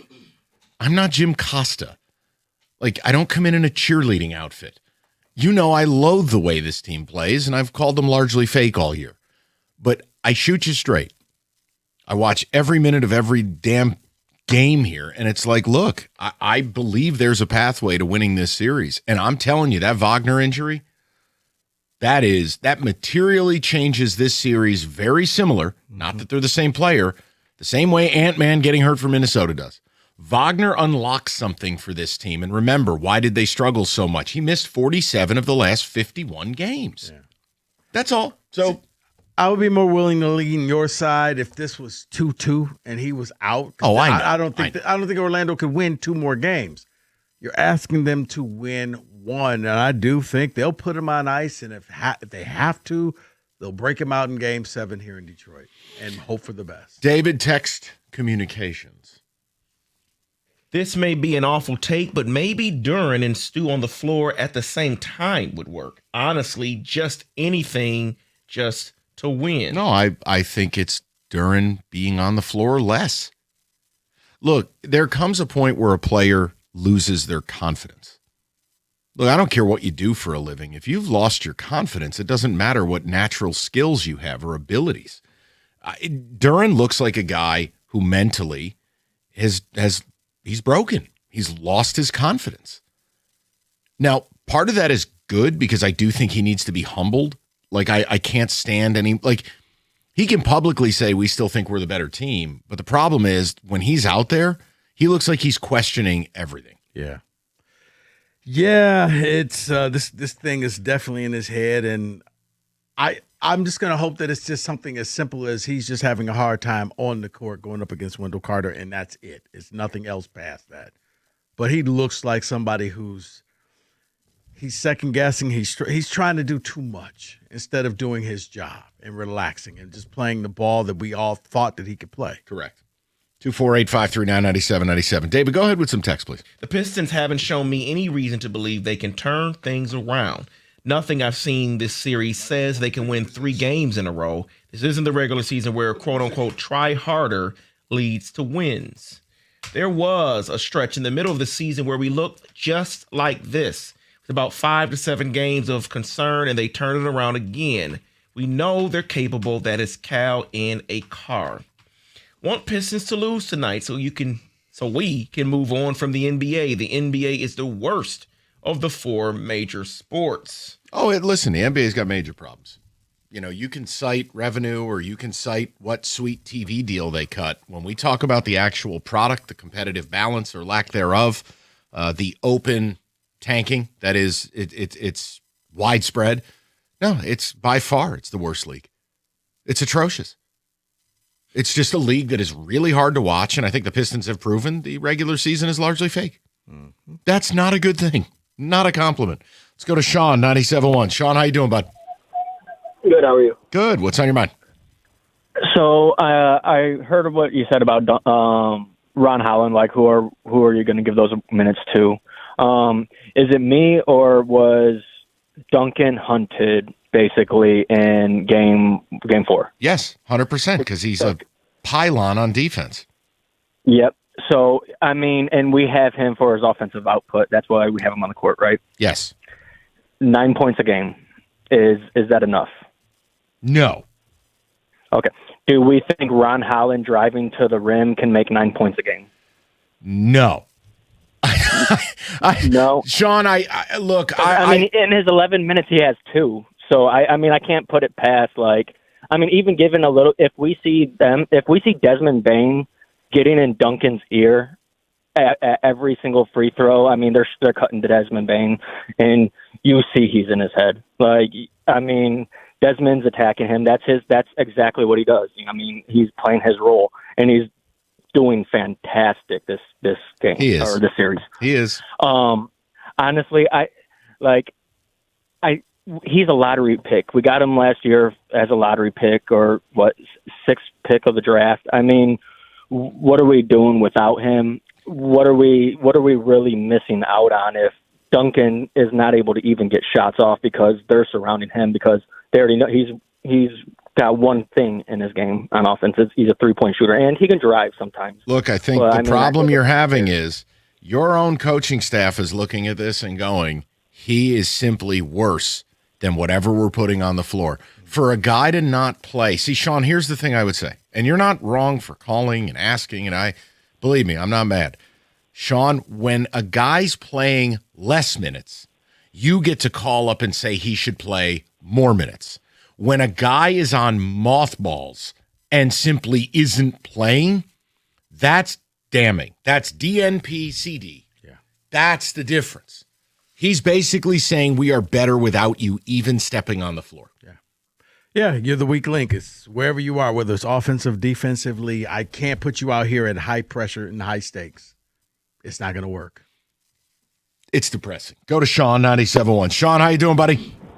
Good morning, gentlemen. Welcome. What's going on? Shout out to all the boys listening on the road at Comer and Cross.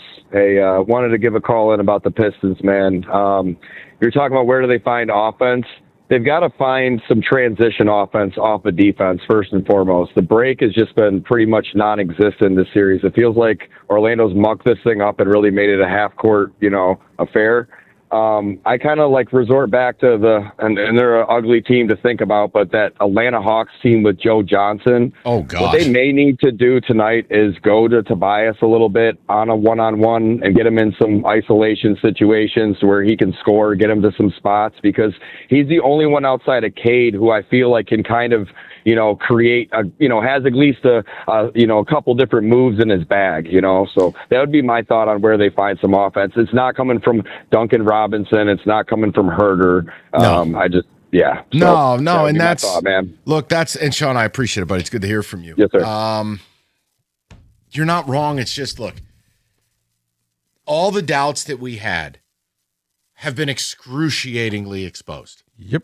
So it's very difficult for me to find ways to fix it, because this is the root of the flaw, the criticism, or us being haters, as we were labeled all year.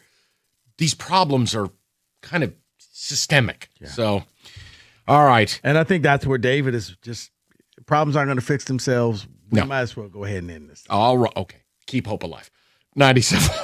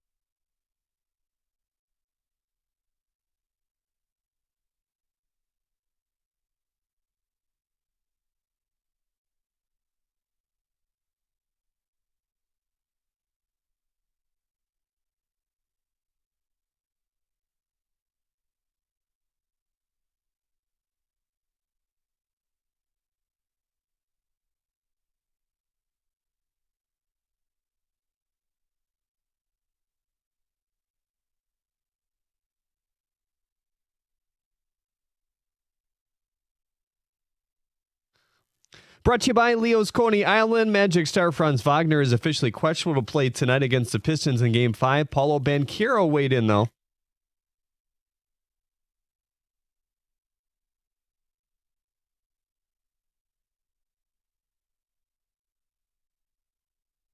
Michigan basketball coach Jesse May says his new contract isn't signed quite yet, but views it as a formality. Per Cody Stavenhagen and The Athletic, the Tigers have hired former MLB veteran pitcher Kyle Hendricks as a special assistant. He's expected to focus on pitching development. Tigers back on the field tonight against the Atlanta Braves. Tarek Skubal is on the mound. The rookie J.R. Ritchie also for the Braves.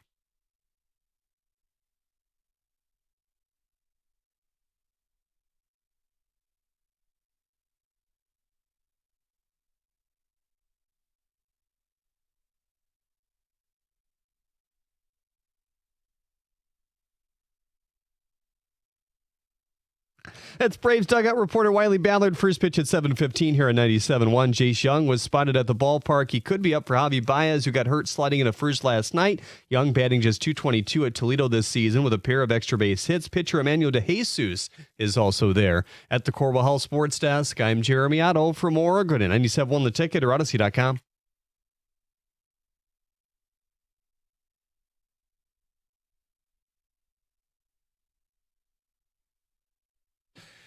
All right, we'll get back to business in a moment. But now, with David's return, the band is back together. Once a day, we are on a collision course to the first Saturday in May, Derby 152. You guys enjoyed our tournament trivia. We're going to do the same crap here, Jeopardy style. We keep score. You answer right, you get a point. You answer wrong, you lose a point. Very simple. Now, it's going to be a little Evan, can you do me a favor? What? Can you sit over there so I can keep track of who raises their hand? We don't have buzzers. You guys are asking for a lot. Dude, you're sitting damn near behind me. How the hell am I supposed to know if you raise your arm? Okay, David, hit it. All right, here we go, boys. Your Derby 152 Trivia Week begins now. Are you ready? All right. Ready? Each year, a garland of blank roses is made for the race to be draped over the winning Whoa. This is multiple choice. Oh, okay. Once I read the answers, someone raises their hand. Hey, everybody calm down. What if I just keep it up? No. How many roses are in that garland? I would have been wrong, by the way. I was guessing red. I'm saving you 100, 200, 300, or 400. I got Evan here, Kenny, but go with the better looking of the two. Evan. Okay. That would be me. Evan, go ahead. I'm going to guess 100. Wrong, -1. Kenny. I was going to guess 300. You're also wrong, -1. Down to two answers, David or Rico. Go for it. Come on, guys. You want to save points or are you going to make a guess? 200. Oh, my God, you're an idiot. -1. 400. David gets a point by osmosis. There are 400 roses in the garland of the winning horse. All right, number 2. Me. How many female horses, fillies, have won the Kentucky Derby? Your choices are 0, 1, 2, or 3. Kenny Cott from the back corner. 3. Kenny Cott is right, and I don't know how. Bam! Outstanding. Kenny, for 10 points. 10. Can you name any of the 3 fillies that have done this? Hey, what you got now? Gray horse. Okay, we're done here. Okay. Oh, God. No, the last to do it was Winning Colors at 88, but it doesn't matter. Oh, you don't remember that from 88? No. Rico said he wanted, like, MTV Rock and Jock bonus questions, so I threw one out there. All right, I like that. So it's expected to be chilly this weekend in Louisville, okay? What was the coldest temperature for a Kentucky Derby? You think they wear fur coats? Your 4 choices. 26, 36, 46, or 56 degrees. Rico Beard. 36. Rico Beard is correct. Can you name the decade in which it happened for 3 points? 50s. Holy hell, he's right. 1957, and I'm worried he's cheating like Michigan in 23. Rico Beard gets 4 points. He's got nothing up. You were Larry Johnson with the elbow pad. 4-point play. Is Connor in the room? All right, here we go. Question 4. Yeah, check his earpiece. What is the it's David. MTV's disaster date? All right. Yes, David in my earpiece. What is the distance of the Kentucky Derby? Your options: a mile and a 16th, a mile and an eighth, a mile and a quarter. Evan just flew to the sky. Mile and a quarter. Evan Jenkins on the board with a point. All right. Question 5. The opposite of Mr. Freeze over here. The hottest race temperature for the Derby was blank degrees. And it only happened 2 years after the coldest. Your options: 101, 94, 99, or 86 degrees. David from the corner pocket, brought to you by Greater Life. 86. Wrong, -1. Kenny got you, Evan. 94. I can't believe this. Kenny Cott is on the board. And by the way, that is not shacket weather. Not shacket weather. Not check weather. Well, if you don't have a shirt on underneath. Here we go. Number 6. The Kentucky Derby in 2015, I was there, attracted the largest crowd ever with how many patrons? Your options: 150,000, 190,000, 170,000, or 125,000. I was going to go a million, but. No, David is brave. Go ahead, David. 170. David's right, and he is supporting Greater Life Church. It was 170,000 people in 2015. For 20 points, David, can you name them all? Yeah. Next. Mike Valenti, that's it. Winner. All right, here we go. Who won the first Kentucky Derby? Your choices. Aristides, Seabiscuit, Man o' War, or Admiral Nelson? All right. Rico, I'm sorry, buddy. I'm going to go Aristides. Rico is a historian, and he wins 1875. I'll show you the race replay later. It just sounds like a regal old name. That was the one that Rico was at. Right. Rico was a groom in 1875. Can you tell us what it was like? Well, the Civil War had just ended. Okay, number 8. Here we go. Had a little extra time on my hands. So this is the Rico Beard long shot special. Okay. So when Rich Strike shocked the world a few years ago, it was a major upset. Big time. But it wasn't the biggest upset. Who was the longest shot to ever win a Derby? Donerail in 1913, Monarchos in 2005, Mind That Bird in 2009, or Country House in 2019? Kenny Cott. Donerail. Okay, Kenny got that right. David, can we check his computer, because I can't trust it? Also, look at his minimized windows. I'm just saying, Kenny, you're a little too sharp for what you present on air. You cannot go in and out of that program easily, so he's not cheating. Donerail. Now, for 3 points, No. Go ahead, finish. I'm listening. No, bigger than Rich Strike, who Yes. wasn't even supposed to race. Yes. Wow. Depending Kenny? on the book. Kenny, if you're within 5 numbers of the odds, I will grant you 2 additional points. What odds did Donerail go off at in that Derby in 1913? I'm going to guess 50 to 1. Not even close. All right. Donerail was 91 to 1. Rich Strike was 81 to 1. Monarchos was 50 to 1. Mind That Bird in 2009. By the way, 50 to 1 and blew everybody out of the water. I was actually going to choose Mind That Bird. And Country House was the disqualification, 65 to 1. Okay. How many people watched the Derby last year? Everyone likes to slander my sport. Okay. Your options. Oh, wait. No. You just want to blind fire? No, I'm just if kidding. you Blind fire. If you blind fire, you get 10 points. I was going to say two. Two Okay, people. your options. Here we go. Yeah, Mike and his dad. Unbelievable. All right, here we go. You son of a bitch. All right, here we go. Ready? 20.5 million, 30 million, 17.5 million, or 13 million. I was going to guess 1 if I didn't have the options. Wait, the numbers? Oh, go ahead. I'm guessing. Evan? 13 million. Wrong, -1. David, mark it down. What were the numbers again? 20.5, 30, or 13. Or 17.5. 17.5. Kenny Cott? Stop you guys are getting. What is happening right now? I think he's tapped into his hillbilly heritage. That's all I have. He's got some Harlan County, Kentucky in him. How am I doing well and still getting insulted somehow? Because you're the same guy who couldn't get a single thing of college basketball right, and you kept burping Duke, Duke, Duke. But horse racing nails it. Like you told him he was right. He was like, "Oh, I was." He has no idea. He's unconscious right now. And here we go. Kenny got knows horses. 47. All right, here we go. Stop it. Still want to know how they got your wedding band to cut political. Yeah, your next question, Mike. All right, here we go.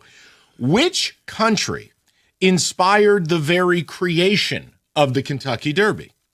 Choice A, France. Choice B, Kentucky, USA. Or choice C, England. Evan got you. England. You're right, Evan Yes! Jenkins. Now, can you name? Of course. The name of the race that inspired it for 3 extra points. Let's go. Can I offer him a hint? Yeah. I'll offer you a hint.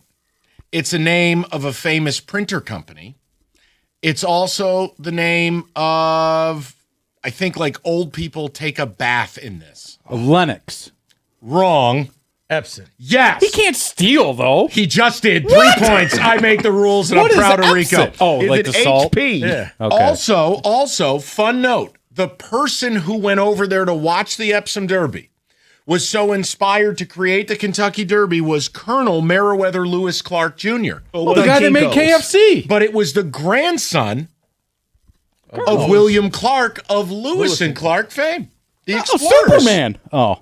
Okay, that's Lois and Clark. You ingrate. Oh, he's from Kansas. My bad. David, do we have the scoreboard after day 1 of Derby 152 preparation? Oh, Evan, you got to stop, man. My God, David, the scoreboard. I gotta add this up. Hold on, give me. I feel pretty proud of myself for what I've accomplished. Kenny, here. I have to tell you, much like when Rich Strike won the Derby, I am in stunned disbelief. Duke. Yeah, from the guy who would just burp Duke and things to now you're basically writing for the Daily Racing Form. Congratulations. Wow, this is a big Rico. moment. That was a huge get at the end there. You got 7 points, man. You're leading it. Nice job. With a shady steal, I agree, by the way. Evan. Completely agree. Kenny, All you right. have 3. Evan, you have 0. I have 1. All Okay. right. All I'm right, not too listen. far behind. We got a long week ahead. We're going to have more bonuses. And remember, we will have our Derby draft. So is this like the quarter turn? This is the first turn. Yeah. We're going to head to the backstretch tomorrow. Okay. I'm on the rail. I've got you covered. I've done all the work.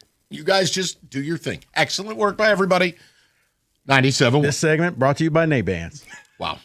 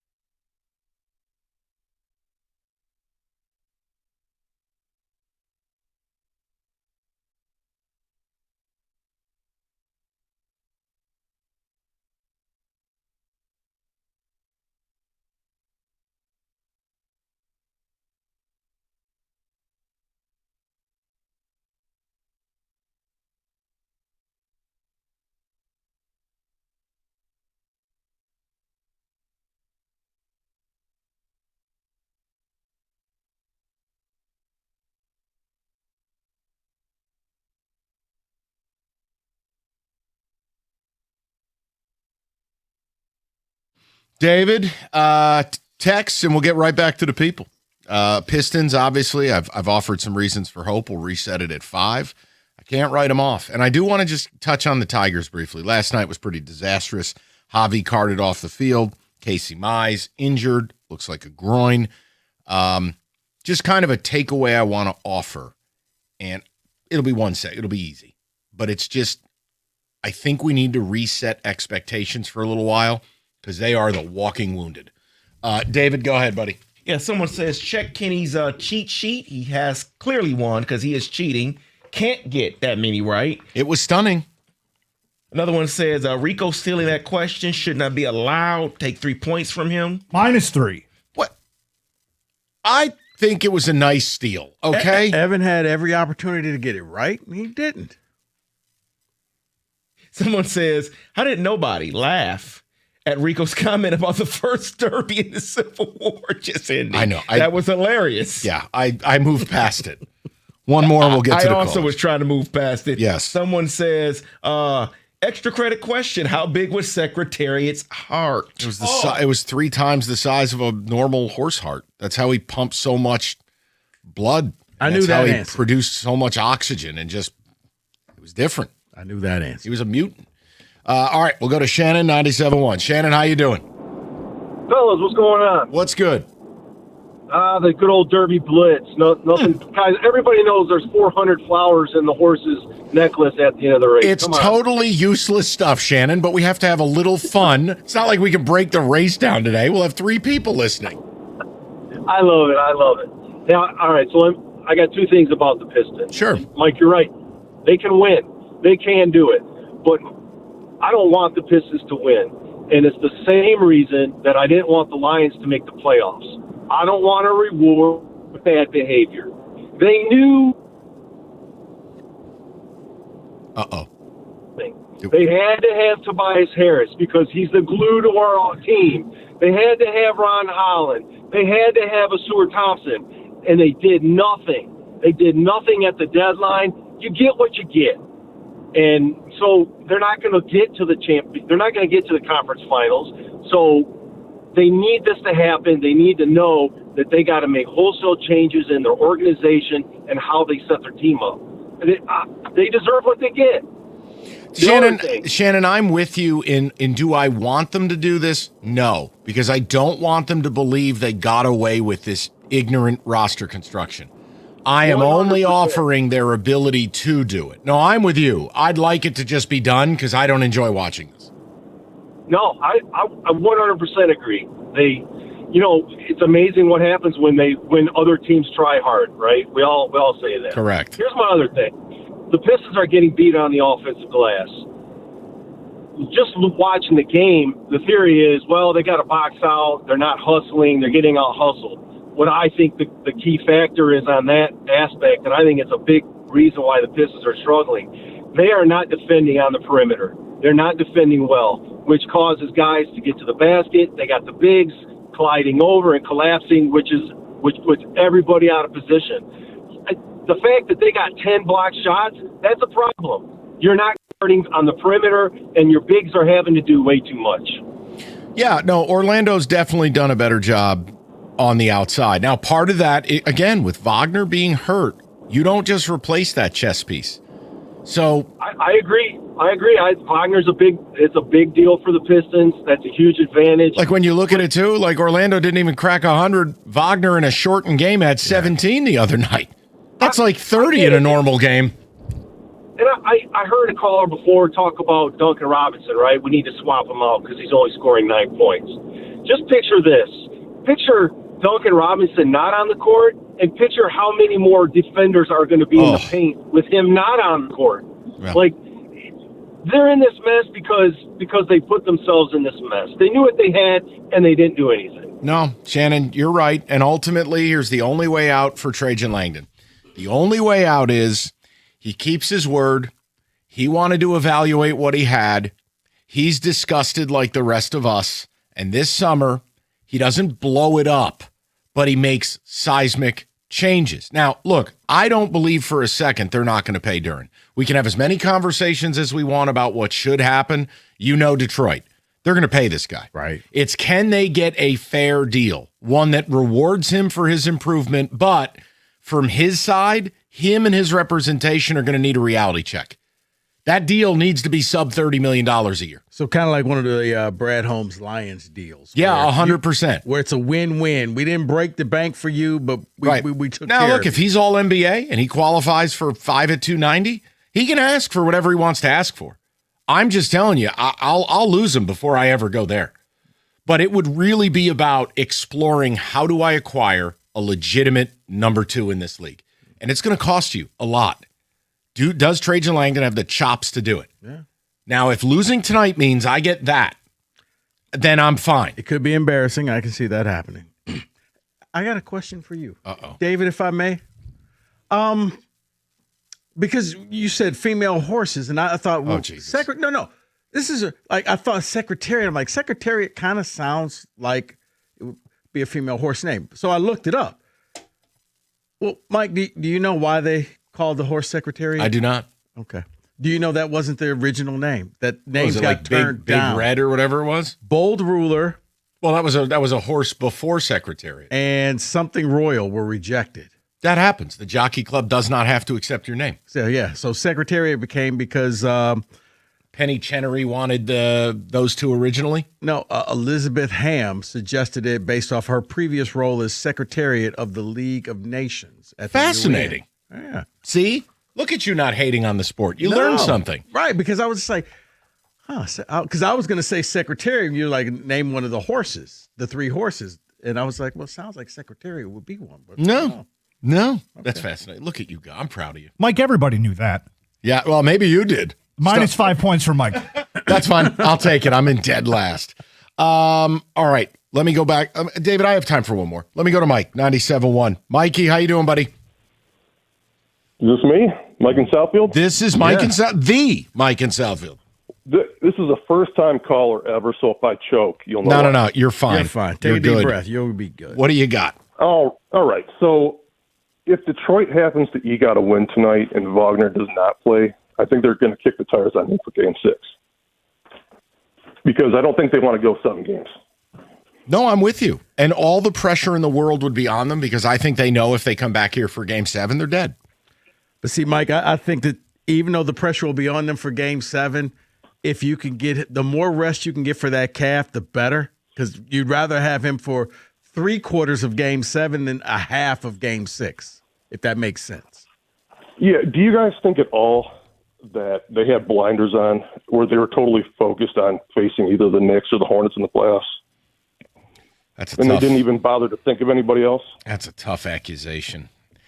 I don't. I think this just really exposed them for who they are, and Orlando had some pieces that could bust their balls. Now, the other problem, Mike, they're playing their worst basketball at the worst time of year. I mean, we've seen it in other sports. Look at the NFL. You get a team that goes 15-2, and you play your worst game of the season, and you're going home.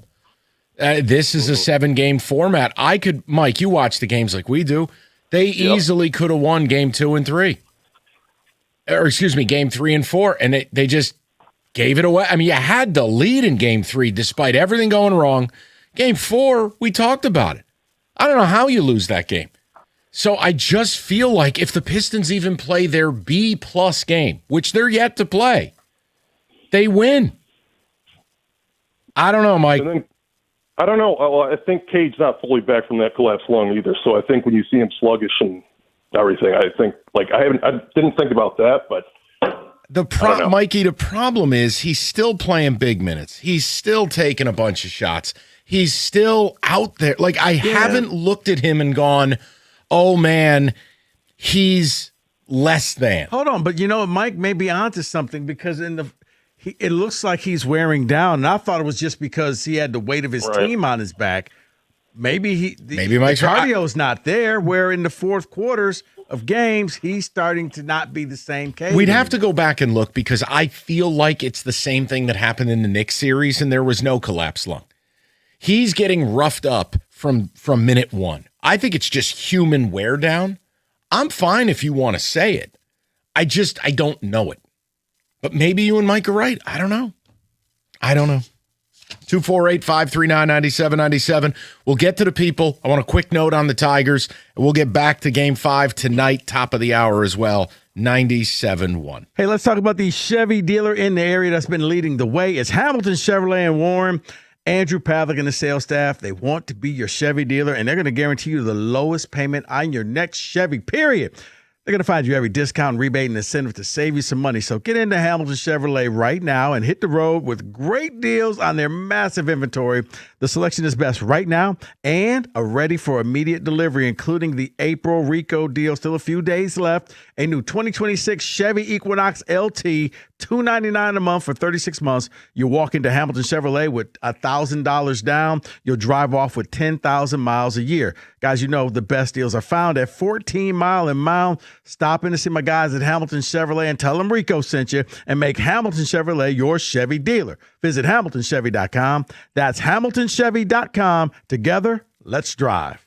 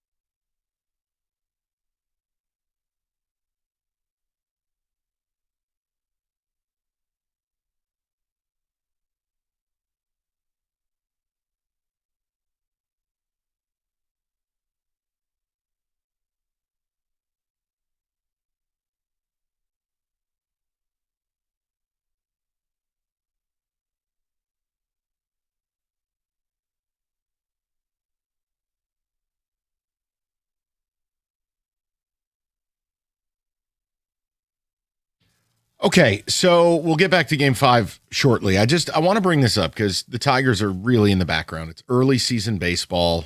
You guys know what this show thinks as far as this division is complete garbage.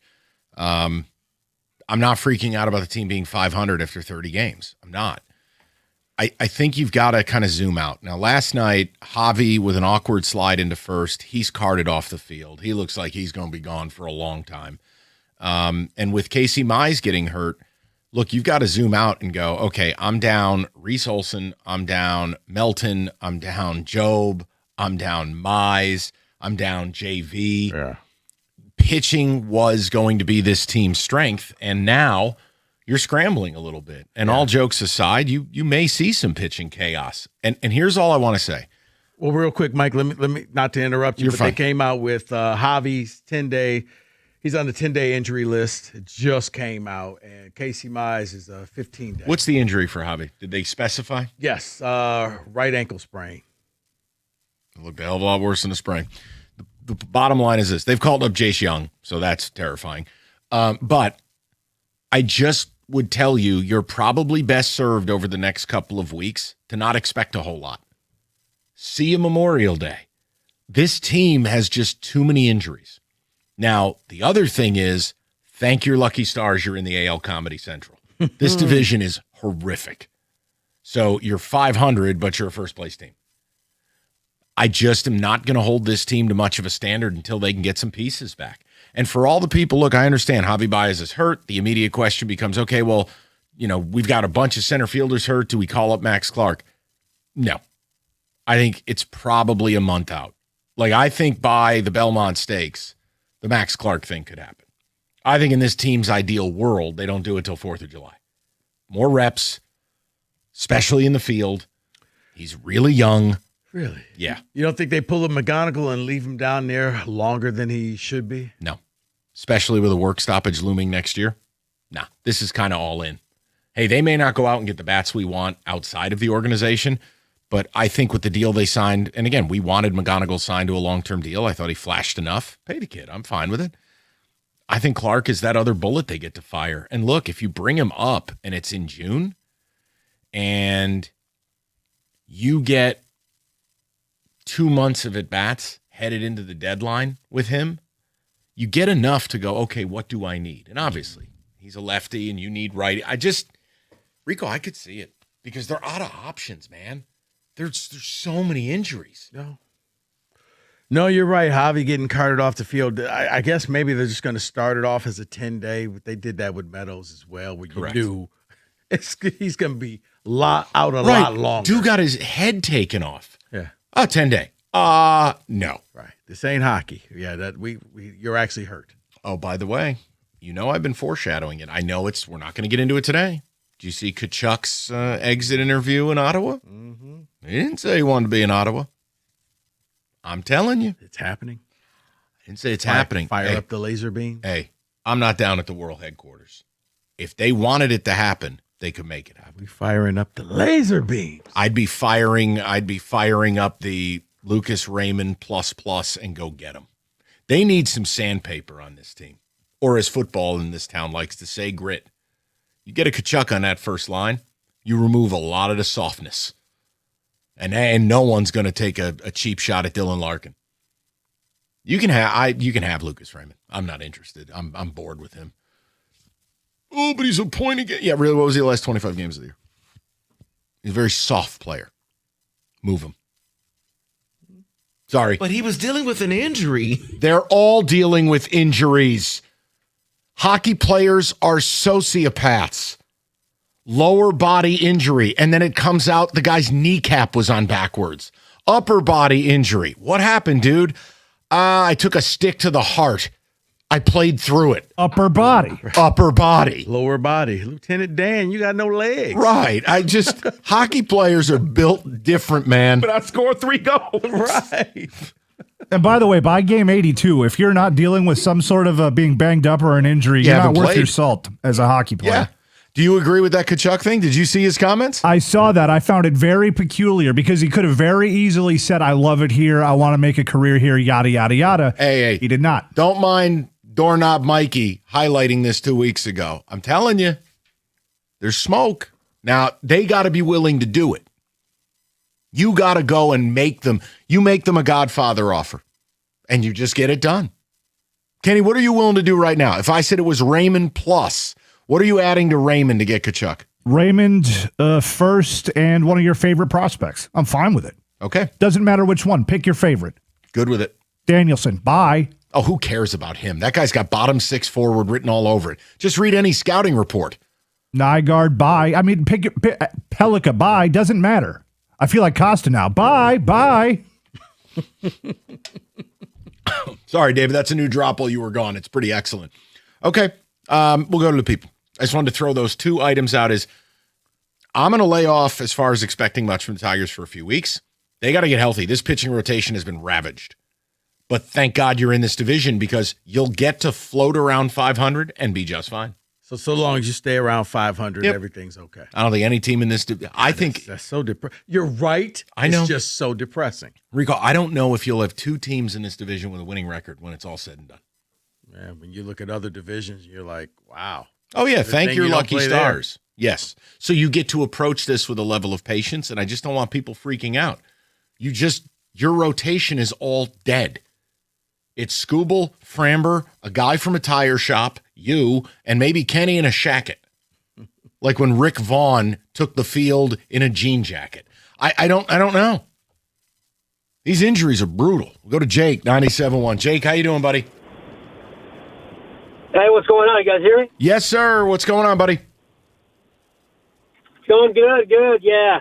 Actually, I'm a first-time caller. I love you guys' show. Thanks, I buddy. listen about it every day on the way to work. Appreciate it. Yeah. Greatly. Yeah, I just wanted to reach out to you guys. So, the Pistons, right? They're selling, everyone's saying. I do think Beef Stew, he needs more time. Or, you know what I mean? I feel like Duran, he's not getting the job done. I'm not saying Beef Stew start a fight, but they got to get going. What do you guys think? I agree with you. I mean, look, I'm not a huge Beef Stew fan, but he's been better than Duran, and he deserves a little bit more run. I at this point, I think you got to take minutes away from Duran. And they already have. I mean, they put him on ice in the third quarter of Game 3.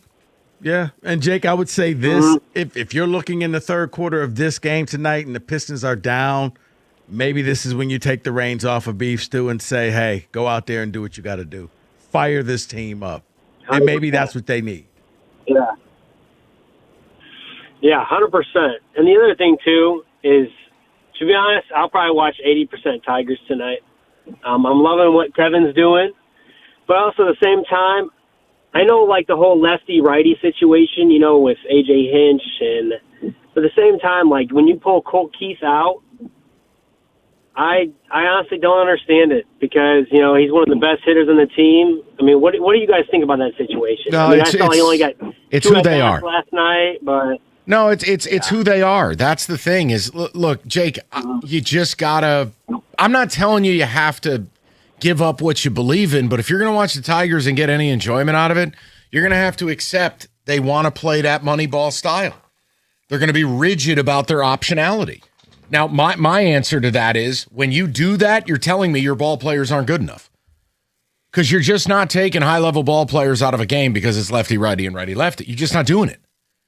So I know eventually it'll settle down when they get better players. Like, you're going to get to a point, McGonigal's never coming out of a game. Now, Riley Green is different. Kerry Carpenter is different. Yeah. And it's also this team is woefully imbalanced in that they need right-handed help. So, again, if you're going to get enjoyment out of it, you kind of just, it's like you like the food at a restaurant, but you hate the live music. I don't know what to tell you. You're going to have to sit there and deal with the trumpet player. You just got to deal with it. I hate live music. Great analogy. I can't stand live music. It drives me crazy. Really? Oh, my God. You just want to eat dinner and you got somebody banging on a tambourine? I can't stand it. Get the hell out of here. Who plays a tambourine? I'm not a tambourine. Okay, listen. All right. Hey, listen. Lawrence Welk, take it easy. All right, a trumpet, whatever. I'm finding a tambourine and I'm bringing it here now. Great. David, you get the tambourine with hot salsa.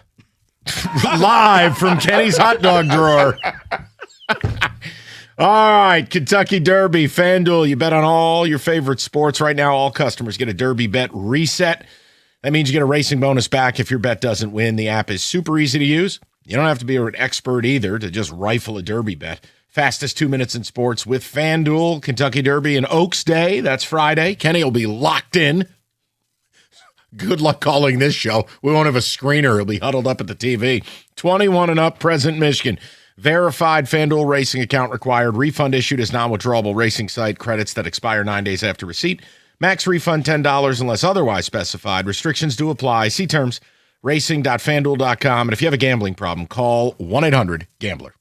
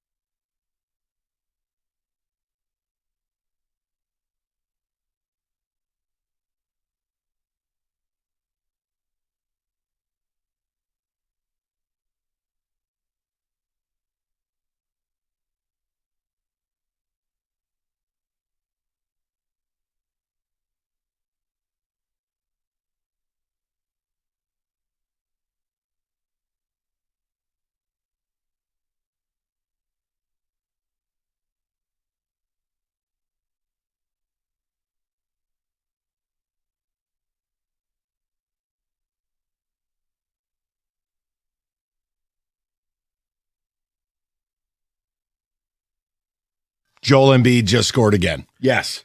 Gentlemen, even though the Timberwolves have a lead in their series, are they done? Yes. Just no DiVincenzo, no Ant-Man. no Anthony Edwards. Yeah, you lose talent like that. I think it materially changes a series. And I know we're going to talk about Wagner being hurt for Orlando. I think it materially changes this series. So, yeah, I'm going to write them off. Yeah, they're definitely written off of this series, but I've already written them off depending on what happens with Ant-Man, with the Giannis thing in the offseason. I thought they could be a player for that, but if he's hurt even longer, they may not be a player for Giannis anymore in the offseason. Wait, you mean if Giannis is hurt? No, I'm saying if Ant-Man is hurt significantly, because you already lost DiVincenzo for probably the entire year. Oh, he's gone. He blew his Achilles. Ant-Man, I believe it is a bone bruise. So we'll see how long that that's keeps going to be him a out in couple the of future. weeks. Yeah, Obviously, could it reveal more? Maybe. Go ahead. All right, guys. The NBA stinks.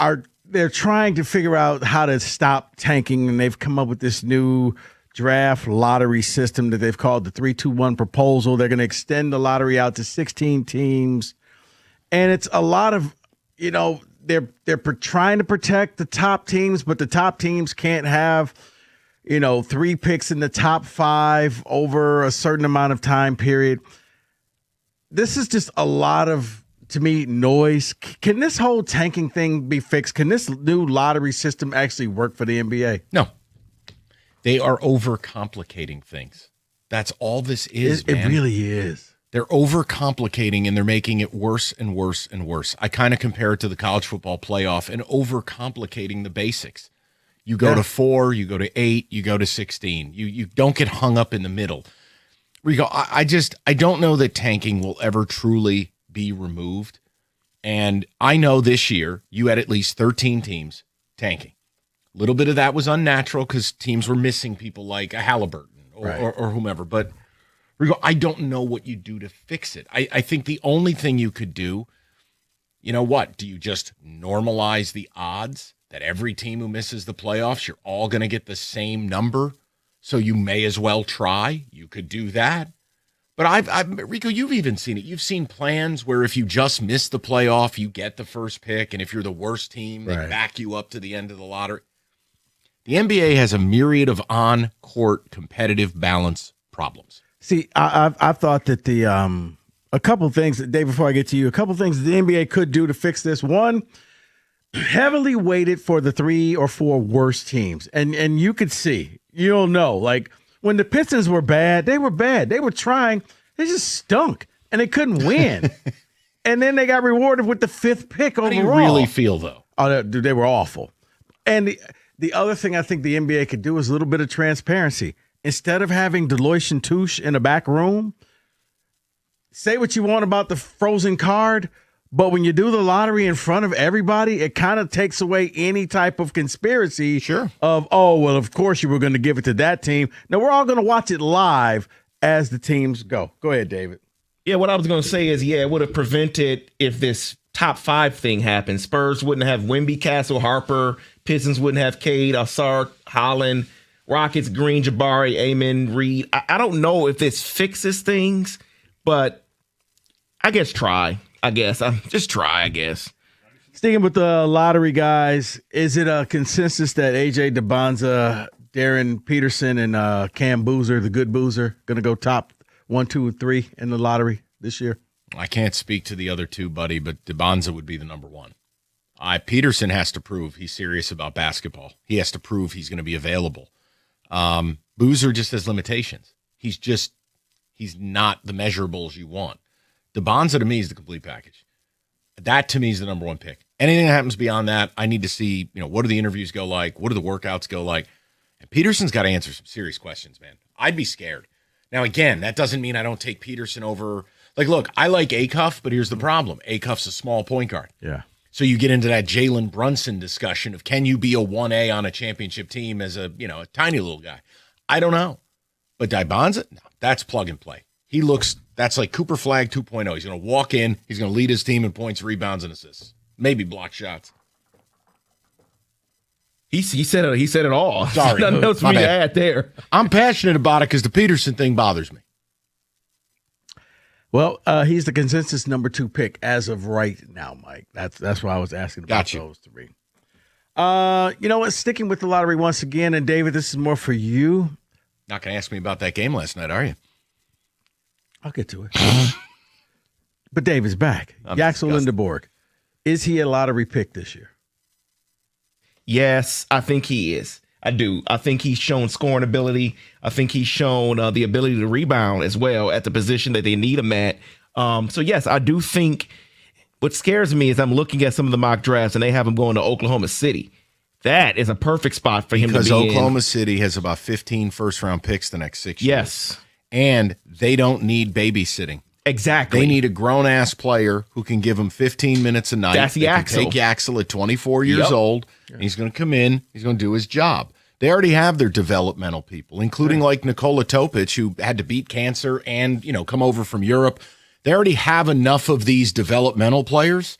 Yaxel's that plug and play. We know you're a role player. We don't need you to be a star. That would make total sense. It would. Mike, any panic in Beantown after last night? No, I'm annoyed. Because when I say the Celtics have a soft underbelly, it's performances like last night. Dude, they just duplicated basically game 2. They've lost twice in Boston. And it's this team lacks a killer instinct.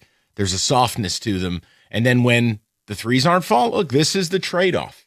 Missoula ball is about defense. You play at the slowest pace possible, and you're going to take and make more threes than your opponent can handle. The problem is the defense wasn't there last night. I mean, they got shredded. Quentin Grimes was on fire. Embiid couldn't miss. It just, there's a soft underbelly in that they lack a killer instinct. There was no reason to go back to Philly. You're up 13 at the half. Close them out.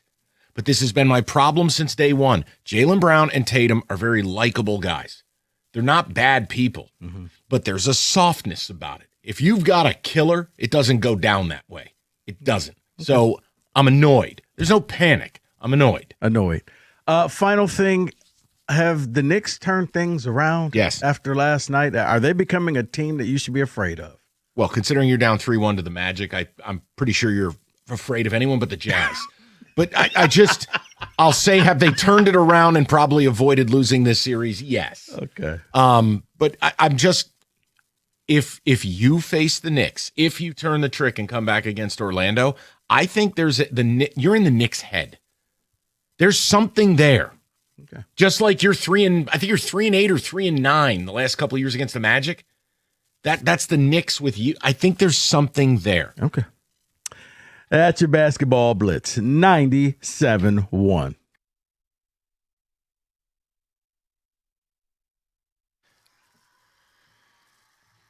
It is Truck Month at Moran Chevrolet, Michigan's #1 selling Chevy dealer. 2 years in a row. And spring is here. Refunds are hitting, hopefully for you. And maybe you can do something good with it, such as you need a new ride. Rock and roll, 26 Silverado Crew Cab, V8 engine, starting $249 a month. Haul all your gear for whatever spring projects you have, or you can lease a 26 Equinox starting at $235 a month. Guys, the deals are always fantastic. It's Moran Chevrolet. They also have your certified service covered. MoranExpress.com. You stop in, you schedule that, you get the free loaner. You go about your day. So shop online anytime, MoranExpress.com, or stop by on Gratiot, just north of 15 Mile in Clinton Township. It's Moran Chevrolet, where you always get the best price, period. Chevrolet, together, let's drive.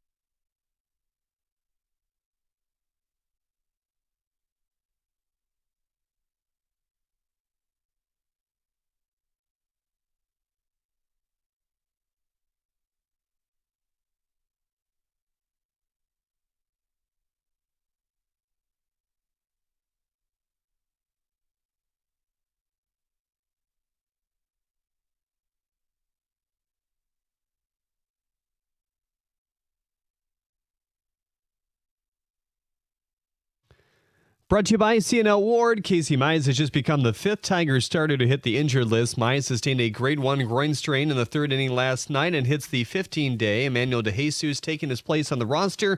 DeJesus was sent down after giving up 7 runs against the Brewers. Jace Young has also been called up to replace the injured Javi Baez, who heads to the 10-day list with an ankle sprain. Young struggled to play so far this season in AAA. The A's Tarek Skubal on the mound for Detroit. First pitch at 7:15 right here on 97.1. Even though he's still listed as questionable on the injury report, Paulo Banchero said he doesn't expect Magic star Franz Wagner to play tonight against the Pistons in Game 5. Kevin Herter is also questionable for Detroit. Hear that 6:35 pregame on WWJ. Desmond Bain on Orlando's mindset/Detroit.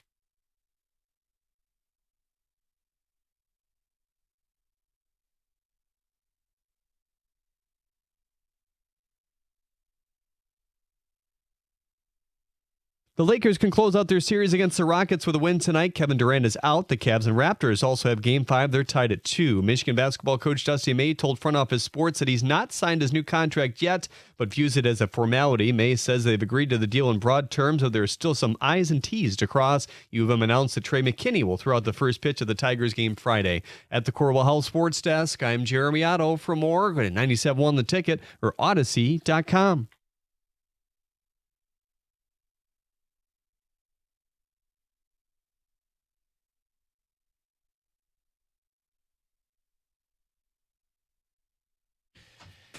$5 Game 5 is on our mind. And look, what I'm going to say will surprise some of you, but understand, there's no feelings. I'm offering you my viewpoint.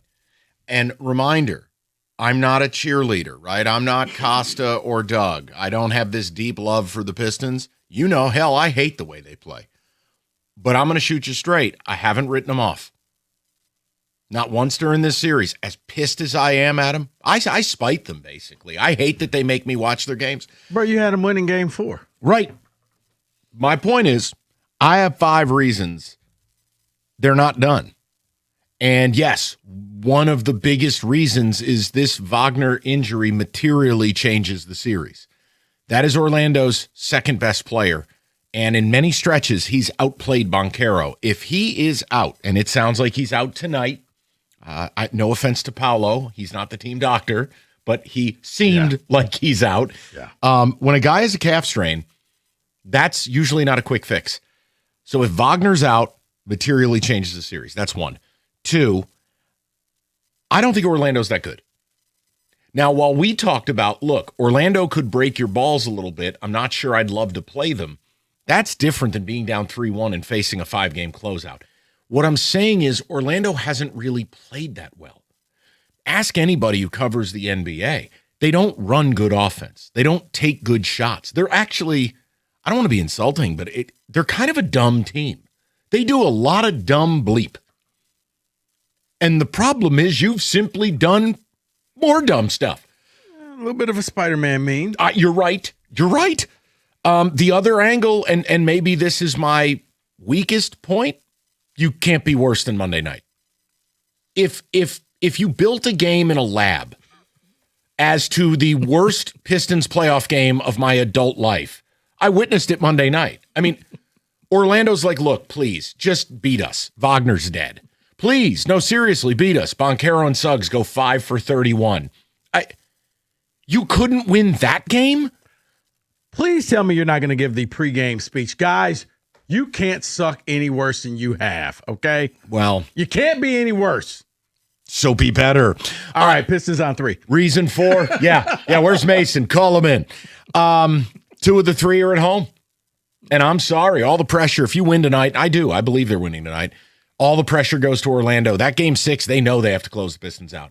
Your job in a Game 6 is get to the fourth quarter and the game's close. Oh, baby, we've seen Orlando start to choke. And the last thing, and you can value this, you could bleep all over it, whatever you like. What did we tell you Friday? Hey, why are you only favored by 2.5? We talked about them losing Game 3. Why are the Pistons only plus 200 to win this series? Down 3-1, only a 5% shot, plus 200? Still the number 1 seed. And I think that Vegas sees your number 2 reason, which is your most valid reason.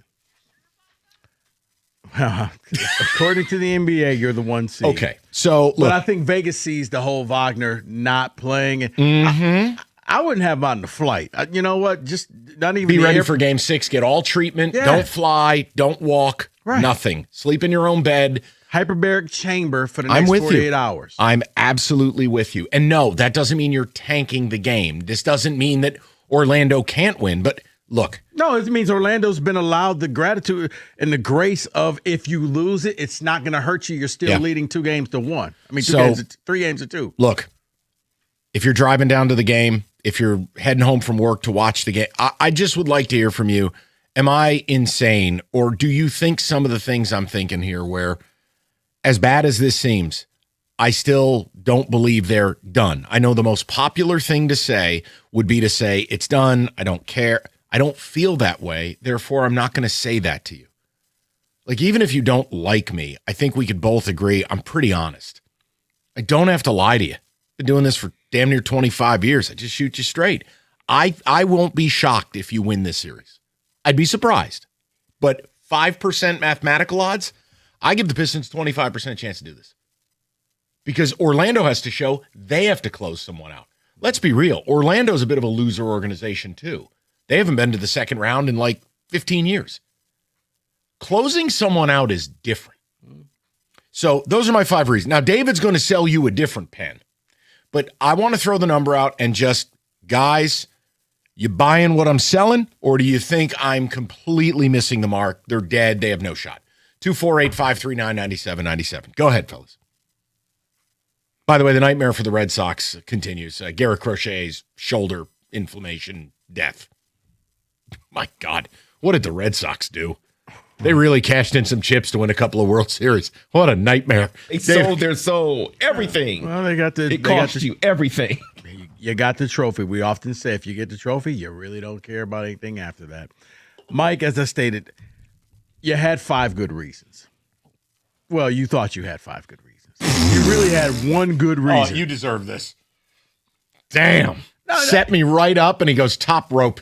You had Wagner not being there, I think, is your best thing ever because it's going to change the series. You're taking away the best player. It's like all of a sudden if the Pistons were up 3-1 and there's no Cade, all right, good luck trying to get that last game because you're going to be struggling. But Orlando not being a good team, Orlando being a dumb team, you're right. But that good team that's not good and that team that's not smart is up 3-1. I know. So what does that make you? Not you personally. I know. But what does that make the Pistons if Orlando is that bad and they're beating you 3-1 as the guy? Something's wrong here. Right. It's just they're not playing well. You're playing so awful. And look, maybe a story comes out after the season. Maybe there's something going on that we don't know about. I don't. Orlando? No, here. Oh. The Pistons are so bad. It's so, once again, bad. It's almost inexplicable. It's almost like there has to be some team dynamic or something happened or someone's playing deeply hurt. I don't know. No, see what I think it is, and we've said it before. Mike, they don't have that playoff mode where all of a sudden we're going to shorten up this bench, we're going to lean on our stars, and we're going to power through as far as we can in the playoffs. You're still playing the same way that you played in the regular season. But the Pistons won again. And they wore the belt and, played the song. I hate that. But, there's a dancing usher. But in the end, you haven't changed from who you were in the regular season. There was no other gear. So you kind of capped out. All right. And that's what I'm seeing with this team. That's why I can understand why David is frustrated because I don't see how this gets better. 248-539-9797. You know you're down bad if I'm selling hope. But I can't lie to you and act like I don't think they're going to win tonight. I do. Which means we get a penultimate game 6 where, newsflash, teams that don't have playoff experience, it's hard to close people out. And if Wagner's hurt, ... So, look, talk to me. David, go ahead. I know you got some power stats. Yeah, and you're backed by Greater Life. So I know I'm in trouble. And the home part of your 5-point plan really hurts because they lost game 1 at home. So having 2 more at home, if they make it to 7, that really doesn't excite me. Doesn't tell me that we have the advantage being at home. Cade turns the ball over. Not good. 6.8 turnovers per game is what he's averaging. Jalen cannot rebound right now. Doesn't have a game with double-digit rebounds. And it just doesn't happen where a team comes back from 3-1. But the other problem that I also have with this is that we're relying on Uncle T. He is the second leading scorer for this team. Wonderful, great. But he also is turning the ball over in key moments. He is doing nothing else for us in this series. And I'm just not and Kenny's guy, number 9, stop sign guy, all of that. He comes in and he, you know what that stop sign should not stand for or mean? Not shooting, because he had the ball in the paint multiple times in the last game and decided, it's okay, I'm not going to shoot. But this team just does not look good. The Magic shot 33% from the field. They can just do a little bit better than that and still win this game. 248-539-9797. What are the initial responses on text? How bad am I getting crushed on this? We've seen the Pistons choke. The Magic have absolutely closed games. I say they win tonight. Oh, Someone boy. says, all right, can I say this? Yes. If they lose this game tonight, forget the series. But if you allow Orlando to come up here and complete a gentleman's sweep, you are dogs. You have absolutely no pride. At that point, I never want to hear about toughness, Detroit versus everybody, Pistons won again, belts, nothing. Any discussion of bad boys or going to work, no. There's just, come on, man, this is a league game tonight. Rico, you know what I'm talking about. Mm-hmm. This is a game you are supposed to win. This team's coming up here without their second best player. They know they have complete control. They're men, not machines. Mm-hmm. If you don't come out and win tonight, you are gutter trash. You cannot allow this team to close you out in 5. No. Maybe blessing in disguise. What? Because if they do come here and they do beat you, it forces Trajan Langdon to look in the mirror and to look at what he put together. This was all on you, Trajan. You could have made moves. You made marginal moves, and you got marginal results. So this will all be on you. Do I want them to lose? Yes, because I don't enjoy watching them play. But I'm separating all of that. And I'm telling you, I don't think they're done in this series. No, they shouldn't. You're right. Because Orlando is not like they're not going to try, but they know, man, we got games in our back pocket. So we can afford to lose this one. A 5-game closeout on the road? It's what? Why, Mike, it's why I'm sure you're not panicked over the Celtics. No. You know what? We can afford a clunker. That's okay. No, I'm pissed. There's a difference. There's not panic. I'm pissed. Right. And we're not going to do Celtics radio, but that's when I say you can scratch their underbelly. That's because the Celtics are Charmin, led by Tatum and Brown. They're both soft. But when you have a 3-1 lead, you can afford a dud of a game. Yeah, but also for the Celtics' perspective, they're champions. They've been to 5 or 6 Eastern Conference Finals. They've been to 2 NBA Finals. They've won a championship. The rules are different. Okay. They're in the VIP club. Bad example. No, you're okay. I didn't mean to touch a nerve there. No, I'm saying is the Pistons don't get to do that crap. They haven't won a thing. No, I'm talking about Orlando is thinking, okay, guys, if we lose tonight, also don't get to do that. Yeah, right, but still, we've beaten them at home. Yes. We've beaten them in Detroit. We've beaten them shorthanded. We're not really that worried about them. And now you got Durham. Hey, we're still the better team. You lose tonight. How are you even saying you're the better team? If you lose tonight, does this cement the following? If you lose tonight, you are the biggest fraud in NBA history. Ooh. You are Bernie Madoff. You don't have to say yes. No. I'm I'll have asking. to think about that, but it would put you, I'm sure, in the top 5. You know what should happen if they lose tonight? Mason quits. It's best for everybody. What does Mason have to do with this? I'm trying to find silver linings They lose. Mason says you're losers, and I don't want to be affiliated with you. JB gets fired. Well, listen, the and JB Dusty May becomes the head coach. Dude, the JB conversation is not. He hadn't signed that contract, David. No, don't. Oh God, don't. Why does he have? You know what, David? Just 97. Don't. Why? You are an agent of chaos. You've been so well behaved today. Why did you have to say that? Thanks. The JB conversation does come into focus. His playoff record overall is woeful, but I think that's a next year conversation. It is. I mean, Mason took a stray. All I said is he should have some pride. Quit. And quit.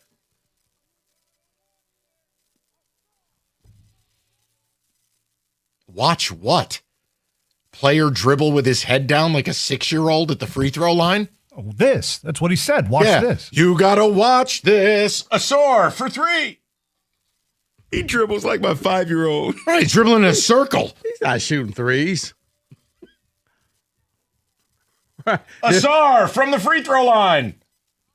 No, there's a stop sign at the 3-point line. Nope. The 9 can't hit it at the line. Right, yeah. It's also good. Mike, it's like in Forrest Gump when he was running back touchdowns for Alabama and they put up the stop sign. No, don't shoot. You win. 97-1.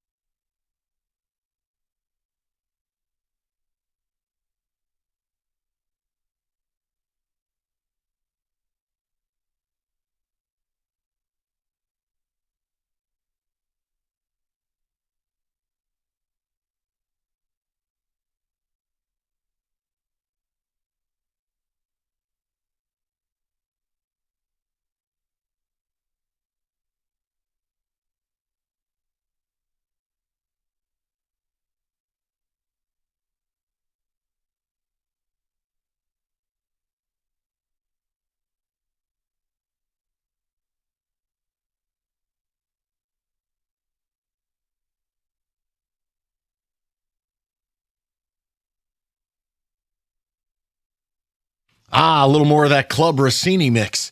If you don't understand why David's playing this, we open the show. More news from the Vrabel Rossini, a battle of two of the dumbest people on the planet.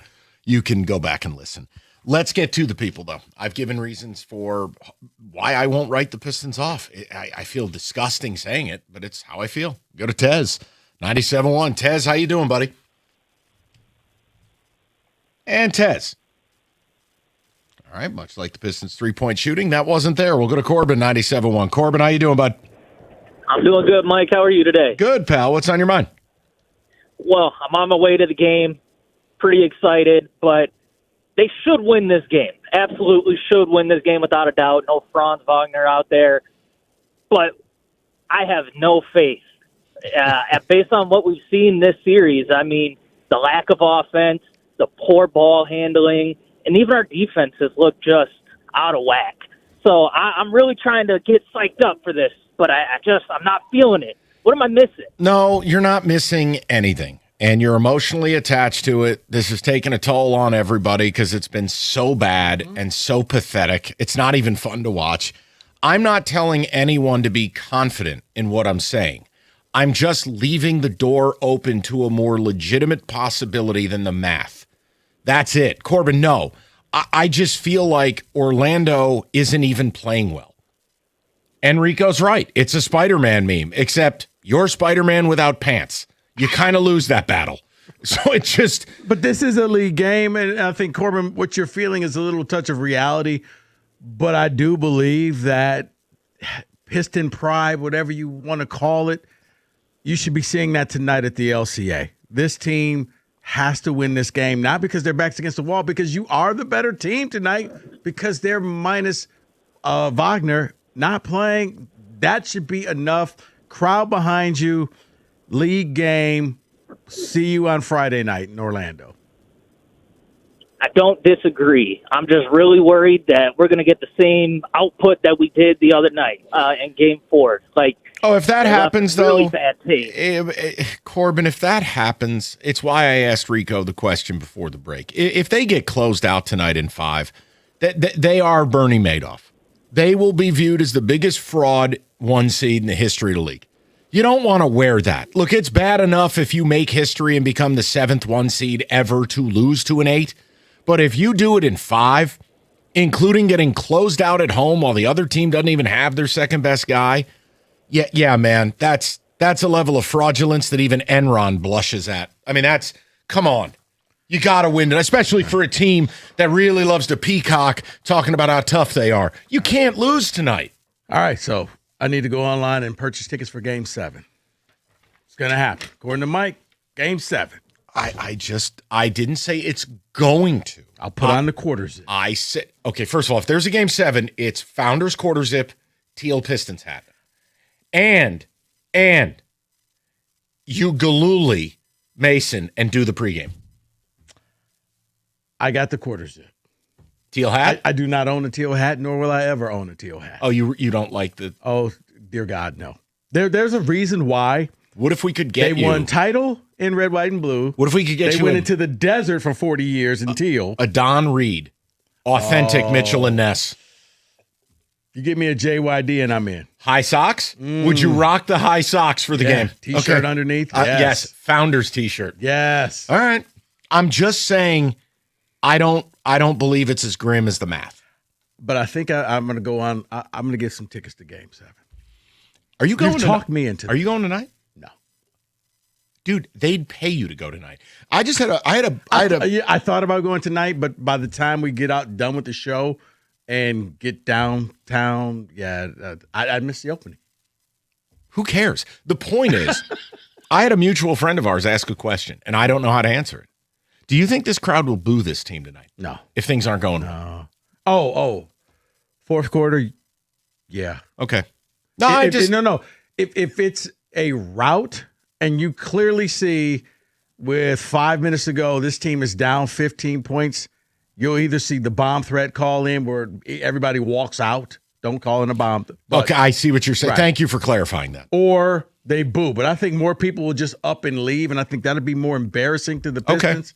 That You know what? I've wasted my time. Ticket prices were what, $50 earlier? Yeah. I mean, that tells you that's by NBA pricing.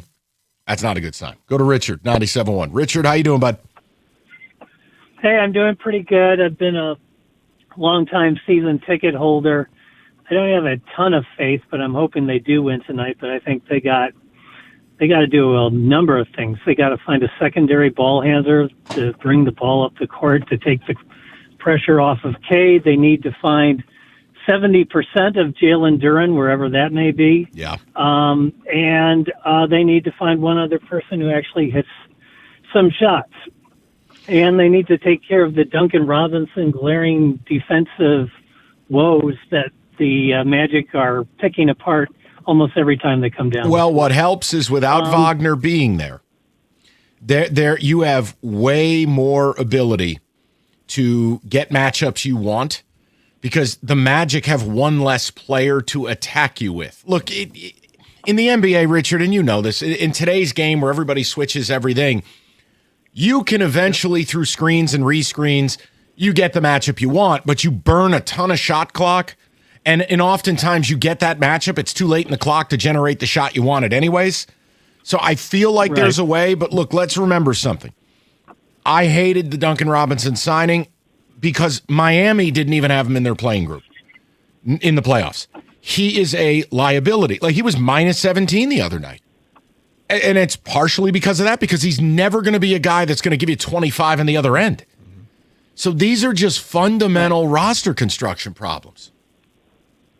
Yep, I'm with you. They need to fix some things in the off season, and I'm a big Tobias Harris fan, but I'm also realistic about what he can do for you going forward. But let's hope, like hell, he does something. I think tonight. if he would take a big, and again, hey man, if somebody's willing to pay Tobias $25-26 million around the league, he's got to take that money. But if a situation arises where the market is lukewarm on him, and I can get him on a pay cut, I am not disrespectful. I'm willing to have him here. He cannot be a number two. My fear is Cade will walk in that office like Michael Corleone, and he's going to demand JD back, and he's going to demand Tobias back, and you're going to be severely hamstrung based on what those deals look like on getting Cade what he really needs. Because I think in that world, Cade, you know what? Give us one more year together. This will all work itself out. And it's like, Cade, I'm going to throw up. Please stop. You've hamstrung this team, and good luck. It's doable to have both guys back and still get a really good player, but man, you'd have to thread a needle every dollar, and it would automatically trigger the following. Duncan is gone because only 2.5 of his 15 or 16 is guaranteed. He's out. You do have a team option on Jenkins. Heartfelt story. Pack your stuff. He's gone for 5. You got to launch. You got to trade the dead body of Karis LeVert for $15 million to somewhere, and you could carve out enough to get somebody. Now, is that somebody Norman Powell? Yeah. How hopped up are you to sign Norman Powell after making his first All-Star team at age 32? Right. And oh, by the way, Miami wants to keep him. Right. I don't know the answer, but that's why when you laughed at me when I said maybe you just go get DeSumo. I know, only because Mike, he will fit in that amount of money that you just talked about. Can we say he'd be a great sixth man? Can we just meet in the middle? He'd be a sixth man who played starter minutes, but he's not a true number 2. He would help, but he's not a number 2. Yes. Okay. Then fine. The Vinny Johnson, he can come off the bench. Yes. Mike James. Oh, come on with Mike James. Oh, the Zeljko Rabracha. You were good at Vinny. You didn't have to go further. David, remember Mike James is a hero in this town. When you win a championship, you're a hero in that town forever. That's true. Truth. 97.1. Hey, imagine all that can happen in 5 years. Jobs may change. Your kids will grow. New memes will come out.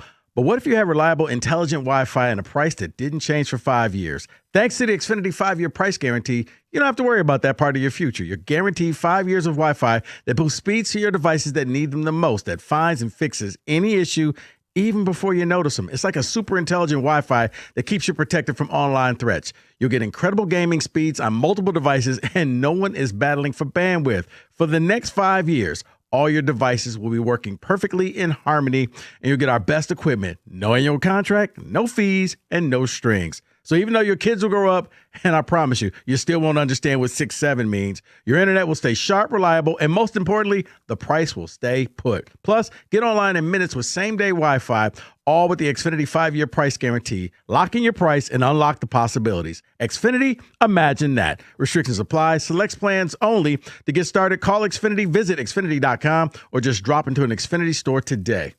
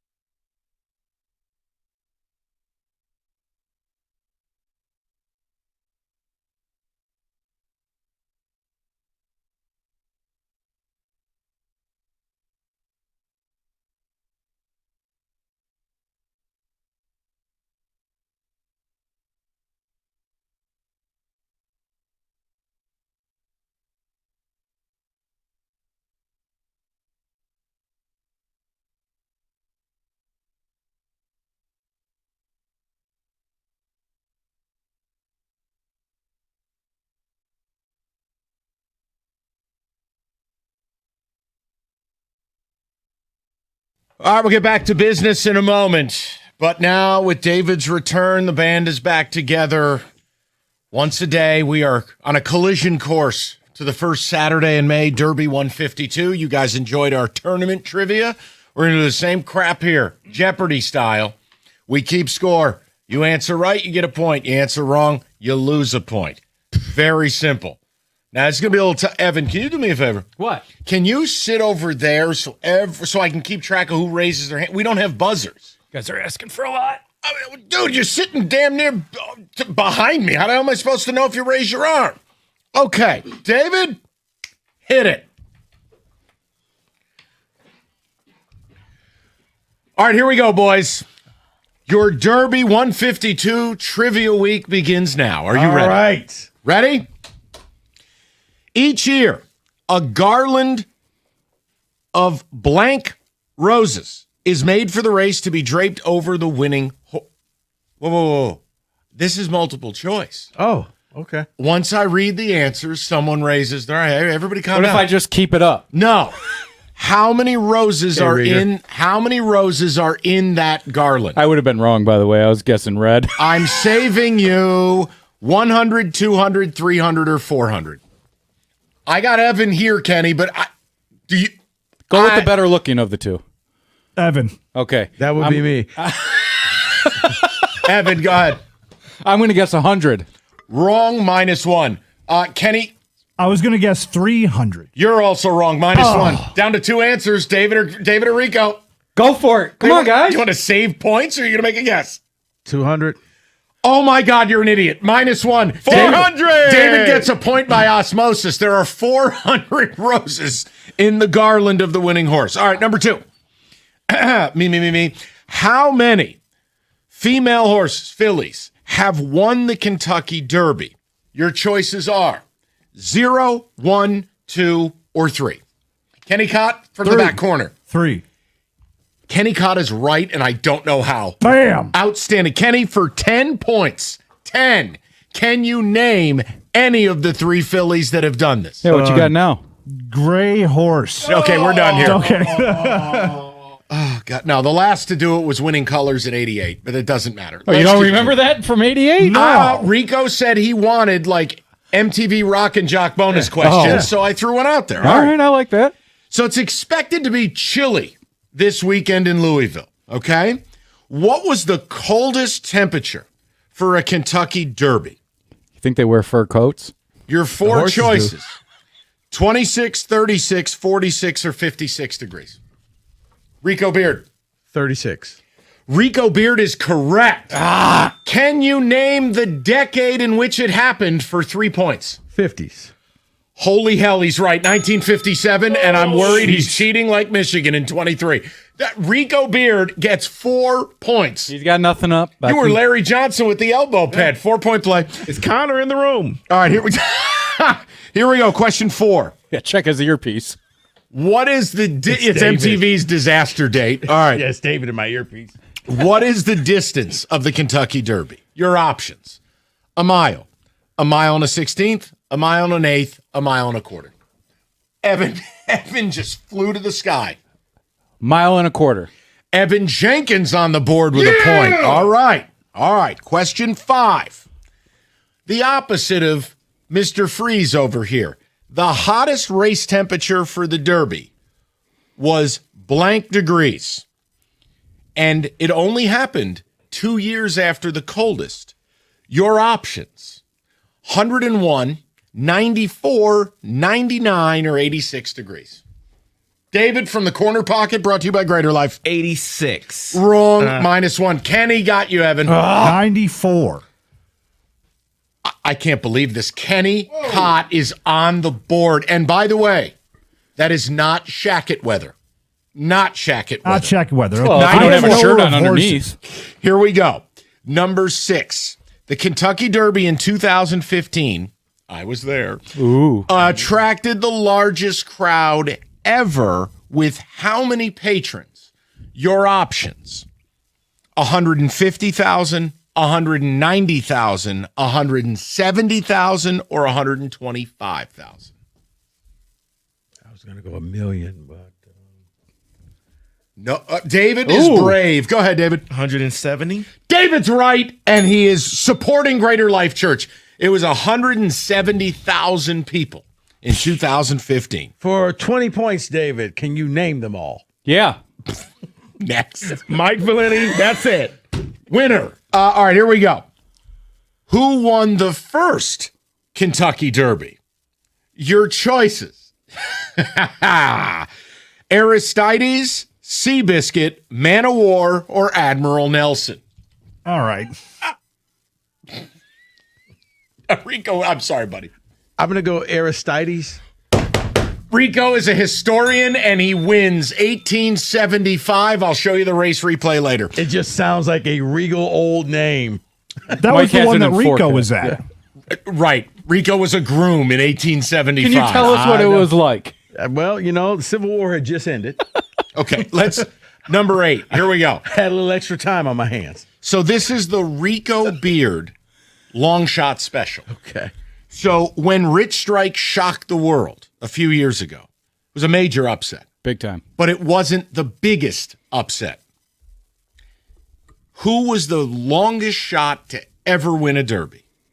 Donerail in 1913, Monarchos in 2005, Mind That Bird in 2009, or Country House in 2019? Kenny Cott. Donerail. Okay, Kenny got that right. David, can we check his computer because I can't trust it? Also, look at his minimized windows. I'm just saying, Kenny, you're a little too sharp for what you present on air. You cannot go in and out of that program easily, so he's not cheating. Donerail.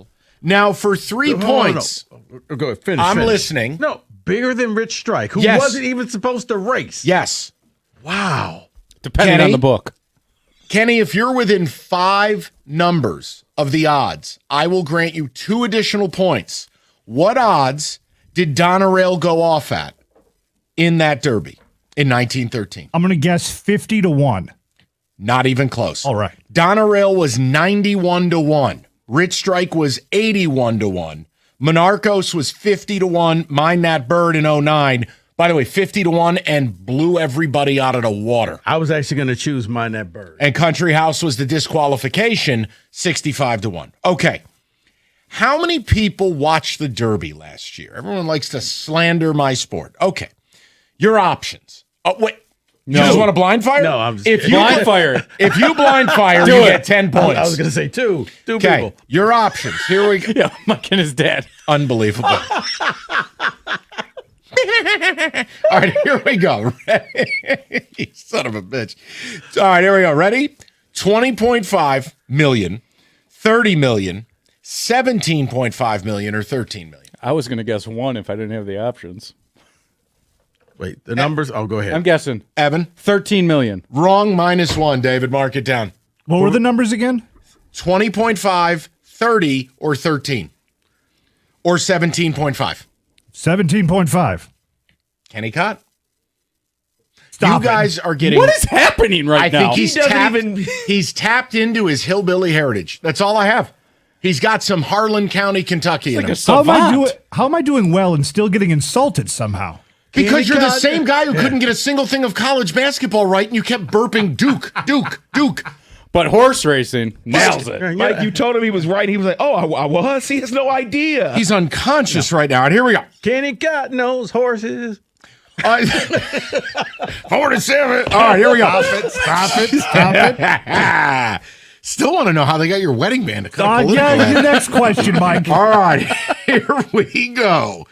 Which country inspired the very creation of the Kentucky Derby?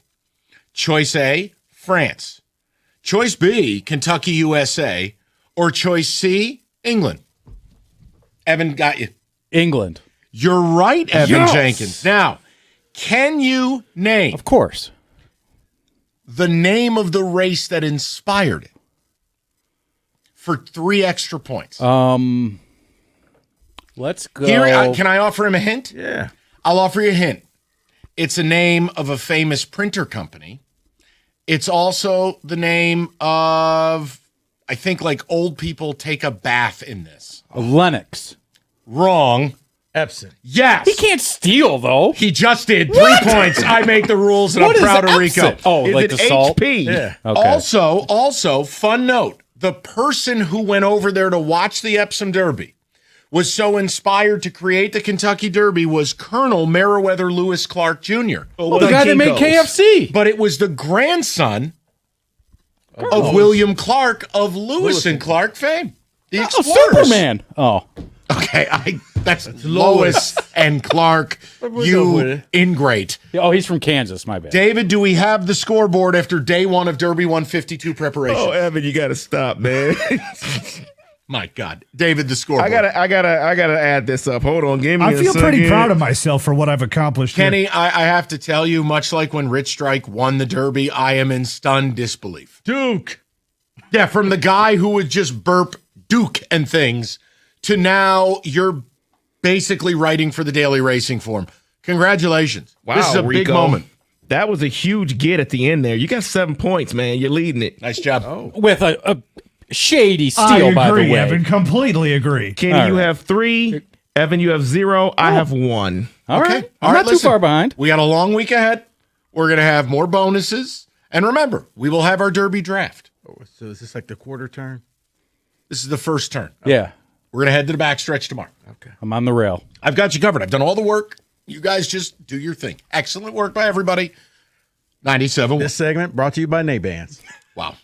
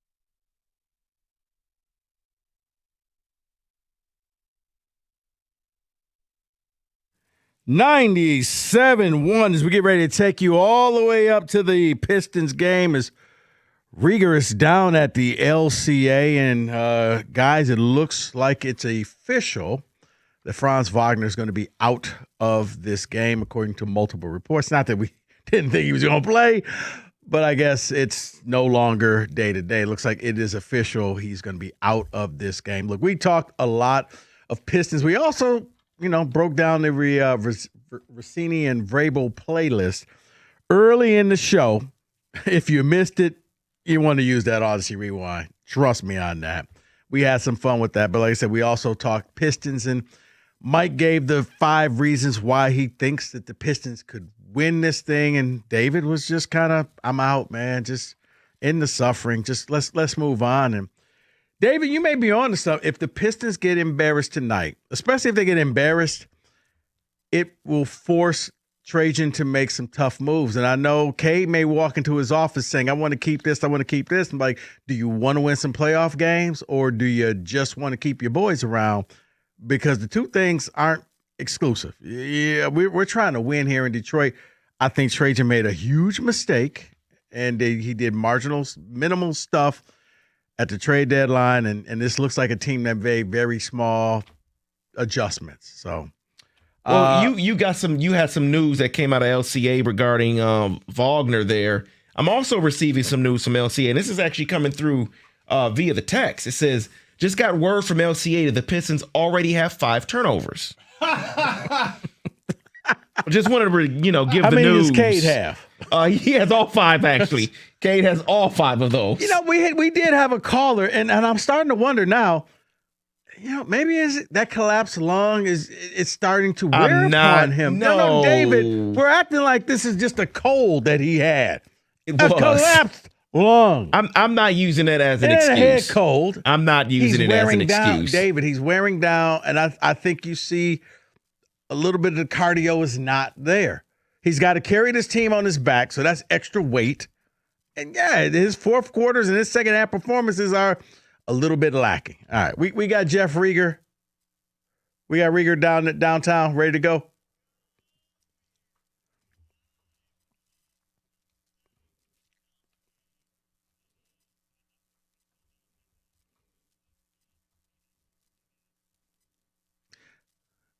Are they in high spirits or no? I hear the excitement. Right.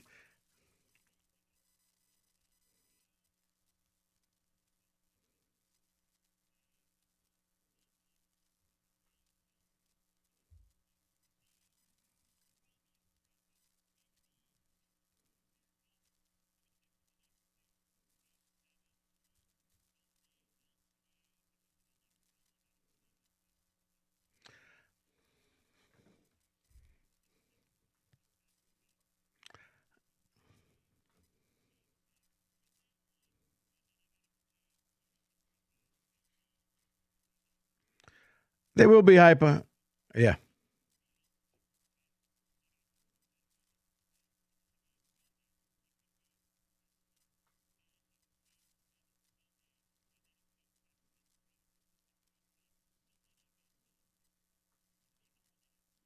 That could be. Hey, that'd be a great day downtown. That means the Pistons won. They won tonight. They won also Friday night, and they're back there Sunday. Yeah, so.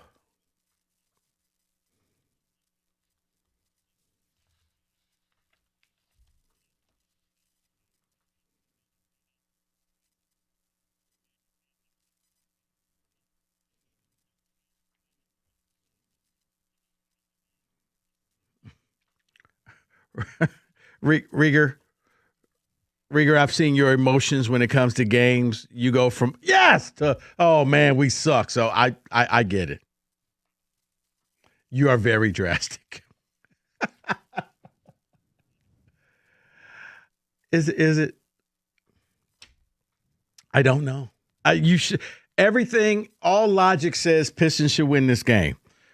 Wagner's out. And looks like that just became official. They're without their best player. Well, one of their better players. Well, okay. Well, that's what. Yes, I think put it this way. Rieger, I think he's been the difference maker in this series. He may not have been the best player. Yes. And he's not there. Pistons are back home, backs against the wall. This is a league game. Orlando knows we can go back to Orlando on Friday and close this thing out. There's no sense of urgency for them, where the Pistons, it's do or die tonight. So, yes, all logic says they should win.